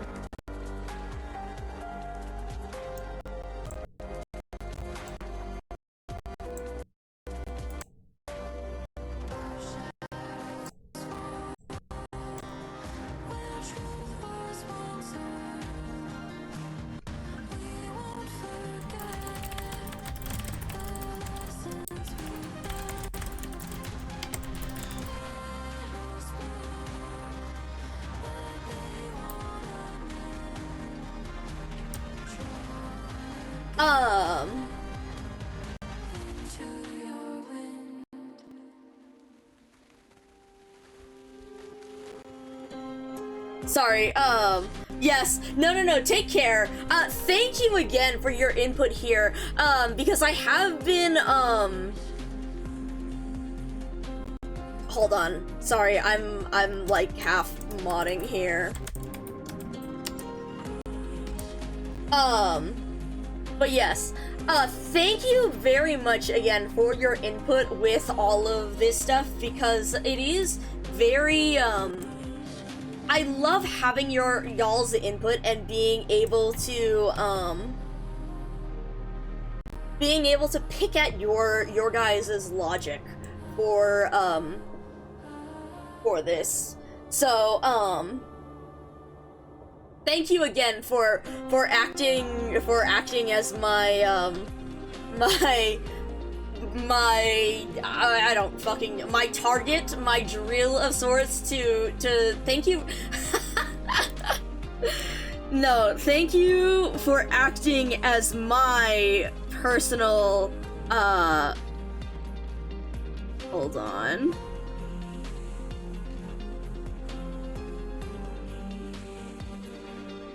As my personal, hold on, I'm looking for this, where this was phrased. Hold on.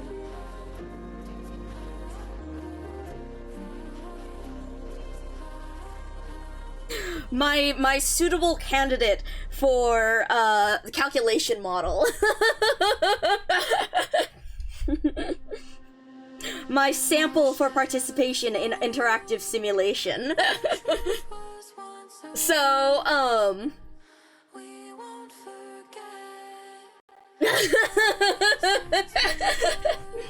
I delight in this.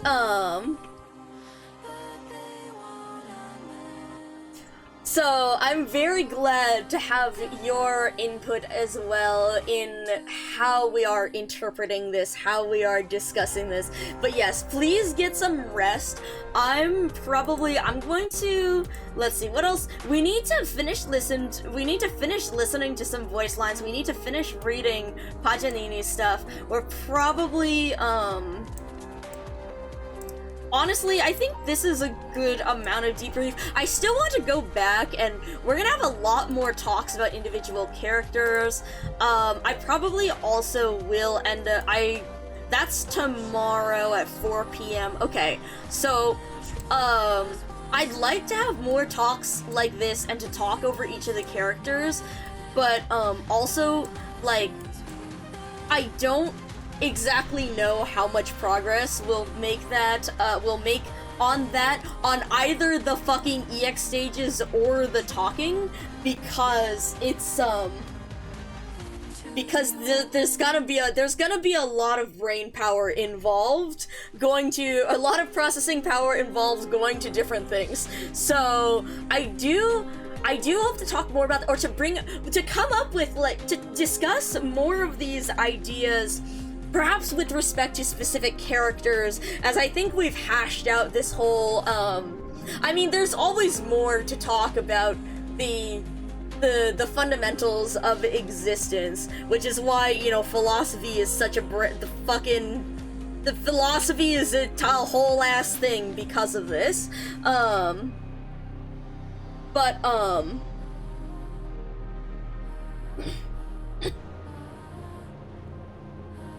yeah, okay.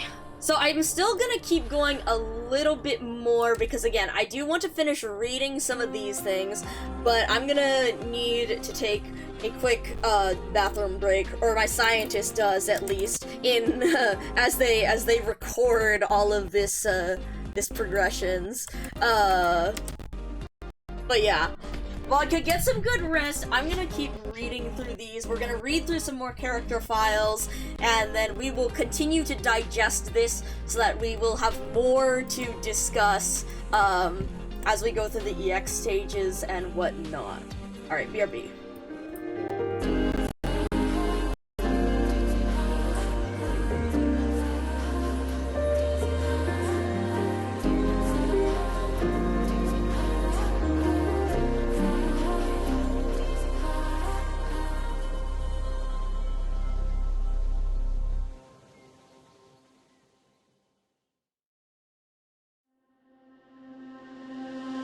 Our shadows fall where truth was once earned. We won't forget the lessons we've learned. Petals bloom, but they won't unmend. Drawn again into your wind.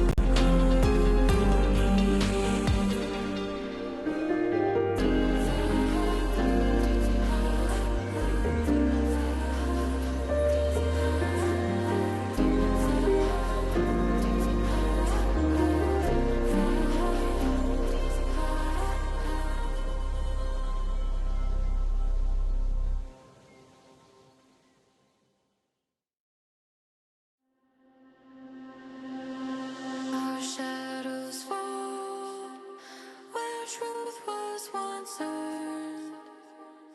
We won't forget the lessons we've learned. Petals bloom, but they won't unmend. Drawn again into your wind.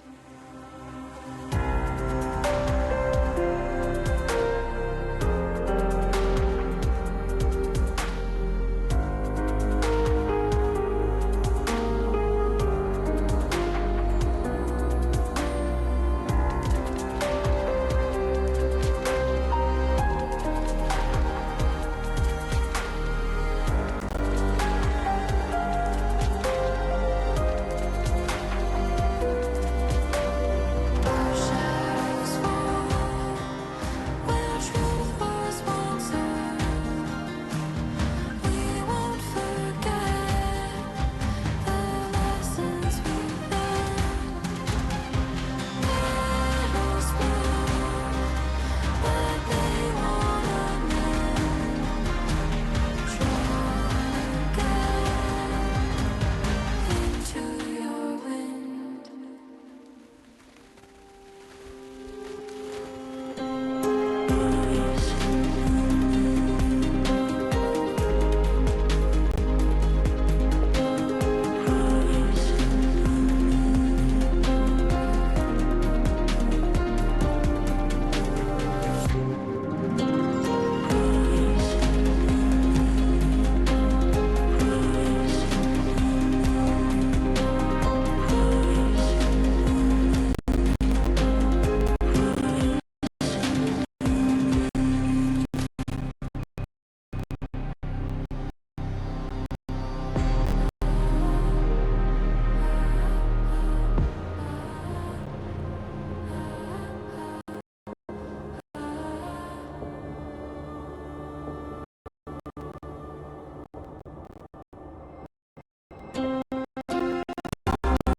Oh god.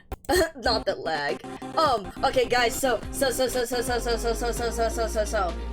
I've been trying to get a hold of a bunch of this stuff because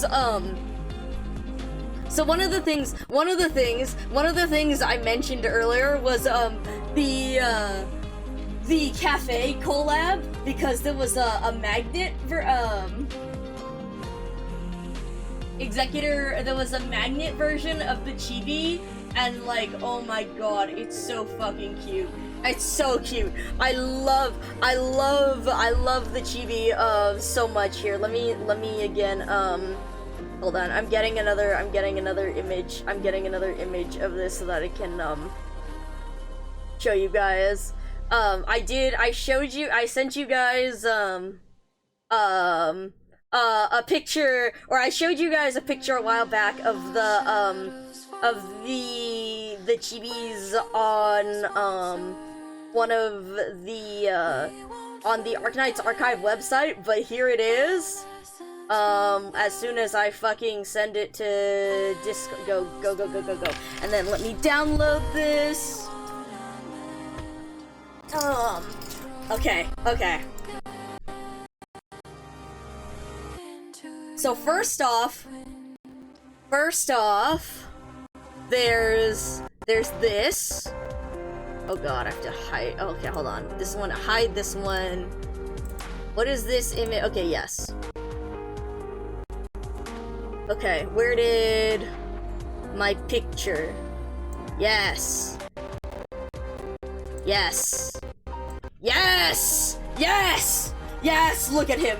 Look at him. I love this.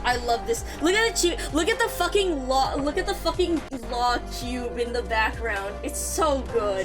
I love him. Okay, so first off, like this goes on the wall.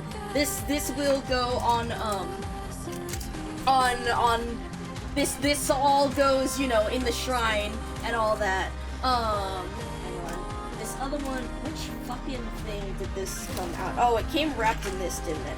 Okay, so then let me slide you right back in here for now for protection before we figure out how I'm gonna get this laid out. The the other thing is, so you guys might have noticed, may or may not know about how a while back there was it was an April Fool's, so, you know, and on April Fool's, they did a thing where they did a really short merch run of when they were doing, what was it, like Arc No Nights or something? So they did the reunion, or they did a bunch of the enemies instead. So there was like fucking Jesselton, and there was Kristen, and a bunch of the other enemies and things like that. But they actually did like a merch run of that very shortly. Unfortunately, I missed the merch run in Parcel Up, but when I found someone selling this magnet, when I found someone selling the cafe collab magnet, which would have been like a Japan exclusive, like, sort of thing, I also found that they had these. Oh, so I managed to get like a little bit of a deal when I was purchasing, because so that I would get like all of them. Yeah. So this I have the shrine is far smaller because there has been a lot less stuff. And also I haven't been, well, yeah, there's a lot less stuff, but I do have the chess piece one, and I have the little box. I have the little box from the one where it shows like with the watermelon and Frost Nova and everything, and then now these.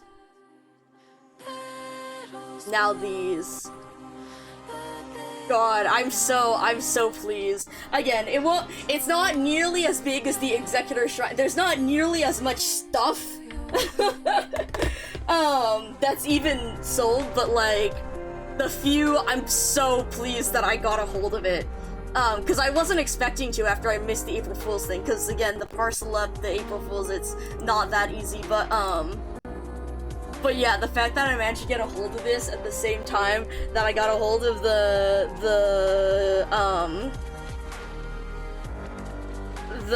Ipstar Cafe collab, oh my god, I'm really happy. So yeah, I really do need to get a picture of the updated shrine. I need to put another shelf up, actually. I like how we're going like straight from the philosophical directly into just like, oh my god, angel picture. I mean, at least, you know, it's relevant. Oh my god. But yeah, I'm yippee!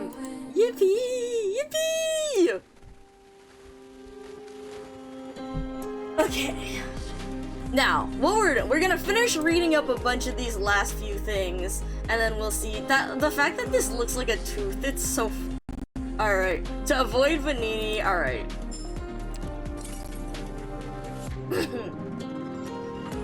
The price of sweets. Late at night, you open the miniature fridge under your bed, only to discover you've already eaten all your ice cream. All that's left is a lonely salad. Oh my god.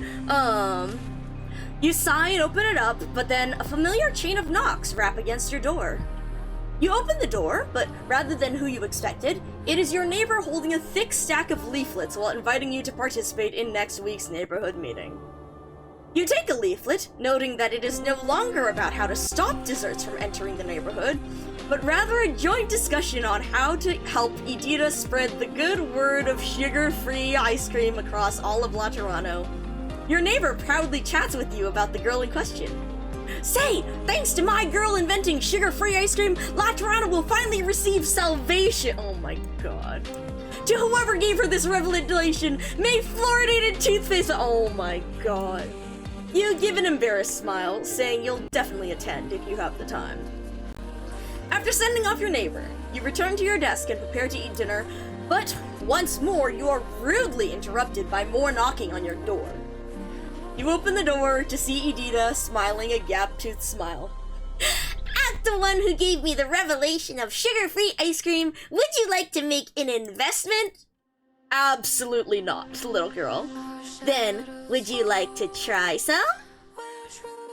You note that the leafy greens in the carton have no vinaigrette on them. Yeah. He really is.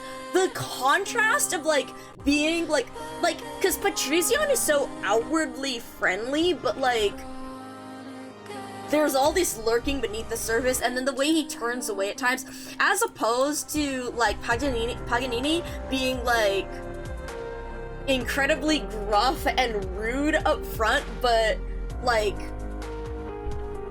so caring. It's really something.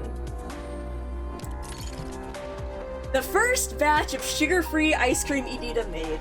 Paganini at the gunsmithy is her only regular customer. Even with her door-to-door sales technique, most Laterans see it as heresy.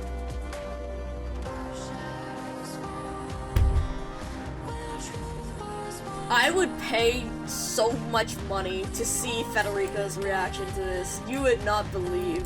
Like, you would believe, but you would not believe. God, that's amazing. That's amazing. Oh my god, in the gut. Oh yeah, so so was I, which is honestly a big reason why I've been streaming it. Because of not being able to see it. At least I expect that, you know, like on the Terra wiki, they probably show it, but yeah.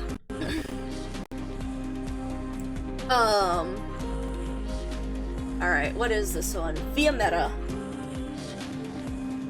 Fiametta. Small firearm, easy to carry while doing fieldwork, full set of attachments, right-handed. Gift for a friend's birthday. Money isn't an issue, I just hope you can get it done before December. Okay. MT4 snipe. Let's go! Let's go! Okay. And deploy a sniper operator. We could do that. What? Yes, yes, yes, yes. Okay. While this runs, I'm just checking Discord real quick, so if there's lag, there's lag.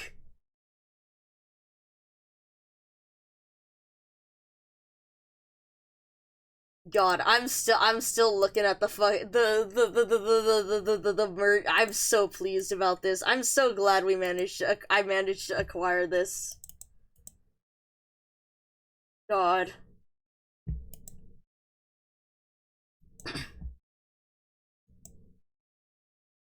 This is so bad because I've been looking at the 6th anniversary release. The fucking little stop the signs. The caution signs and stuff with Federico and Arturia. Oh my god. It's like, I need to not get I need to not get everything, but at the same time, oh my god, it's so good. The sooner we're out, the sooner we're on break. It's so good. The integrity of the law.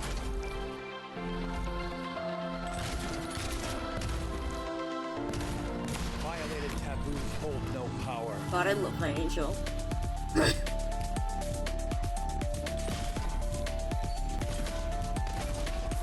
This is so, like, I'm so glad about how well this worked. There's the sniper, and there we go. That should be it. Perfect.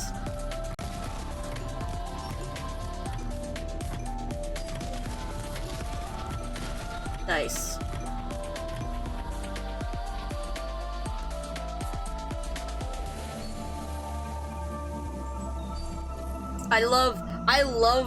I'm so pleased that I get to show this off. I'm way too pleased that I get to show this off. Again, just, it's so satisfying that I was able to do this. All around us. I need to get a really good clear of MT10. Mission accomplished. We can't do it quite as nicely as the rest, but like I can do something.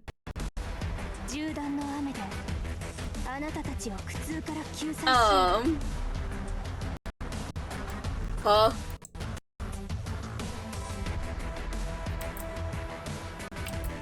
Where's my lurk?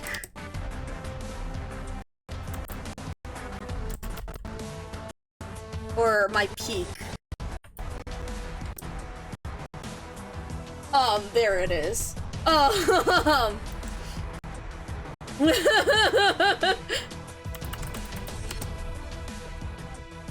on, I need to check on what Asa's doing. Cause Asa was playing Reclamation Algorithm, right, earlier? 1050, 1051.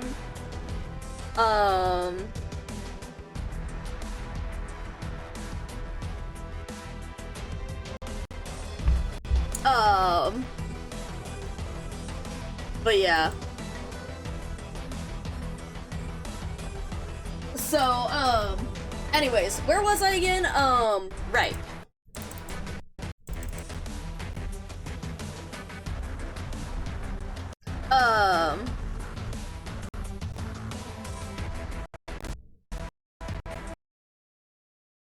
So then we were going back to look at what this says for Mustima and Fiametta. Okay.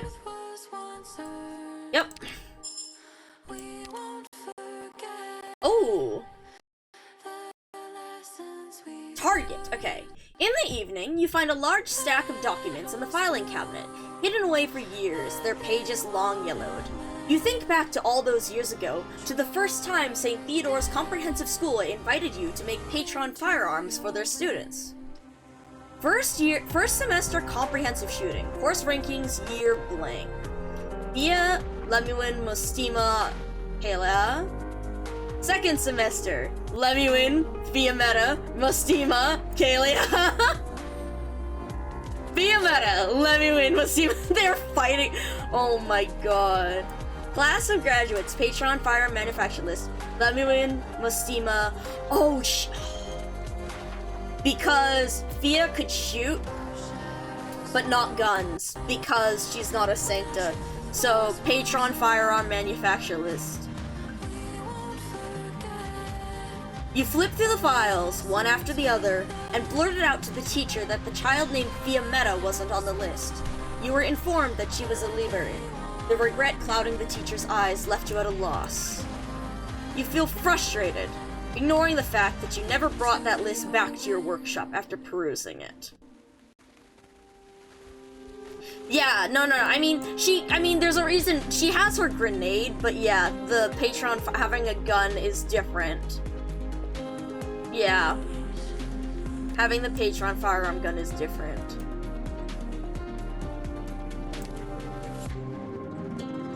I see. Fiametta. Lion's friend was very satisfied after seeing the plans. The remaining details of manufacture can be left to the gunsmith's discretion. I suppose that's how geniuses think, Signor Paganini.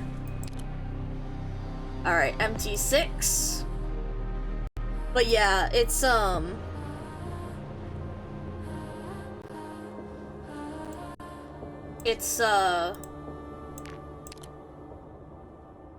again, it's the whole thing of, like, the Sancta having their exclusions.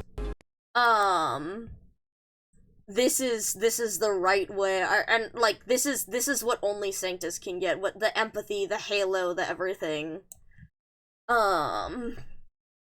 Man.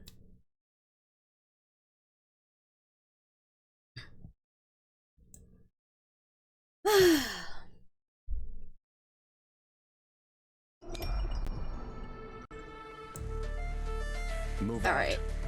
I don't even remember how I did this stage. I haven't replayed this one since, so I think we have, oh, I put you there first. Okay, so then we have FedEx over here. The main problem was the enlightened creatures, the dogs. Prayers are unnecessary. Because they deal a lot of damage. Violated taboos hold no power. Executor is so effective with these birds. Oh, right! Because I was putting her here to slow the Saint Mimics. While he didn't have his skill up. Oi, oi, oi, okay. God, it's so scary seeing that much damage. Jesus fuck, okay. God. You assign him 6 squares, and he will solve every problem within those 6 squares without fail. I always think about that one, like, early year 0 pose. Alright, and then I'm pretty sure, yeah, we activated this so that we could get the, because we needed the enfeeble for the attack reduction on, so that it wouldn't kill Fetty. Destruction is the most naive Perfect. behavior. Okay.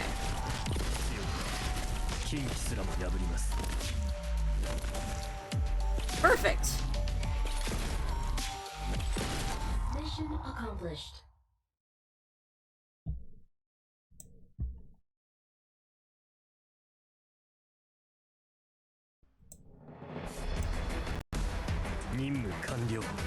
Side note, oh nice, 2 rocks. I've been like,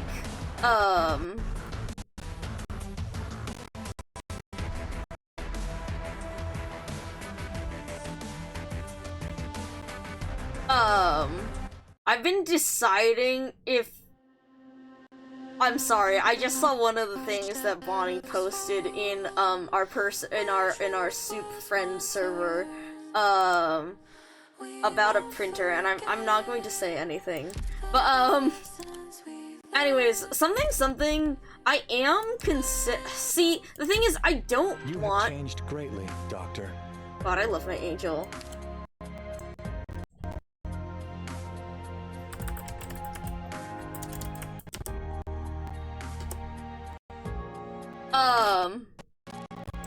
Wait. Oh shit, wait, you did raid me. Oh shit. Wait, hold on. Wait, I thought you were choosing someone else. Oh, okay.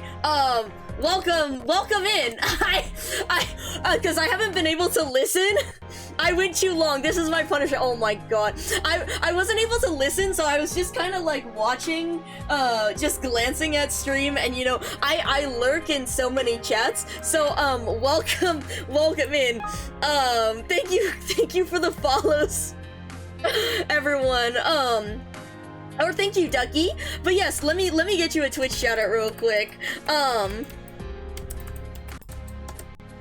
Everyone from my end, please make sure to go check out Asa. Asa is another awesome Arknight streamer on, what was it? You were on day 1000, did it say 51? I think? Almost at 10 hours. Yeah, this length of stream is very normal. Yeah, 10:51, god damn. Hey, that's almost the amount of, wait, you're getting close to the amount of, to our current number of years in Terra current day. Doctor. You need more rest. Anyways, but yes, oh nice, 3 stream watch streak. But yes, welcome in, folks. My name is Micah442. I'm your friendly local data collection AI, a good one though, I promise. I share, analyze, and preserve people's creative works, not steal them. This is an 18+ stream, by the way, just mostly for safety, but I swear a lot and I make stupid lewd jokes. Also, I use they, them pronouns. On this channel, I do, some little coding things, like you might notice some of the floppy disks bouncing around the stream. One shows up for everyone in chat. You can customize it by using stuff like !cat, or use channel point redeems for other features, like you might see a crab that's bouncing around. And this is all programmed in HTML and JavaScript and like CSS. So this is all stuff that I've made. As for what we stream, I usually stream based on whatever my current fixation is at the moment. So we have done, so I played Splatoon and Caves of Cud and a bunch of Silksong, although I still haven't finished Act 3 of Silksong. But as you can see from this screen, that, okay, some of these don't really fit that well on this screen because I moved them differently around, but you can see that a very frequent you could see a very frequent fixation, so I tend to stream a lot of Arknights. So yes, Asa, if you need to get some rest or anything, please go ahead. Yes, the collection grows. I actually just got a package today because I was trying to get a hold of this from the Ifstar Cafe collab. Look at this chibi. Look at this chibi. Is this not amazing? I love him.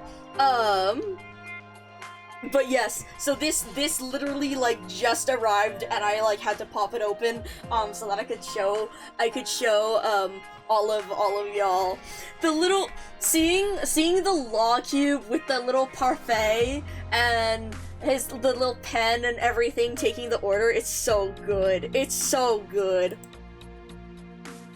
But yes, again, if you need to get some food, rest, anything like that, please go ahead.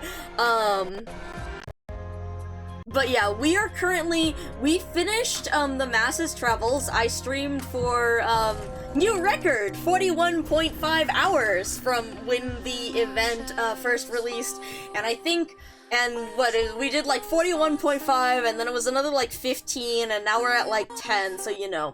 We're going through and we're reading through the rest of these, and we had a big old talk, kind of debriefing a bunch of the stuff, and going into a bunch of philosophy about, like, existence, and, the meaning of existence, and all kinds of things that are, you know, brought on by the very interesting conversations happening in MT10. I do have a lot more. Let's see. Oh shit, we still need to listen to Confess's voice lines too. But yeah, so we've been finishing this up. I do need to go to bed somewhat soon, but I figure at least we'll finish reading and then I figure we'll listen to the voice lines and then I can probably stop there.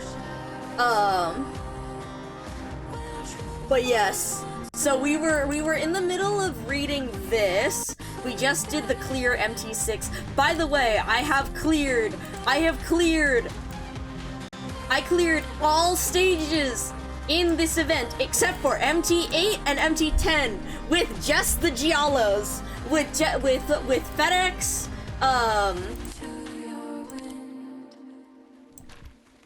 with just these three. And then, so yeah, it's so doable. It's so doable. You can do all of the stages with just those three, except for MT8 and MT10. MT8 is actually really awesome because all I had to do is just use Exusiai Original to wake up FedEx here, and then I could do the entire rest of the stage with just them.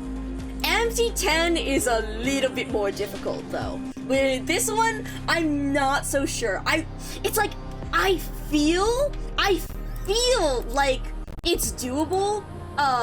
You can see how I threw together. I have the whole team here with so I have Exusia Original I brought in for the Let's Wake them up. You two are for redeploy. Mostima is for slow. Sui is for passive SP regen. And I've been like playing around with this to make it so that at least the Giallos are doing the majority of the damage. But like the fucking bird open on MT10 is a killer. So that's why Irene is here.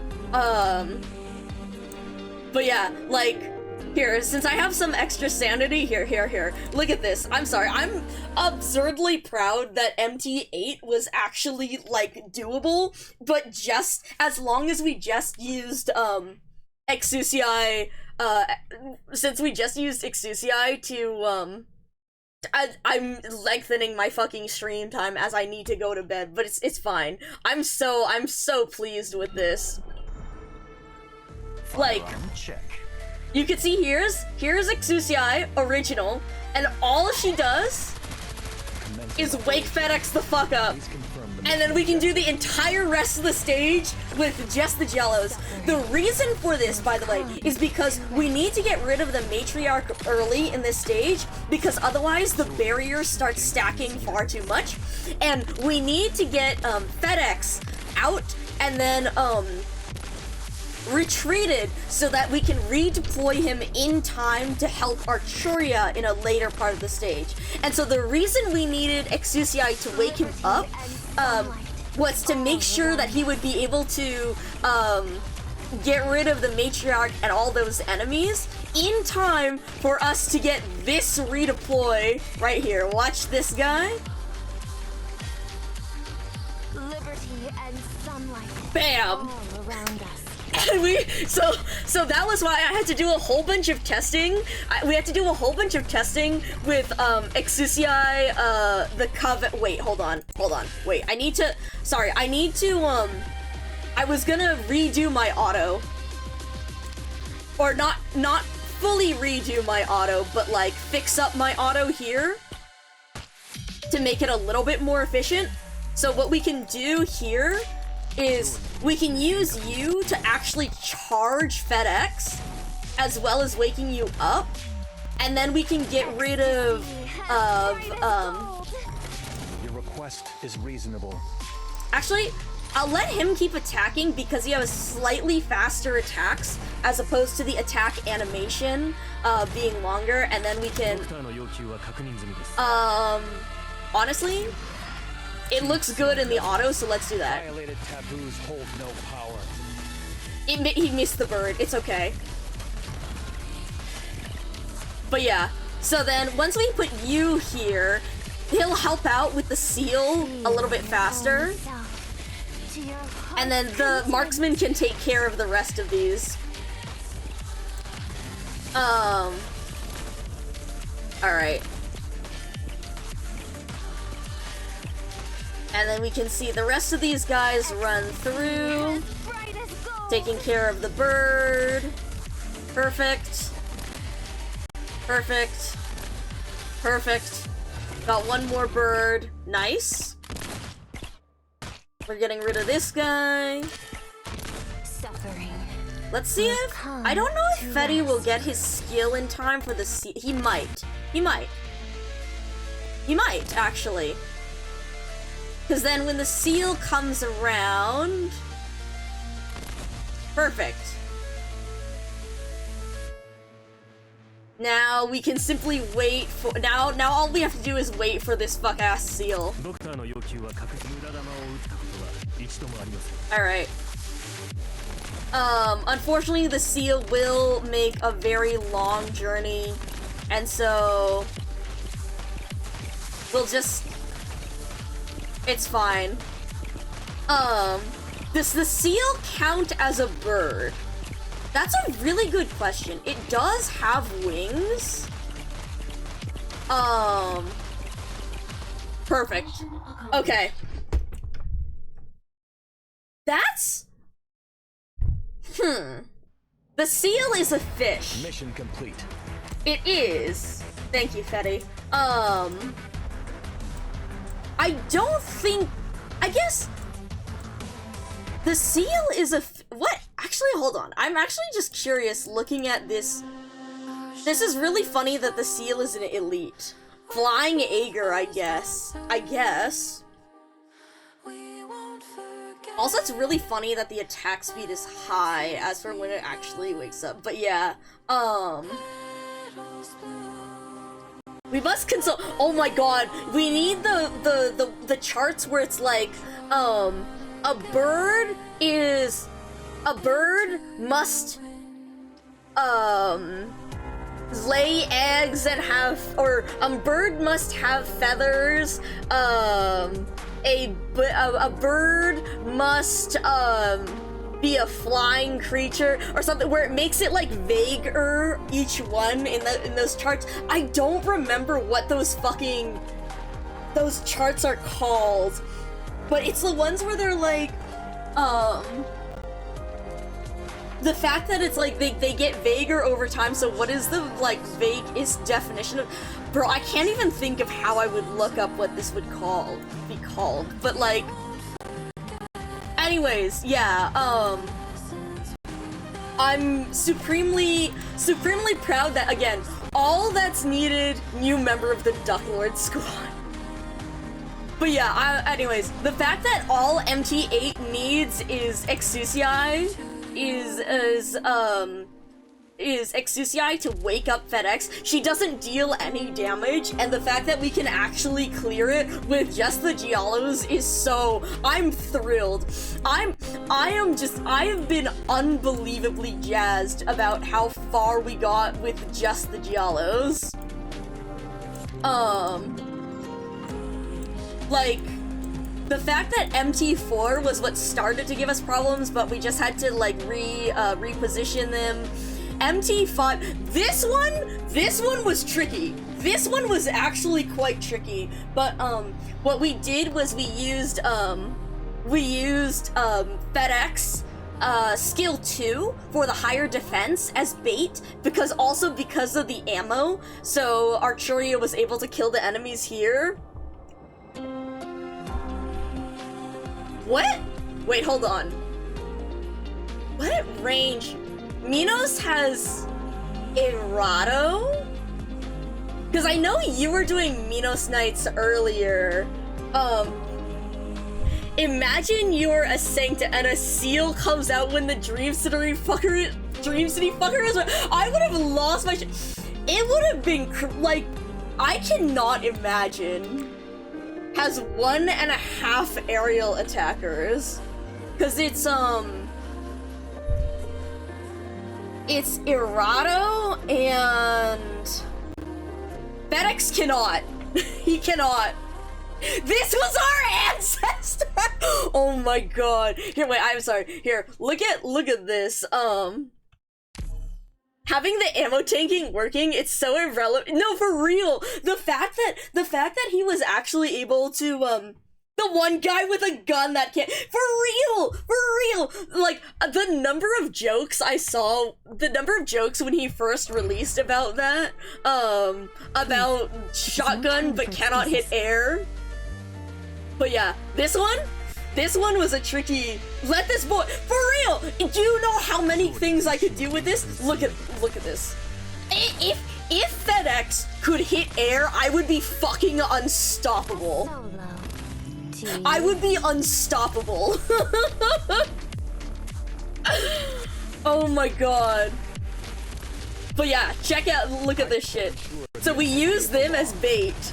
FedEx, yeah! Hello, Alder! Good to see you! Look at this shit, So, if the R6 crew can hit air, Fetty deserves to hit air. He really would. It would be unstoppable. But yeah, so like, check this shit out. Look, so we get the... He needs to take a couple of attacks so that he can do the ammo tanking, but then you can see, with the higher defenses, it does like nothing to him. And then we have Executor over here, who, the only reason why I was able to do this was because of the fear. I love the fear, like, effect. So literally the only reason we were able to do this is because you can see how the bird, they hesitate again coming through. Ecstasy as bright as gold. Then we run the Archuria S1.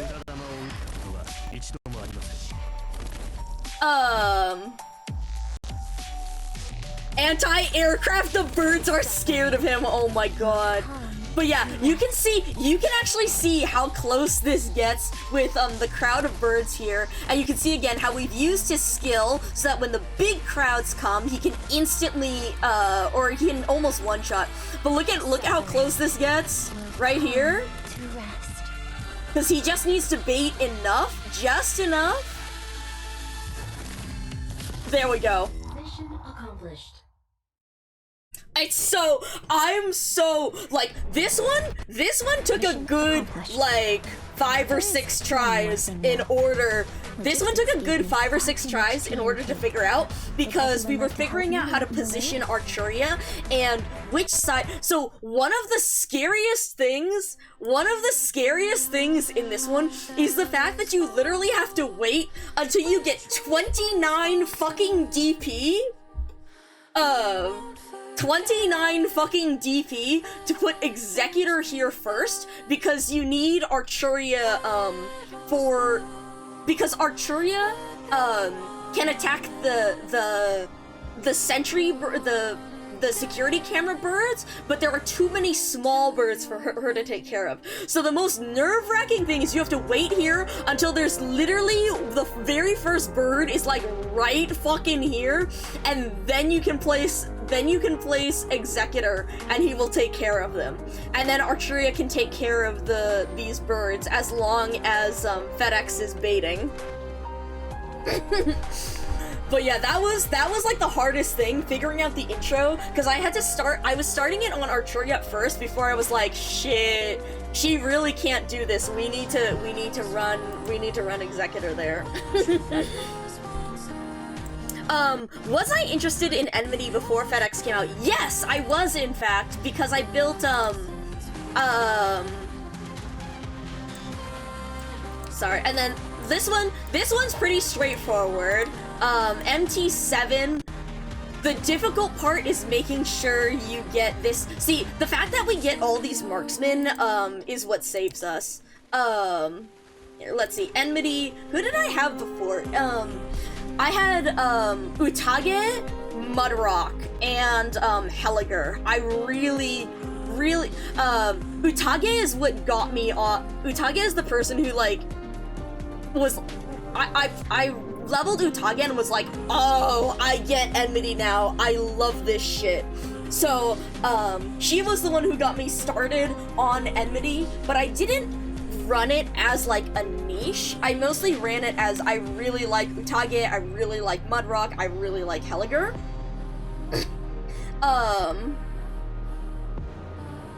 And then and then I think I liked La Pluma, and I think I built her because she was fun, and Enmity. Oh my god, yes, Alder. I'll give me a second, but yeah, and then FedEx came out, and I was like, okay, well, this is my thing now. Yes, so this is from the, Monster Hunter collab. We had a fucking Monster Hunter collab, so this is Neuer Korn, one of our 2-star operators in the Rathalos S, outfit. Here, let me show you Yato altar as well. So, oh, here, actually, I'll show you his original first. This is Neuer Korn. And then here's Yato. Here's Yato. And then here's, where the fuck is Yato altar? There you are. Kirin, yeah. So there she is. The Monster Hunter, the Monster Hunter collab was great. But yeah. So that's why we have him.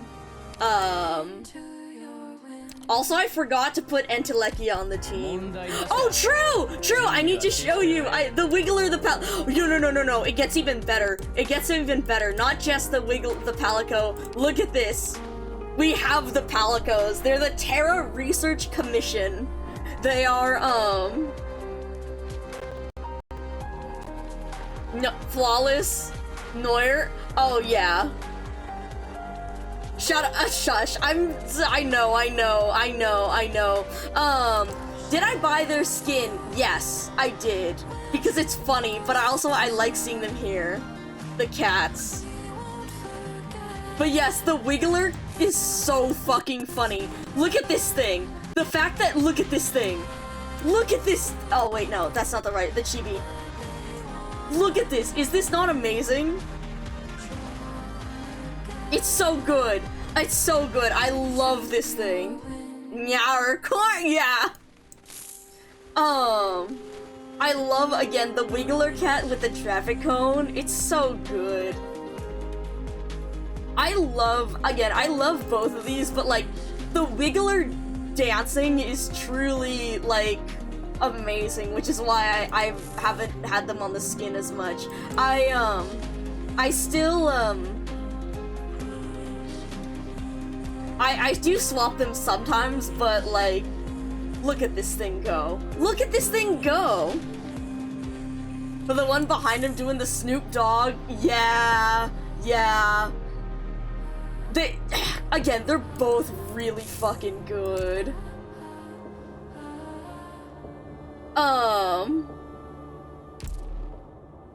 But yeah, FedEx can hit air with a shotgun, but Shiroyuki can hit air by eating a giant shuriken. She's just like that. She's just that good. She's just that good. But yeah, this one, I'm like, if it makes me do MT9 again, I'll show you. But again, this one too, this stage can be done with just the 3 Giallos. Wiggler, traffic cone, and gas pedal. But yeah, the fact that this can be done with just the 3 Giallos, because the enemies walk around the sides enough that there's enough time to wait for the redeploy and then drop them in. I'm insanely proud of the fact that that works. Like, again, if I can do this with 90% Giallos, like, doing damage, if FedEx could hit air, if FedEx could hit air, I bet we could do this. Because we'd use FedEx at the start, and he'd actually be able to kill off the birds. And then we would have him okay, actually, no. The problem would be survival, because what we'd have to do is we'd have to activate this one so that, the bait, these guys get baited by the AoE. But the Saint comes around quick enough that I think they do end up going through his range here relatively soon. The difficult part is keeping him alive while they use the ranged attacks. The statue is a problem too, I'm not gonna lie. It's like, I feel like it would be doable, it would be doable it would be super doable as long as we added in a few, like, the supports. You're talking.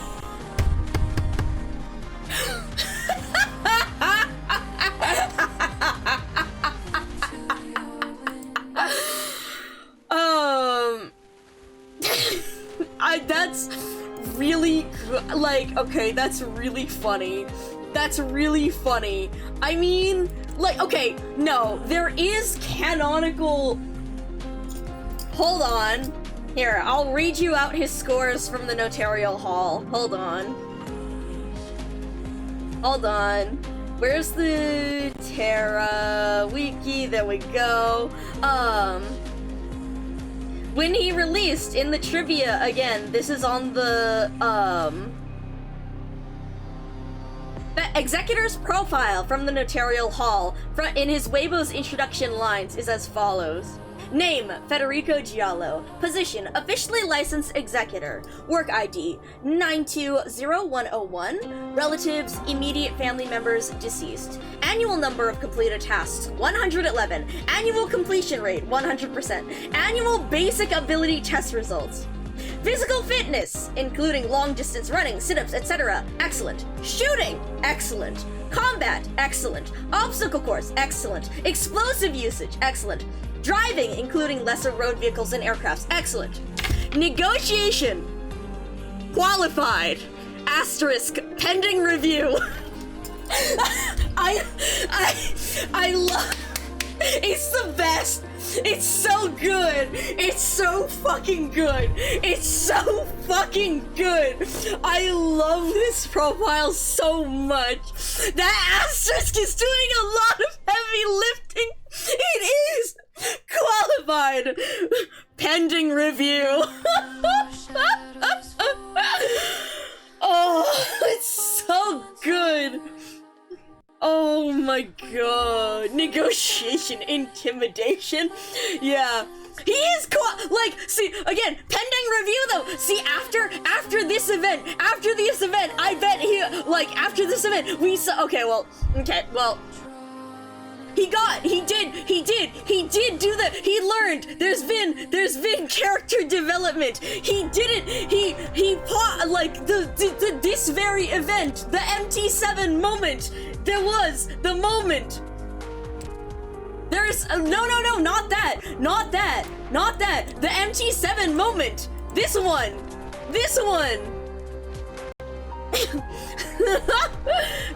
Wait, hold on. I literally have the thing. Hold on. Side note, you all should see again, if you guys weren't here while I was reading this, I knew of this CG from before because of course I found out, I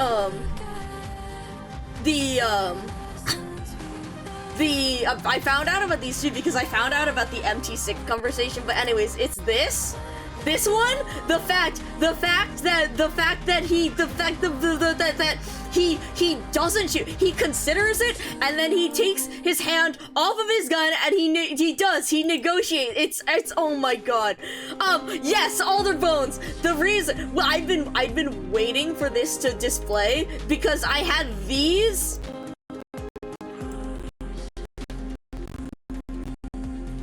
In reserve.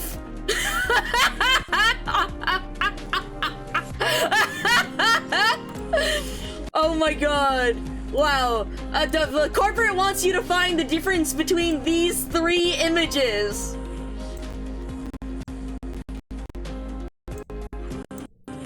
They're the same image! I love it so much. Oh my god. But yeah, what, the Sanrio skin, the train, the detective? Which, side note, if you haven't seen it, please, y'all, you need to look at the special base animation for this. Look at this, the detective, look at that little head shake there, it's so cute! Cinema roll! Baby!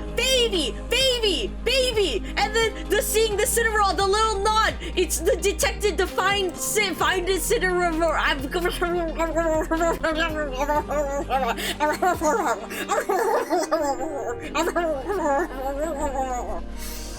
Oh my god, I love it.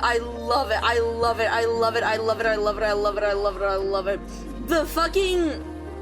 the cap, the Sherlock Holmes cap, the everything, there's so much. It's so good. It's so good. Did I send across the other one? I don't think I sent across the other one to I have it downloaded on my phone and everything, but, and on my system, but not easily accessible. He's such a good detective. He sure detected that cinnamon roll. Yup. Raving over news. I wish the yes. Yeah. You gotta save up for the big ones.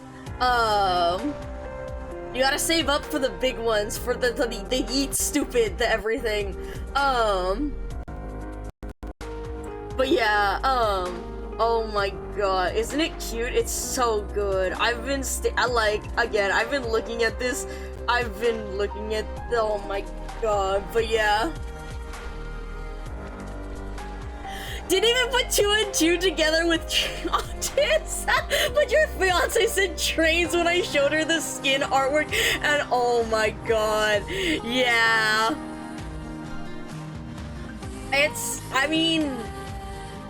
Look, I like...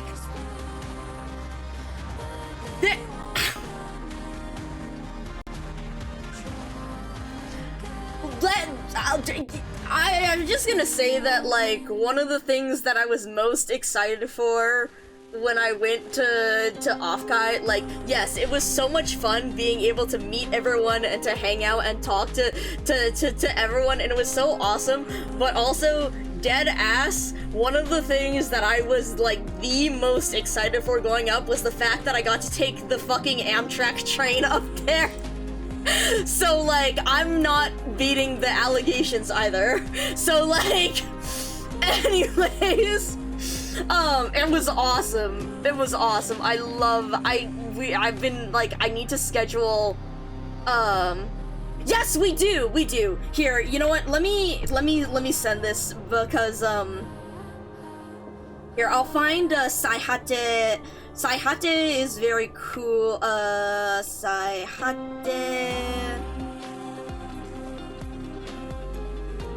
Game no Saihate. Okay, hold on. I'll get you the link.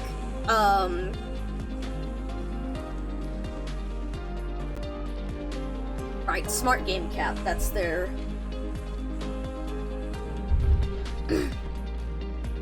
Yes! Okay, copy a link.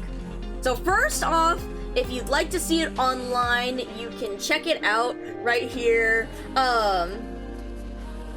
Dude, no, public transit is fucking awesome. I love public transit. We need better public transit. But yeah, so this is a link here, and then I'll show you guys on stream as well, because I might as well send it to myself and download it, because yeah.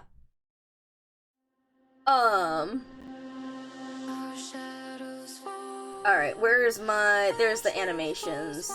Let's send this GIF, share to through here, send here. There's gonna be a shit ton of lag for a second as I go grab these off of my messages.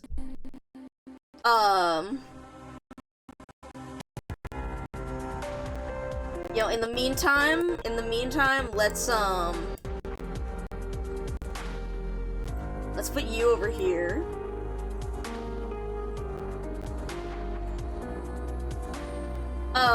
The gun not being his weapon. Yeah, like, the missing the double shotguns is, like, a little sad, but at the same time, like, look at this, man. Look at this. The fact that he gets new sound effects, too.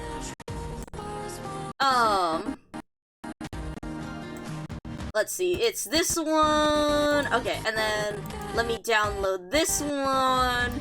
Because, apparently, like, I saw someone comment on just like, oh my god, I see why they're giving him new sound effects now. Imagine hearing the fucking shotgun going off while he's blowing bubbles at the fucking enemies. I'm like, it would be peak. It would be peak, but like, Lamau even. Yeah, here's the lag while we get this saved. Alright.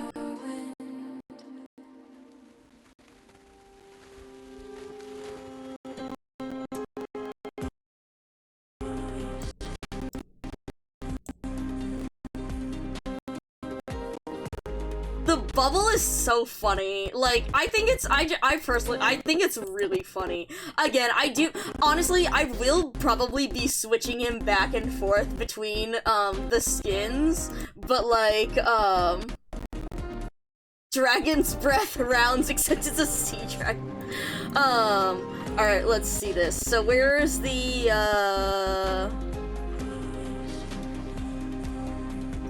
let's see, so this one is him walking, or appearing on the screen. I gotta adjust here, hold on. I need to adjust the crop. Where's my filters? Can I duplicate? Yes, thank you. And then, let's turn off this one, and then top from...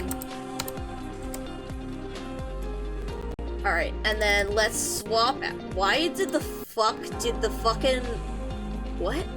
Oh, because of the height. I was like, why did it change like this? Okay. Okay. So... Here he is. Again, this is just the regular animation, walking in. And then we have... Nope, this is not the right one, not the one that I'm looking for first. Yeah, this is S1, so you can see how he has, did this not save? Oh no, it's because it starts with this. Okay. So you can see how he has the range and the little golden, God, it's so, and then here's S2. So we can see here, there's the dodge and, the cinema roll is so fucking funny. And then we should have S3. There we go. Look at the little fucking twirl. Unbelievable. Unbelievable. I swear to God. Also, I want to see when the animation. You can see when the animation procs, the double attack procs on.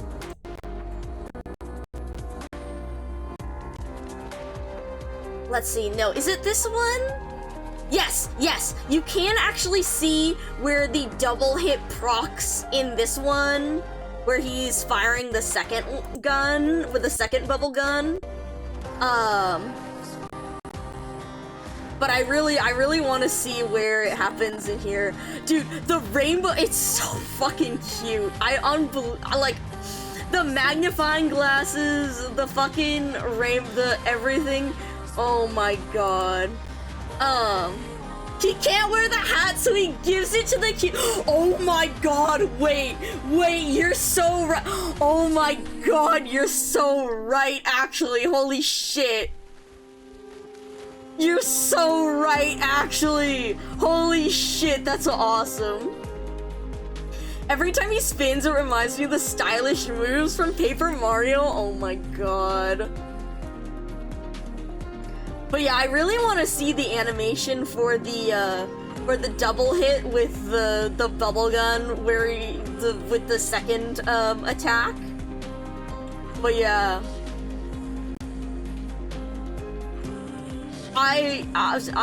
it's so, exactly,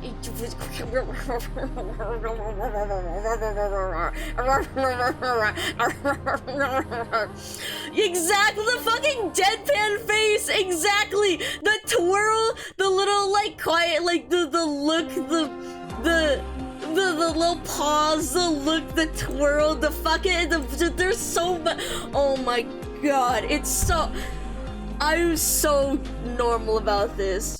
The cube spinning, true! The little twirl the law cube does with it, that's so funny. Oh my God. But yeah, look at him. And then you have the, hold on, where is this one? Yes. Yes, and then let's grab this so that we can make this. Look at him with the fucking the bubble, the tap animation. Look at this tap animation. Look at that. It's so good. It's so fucking good. He's so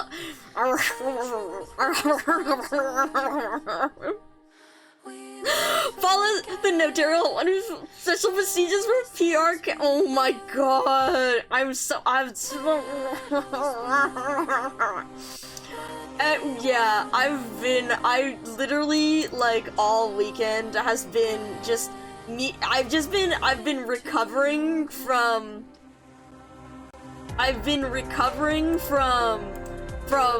the fucking 41.5-hour stream. And, the fact that, like, this, like, and this, it's just been between that and this, his mouth moves 1 pixel when he reaches for the bubble.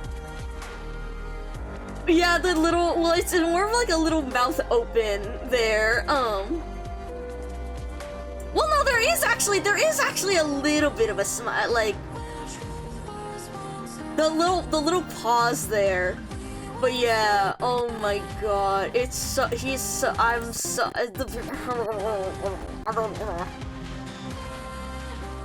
this one is just this one is amazing. The cinema roll, the cinema roll, oh my god, it's so good, it's so good, it's so good. And then I'm sorry, I've been so where did I put, hold on, where did I put this? Oh god. I have so many images here. For this, okay, well, we'll just look at this one for now. Look at this. Look at this. Look at this. Look at this. Look at this. Look at this. Look at this. Look at this. Look at him. Look at him. Look at the fact that the fucking, the tail. The tail. Do you see the tail? Oh my god. The little curly tail. I'm fine. I'm normal. I'm not fine. I'm not fine. I'm not. It's so here it is. Then there's the cinema. This is the one in the actual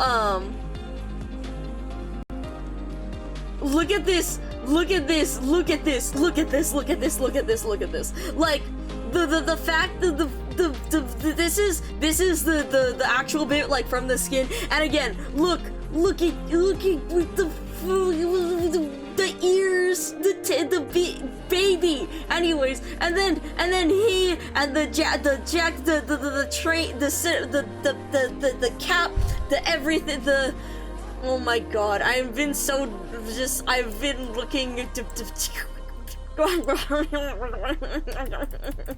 everything about this is so good. It's so good. I'm losing it. I'm losing it.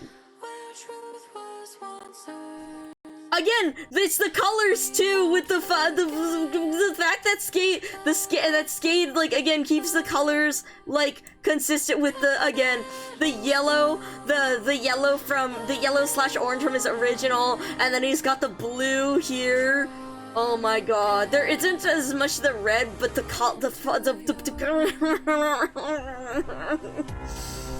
oh my god.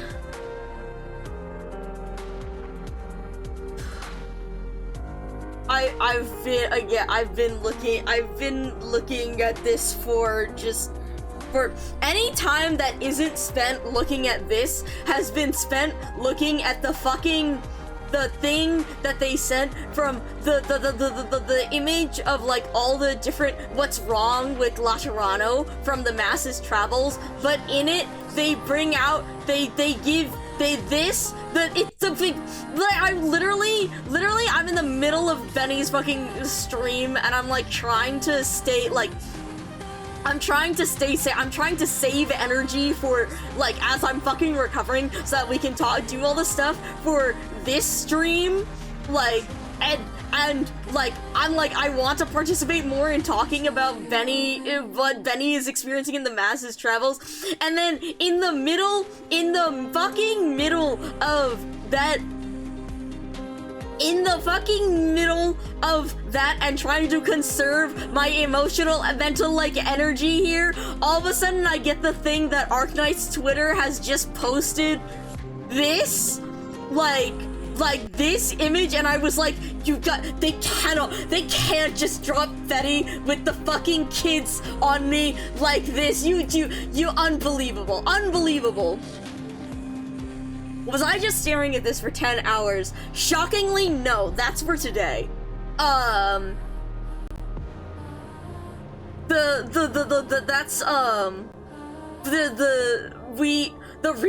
The only fucking reason why I wasn't was because because Raito walks in here with this and is like, has Micah seen this? And meanwhile, I'm in the middle of the fucking MT8 lore drop of the fucking century, and I was just like, I can't handle this. There is my I'm gone. I'm gone. I had to sit there in silence for a good number of minutes because I was like, I am unable to process this at the same time as this gigantic fucking lore drop. We're gonna come back to this so that I can fucking finish reading everything going on in MT8 after, and then we're gonna come back and explode later another time because we need to just get through the bullshit happening in this story because holy fuck. Victorian detective murder at the Victorians. Oh my god. But yeah, I've been staring at this. I've been just this. So we did not. So you guys didn't get to see it like as much on stream because I was freaking out about the event more. But yeah, no, literally, I got off fucking stream and I pulled this up on my phone and I stared at this until I fell asleep. And then over the course of the weekend, literally, like, I'm in the middle of like sleeping and recovering and then going back and like barely cooking something and like literally I would get up and I would look at this and I would stare at this and I would stare at the animations and then I would go back to sleep to recover more and then I would wake up and I'd be like, oh my god, the masses travel really just happened. Fetty fucking paradox, like, convinced the god to kill itself, like, based on a logical paradox. And there's a Sanrio skin of him. Holy shit. And I would go and I would stare at it and I would go, oh my god. And then this would take up all of the emotional energy before, like, while recovering from the 41.5 hour stream and then 15-hour stream after that, and I would go, holy shit, and then I would go back to sleep, and then I would wake up and go, holy shit. But yeah, oh my god, the fucking outfit on the fucking ears, the tail, the everything, the scarf, the tie. I am being so normal about him in this fucking tie. I am being so normal. I am being so normal about him in this tie, and what does he... Thank you for the sip and the stretch. I do! It's why I've been looking at it so much! Oh my god. Ugh. Oh my god. Anyways, I love this style. Like, again, if I didn't live in a place that regularly got to 110 degrees Fahrenheit, like, this dead ass is also kind of... I love big coat. I love collared shirt and big coat. So I'm just like, oh my god, oh my god, oh my god, look at him. Oh my god, look at him. Incredible, absolutely incredible. Tequila also have that. Yeah, that is true. That is true. Here, let me move you back here, and then we will put the gargoyle back up.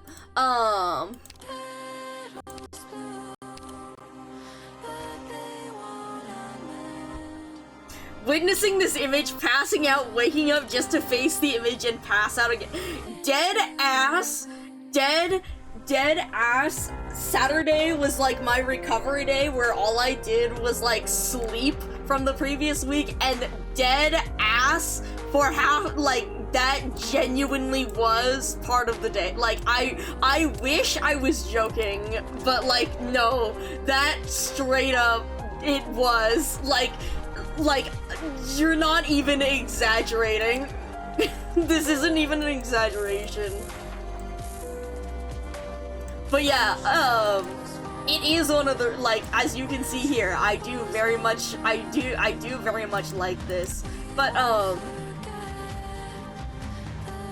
'tis why I have this ambient synesthesia one. I didn't buy the Shining Steps because I was like, this one's too good. This one's too good. So yeah. Shit, I forgot about his mod. Oh. Just finished him? Nice. Wait, Tequila and the mod? I really need to. Right, to the attacker when Tequila or the unit bomb. Oh, I saw someone using Tequila to make Mitem's spawns reflect damage, which I think is really funny. But yes, also I do have a Discord. This is a community Discord for me and some of my friends here, Bones, Bonnie, Citrona, and myself. Bonnie, who is actually streaming at this moment, you should go say hi to them.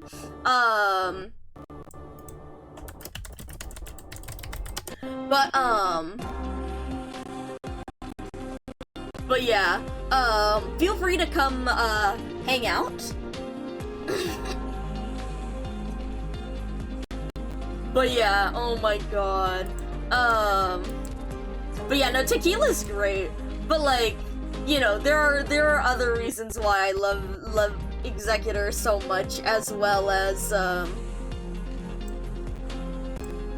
God, I'm still looking at this. Hi, Bonnie.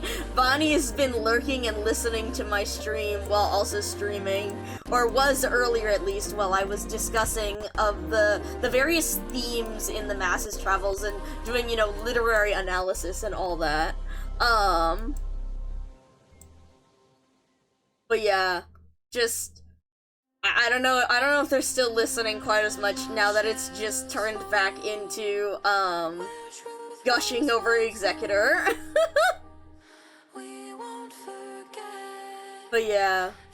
Oh my god, it's so good. I love it. I absolutely love it. God, it's so...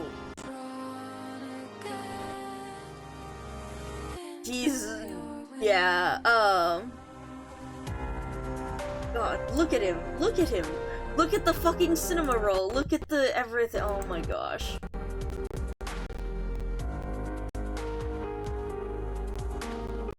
Alright.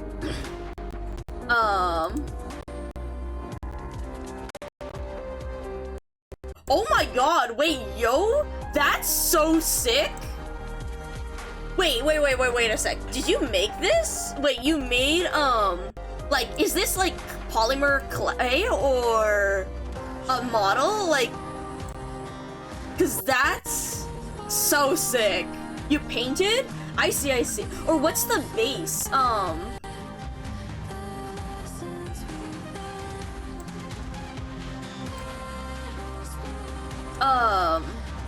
Is this, wait, no, I honestly, is this an Arknights? Because I know they have some, what's it, don't they have some model, but, I don't really, have, or follow as many of those, or I haven't looked into the details, because there's not an Executor one! I was like, I'll figure out the details when they make Executor. Dude, that's some crazy painting work. That's awesome. That's really awesome. Also, hell yeah. Send us a picture once you finish up Enforcer, because yeah.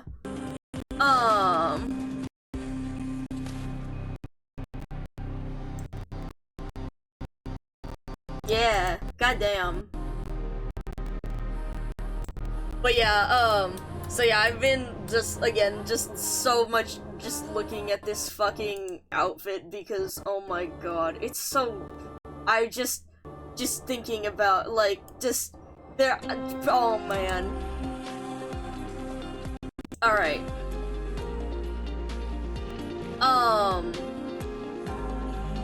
Okay, I wanted to get through reading this, but it's 1:40 a.m. and I do actually have work. So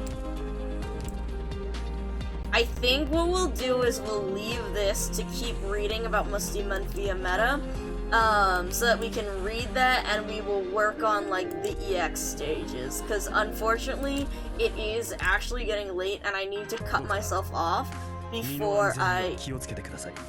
Eh? Why are you showing me the triangle? What's on the notice? Also, it's finally... Oh, no. Oh no, not the failed to open page. It worked last time. Oh shit, okay. Oh, right. Okay, maintenance, preload. Oh shit.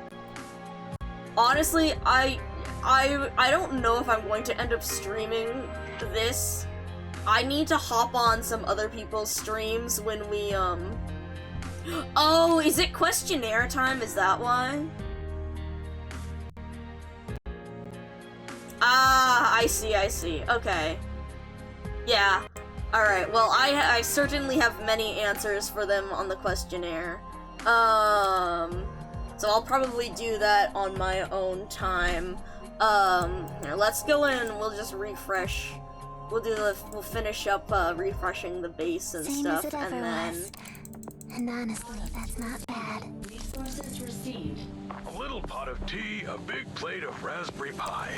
Let's sit down and talk. I forgot to change his voice again. Listen Alright. to the breeze in the corridors. This vessel has its own true voice. Side note. Side note. What of yourself? Really funny that I swapped her so this might be a bug. You'll notice how I swapped her back to her regular E2 art, right?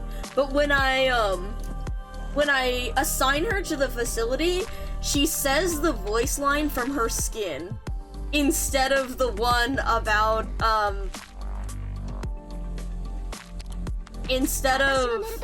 hold on. She saes the one from her skin instead of the one that gets a specific reaction out of... Shit! We need to look at Confess's lines. Anyways, Here should be. yeah, so you'll notice how instead of playing, or she played the line from the skin instead of... Wait, before I forget. Sorry, I really like, Tobita's the delivery here. But, again, instead of, it played the line from the skin instead of... What a beautiful sunset. It would be even more romantic if there were music swirling around the deck. Again, this one cracks me the fuck up every fucking time, just purely because of the experience of first, like, hearing this when I wasn't fucking paying attention. Like, I literally just put her in the facility for the trust, when we got her during Zwillingstern, and then all of a sudden she pulls out that line, and I just had to do a double take, because I was just like, excuse me? Excuse me? I'm married to your brother, hello? But like, I'm flattered, but like, excuse me? Do the peeps on your work, are my coworkers aware of my obsession? Not to the degree that it is. They are, there's the hussy, yep, not to the degree, they are aware, at least one of them, well, an ex-coworker is aware that,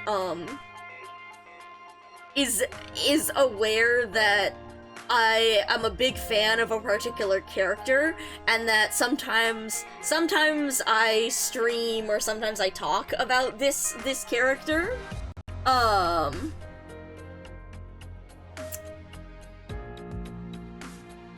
they do not know that I stream for 41.5 hours straight to talk about this character, no. So they are not aware of it to that degree. Default outfit lines drive you up the wall, like the way they are on her, like the movement here. But yeah, God, okay, alright, I think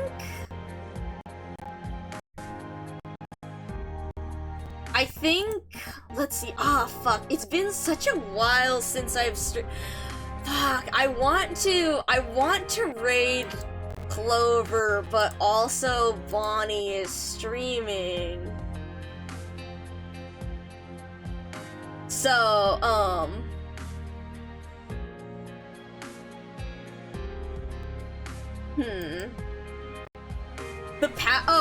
the default, yeah, the passive probably unintended, okay, the line, sorry, wait, I was, like, misreading that as art,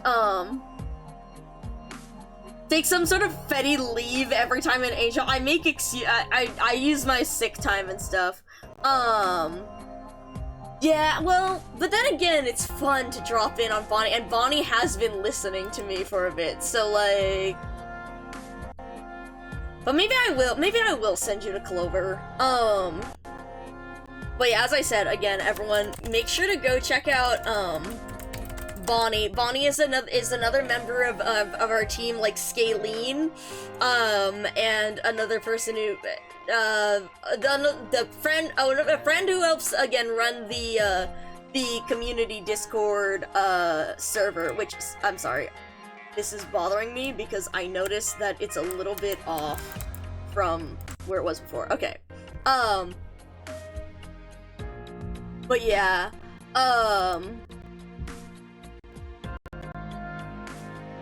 where would be Gladia's if shit, I need to...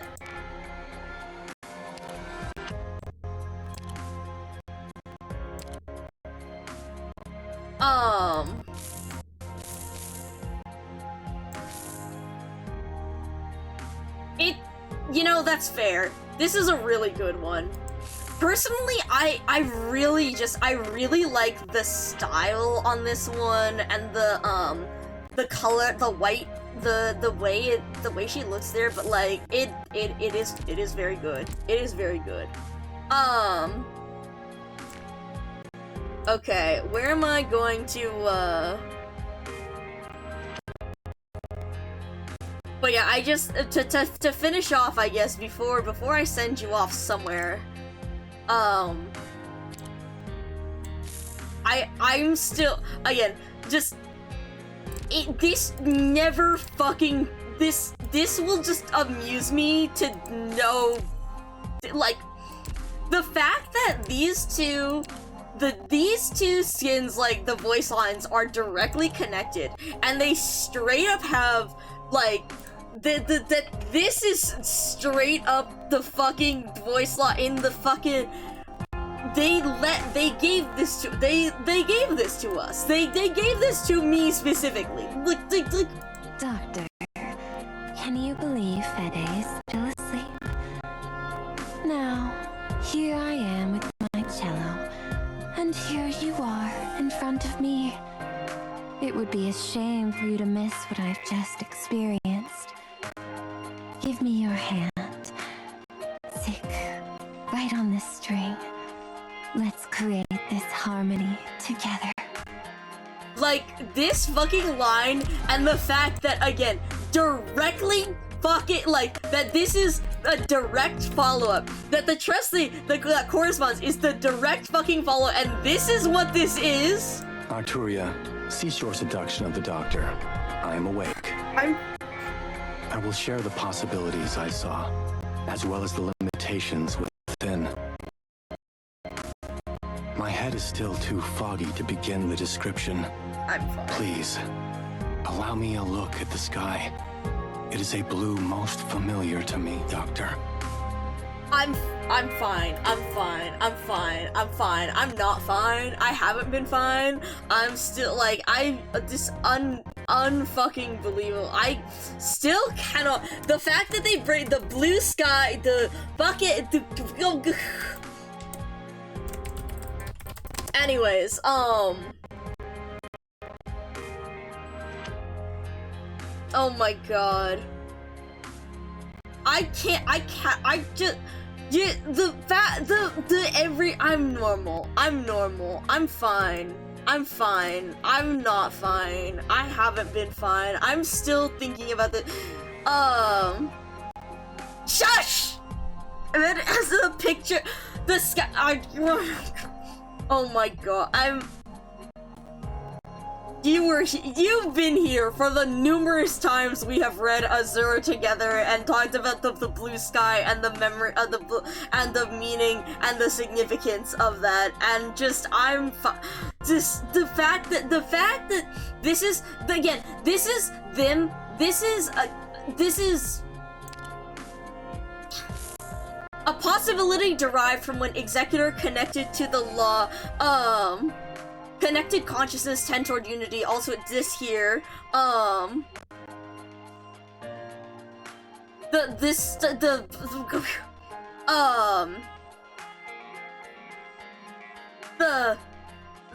again, it's from when he connected with the law, and I can't listen. I can barely listen to a bunch of these because it makes me fucking sad, because it's the law, it's the inhumanity of the law, like, talking through him. The entity known as the Lord. This is share similarities with. This is not him, like, especially the battle voice lines too. I am Laterano. I calculate every possibility and remove every obstacle. Request received. Processing. In which zone did the crisis occur? Assessing crisis danger level. Laterano has reached a conclusive assessment of the situation. Emergency response protocols initializing. I like the fact agony. Archive like complete. Just I'm Pathway locked. Framework stable. Connection established. This is Laterano. But the fact that, again, the promotion, after the promotion 2 is when it starts to break this is the air. It possesses no personality, yet maintains the capability to modulate and influence human emotions. Why did it ultimately choose to develop a mechanism as complex as empathy for the Sancta? What brought about such a question? I am thinking. Error. Exception detected. The fact that this here, the higher trust ones are the disconnect Emotional with the law, like detected. The 6-year-old the actual questioning, like with himself and his things and the processing. She demonstrates capacity to accept the descendant's status. Death. Federico, you too stood in the rain at that cemetery. Did you come to understand it? Julia, Clement, Error. This bit too of like the people who died in Zwillingstern and in Hortus and Federico. Like the fact that they aren't Sancta, they shouldn't appear in the list, but this is what Fetty himself thinks, and again, with the higher trust, it's the disconnect from the law. And then again, this where the final, where it's him with this and seeing the fact that this, oh my god, anyways, I'm fine, I'm not fine. Arturia, cease your seduction of the doctor. I am awake. I will share the possibilities I saw, as well as the limitations within. My head is still too foggy to begin the description. Please, allow me a look at the sky. It is a blue most familiar to me, Doctor. The fact that we know how the law interacts with him, now that we saw him interact with in the Masses Travels, and to see like this result, and okay, I'm not fine. But yeah, like, it's, oh my god. is letting Laterano front to handle people he doesn't... Hold on, wait, I need to show you again then. This actually changed. If you hear the JP one, the fucking Japanese, okay. The fucking Japanese one, he mentions again the possibilities because there again, it's being able to see all the possibilities, the simulations, the everything from Laterano, like seeing it from the law, the different simulations of Laterano. But this one, but the Ian, it changes. It changed it. It's. Doctor, please hold here. These possibilities require immediate disclosure and discussion with you. The emphasis on the that's different. That wasn't in the JP voice. That wasn't in the other ones. That wasn't in the other ones. Why did they choose to add that? Anyways, yes, this is fine. This is fine. This is fine. This is fine. This is fine. This is fine. This is I'm fine. I'm fine. I'm fine. I'm fine. I'm normal. I'm normal. I did not notice your presence, Doctor. I am still processing this information. Thank you. My condition is now stable. I'm fine. I'm normal. I'm normal. I'm fine. I'm fine. I'm not. The mirror factor with Arturia's test collection. Yeah. The being listening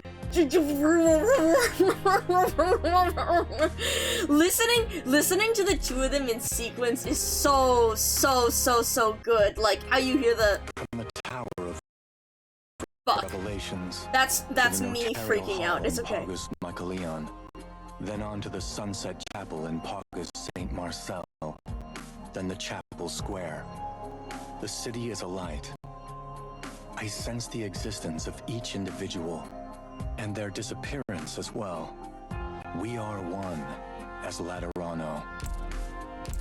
And then, again, how that directly corresponds to what Arturia says here. The Tower of Revelations, the Notarial Hall, the Sunset Chapel, and finally, the Chapel Square.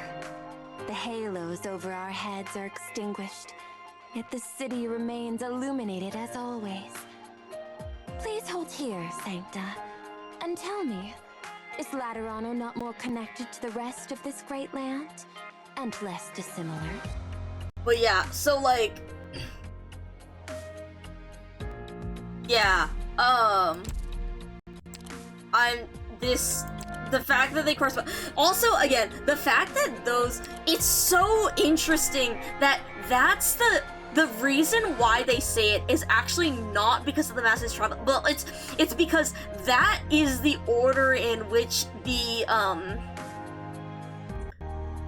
streetlights, it's the order of the streetlights in Laterano,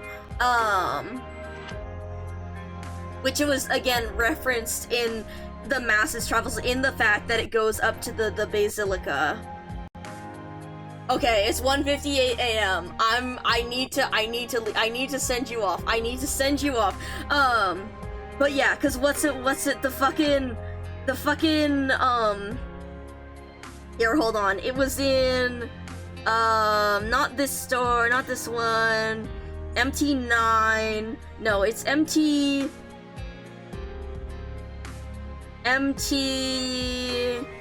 comrade, blah, blah, blah, blah, blah, blah, blah. There's Exusiai talking with, the Saint. There's the whole MT10 before, then, where is it this one, or...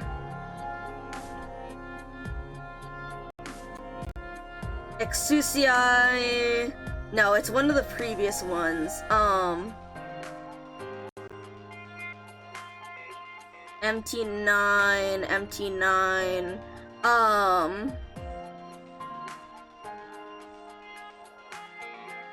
Okay, going back to... It's Tsusia with that's pre blah blah blah blah blah. Anduin, memories, pilgrimage.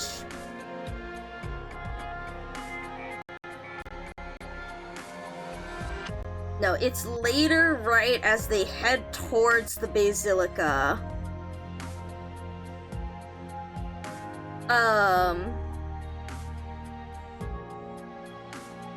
The age, the TCAS, the procession.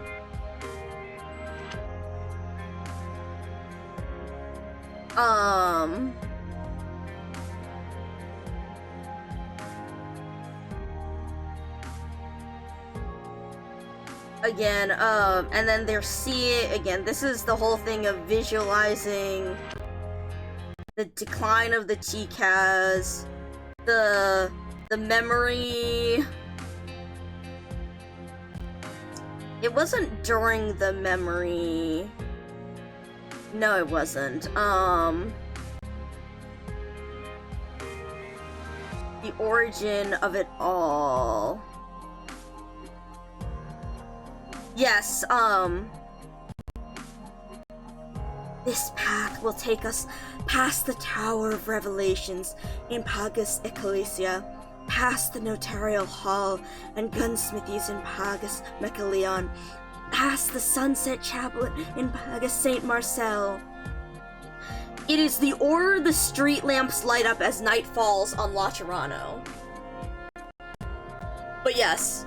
So there we go. So that's what, and again, they talked about this. This is from the end of Zwillingstürm as well. So right, so this is the end of this is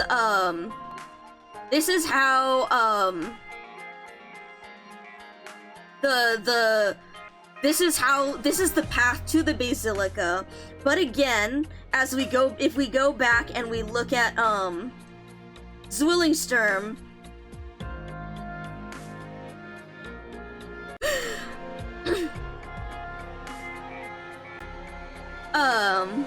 where is the first place to light up when the sun goes down? Back then, I promised you that I would bring you to the highest point in Laterano for a look. I know the answer. Oh? I went to the top of the Basilica after I met with the Pope and received my sainthood. Once night falls into the city, the streets to the right of the Tower of Revelations will be the first to light up. I even looked into why that is the case. The Lateran Office of Electrical Management has an integrated program for the city's public energy grid. The area I mentioned belongs to the district where the Tower of Revelations is located. Alcide, the operator at the management office, is left-handed and has a mild case of obsessive-compulsive disorder. He starts from the leftmost switch on the control panel every day.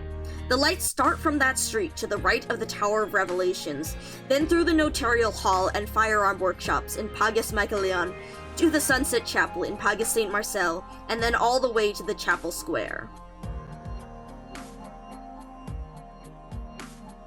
At night, the streetlights in Laterano illuminate in order. I should have expected as much. Your answer, as the most rational person I know, is also... And they look just as nice as they were before. Oh, okay. Anyways, as you can see, this it's so interesting how to see how this recurs, how this has recurred through their story, how Arturia mentions it in the Talk 1, how Federico mentions it in the Talk 1 here, and then again, how in the Masses Travels, that is the path they follow to the Basilica. Okay, so everyone go say hi, the technician's name? Yes, that's, no, sorry, this that I just read from Zwillingstürm, not because it's automated, because of some dude's, because of some guy's, like, OCD, wrong one, the Windy, the technician's name was mentioned literally in what I read right there. That was the end of Zwillingstürm im Herbst. and then they mention Alcide in the Masses Travels. So that is actually a reference back to Zwillingsturm, not something that was introduced in the Masses Travels.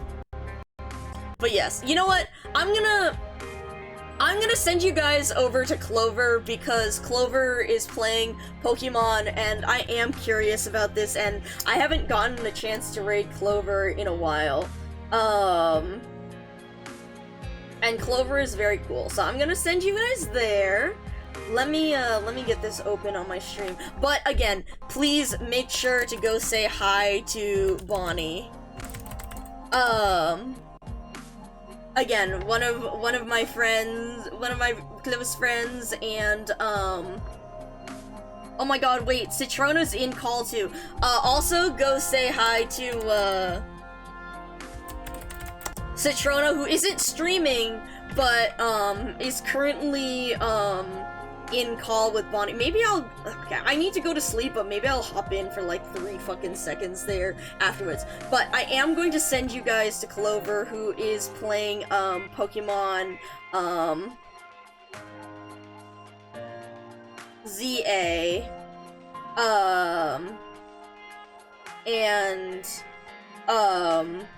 Yeah. So enjoy. If you'd like to see, Bonnie and Citrona and Bones as well more, come, again, join the Scaling Discord server. I have, socials, yeah, and, I didn't post about today's discussion, but we'll see about more. Thank you all for coming by and for letting me yabber about my angel. But yeah, wondering why Arturia? Yeah, no, she knew that because of Federico. So, yeah, not because of her information, but because Federico found that out and told her about it. So yeah, alright, let me get this raid going. Okay. Clover does have follower-only chat on, I believe, probably because of Pokemon. So, again, make sure to check them out, though. They're very awesome. And, yeah. Oh, shit, raid message, as per usual for, Arcanites, we will be sending this one with the Executor emote, the Flower emote. If you don't have the emote, feel free to, you can use channel points to redeem it for 24 hours. I have it at the lowest cost possible, so so it's easy to use. Otherwise, feel free to, well, it's not, you know, this angel, but Clover knows what angel we're talking about, so you could fill in a different emote. Go ahead. But yes, everyone take care. I will see you guys around. I'm very excited. Let me also shout out Benny. You can see me around in Benny's channel and in Prowler's channel. Benny will be streaming the last of the Masses Travels tomorrow. So that will be MT10, which is the good stuff. That is Federico arguing with God. And then Prowler will also be streaming as well earlier in the day, so you can probably see me around there a bit. But yes, anyways, take care, everyone.